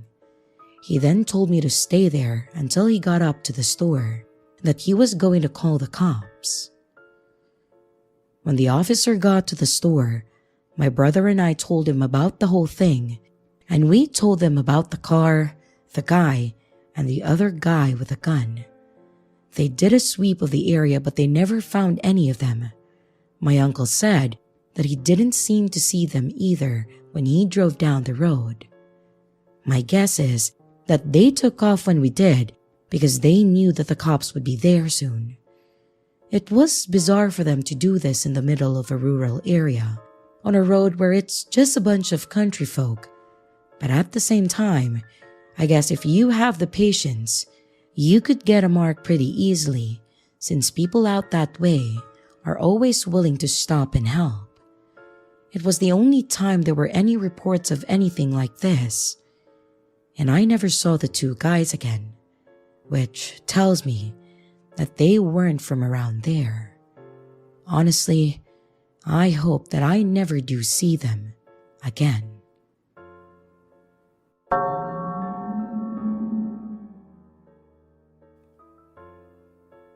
I never liked the outdoors or being in nature, and I get a lot of shit for this. I prefer to stay inside in a nice AC with all the comforts of home, rather than go outside where there is nothing but bugs, the heat, and people. I appreciate beautiful nature pictures and the scenery, but that doesn't mean that I want to be out in it. My sister, however, is the complete opposite of me. She loves the outdoors and always tries to go hiking whenever she can. I like seeing the pictures and hearing about her adventures, but that is as far as I will ever go. But for her birthday, she asked me to go on an easy hike with her. We have different ideas about what an easy hike would be. She doesn't really ask much of me, so I told her that I would give it a go, but to understand that I might not be able to do it. We were walking along the path and we stopped regularly to take breaks. It was a beautiful place, but my feet hurt. It wasn't really my thing. We had one more trail to go down before we'd go down another one in order to get back to the car park. My sister was talking about how we should do this again sometime. I just wanted to go through the day. We weren't alone on the trails. There were families with small kiddos walking by, some couples, older people, and even the odd occasional single hiker. What I'm trying to say is that this trail isn't in the middle of nowhere and generally has the reputation for being safe. Well, I hurt my ankle somehow. I don't know how, but it ached. So my sister and I sat down for a while and chatted. And before we knew it, it was dusk. So the sky had that pink hue to it, and it was colder now. We got up and then started walking home. My legs and ankle hurt, so I was limping, and my sister was walking beside me. I knew she was itching to walk faster. She is one of those speedy people who like to walk really fast everywhere. But then we heard rustling from the trees, and then froze. Neither of us knew what it was, and we held each other's hand only for a deer to come through. You know, like a cheesy part in a horror movie. We just laughed it off and thought that it was ridiculous. But then, the birds, and just the forest in general, I guess, went really quiet. It was weird. My sister stopped and looked around to see what was causing it. She leaned close to me and whispered that we had to go. Now, I wasn't going to argue with her. Instantly, she was on her feet and pulled me up quickly. I asked her what was wrong and she told me not to worry. Just come with her and don't waste any time. We walked at a fast pace, as fast as we could go with my injury in order to get back to the car park, and she wouldn't say what was wrong. I didn't ask again and I figured that she would tell me when we were safe. She kept looking to see what was there, and as we were getting closer to the car, she told me to hurry up and just get straight in the car when it was unlocked. When we got back to the car, she told me to get in right away, and the moment we were inside, we locked all the doors. Normally, when we got back to the car after doing something, we would just talk or relax, but this time, she drove off and didn't answer my question until we drove to a local McDonald's. She pulled into a parking spot and her hands were shaking. I gave her a moment before I asked her what happened. She told me that she saw someone was watching us in the forest behind a tree. At first I thought she was overreacting because there were a lot of people there. She told me that he was naked and that he had a knife in his hand, and that's why she told me that we had to go. I asked her how she knew that it was a knife, and she said that she knew it got bright when it reflected, and then admitted that she couldn't be sure. It was just better to get out of there before it got dark anyway, than being out there when it was nighttime. Maybe we were being stalked by a psycho, or maybe a murderer. I don't know. I haven't gone hiking since, and my ankle has gotten better. She has gone hiking again with friends, but never going alone. But she has never tried to go back to that forest. She told me that she doesn't want anyone to stop her from enjoying nature.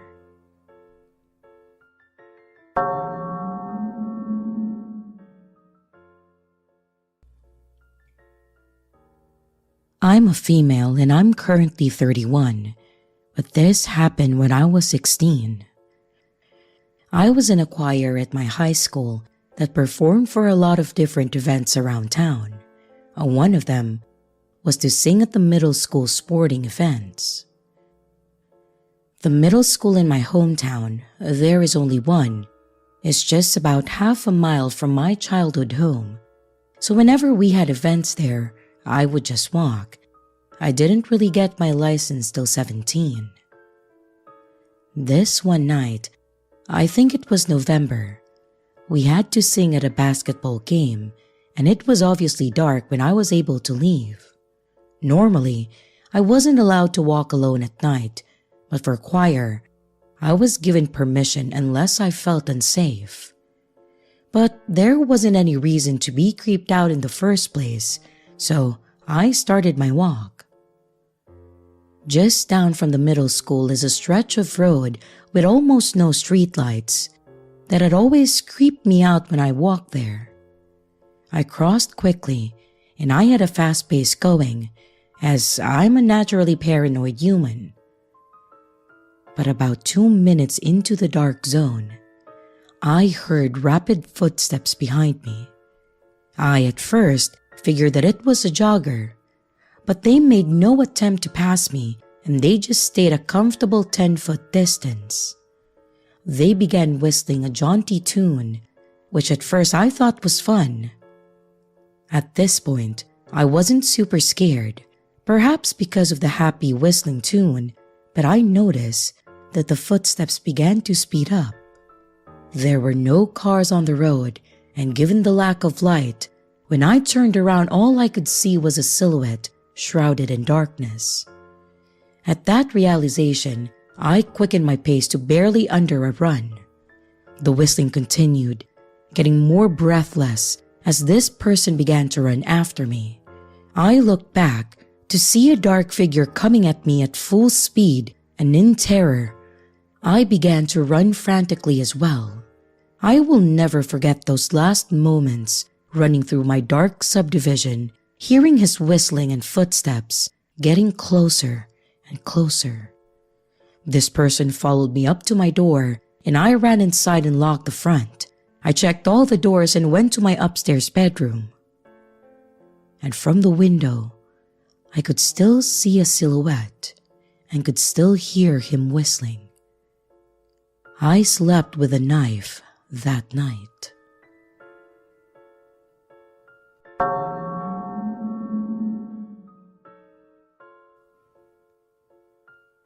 So this happened years ago when I was a dumb teen girl who loved walking the city alone after dark.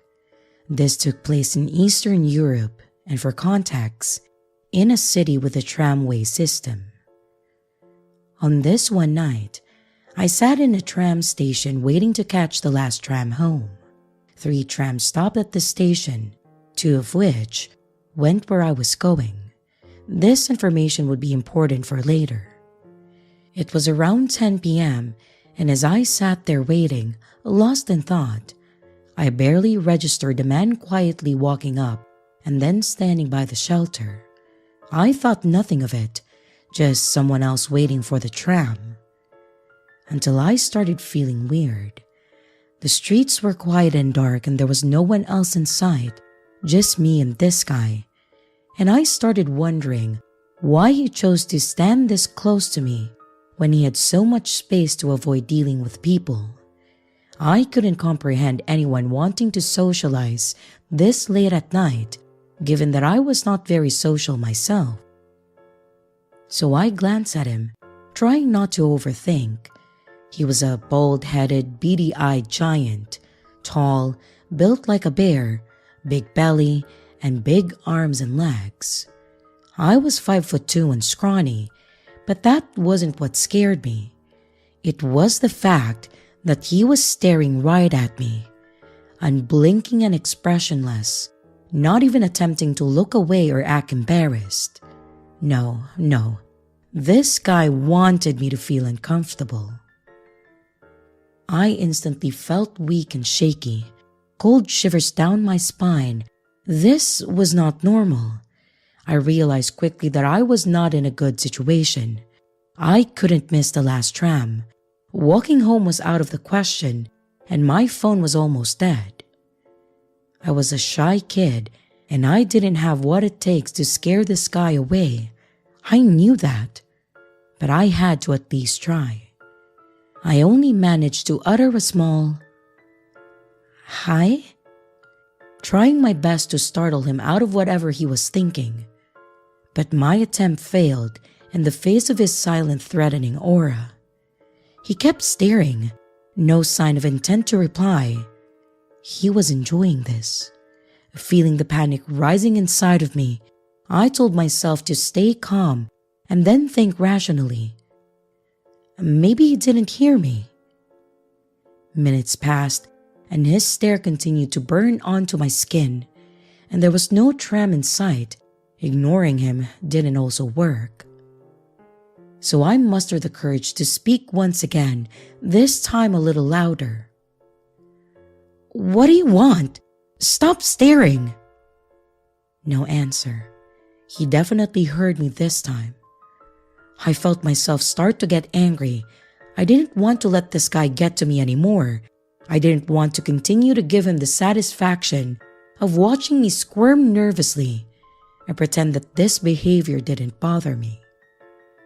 I took a deep breath and I forced myself to start thinking. I knew what I can't do. I can't fight him off if he makes a move, and there is nothing I can say or do that will get him to stop.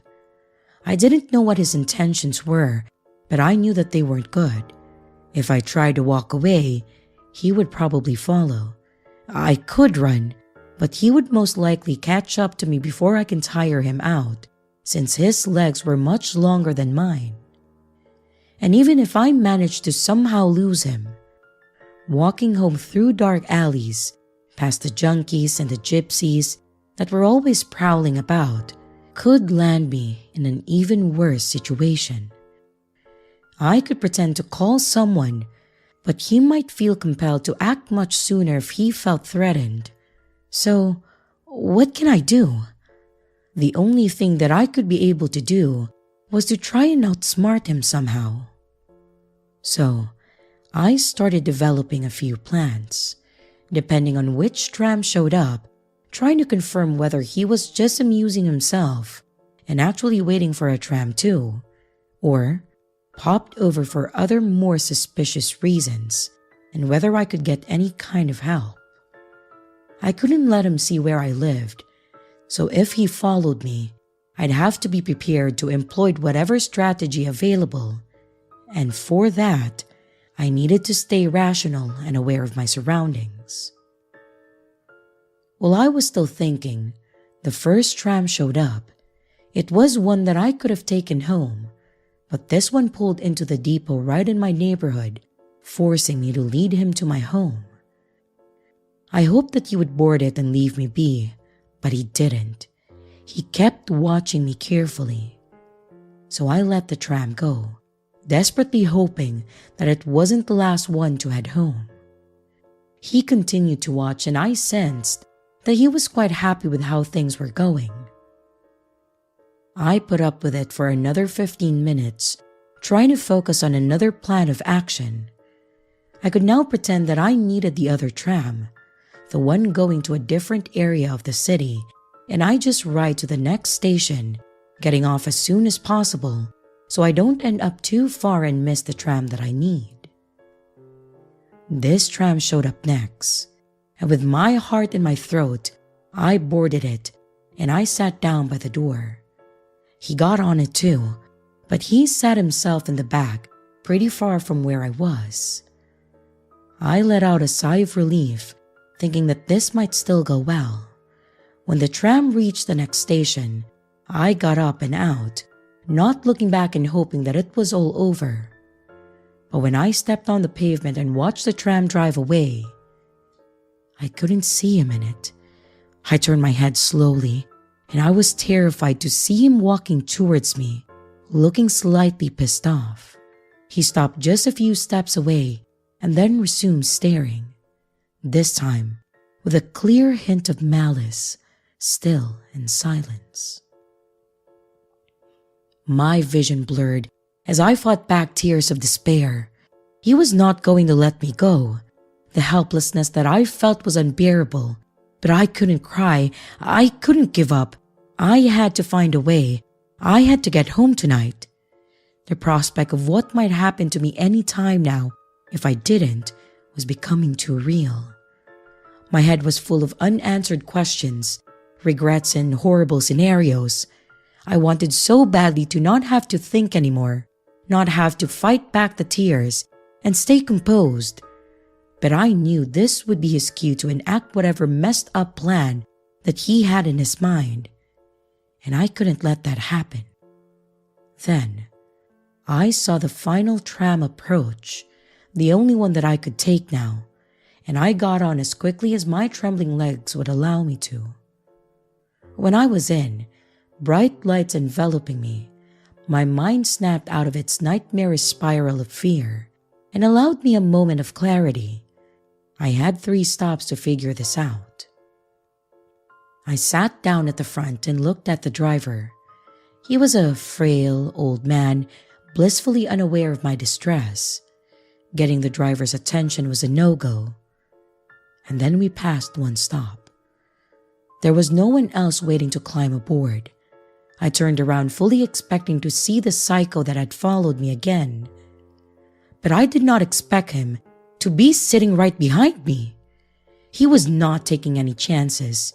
He was making sure that I won't try anything like last time.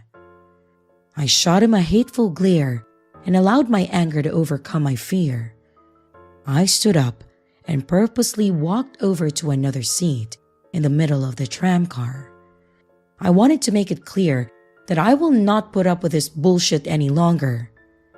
He got up too and slowly walked up to a spot 2 seats behind and diagonally from me, and then sat down with the tiniest arrogant grin on his face. Already expecting it, I shot up and stood by the middle door instead, determined to keep him on his toes. If I stood right by the door, he won't have any idea which station I plan to get off at. He remained where he was this time, convinced that I was bluffing. After all, this was really the last tram, and there was nothing else that I could possibly do to escape now. He must have reckoned, so my defiance was just a funny act to him. This was my chance. I had to take the risk, and it had to work. There were 3 doors on the tram, and they all opened and closed at the same time and stayed open for around 5 seconds before closing again if no buttons were pressed or people detected on the threshold. The next stop, the only one left before mine, came into view. The tram slowed to a stop, the doors opened, and I made no move. 5 long seconds passed, and the doors started to close. I bolted and I ran for it, reaching the back door as fast as I could and slamming the button to open it again. My whole body tense with adrenaline, I waited a long, painful second, and then I jumped back in, keeping my head low, holding my breath and crouching behind the nearest seat. I shut my eyes tightly and I exhaled slowly while thanking the gods that I didn't believe in for that button working. I was wishing with all my might for him to not have seen me before I got back in. And as I was waiting to hear his footsteps approaching, I pictured him frantically looking for me. Was he still on the tram, face screwed up in anger, head turning like a fat, ugly meerkat? Or was he catching his breath on the pavement of the last station, mad eyes searching the darkness for me? As the tram continued its loud journey, banging and clanging in sync with my heartbeat, I dared to myself, imagining his face when he realized he fucked up. Hand on my chest, I did my best to stealthily look around the corner and found no one looking back. I stood up in excitement and I threw myself at the foggy back window. And there he was, standing alone and victimless on that slowly fading out of sight station, watching me leaving him and his vile plans behind. Giving someone the middle finger never felt so good. I made it home and told no one of my story, for fear that I'd be admonished for my naivety. But I was safe, I was proud of myself, and I learned my lesson. Creepy stranger, I hope the events of that day taught you not to underestimate girls and prevented you becoming a criminal for the rest of your life. So let's never meet again.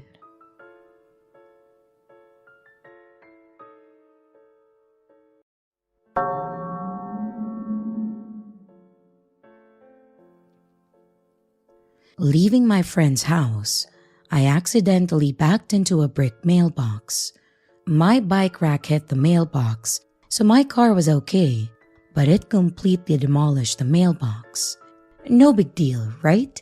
That's why we have insurance, right? So I went to the neighbor and I told them what happened. I gave them my insurance, my phone number, and my name. But all I got was his first name. From the get-go, this dude was super creepy. He kept hitting on me, trying to date me, and specifically trying to feed me. So I left, and on my drive to my mom's place, I'm attending out-of-state college, and my parents are divorced. The guy that I backed into, Robert, began to text and call me. He was insistent that it was better for the both of us to just pay out of pocket for the mailbox, sending me links to companies that could fix it for $500, and also demanding that I go on a date with him so I could just give him the cash for the repair and that he could feed me. I don't know what his deal with the food was. I declined everything, but I started to get annoyed by his constant texts and calls. Finally, after 2 days of it with my responses only, "Please, just contact my insurance," I sent him a text saying that he was harassing me. I then blocked him, but he made a new number and threatened to report it as a hit and run to the police. I'm in law school, okay? And this wasn't a hit and run. I then blocked the second number. Then, he used the new number to ask me if I wanted him to send a screenshot or video of the accident to his insurance. I admit, this made me angry, so I called this number and I dug my nails so hard into my thigh that I drew blood as he threatened reporting things, asking me on a date, and trying to entice me to just pay cash. I finally screamed and said, "Don't contact me again, you fucking inbred piece of shit." And my dad heard me and was upset that I said that to someone that I was in an accident with, and that I said that to a guy who thought that I was cute and just wanted a date. I then blocked the third number. The next day, he reaches out again to tell me that I gave him the wrong policy number. I told him I didn't. He then said that it would be better to just pay with cash and that I was the problem and etc. He was talking to his insurance, I guess, and began trying to validate my info. He had my mom's name, address, and phone number, and I verified it. I told him not to contact me again, and I blocked his new number. The next morning, super early, I get a text, basically saying that he finished the claim and that I was awful for making it harder than it needed to be by going through the insurance and not just going on a date with him. He then included, "You're so beautiful and ugly at the same time. Don't take risk. Stay on the good path. Goodbye." At this point, I got scared and I blocked his fifth number. Then at midnight, he texts me, "Are you up? I know where you live. Don't try and screw me over on insurance. I'll report it as a hit and run. You should have just gone on a date with me." I took the phone to my dad and I showed him the text and then filled him in. My dad is a pretty scary dude.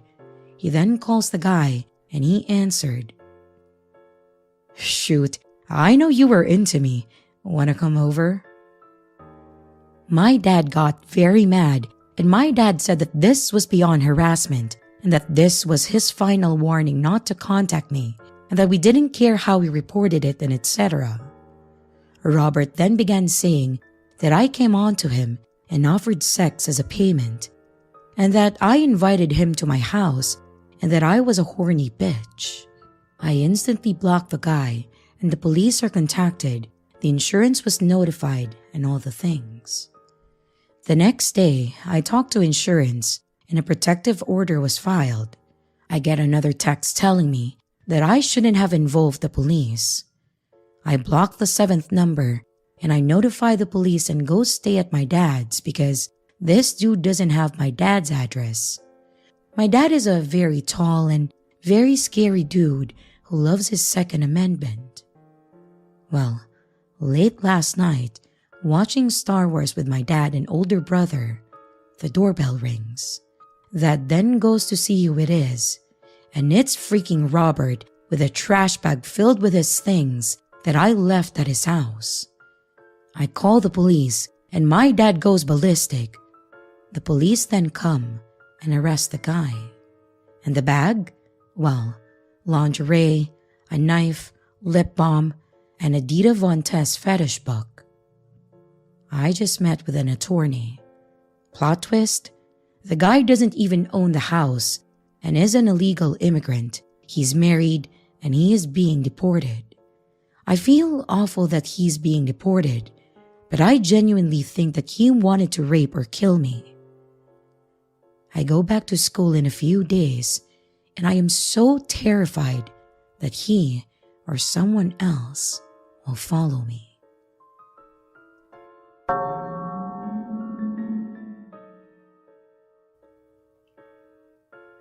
I'm an 18-year-old female, and I have been working for a large department store in the UK for just over a year now. This story happened when I was 16. It was late evening at around 9 p.m. or so, as we stay open late for the Christmas rush. I was walking across the shop floor when a man brushed very close to me. I'm often in my own world at work, and this made me jump a little. He must have noticed this because he said, "Hello?" And I responded, and he asked me how I was, and I said, "Good, and you?" He then nodded and walked towards the doors out into the car park. I didn't think much of this at all, but it did catch me off guard. I decided to walk across to the other side of the shop and then continue tidying rails there. Bear in mind, the floor plan of this store is massive. I then hear a man shout from a few meters away, and I look up to see the same guy again. It's only now that I really took notice of his appearance. He had a large tattoo of a dagger on his right cheekbone, and he was wearing a black jumper with a hood pulled up. He was about a foot taller than me and clearly much older. I asked him if he needed any help, and he gestured for me to come closer to him. I tend to freeze and follow instructions in this situation, which is not exactly the best survival instinct. I naively thought that he just wanted to know which exit he needed. He asked me what my name was, and I told him. "You've got really pretty eyes," he said, and at this point I was getting a bit freaked out. I thanked him hesitantly, and I turned to leave, but he then puts his hand on my forearm. Again, I kind of just froze. Then he asked, "Have you got a boyfriend? Have you got Snapchat? Can I get your number?" He became more and more persistent, and I just wanted him to leave me alone. I told him that number 1, I was working, and number 2, I'm underage. He then asked me how old I was, and I told him that I was 16. Again, I don't know why I answered him, but my brain just shuts down. To which he responded with, "Nah, it could work." At this point, I was really shaken up and I didn't know what to do. Thankfully, one of my male colleagues walked up to me to ask a question, making him leave and winking at me as he did so. Noticing my distress, he asked me what had happened, and I explained the situation to him. He urged me to report it, but I was hesitant as I didn't want to inconvenience anyone or get them into trouble. However, there are a lot of teenage girls that work in the shop, and I wouldn't want them to be targeted, so I told one of the managers. They notified the store security and sent me off the shop floor to get some coffee and come down. I came back, I finished my shift, and I went to leave. The security guy stopped me on my way out and told me that he didn't mean to alarm me, but they had managed to track the man's car and he was just parked inside it. They said that there was a high probability that he was waiting for me and that I shouldn't go out there by myself just as a precaution. He then escorted me to my mom's car and then we drove home. I'm so thankful that nothing ended up happening to me that night. I often think about what would have happened if my friend didn't persuade me to report it, and I went out alone.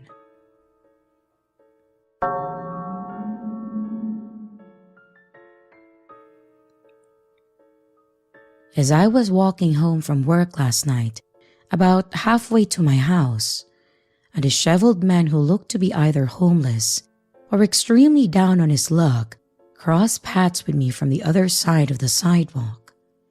He had initially been walking in the opposite direction, but as soon as he saw me, he immediately turned around and started following me.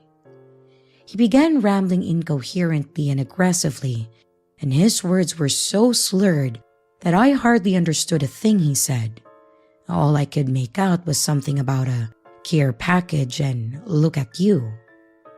It was obvious that this man was under the influence of multiple substances, so I quickened my pace and tried to avoid any contact with the man, but he was getting agitated that I wasn't paying attention to him at all. When my walking speed got too quick for his inebriated stumbling to keep up with, he stopped talking and instead began to just trying to follow me.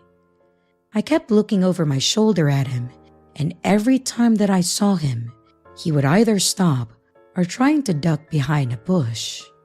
Finally, I started outright sprinting and looking for a spot that I could hide myself in. I came up to my local mosque and I tried to sneak around the corner into the parking lot of it where there was a tree that I could hide behind. While hiding there, I frantically dialed 911. I told them that a strange man displaying unstable behavior was trying to follow me. I described my location, myself, and also the man to them. The dispatcher assured me that the officers were on their way to where I was. But while waiting for them, I saw a figure heading up the sidewalk in front of the parking lot that I was hiding in. Panic immediately filled me until the passerby was close enough to where I could see that it was not the same man who had just bothered me, and they turned out to be harmless. Mere moments after this, the cops arrived to where I was. They pulled up next to the tree and motioned for me to come out and talk to them. The officer driving the vehicle asked me the standard questions, a description of the incident, where I was when it happened, and etc. And while we were talking, he spotted a man in another parking lot down the street, not far from where I had the first encounter of the creep. He asked me if this was the man that I had encountered, and it was hard to tell between the darkness and the distance, but I was pretty sure it was. Another police vehicle had pulled into that parking lot, and it appeared that an officer got out of it to talk to the man. The officer I had been talking to asked me how far I was from my house, and I told him that I was pretty close to my street at this point. He assured me that I should be safe to walk the rest of the way home, and that they had other cop cars patrolling the area. I thanked him and I finished walking home without further incident, thank God. Shortly after I got home, I saw that I had a text from my boyfriend that read, "Are you okay?" The text had been sent around the time the incident was occurring, as if he could sense that I was in a fearful situation. I replied back telling him what had happened, and he told me that he had got yelled at by a homeless man earlier too. I described the creep that I encountered to him and asked him if he thought that it was the same guy. He said he didn't think so. We also had a brief phone call to make sure that each other was okay. I let him know that I was home safe, and he told me that he was in a vehicle with a group, so he was safe too.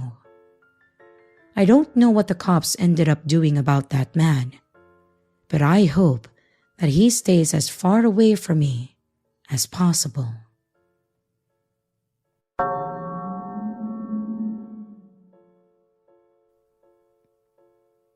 To give context, I used to be a 911 dispatcher for a small city. We dispatched all law, fire, EMS for the entire county, and within this county were multiple law agencies. I had been there for about 3 months or so when I met him. Let's call him Jake. Jake had recently transferred from a big department in California and landed himself randomly at our department. It didn't make much sense as to why he left California in the first place, but he always insisted that it was just time for him to move on to a smaller or less dangerous department. Him and I quickly became close and would chat almost every day after I got off the shift. But within a few months, it became apparent that we liked each other and our flirting progressed into something more serious. Fast forward a few months later, and it turns out that he was doing some inappropriate things to photos or videos of me whilst he was actively on duty. This and a few other things he had kept hidden on duty led him to losing his license and leaving. During the process of his termination, his sergeant had suggested that I get a protective order against him as he had made threatening statements previously towards me, such as, "You better be telling the truth. I'll find out on Tuesday if you're lying to me," and etc. I had begun to fill out the paperwork and I was told that I had a temporary protective order on him in the meantime, but don't think that I ever did. About 2 weeks after his termination, he calls me to catch up. The entire call is like an old friend to an old friend. What am I doing for work? Do I have a boyfriend now? But progressively, it turns more personal. Like, when does my shift end? What do I drive? But being 18 and naive, I treated him like I always had, and I was answering his questions. I had contacted his old department afterwards, as his sergeant had told me to let him know if I was ever contacted again. But they turned me away pretty quickly and didn't want anything to do with it. So with that, I blocked Jake. Roughly a month later, I get a call from a new number, and it's Jake. Once again, he wants to meet up and catch up. But this time, he so casually goes on to tell me about this new house that he's wanting to buy in my neighborhood, knowing that it's my neighborhood. I had never told him where I lived in town, let alone what specific neighborhood.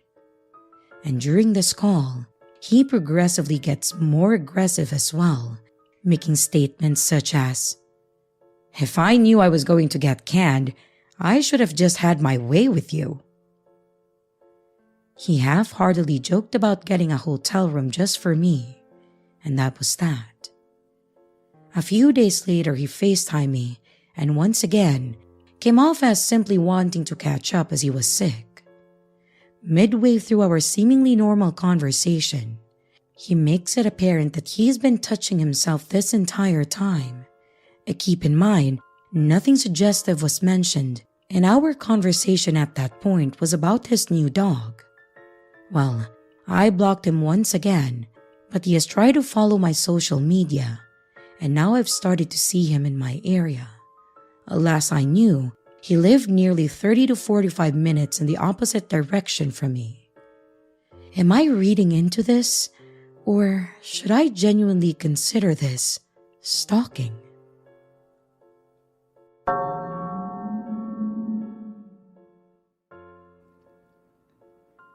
Every summer, a group of my friends get together to go on a week-long vacation. There's usually 4 of us, but this year, we bullied our friend into bringing her girlfriend too.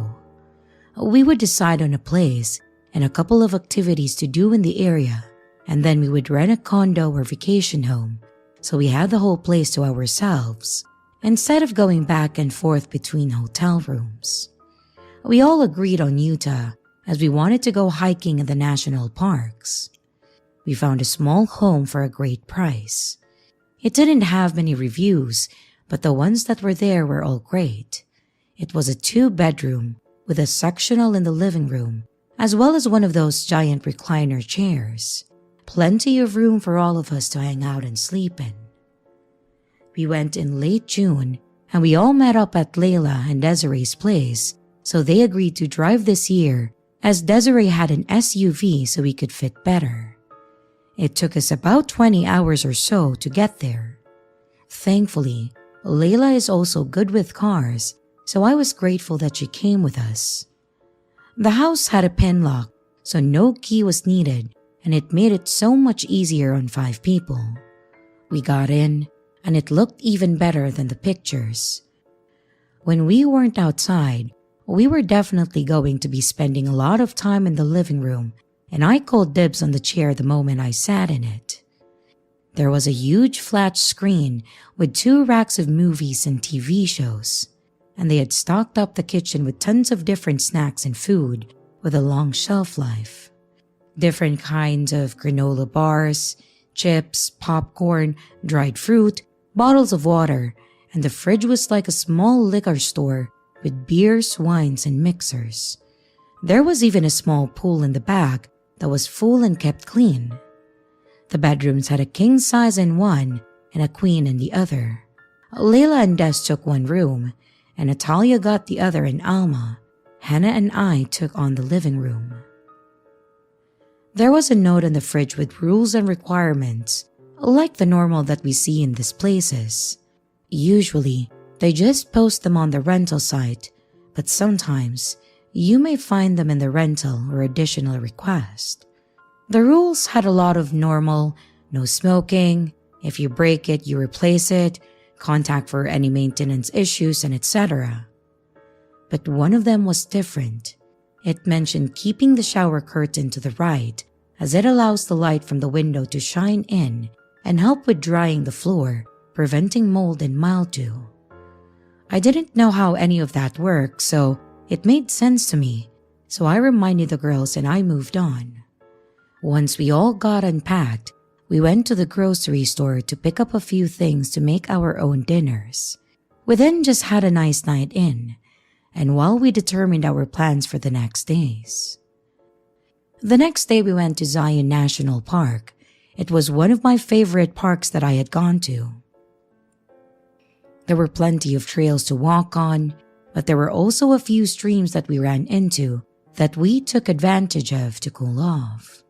We may have even filled the bottle with some of the water as a nice reminder of the time that we had there. And by the time we got all the way around, we were hot and exhausted, so we picked up food and brought it back to the house. After eating, I decided to go take a shower. As I went into the bathroom, I rubbed my hands against the wall to turn on the light, and as I did this, I saw what looked like a light that was coming from the shower. I turned the light on and saw nothing. I turned the light back off and still nothing. Thinking that I was just seeing things, maybe the moonlight from the stained glass window or something, I moved on with my shower. And the rest of the night went as usual. We drank and talked, and then we passed out. The next day, we decided to make it more laid back. We went shopping, found a local place to eat, and would then head back to go swimming. Once we got home, Natalia wasn't feeling really well, so we decided to skip swimming and watch a movie instead. As we settled in with our snacks, Des was picking out a movie. She pulled out 50 First Dates, one of my favorites. But when she opened it, her face changed from all smiles to confusion. She said that it was a blank disc and that it looked like it was a homemade video with a title, Young Couple 2018. We were confused by this, but poor Layla in her naivety thought that maybe it was the owner of this place and that they put it in the wrong case. But based on the look on Desiree's face, we both had the same thought. She put the DVD in the player, and to our disgust, we were right. This was home footage of this very place. The worst part is that it was coming from the bathroom. And that's when it clicked in my head. The light that I saw in the bathroom. I started telling them about what I saw, and Des told me to show her. I followed her to the bathroom as we started looking around based on the angle of the video we saw. She rubbed her hand along the walls, and right between two tiles, toward the top, she could see a small gap. And after looking closer, she could tell that there was a small hole. She immediately told us to get out, close the shower curtain, and then shut the door. Now it was obvious why they wanted the curtain in that position. It kept the view of the camera open to the rest of the bathroom. At this point, we had called the cops, and all 5 of us had showered, dressed, and used that bathroom. I know that I speak for them as well when I say that I felt violated. And by the time that they arrived, we had already packed up all of our stuff and in tears, and we explained what we had found. They saw the video, and they saw the spot where the camera was in the bathroom.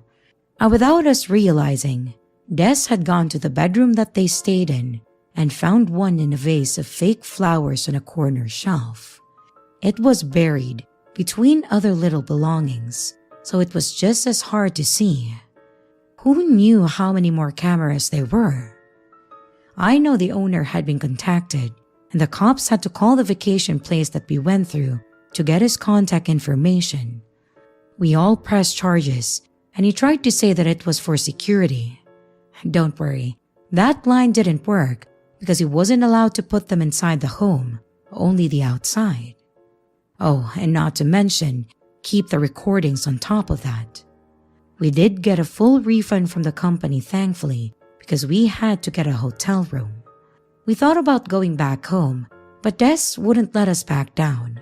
She convinced us not to let that stop us and ruin our plans.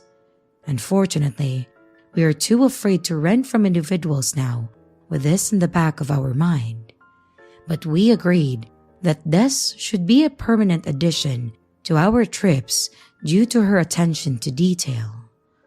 We just spent a little extra money for a bit more peace of mind.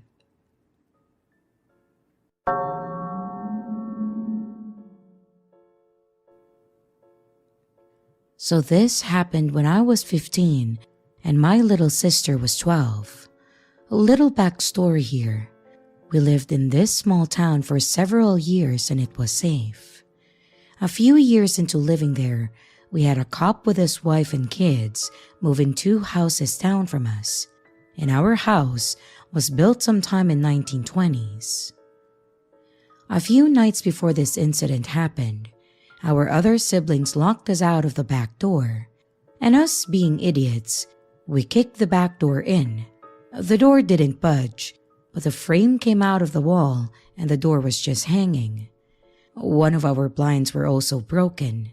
We didn't have the money to fix it, seeing as my parents had 8 kids and money was tight growing up.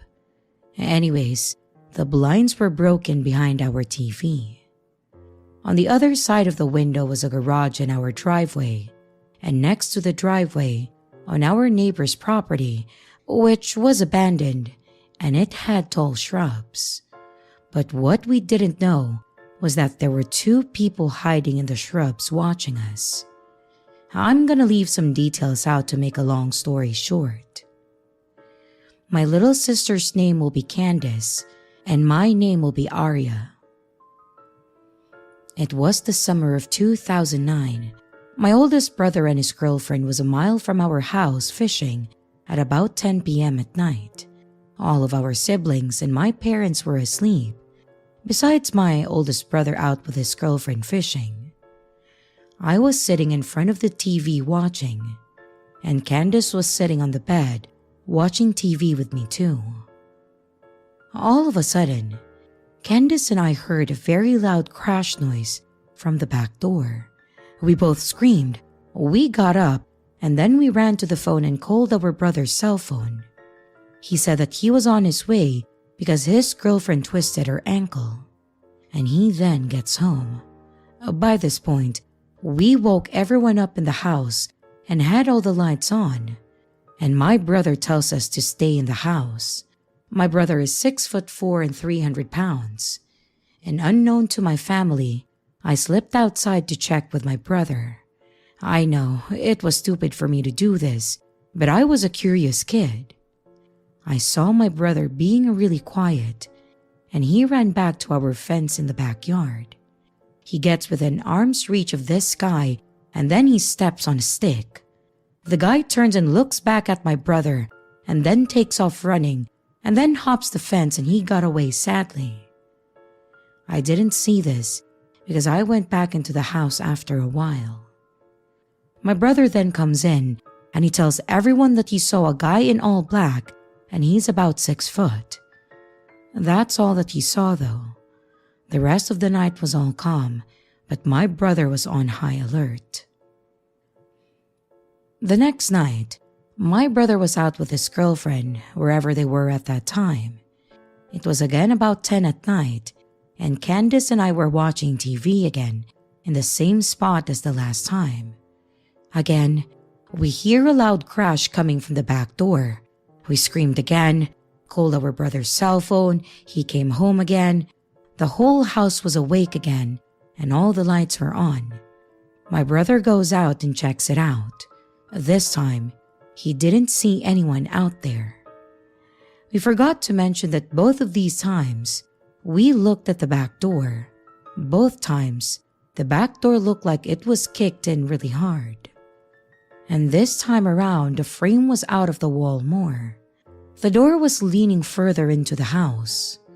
We didn't make any police report because we had a cop that lived 2 houses down from us. And while he was at work, us kids would help take care of his pregnant wife, bring her over food, play with her kids, and we didn't really see him much. And when he did though, he was so sweet and so nice to us. But anyways, we told the police officer what had happened, and he told us that he thinks there are 2 guys that have been stalking our house and watching us. The cop comes over and checks and looks, and he said that he believes that there is 2 guys.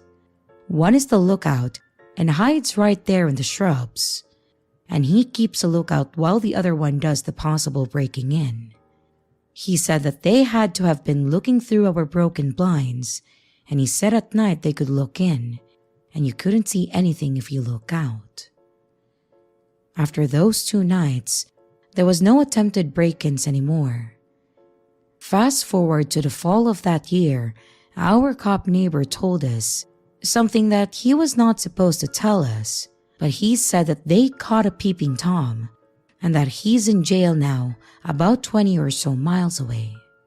He said that after the peeping Tom was caught, it all stopped and the town was safe again. Candace and I were so freaked out and scared that to this day, her and I have to have all our doors and windows locked. We check multiple times a day, and if any of our curtains are open, we get scared. We close the curtains every single time, and I'm honestly afraid that it will happen again. We no longer live in that town, but that thought is still there. Sorry for this long post. To this day, we don't know what their intentions were. I think if he would have gotten in, then we wouldn't be here today, so this is all scary to us. As for our stalker/peeping Tom, let's not meet again.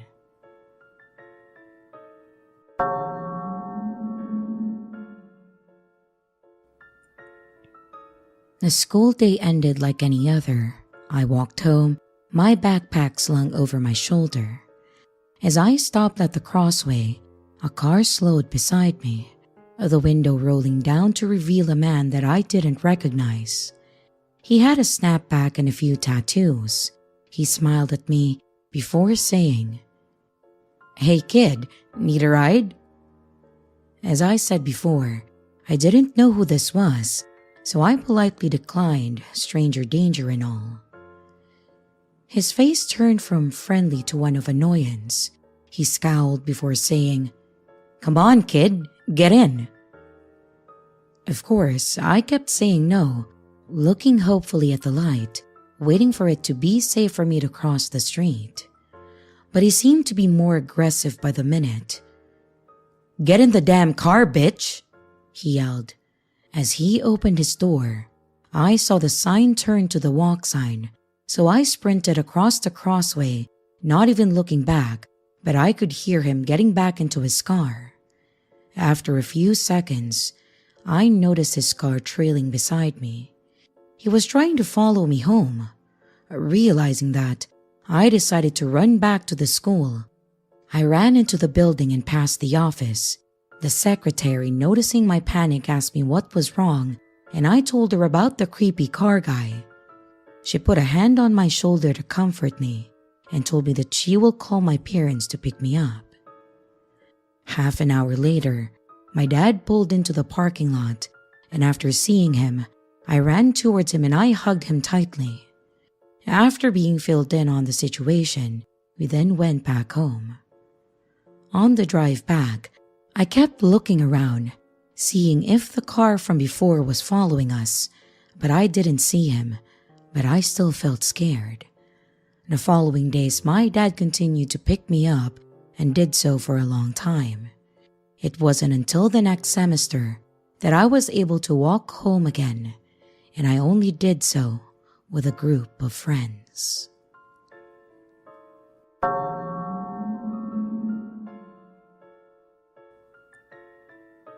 This happened when I was 15, going on 16. I'm also an only child, so while yes, people may think that I'm lucky because I get more than some households with multiple children, I would much rather have siblings. It can get very lonely and boring. And with that being said, I usually get to invite a friend or cousin to go on trips or to special events with my parents and I. If we go to the movies or a theme park or maybe the swimming pools, I usually get to bring someone. Spring break was not much different.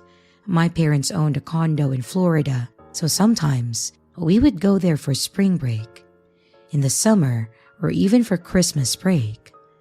This year, we were going to be going there for spring break again, and it was also important to me because my birthday is in April, so it was supposed to be part of my Sweet 16.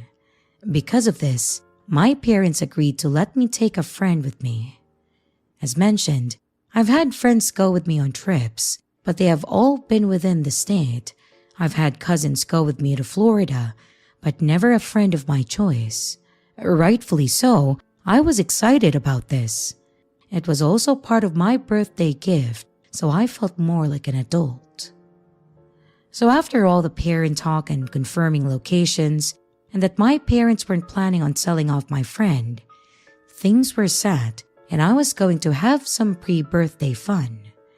My friend and I did have to keep our grades up in order to go, so after about a month of making sure that everything was done and turned in on time, we were in the clear and on our way to Florida.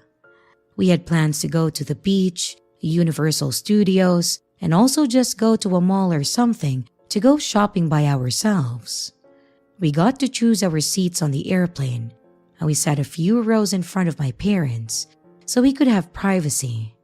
And when we got there, they even let us sit at our own table at dinner. We did do a few things with my parents wanted to do, like some kind of water boat ride thing with all these alligators around it, and we went to Hard Rock Cafe because my dad is obsessed with that place. Things were going as normal for a while, but I will definitely say that my arrogance got the best of me, thinking that I was an adult. So the day came for us to go to Universal Studios. This is where we first started having troubles. My parents were still with us the entire time, but they didn't always go on the rides, but they were there when we got on, and then they would be at the exit when it was over. On some of the rides that we had to wait on, we were standing there, people watching, and we noticed one guy in particular. He stood out because 1, he didn't have any kids with him or anyone else, and 2, he had one of those tank tops with a muscular torso on it to make it look like it was your own. Those just look weird on anyone, but especially on him. He ended up on one of the rides that we went on, and he just stared at us the entire time. We sat in the back of one of the rides, so he couldn't stare at us, but even looked back at us before it started and then smiled. We were young and didn't really know how to react, so we just waved and smiled back. We saw him a couple more times, but he was never around when my parents were there with us. And since he didn't really do anything though, we didn't bother telling them, and we just tried to enjoy our time there. We were there for most of the day, so we were pretty tired the next day.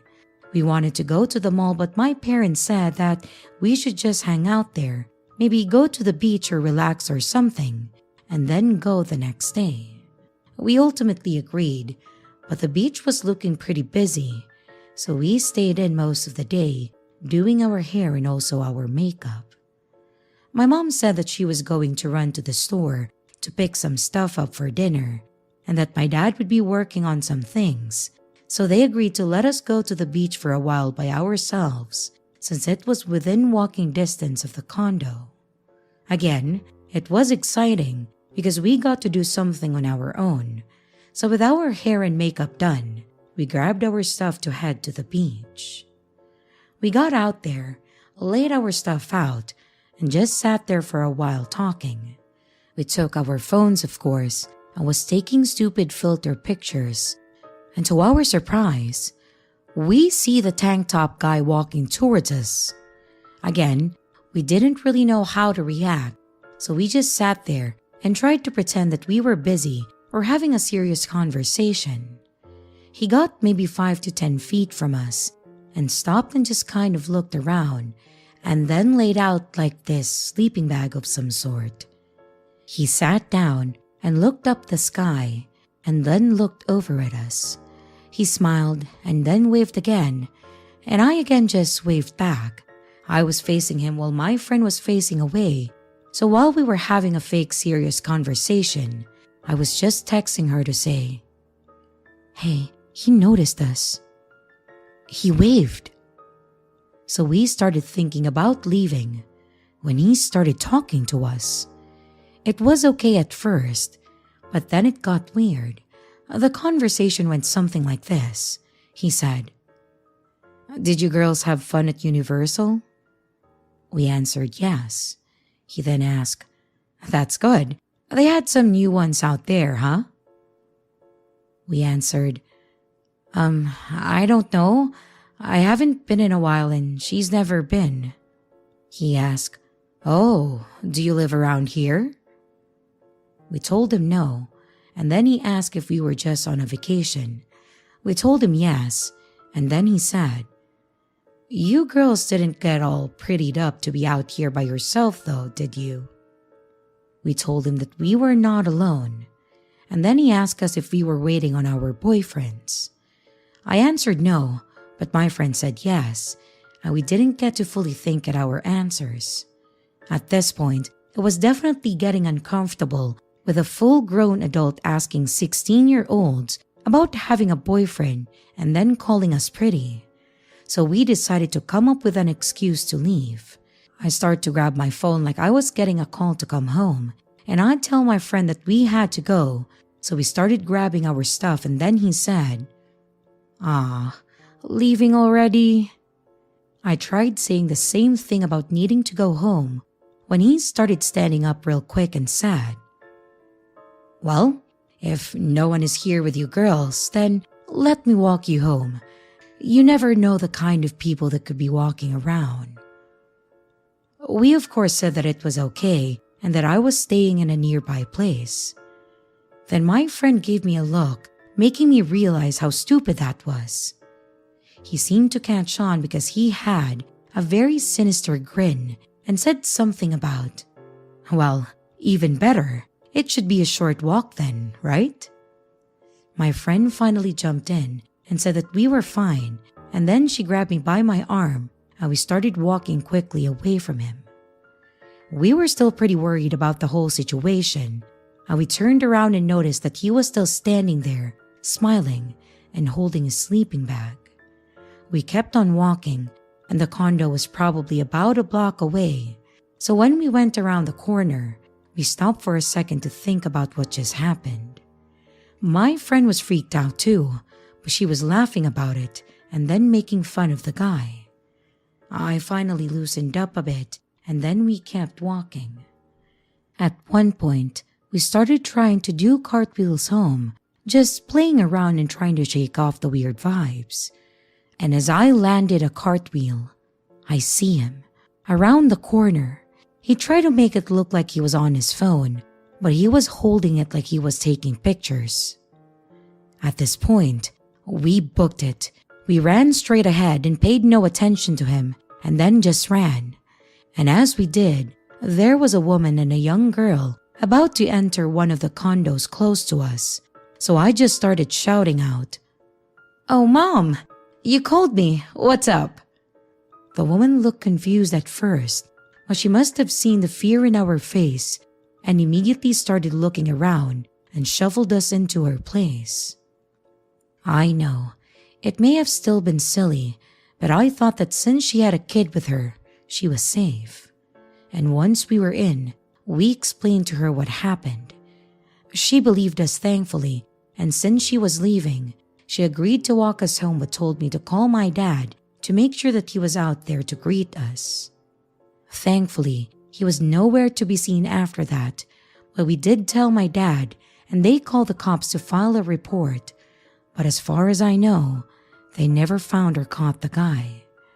And from then on, we were definitely more cautious of our surroundings, and my parents stayed close by, but we still had fun. It was definitely a memorable trip. I felt bad for my friend, thinking that she'd probably never be able to do something like that again.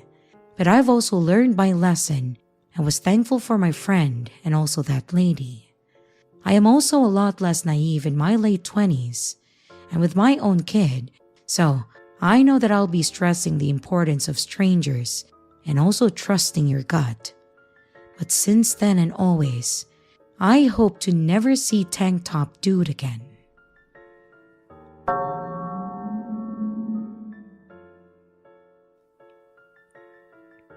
I had recently come back to work after being off for over a year on mat leave. When I came back, it was nice to get into the swing of things again and start to have a new routine outside of being home all day. There's a coworker that not everyone gets along with, and he's kind of an odd guy, so it's understandable. Anyways, when I came back, there is a process that this said coworker is trying to have implemented at work, and I made the mistake of saying that I agreed slightly with.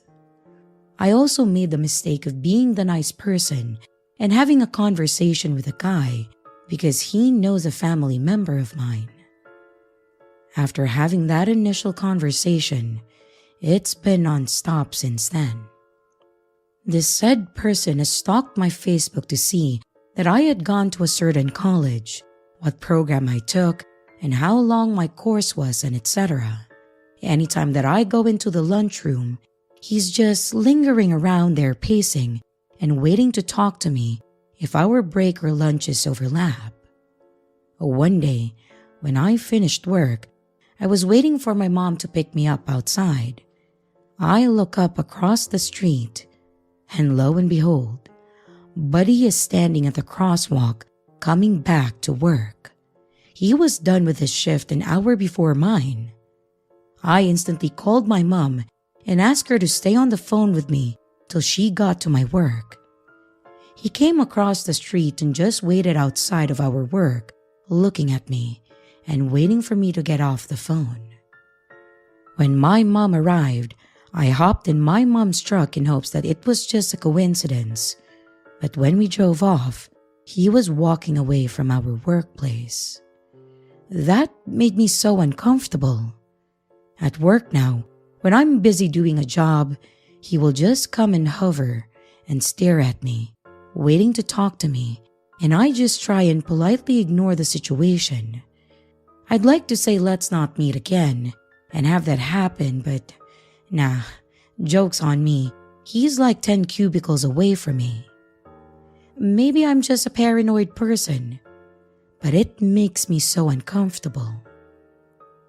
Update. So, a few more incidents have happened. One being that I forgot my work pass and I had to get a temporary one. And when I went to take my pass back, I came out of the elevator and he was standing there. I ignored him and I walked away down the hall into our main office.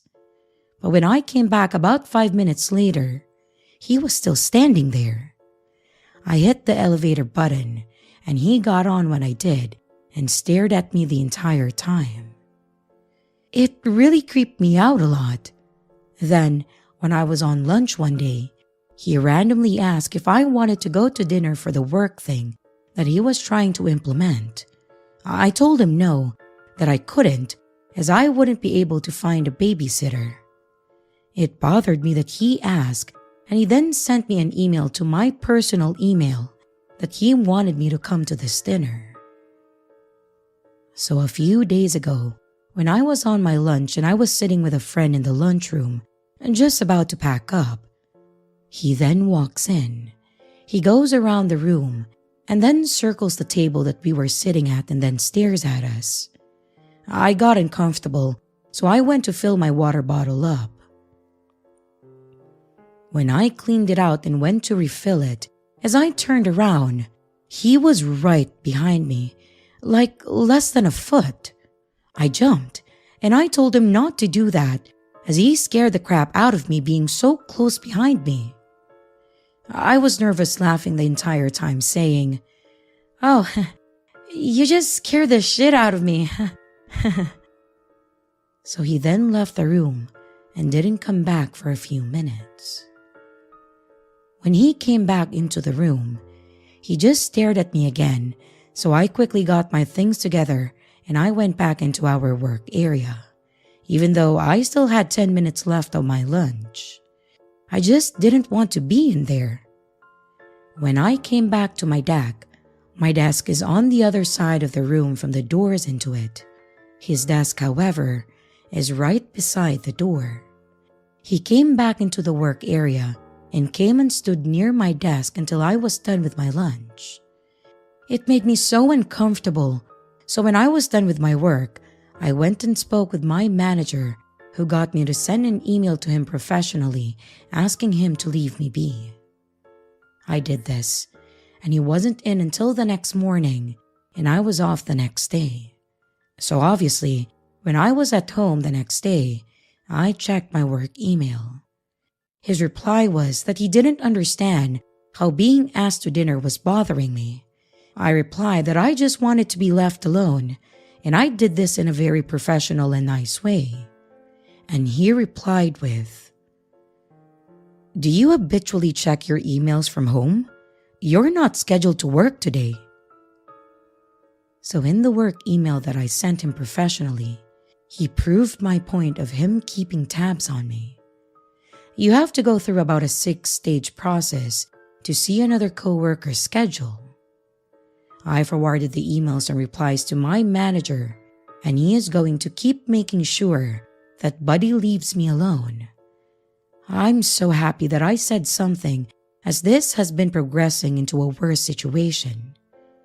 Thank you for everyone's advice about talking to an HR or a manager, and I have also removed him from my Facebook and blocked him.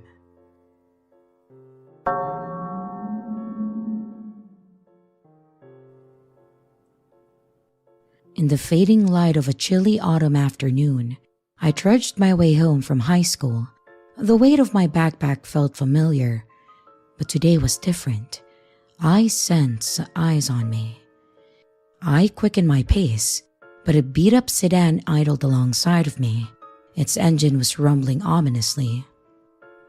The driver, a middle-aged man with a greasy cap, leaned over and offered a smile that made my skin crawl. "Need a ride, sweetheart?" He leered, his words laden with an unsettling familiarity. No, thank you," I stammered, my nerves rising. The refusal soured his expression, and he sped off in a huff, I breathed a sigh of relief, but I couldn't shake the feeling of being watched. I was glancing over my shoulder over and over again, and my heart pounded as I saw the same car tailing me in the distance. Fear clutched at my chest as I turned into quieter streets, the echo of my own footsteps amplifying my anxiety. Each turn I look, the car mirrored. Panic set in when I realized that this man was following me. I darted into the alleys, crossed the busy intersection, but the sedan persisted, inching closer. My trembling legs carried me to a more crowded area, a mall. After I walked into the building, I saw the man getting out of his car, and that's when instinct kicked in. With adrenaline pumping, I sprinted, my breath hitching in my throat, desperate to lose him in the crowd. If I could just break line of sight and hide from him, then I could sneak away. The man briskly jogged behind me, but given how out of shape he was and how suddenly I started running, I easily managed to duck into a store without being seen and hide behind some shelves. One of the clerks looked at me with concern, but then noticed the man running past, huffing and puffing as he did. The clerk asked if I was okay and said that he could call security on the man. I told him that I would be all right as soon as I caught my breath, and when I did, I peeked out, checking both ways to see if the coast was clear. Sure enough, the man was nowhere in sight, so I started briskly walking in the opposite direction that he had gone in. I went straight to the exit and then went on my way home. I was looking back ever so often just to make sure that I wasn't being followed again. Finally thinking, I called my mother. My phone clutched tightly, and I told her the entire ordeal as I walked back home. Finally, my house loomed in the distance, and I could see my mother walking outside towards me. I ran to her arms and hugged her, and I never saw that creep again, but I hope that I never will.